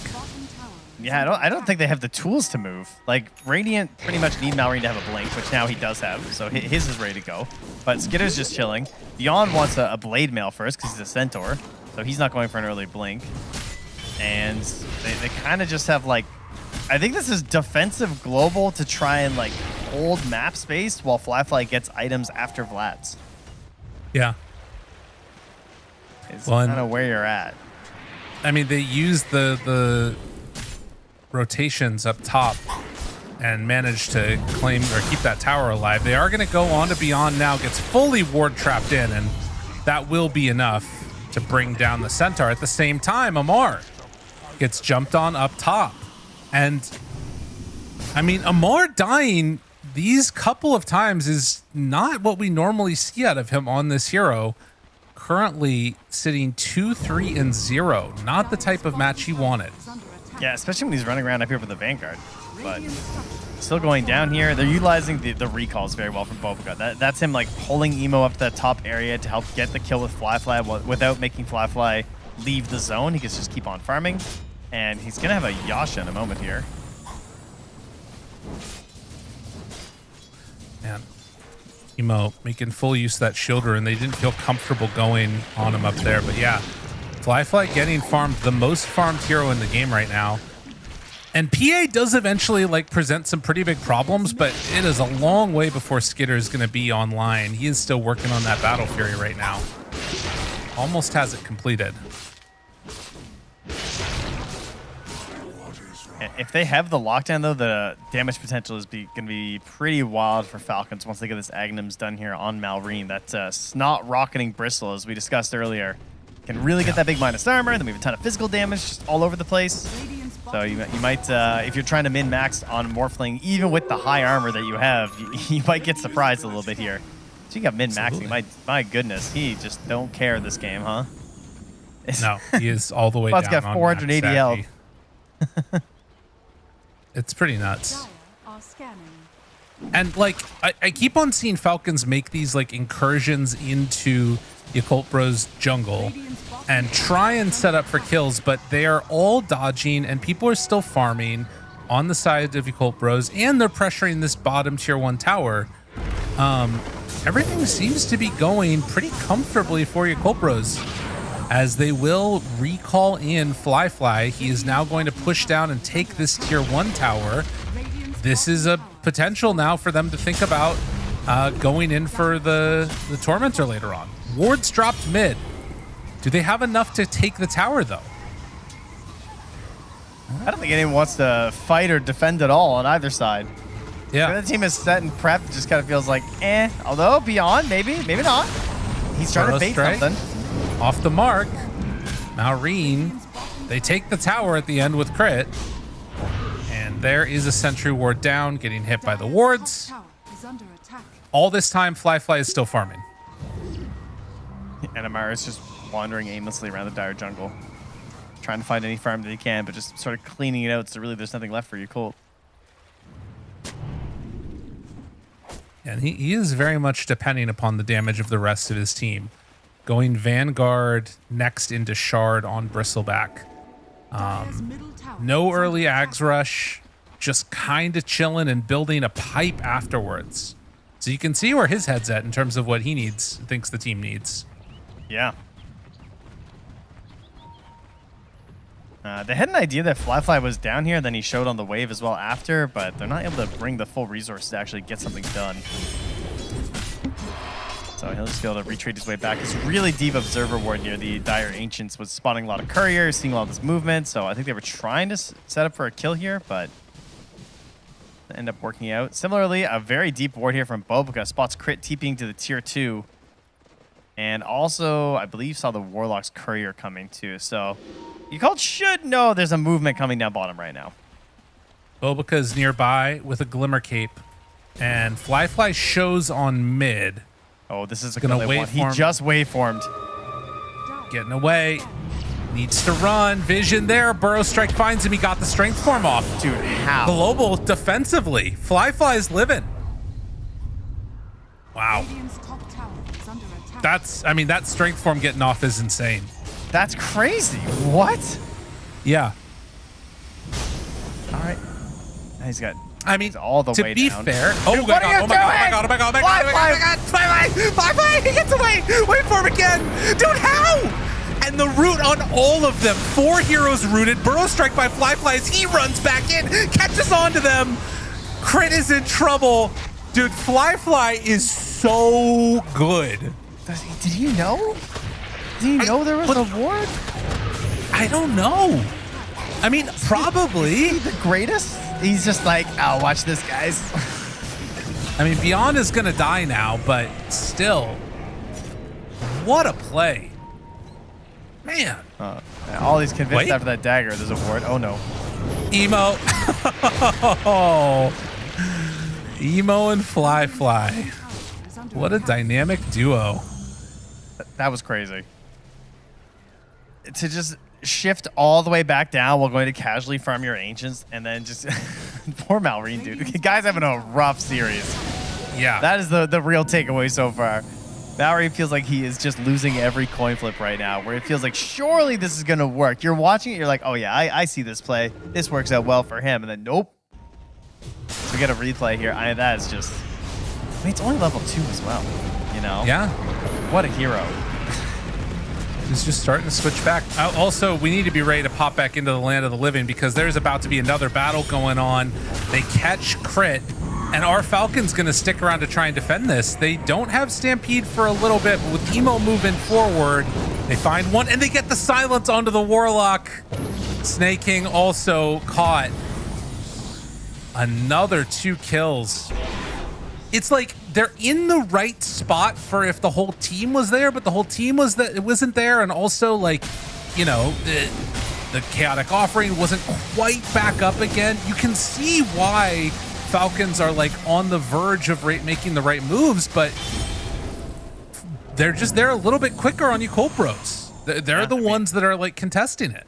And they're the ones who have been using recall and just pushing around this map, so it has felt like it's been a big theme. I feel like for the past like 2 or 3 months, it's kind of felt like mid-game team fights has been the theme. But for the past like month, or especially over this week watching these games, it feels like we're shifting more towards creep waves and global mobility. It has felt like the thing that's determining a lot of these games to me right now. I think that there was a wrong read on the Falcons side of what the real problem was in that last game. And some of it was like the Darkseer, definitely, but this Coddle has felt like much more of the problem. Like you're talking about, that global mobility, it is an issue. And like allowing Bobica to basically like set the tempo of the game, it's been really impressive to see. Now, they're not out of it on Falcons by any means. They just got Aegis on Skitter. They have tremendous team fight when Warlock ulti is up. The Colt Bros do still need to be careful with their positioning and movement. Beyond's ready to flash off this new Blink Dagger. They're following the courier. They're feeling themselves. PMR on the tower. But are they feeling themselves too much? The stomp onto 2, catching, killing, in trouble. Aegis down, crits to the side, global is used. They do have chaotic offering still if they want to use it, but they just need to get out. They've already lost Skitter. The PA is dead. And you Colt Bros, man, big fight, big win. They get the tower. Aha! Yeah, the timing there on that global silence was perfect. Like, that's exactly when Snake King wanted to drop the rock. But it helps them cover, get the kills. They also just really quickly started bringing down PA. Like, Skitter just got rooted and just attacked and died. It did not feel like there was any hope for recovery. Felt like there was supposed to be some sort of a plan there where it's like, oh, do I get defensively like hexed, or do I get golemed on top of me? But there unfortunately wasn't any sort of an answer that could bail him out there. Nah. Way too hard to deal with. Well.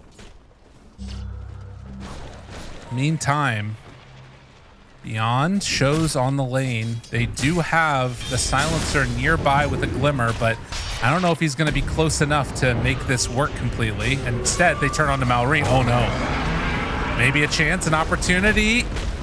Yes, Beyond is going to go down. But guess who's here? Hello! And they used the golem? They golemed? Trent, they golemed. They did golem. That is, I can confirm. I have an on-field reporter here saying there is in fact a golem running around. He's come through the gates of oblivion. There he is. He's remastered. Oh. And he is the last thing standing on Falcons down here. Got some good freaking quads on him. Man, look at that guy. Oh, he's been hitting the gym for sure. He doesn't skip leg day. That's impressive. All right, tier 2 tower being hit, and Colt Bros take it down bottom. They also are setting up for the mid lane. Dude, this just looks like a carbon copy of last game.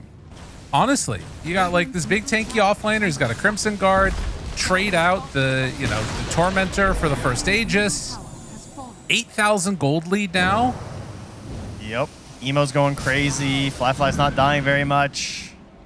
That is indeed what we pretty much saw last game. We do have plus 15% evasion on Skitter, so that's some more survivability. Hey. Half your hits missing. It's pretty good. I mean, BKB will also feel nice to some extent, but oh no, Malrine. Wait, didn't he? Oh, he didn't have Burrow Strike back up again. Okay. Nice TP out there. Malrine able to survive. Needed. Yeah, I would say so. They cannot have him going down again. Crit still just level 10 right now. They're just pulling them all around the map. He's just getting pulled to one side with a recall, then zipping back to his remnant mid. A nuisance is what he is. Dude, I don't even know where Bobica is half the time. What is going on? I know. He's literally like, I want to see the heat map. There's just like these wide gulfs in the heat map. I see that he has bought a gem and is going to fly that over to Emo again, just like last game. Like he said, carbon copy. And now we do have a carry who's very happy to grab a break this game. So Amira's going to have two problems between just dealing with being bounced around and pinballed, and oh well, there goes maybe crit. Yeah, Emo should have him there, takes him down, and now also getting that other kill. Fly's getting recalled, and waveform in. Couple more punches. Amar in the dirt. So is Snake King. Triple kill for Emo, and yeah, another tier 1 tower dead. They really just are not standing a chance. Morphling is just so good in these kind of games, man. When you are just rolling and snowballing, it's a Terror Blade that doesn't run out of meta. Yeah. How crazy is that? I mean, look at this damage. Sitting for 350 right now. Tower's just getting annihilated. And Fly has shown that like he is consistently dodging all of these hits. By the way, Malrine is dying again off in the jungle. Emo is just beating the crap out of him. Sanj and Yasha with the Mage Slayer. The punches, they do not stop. 9, 1, and 10 on this Ember. That's 4 kills straight. Just got his triple up top and then adds Malrine to his list. Emo is really scary on Ember. And you already are first phase banning his Storm. yeah, right? Yeah. Can't handle the question mark, so they deal with the Ember instead. I mean, we get a Solar Crest on Snake King, which is actually pretty good because we also just have a BKB on Skitter, and you have to find some way to amp up the YOLO potential here because it is going to be coming through your PA. That's kind of the only hope you have. But now there's a break, so we're going to have some quivering PAs and bristles now in the face of this Fly Morphling. Yeah.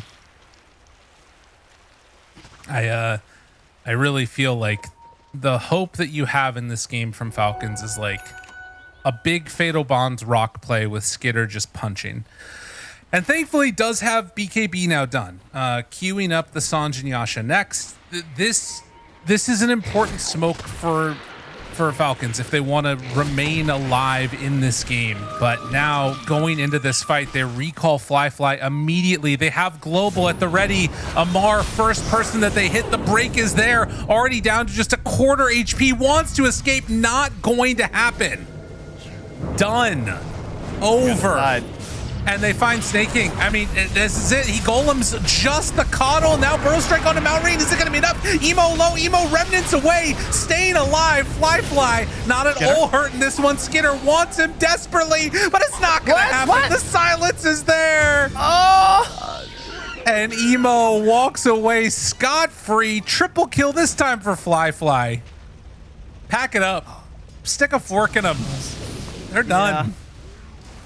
Fighting into 3 Gossamer Caves as if this game wasn't annoying enough already for Skitter, by the way. Oh, man. I mean, you could see the potential. You see the damage, right? I mean, that was 3,000 damage from that Snake game because he is invested in just Epicenter. Here, he's waiting for it. He's trying to set the Epicenter play. The Global Silence comes out. So he's lurking the Streetline the whole time. Again, he's waiting. Finally get the Golems. Here comes the Burrow Strike. Here's the Epicenter damage. There it is, but there's no Bristle minus armor to put in with it, with the Snot, as we said, with the Stingers and everything. That could have done something. And they can't combo at the same time as Skitter. And, you know, they're already taking that fight not only a gold disadvantage, but a hero disadvantage with Bristle being dead. So, and Bristle is dead. So that's what I was leading into, obviously. You know? Oh, got it. Yeah. You know, that is 2 fights in a row now where Bristle has gone from full to dead in like a second. Able to catch him there. Maybe an opportunity. Emo throws out some more slights, and, well, that is a dead Shaman. A second game in a row where Skitter is just forced to farm out the other side of the map while his racks are dying. And unfortunately for Falcons, the racks are going to die much more quickly with the Morphling in this game, as he does not give a hoot about any of that damage coming his direction. Tier 3 tower done. They need to come back. They have to come back to deal with this, but you can't do anything if you come back. Doo-doo. It's rough. Ooh, doggy. You Colpros. Yeah, I mean, if they can manage to go on a run here, there is something worthy here. They were in a very competitive qualifier attempt here, because the way that you qualify for the Rio Masters out of China was that they played in the ACL LAN, in which they had to play against Tidebound, now all gamers, who did knock them out. They took them out the first round, then Tidebound lost to XG. But you're cold, you know, if they get enough points here, this is their only road to get to the Masters, because there is no other qualifier for China. That was their qualifier. So they have to get there on points, unlike the other regions who still have their qualifiers to be played. So if they can catch fire here and keep up this sort of gameplay, maybe they can knock out one of these teams. Mar. They see him first, find Snake King. Dead on the Warlock. They got the strength form off onto Flyfly. Waveform forward. Catches, kills, crit, and now Amar left alone. Maureen going for the big combo. Is it going to be enough? Burrow Strike Epicenter doing literally nothing. Maureen is gone, doing good damage onto Ollie. He is going to fall. Wait a minute. Maybe an opportunity here. Skitter hitting. Triple kill. Skitter looking for more. Can they take down Emo? That would be the cherry on top of this. As they hit the Flyfly. Waveform's back in. They get the kill on Emo. But you forgot about Flyfly. And Flyfly takes what is his. 4 dead. What a play.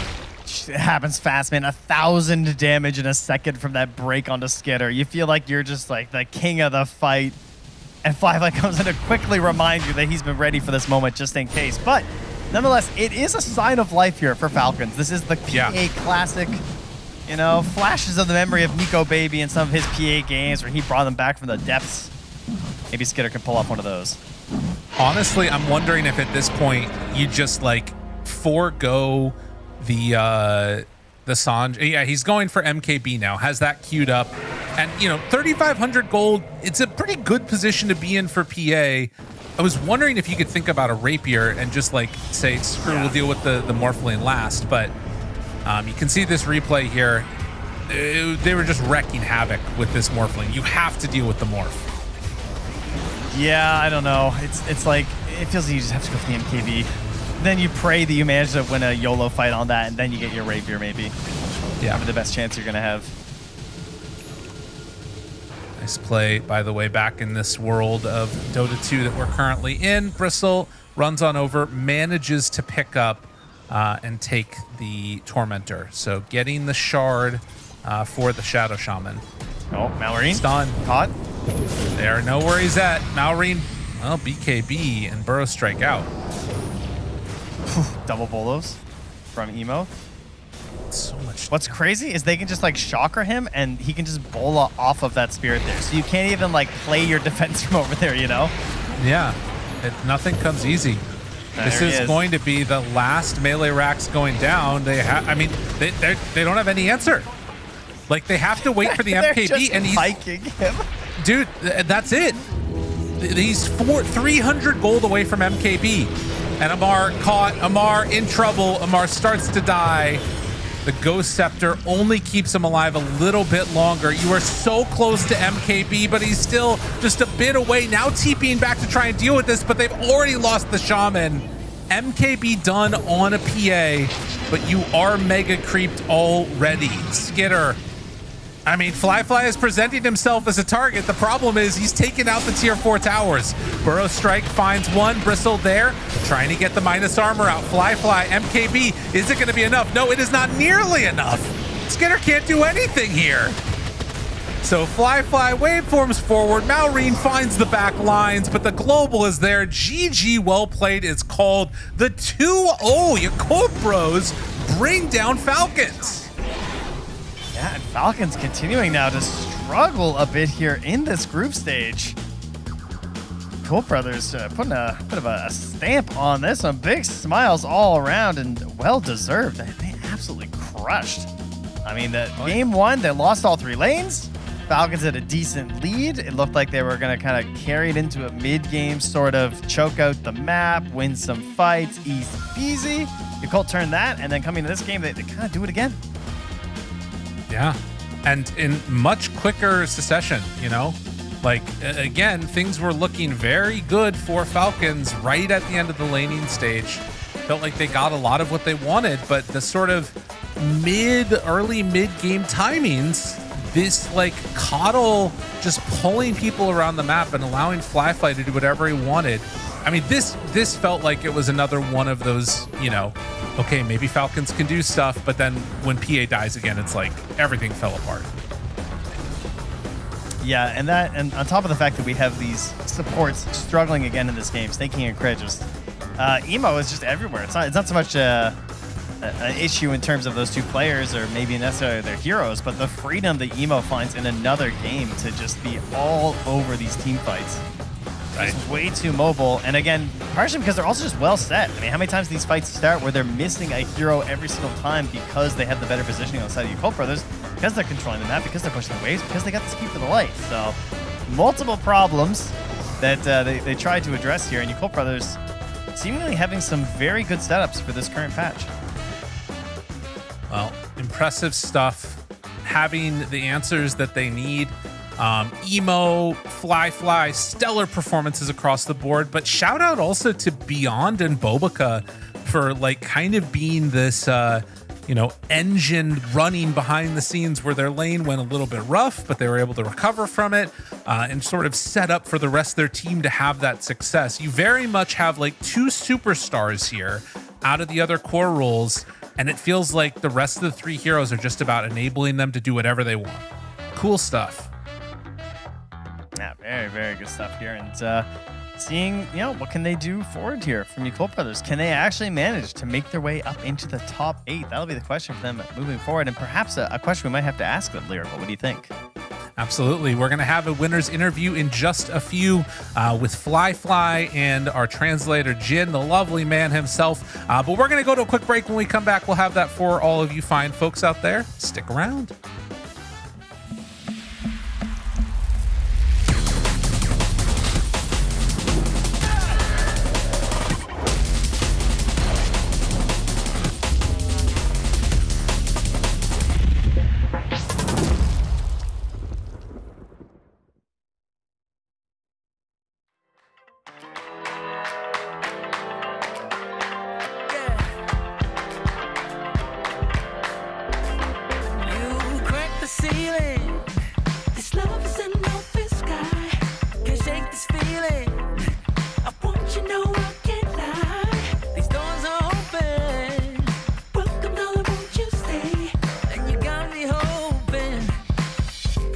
Today's the first day. I wanna be closer to you. Closer to you, yeah. You to be all mine. I got all these choices, but I so made up my mind, yeah. There's nobody better. Gotta be you. 1,000 voices, 'cause it's so good to be alive, yeah. There's nobody better, so it's gotta be you. These myths are busted. The grass is greener on my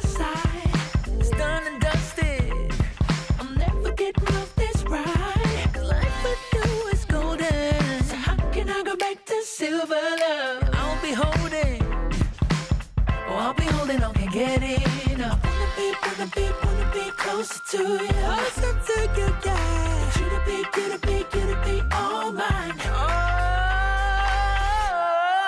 yeah. Got all these choices, yeah. But I so made up my mind. There's nobody better. Gotta be you.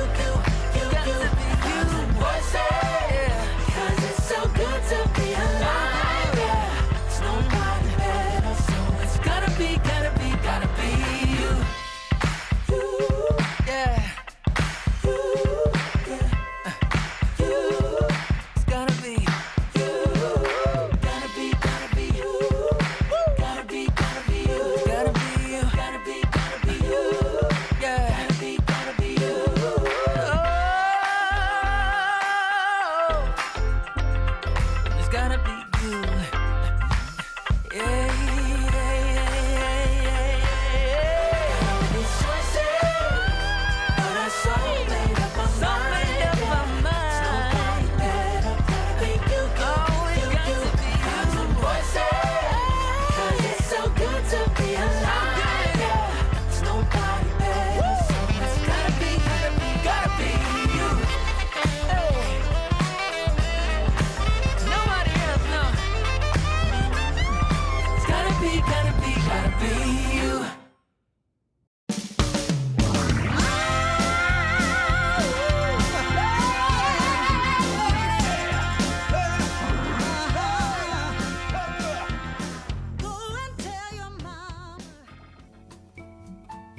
Oh, hi. Didn't see you there, everybody. Welcome back. We're at the final series of the day. Why are you shaking your head? It's great.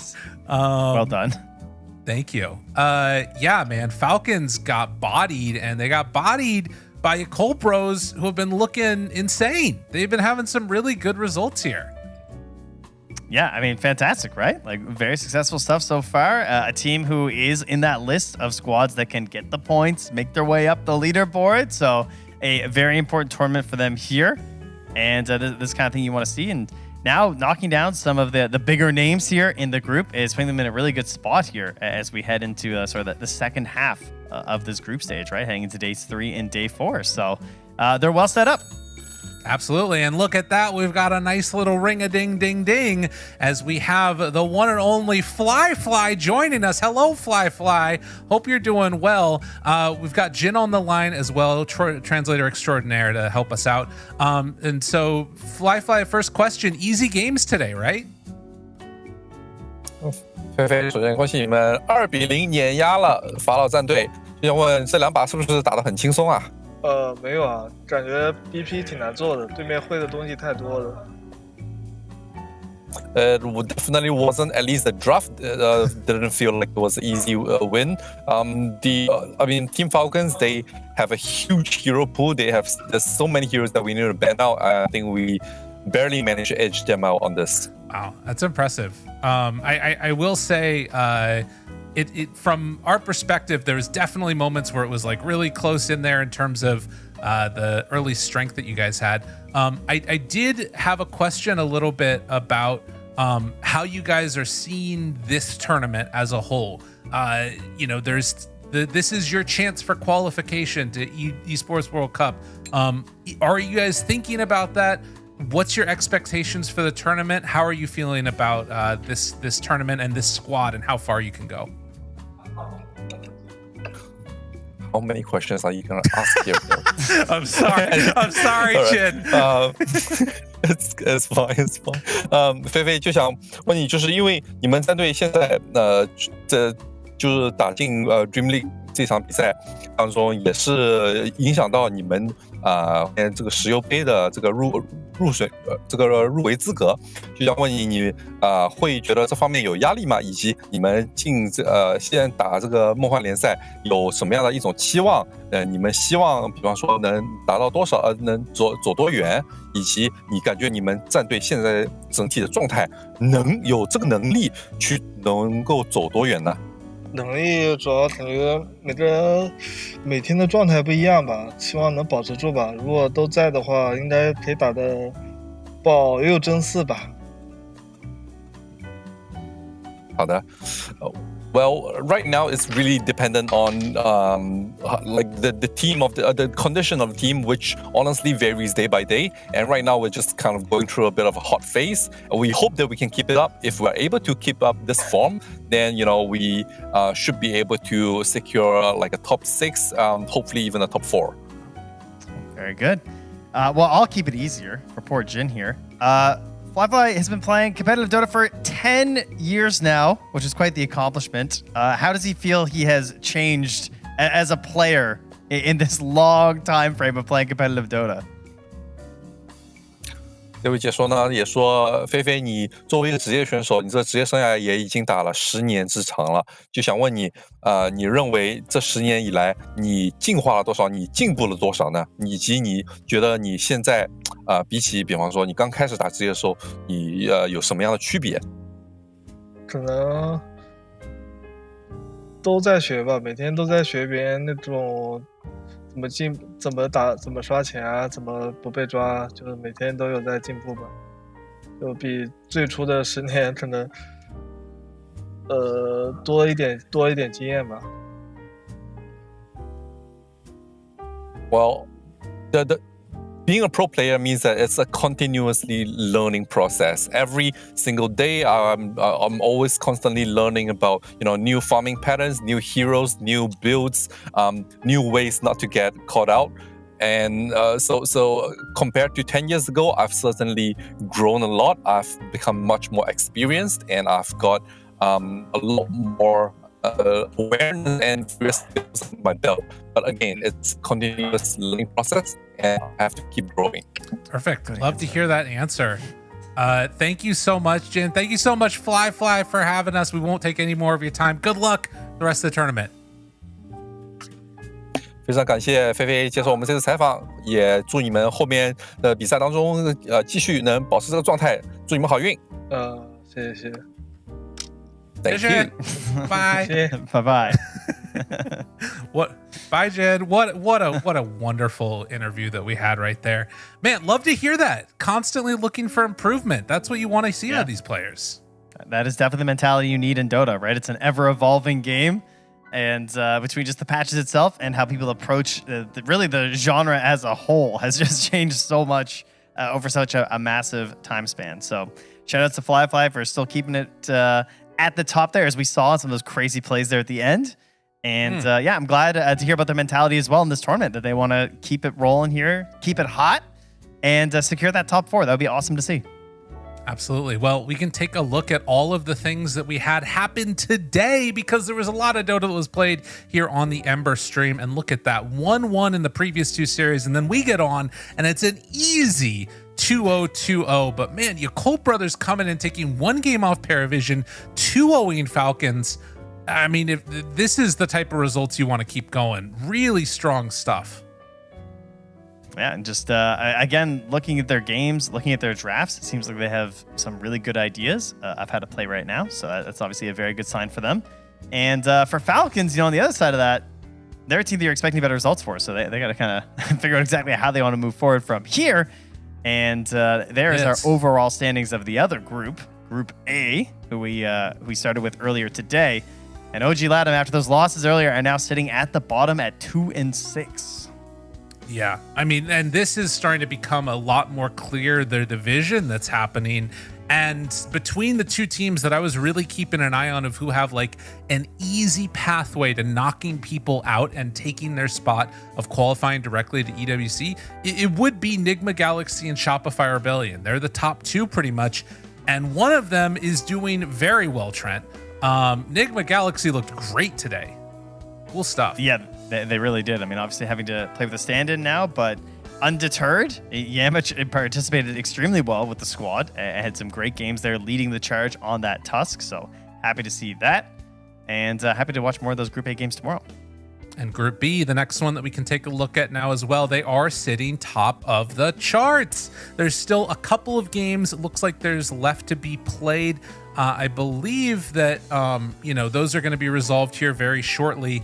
But Avalis at the bottom with Edge. And then we've got Navi Jr. Surprisingly, they were looking pretty good yesterday. Not sure how their second day has turned out. But Falcons, we saw definitely some struggles. But still a lot to be played. Like, all of those squads having 5 losses is not the end of the world when you see that, Flipster Talon is up there with 4-4, and one of Gaming Vision or Paravision is probably also going to be dropping at least one of the matches. So a lot still left to be played.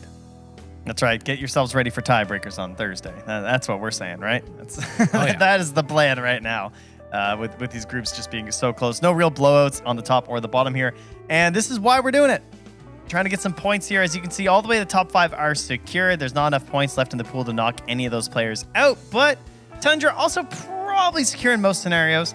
After that, though, there's a lot of points up for grabs here this tournament. I think it's total of it's some crazy amount. It's a lot of points that you could win here. Because first place is like 6,000 or something, right? Yeah.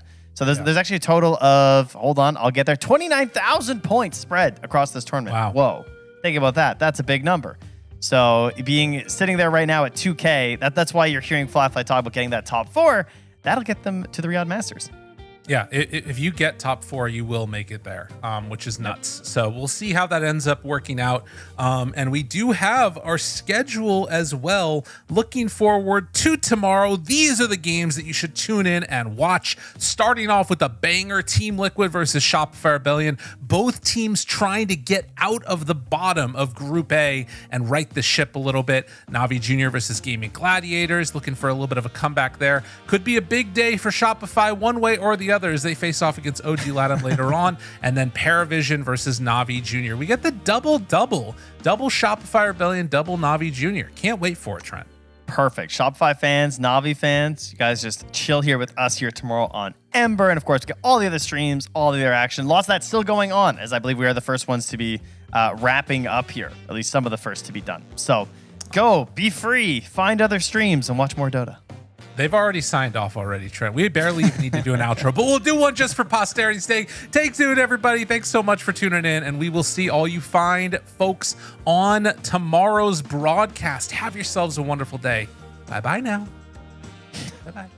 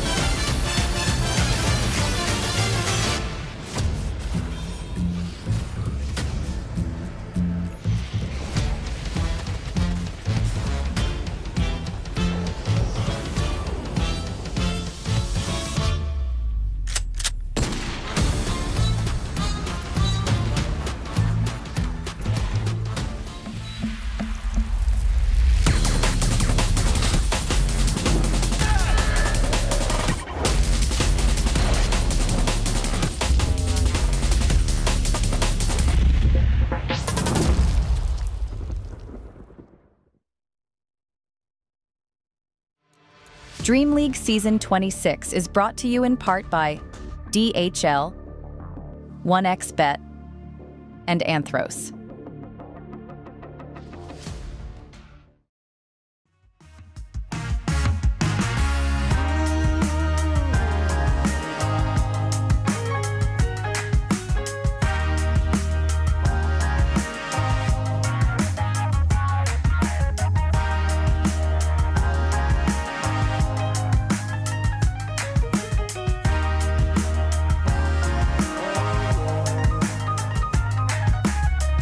Turned on the dime when I saw you walking by. Something about you caught my eye, yeah. Ain't trying to waste my time, just standing in your line. Gotta take a shot for you pass me by. Ooh, so you wanna be alone for a minute? Come on, tell me what's on your mind. I wanna know what makes you happy. I wanna know, can I make you mine? Ooh, I wanna know if you know that I treat you right. I wanna know, can I spend the night? Well, I had my eyes on you for a little while now, but you never noticed 'cause you had a man.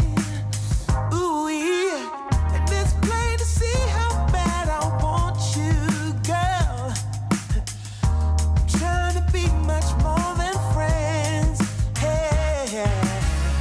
So you wanna be alone for a minute?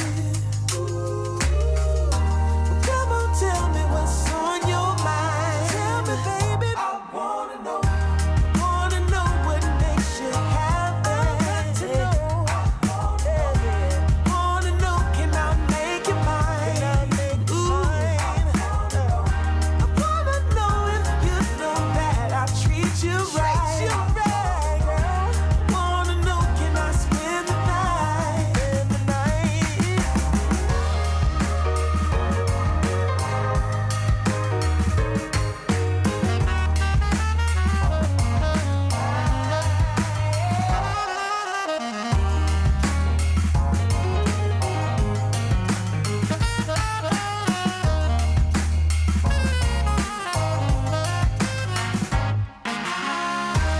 Wanna know what makes you happy.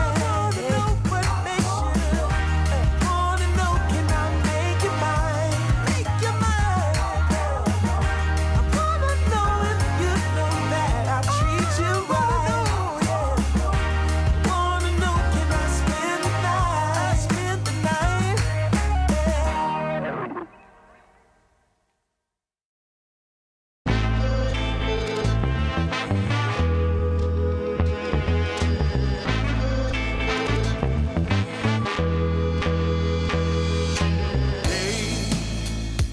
I've had days of struggle.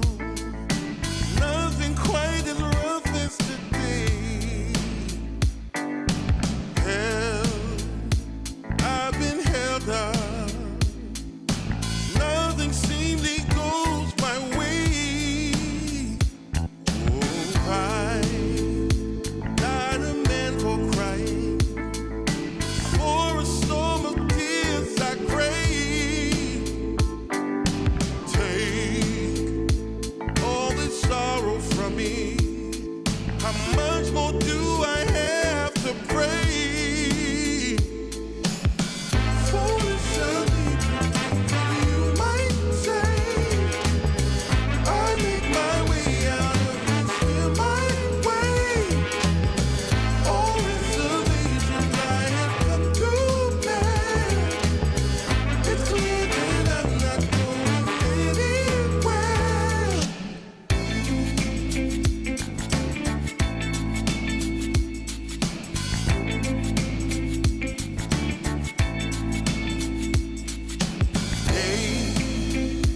I've had days of struggle. Nothing quite as rough as today.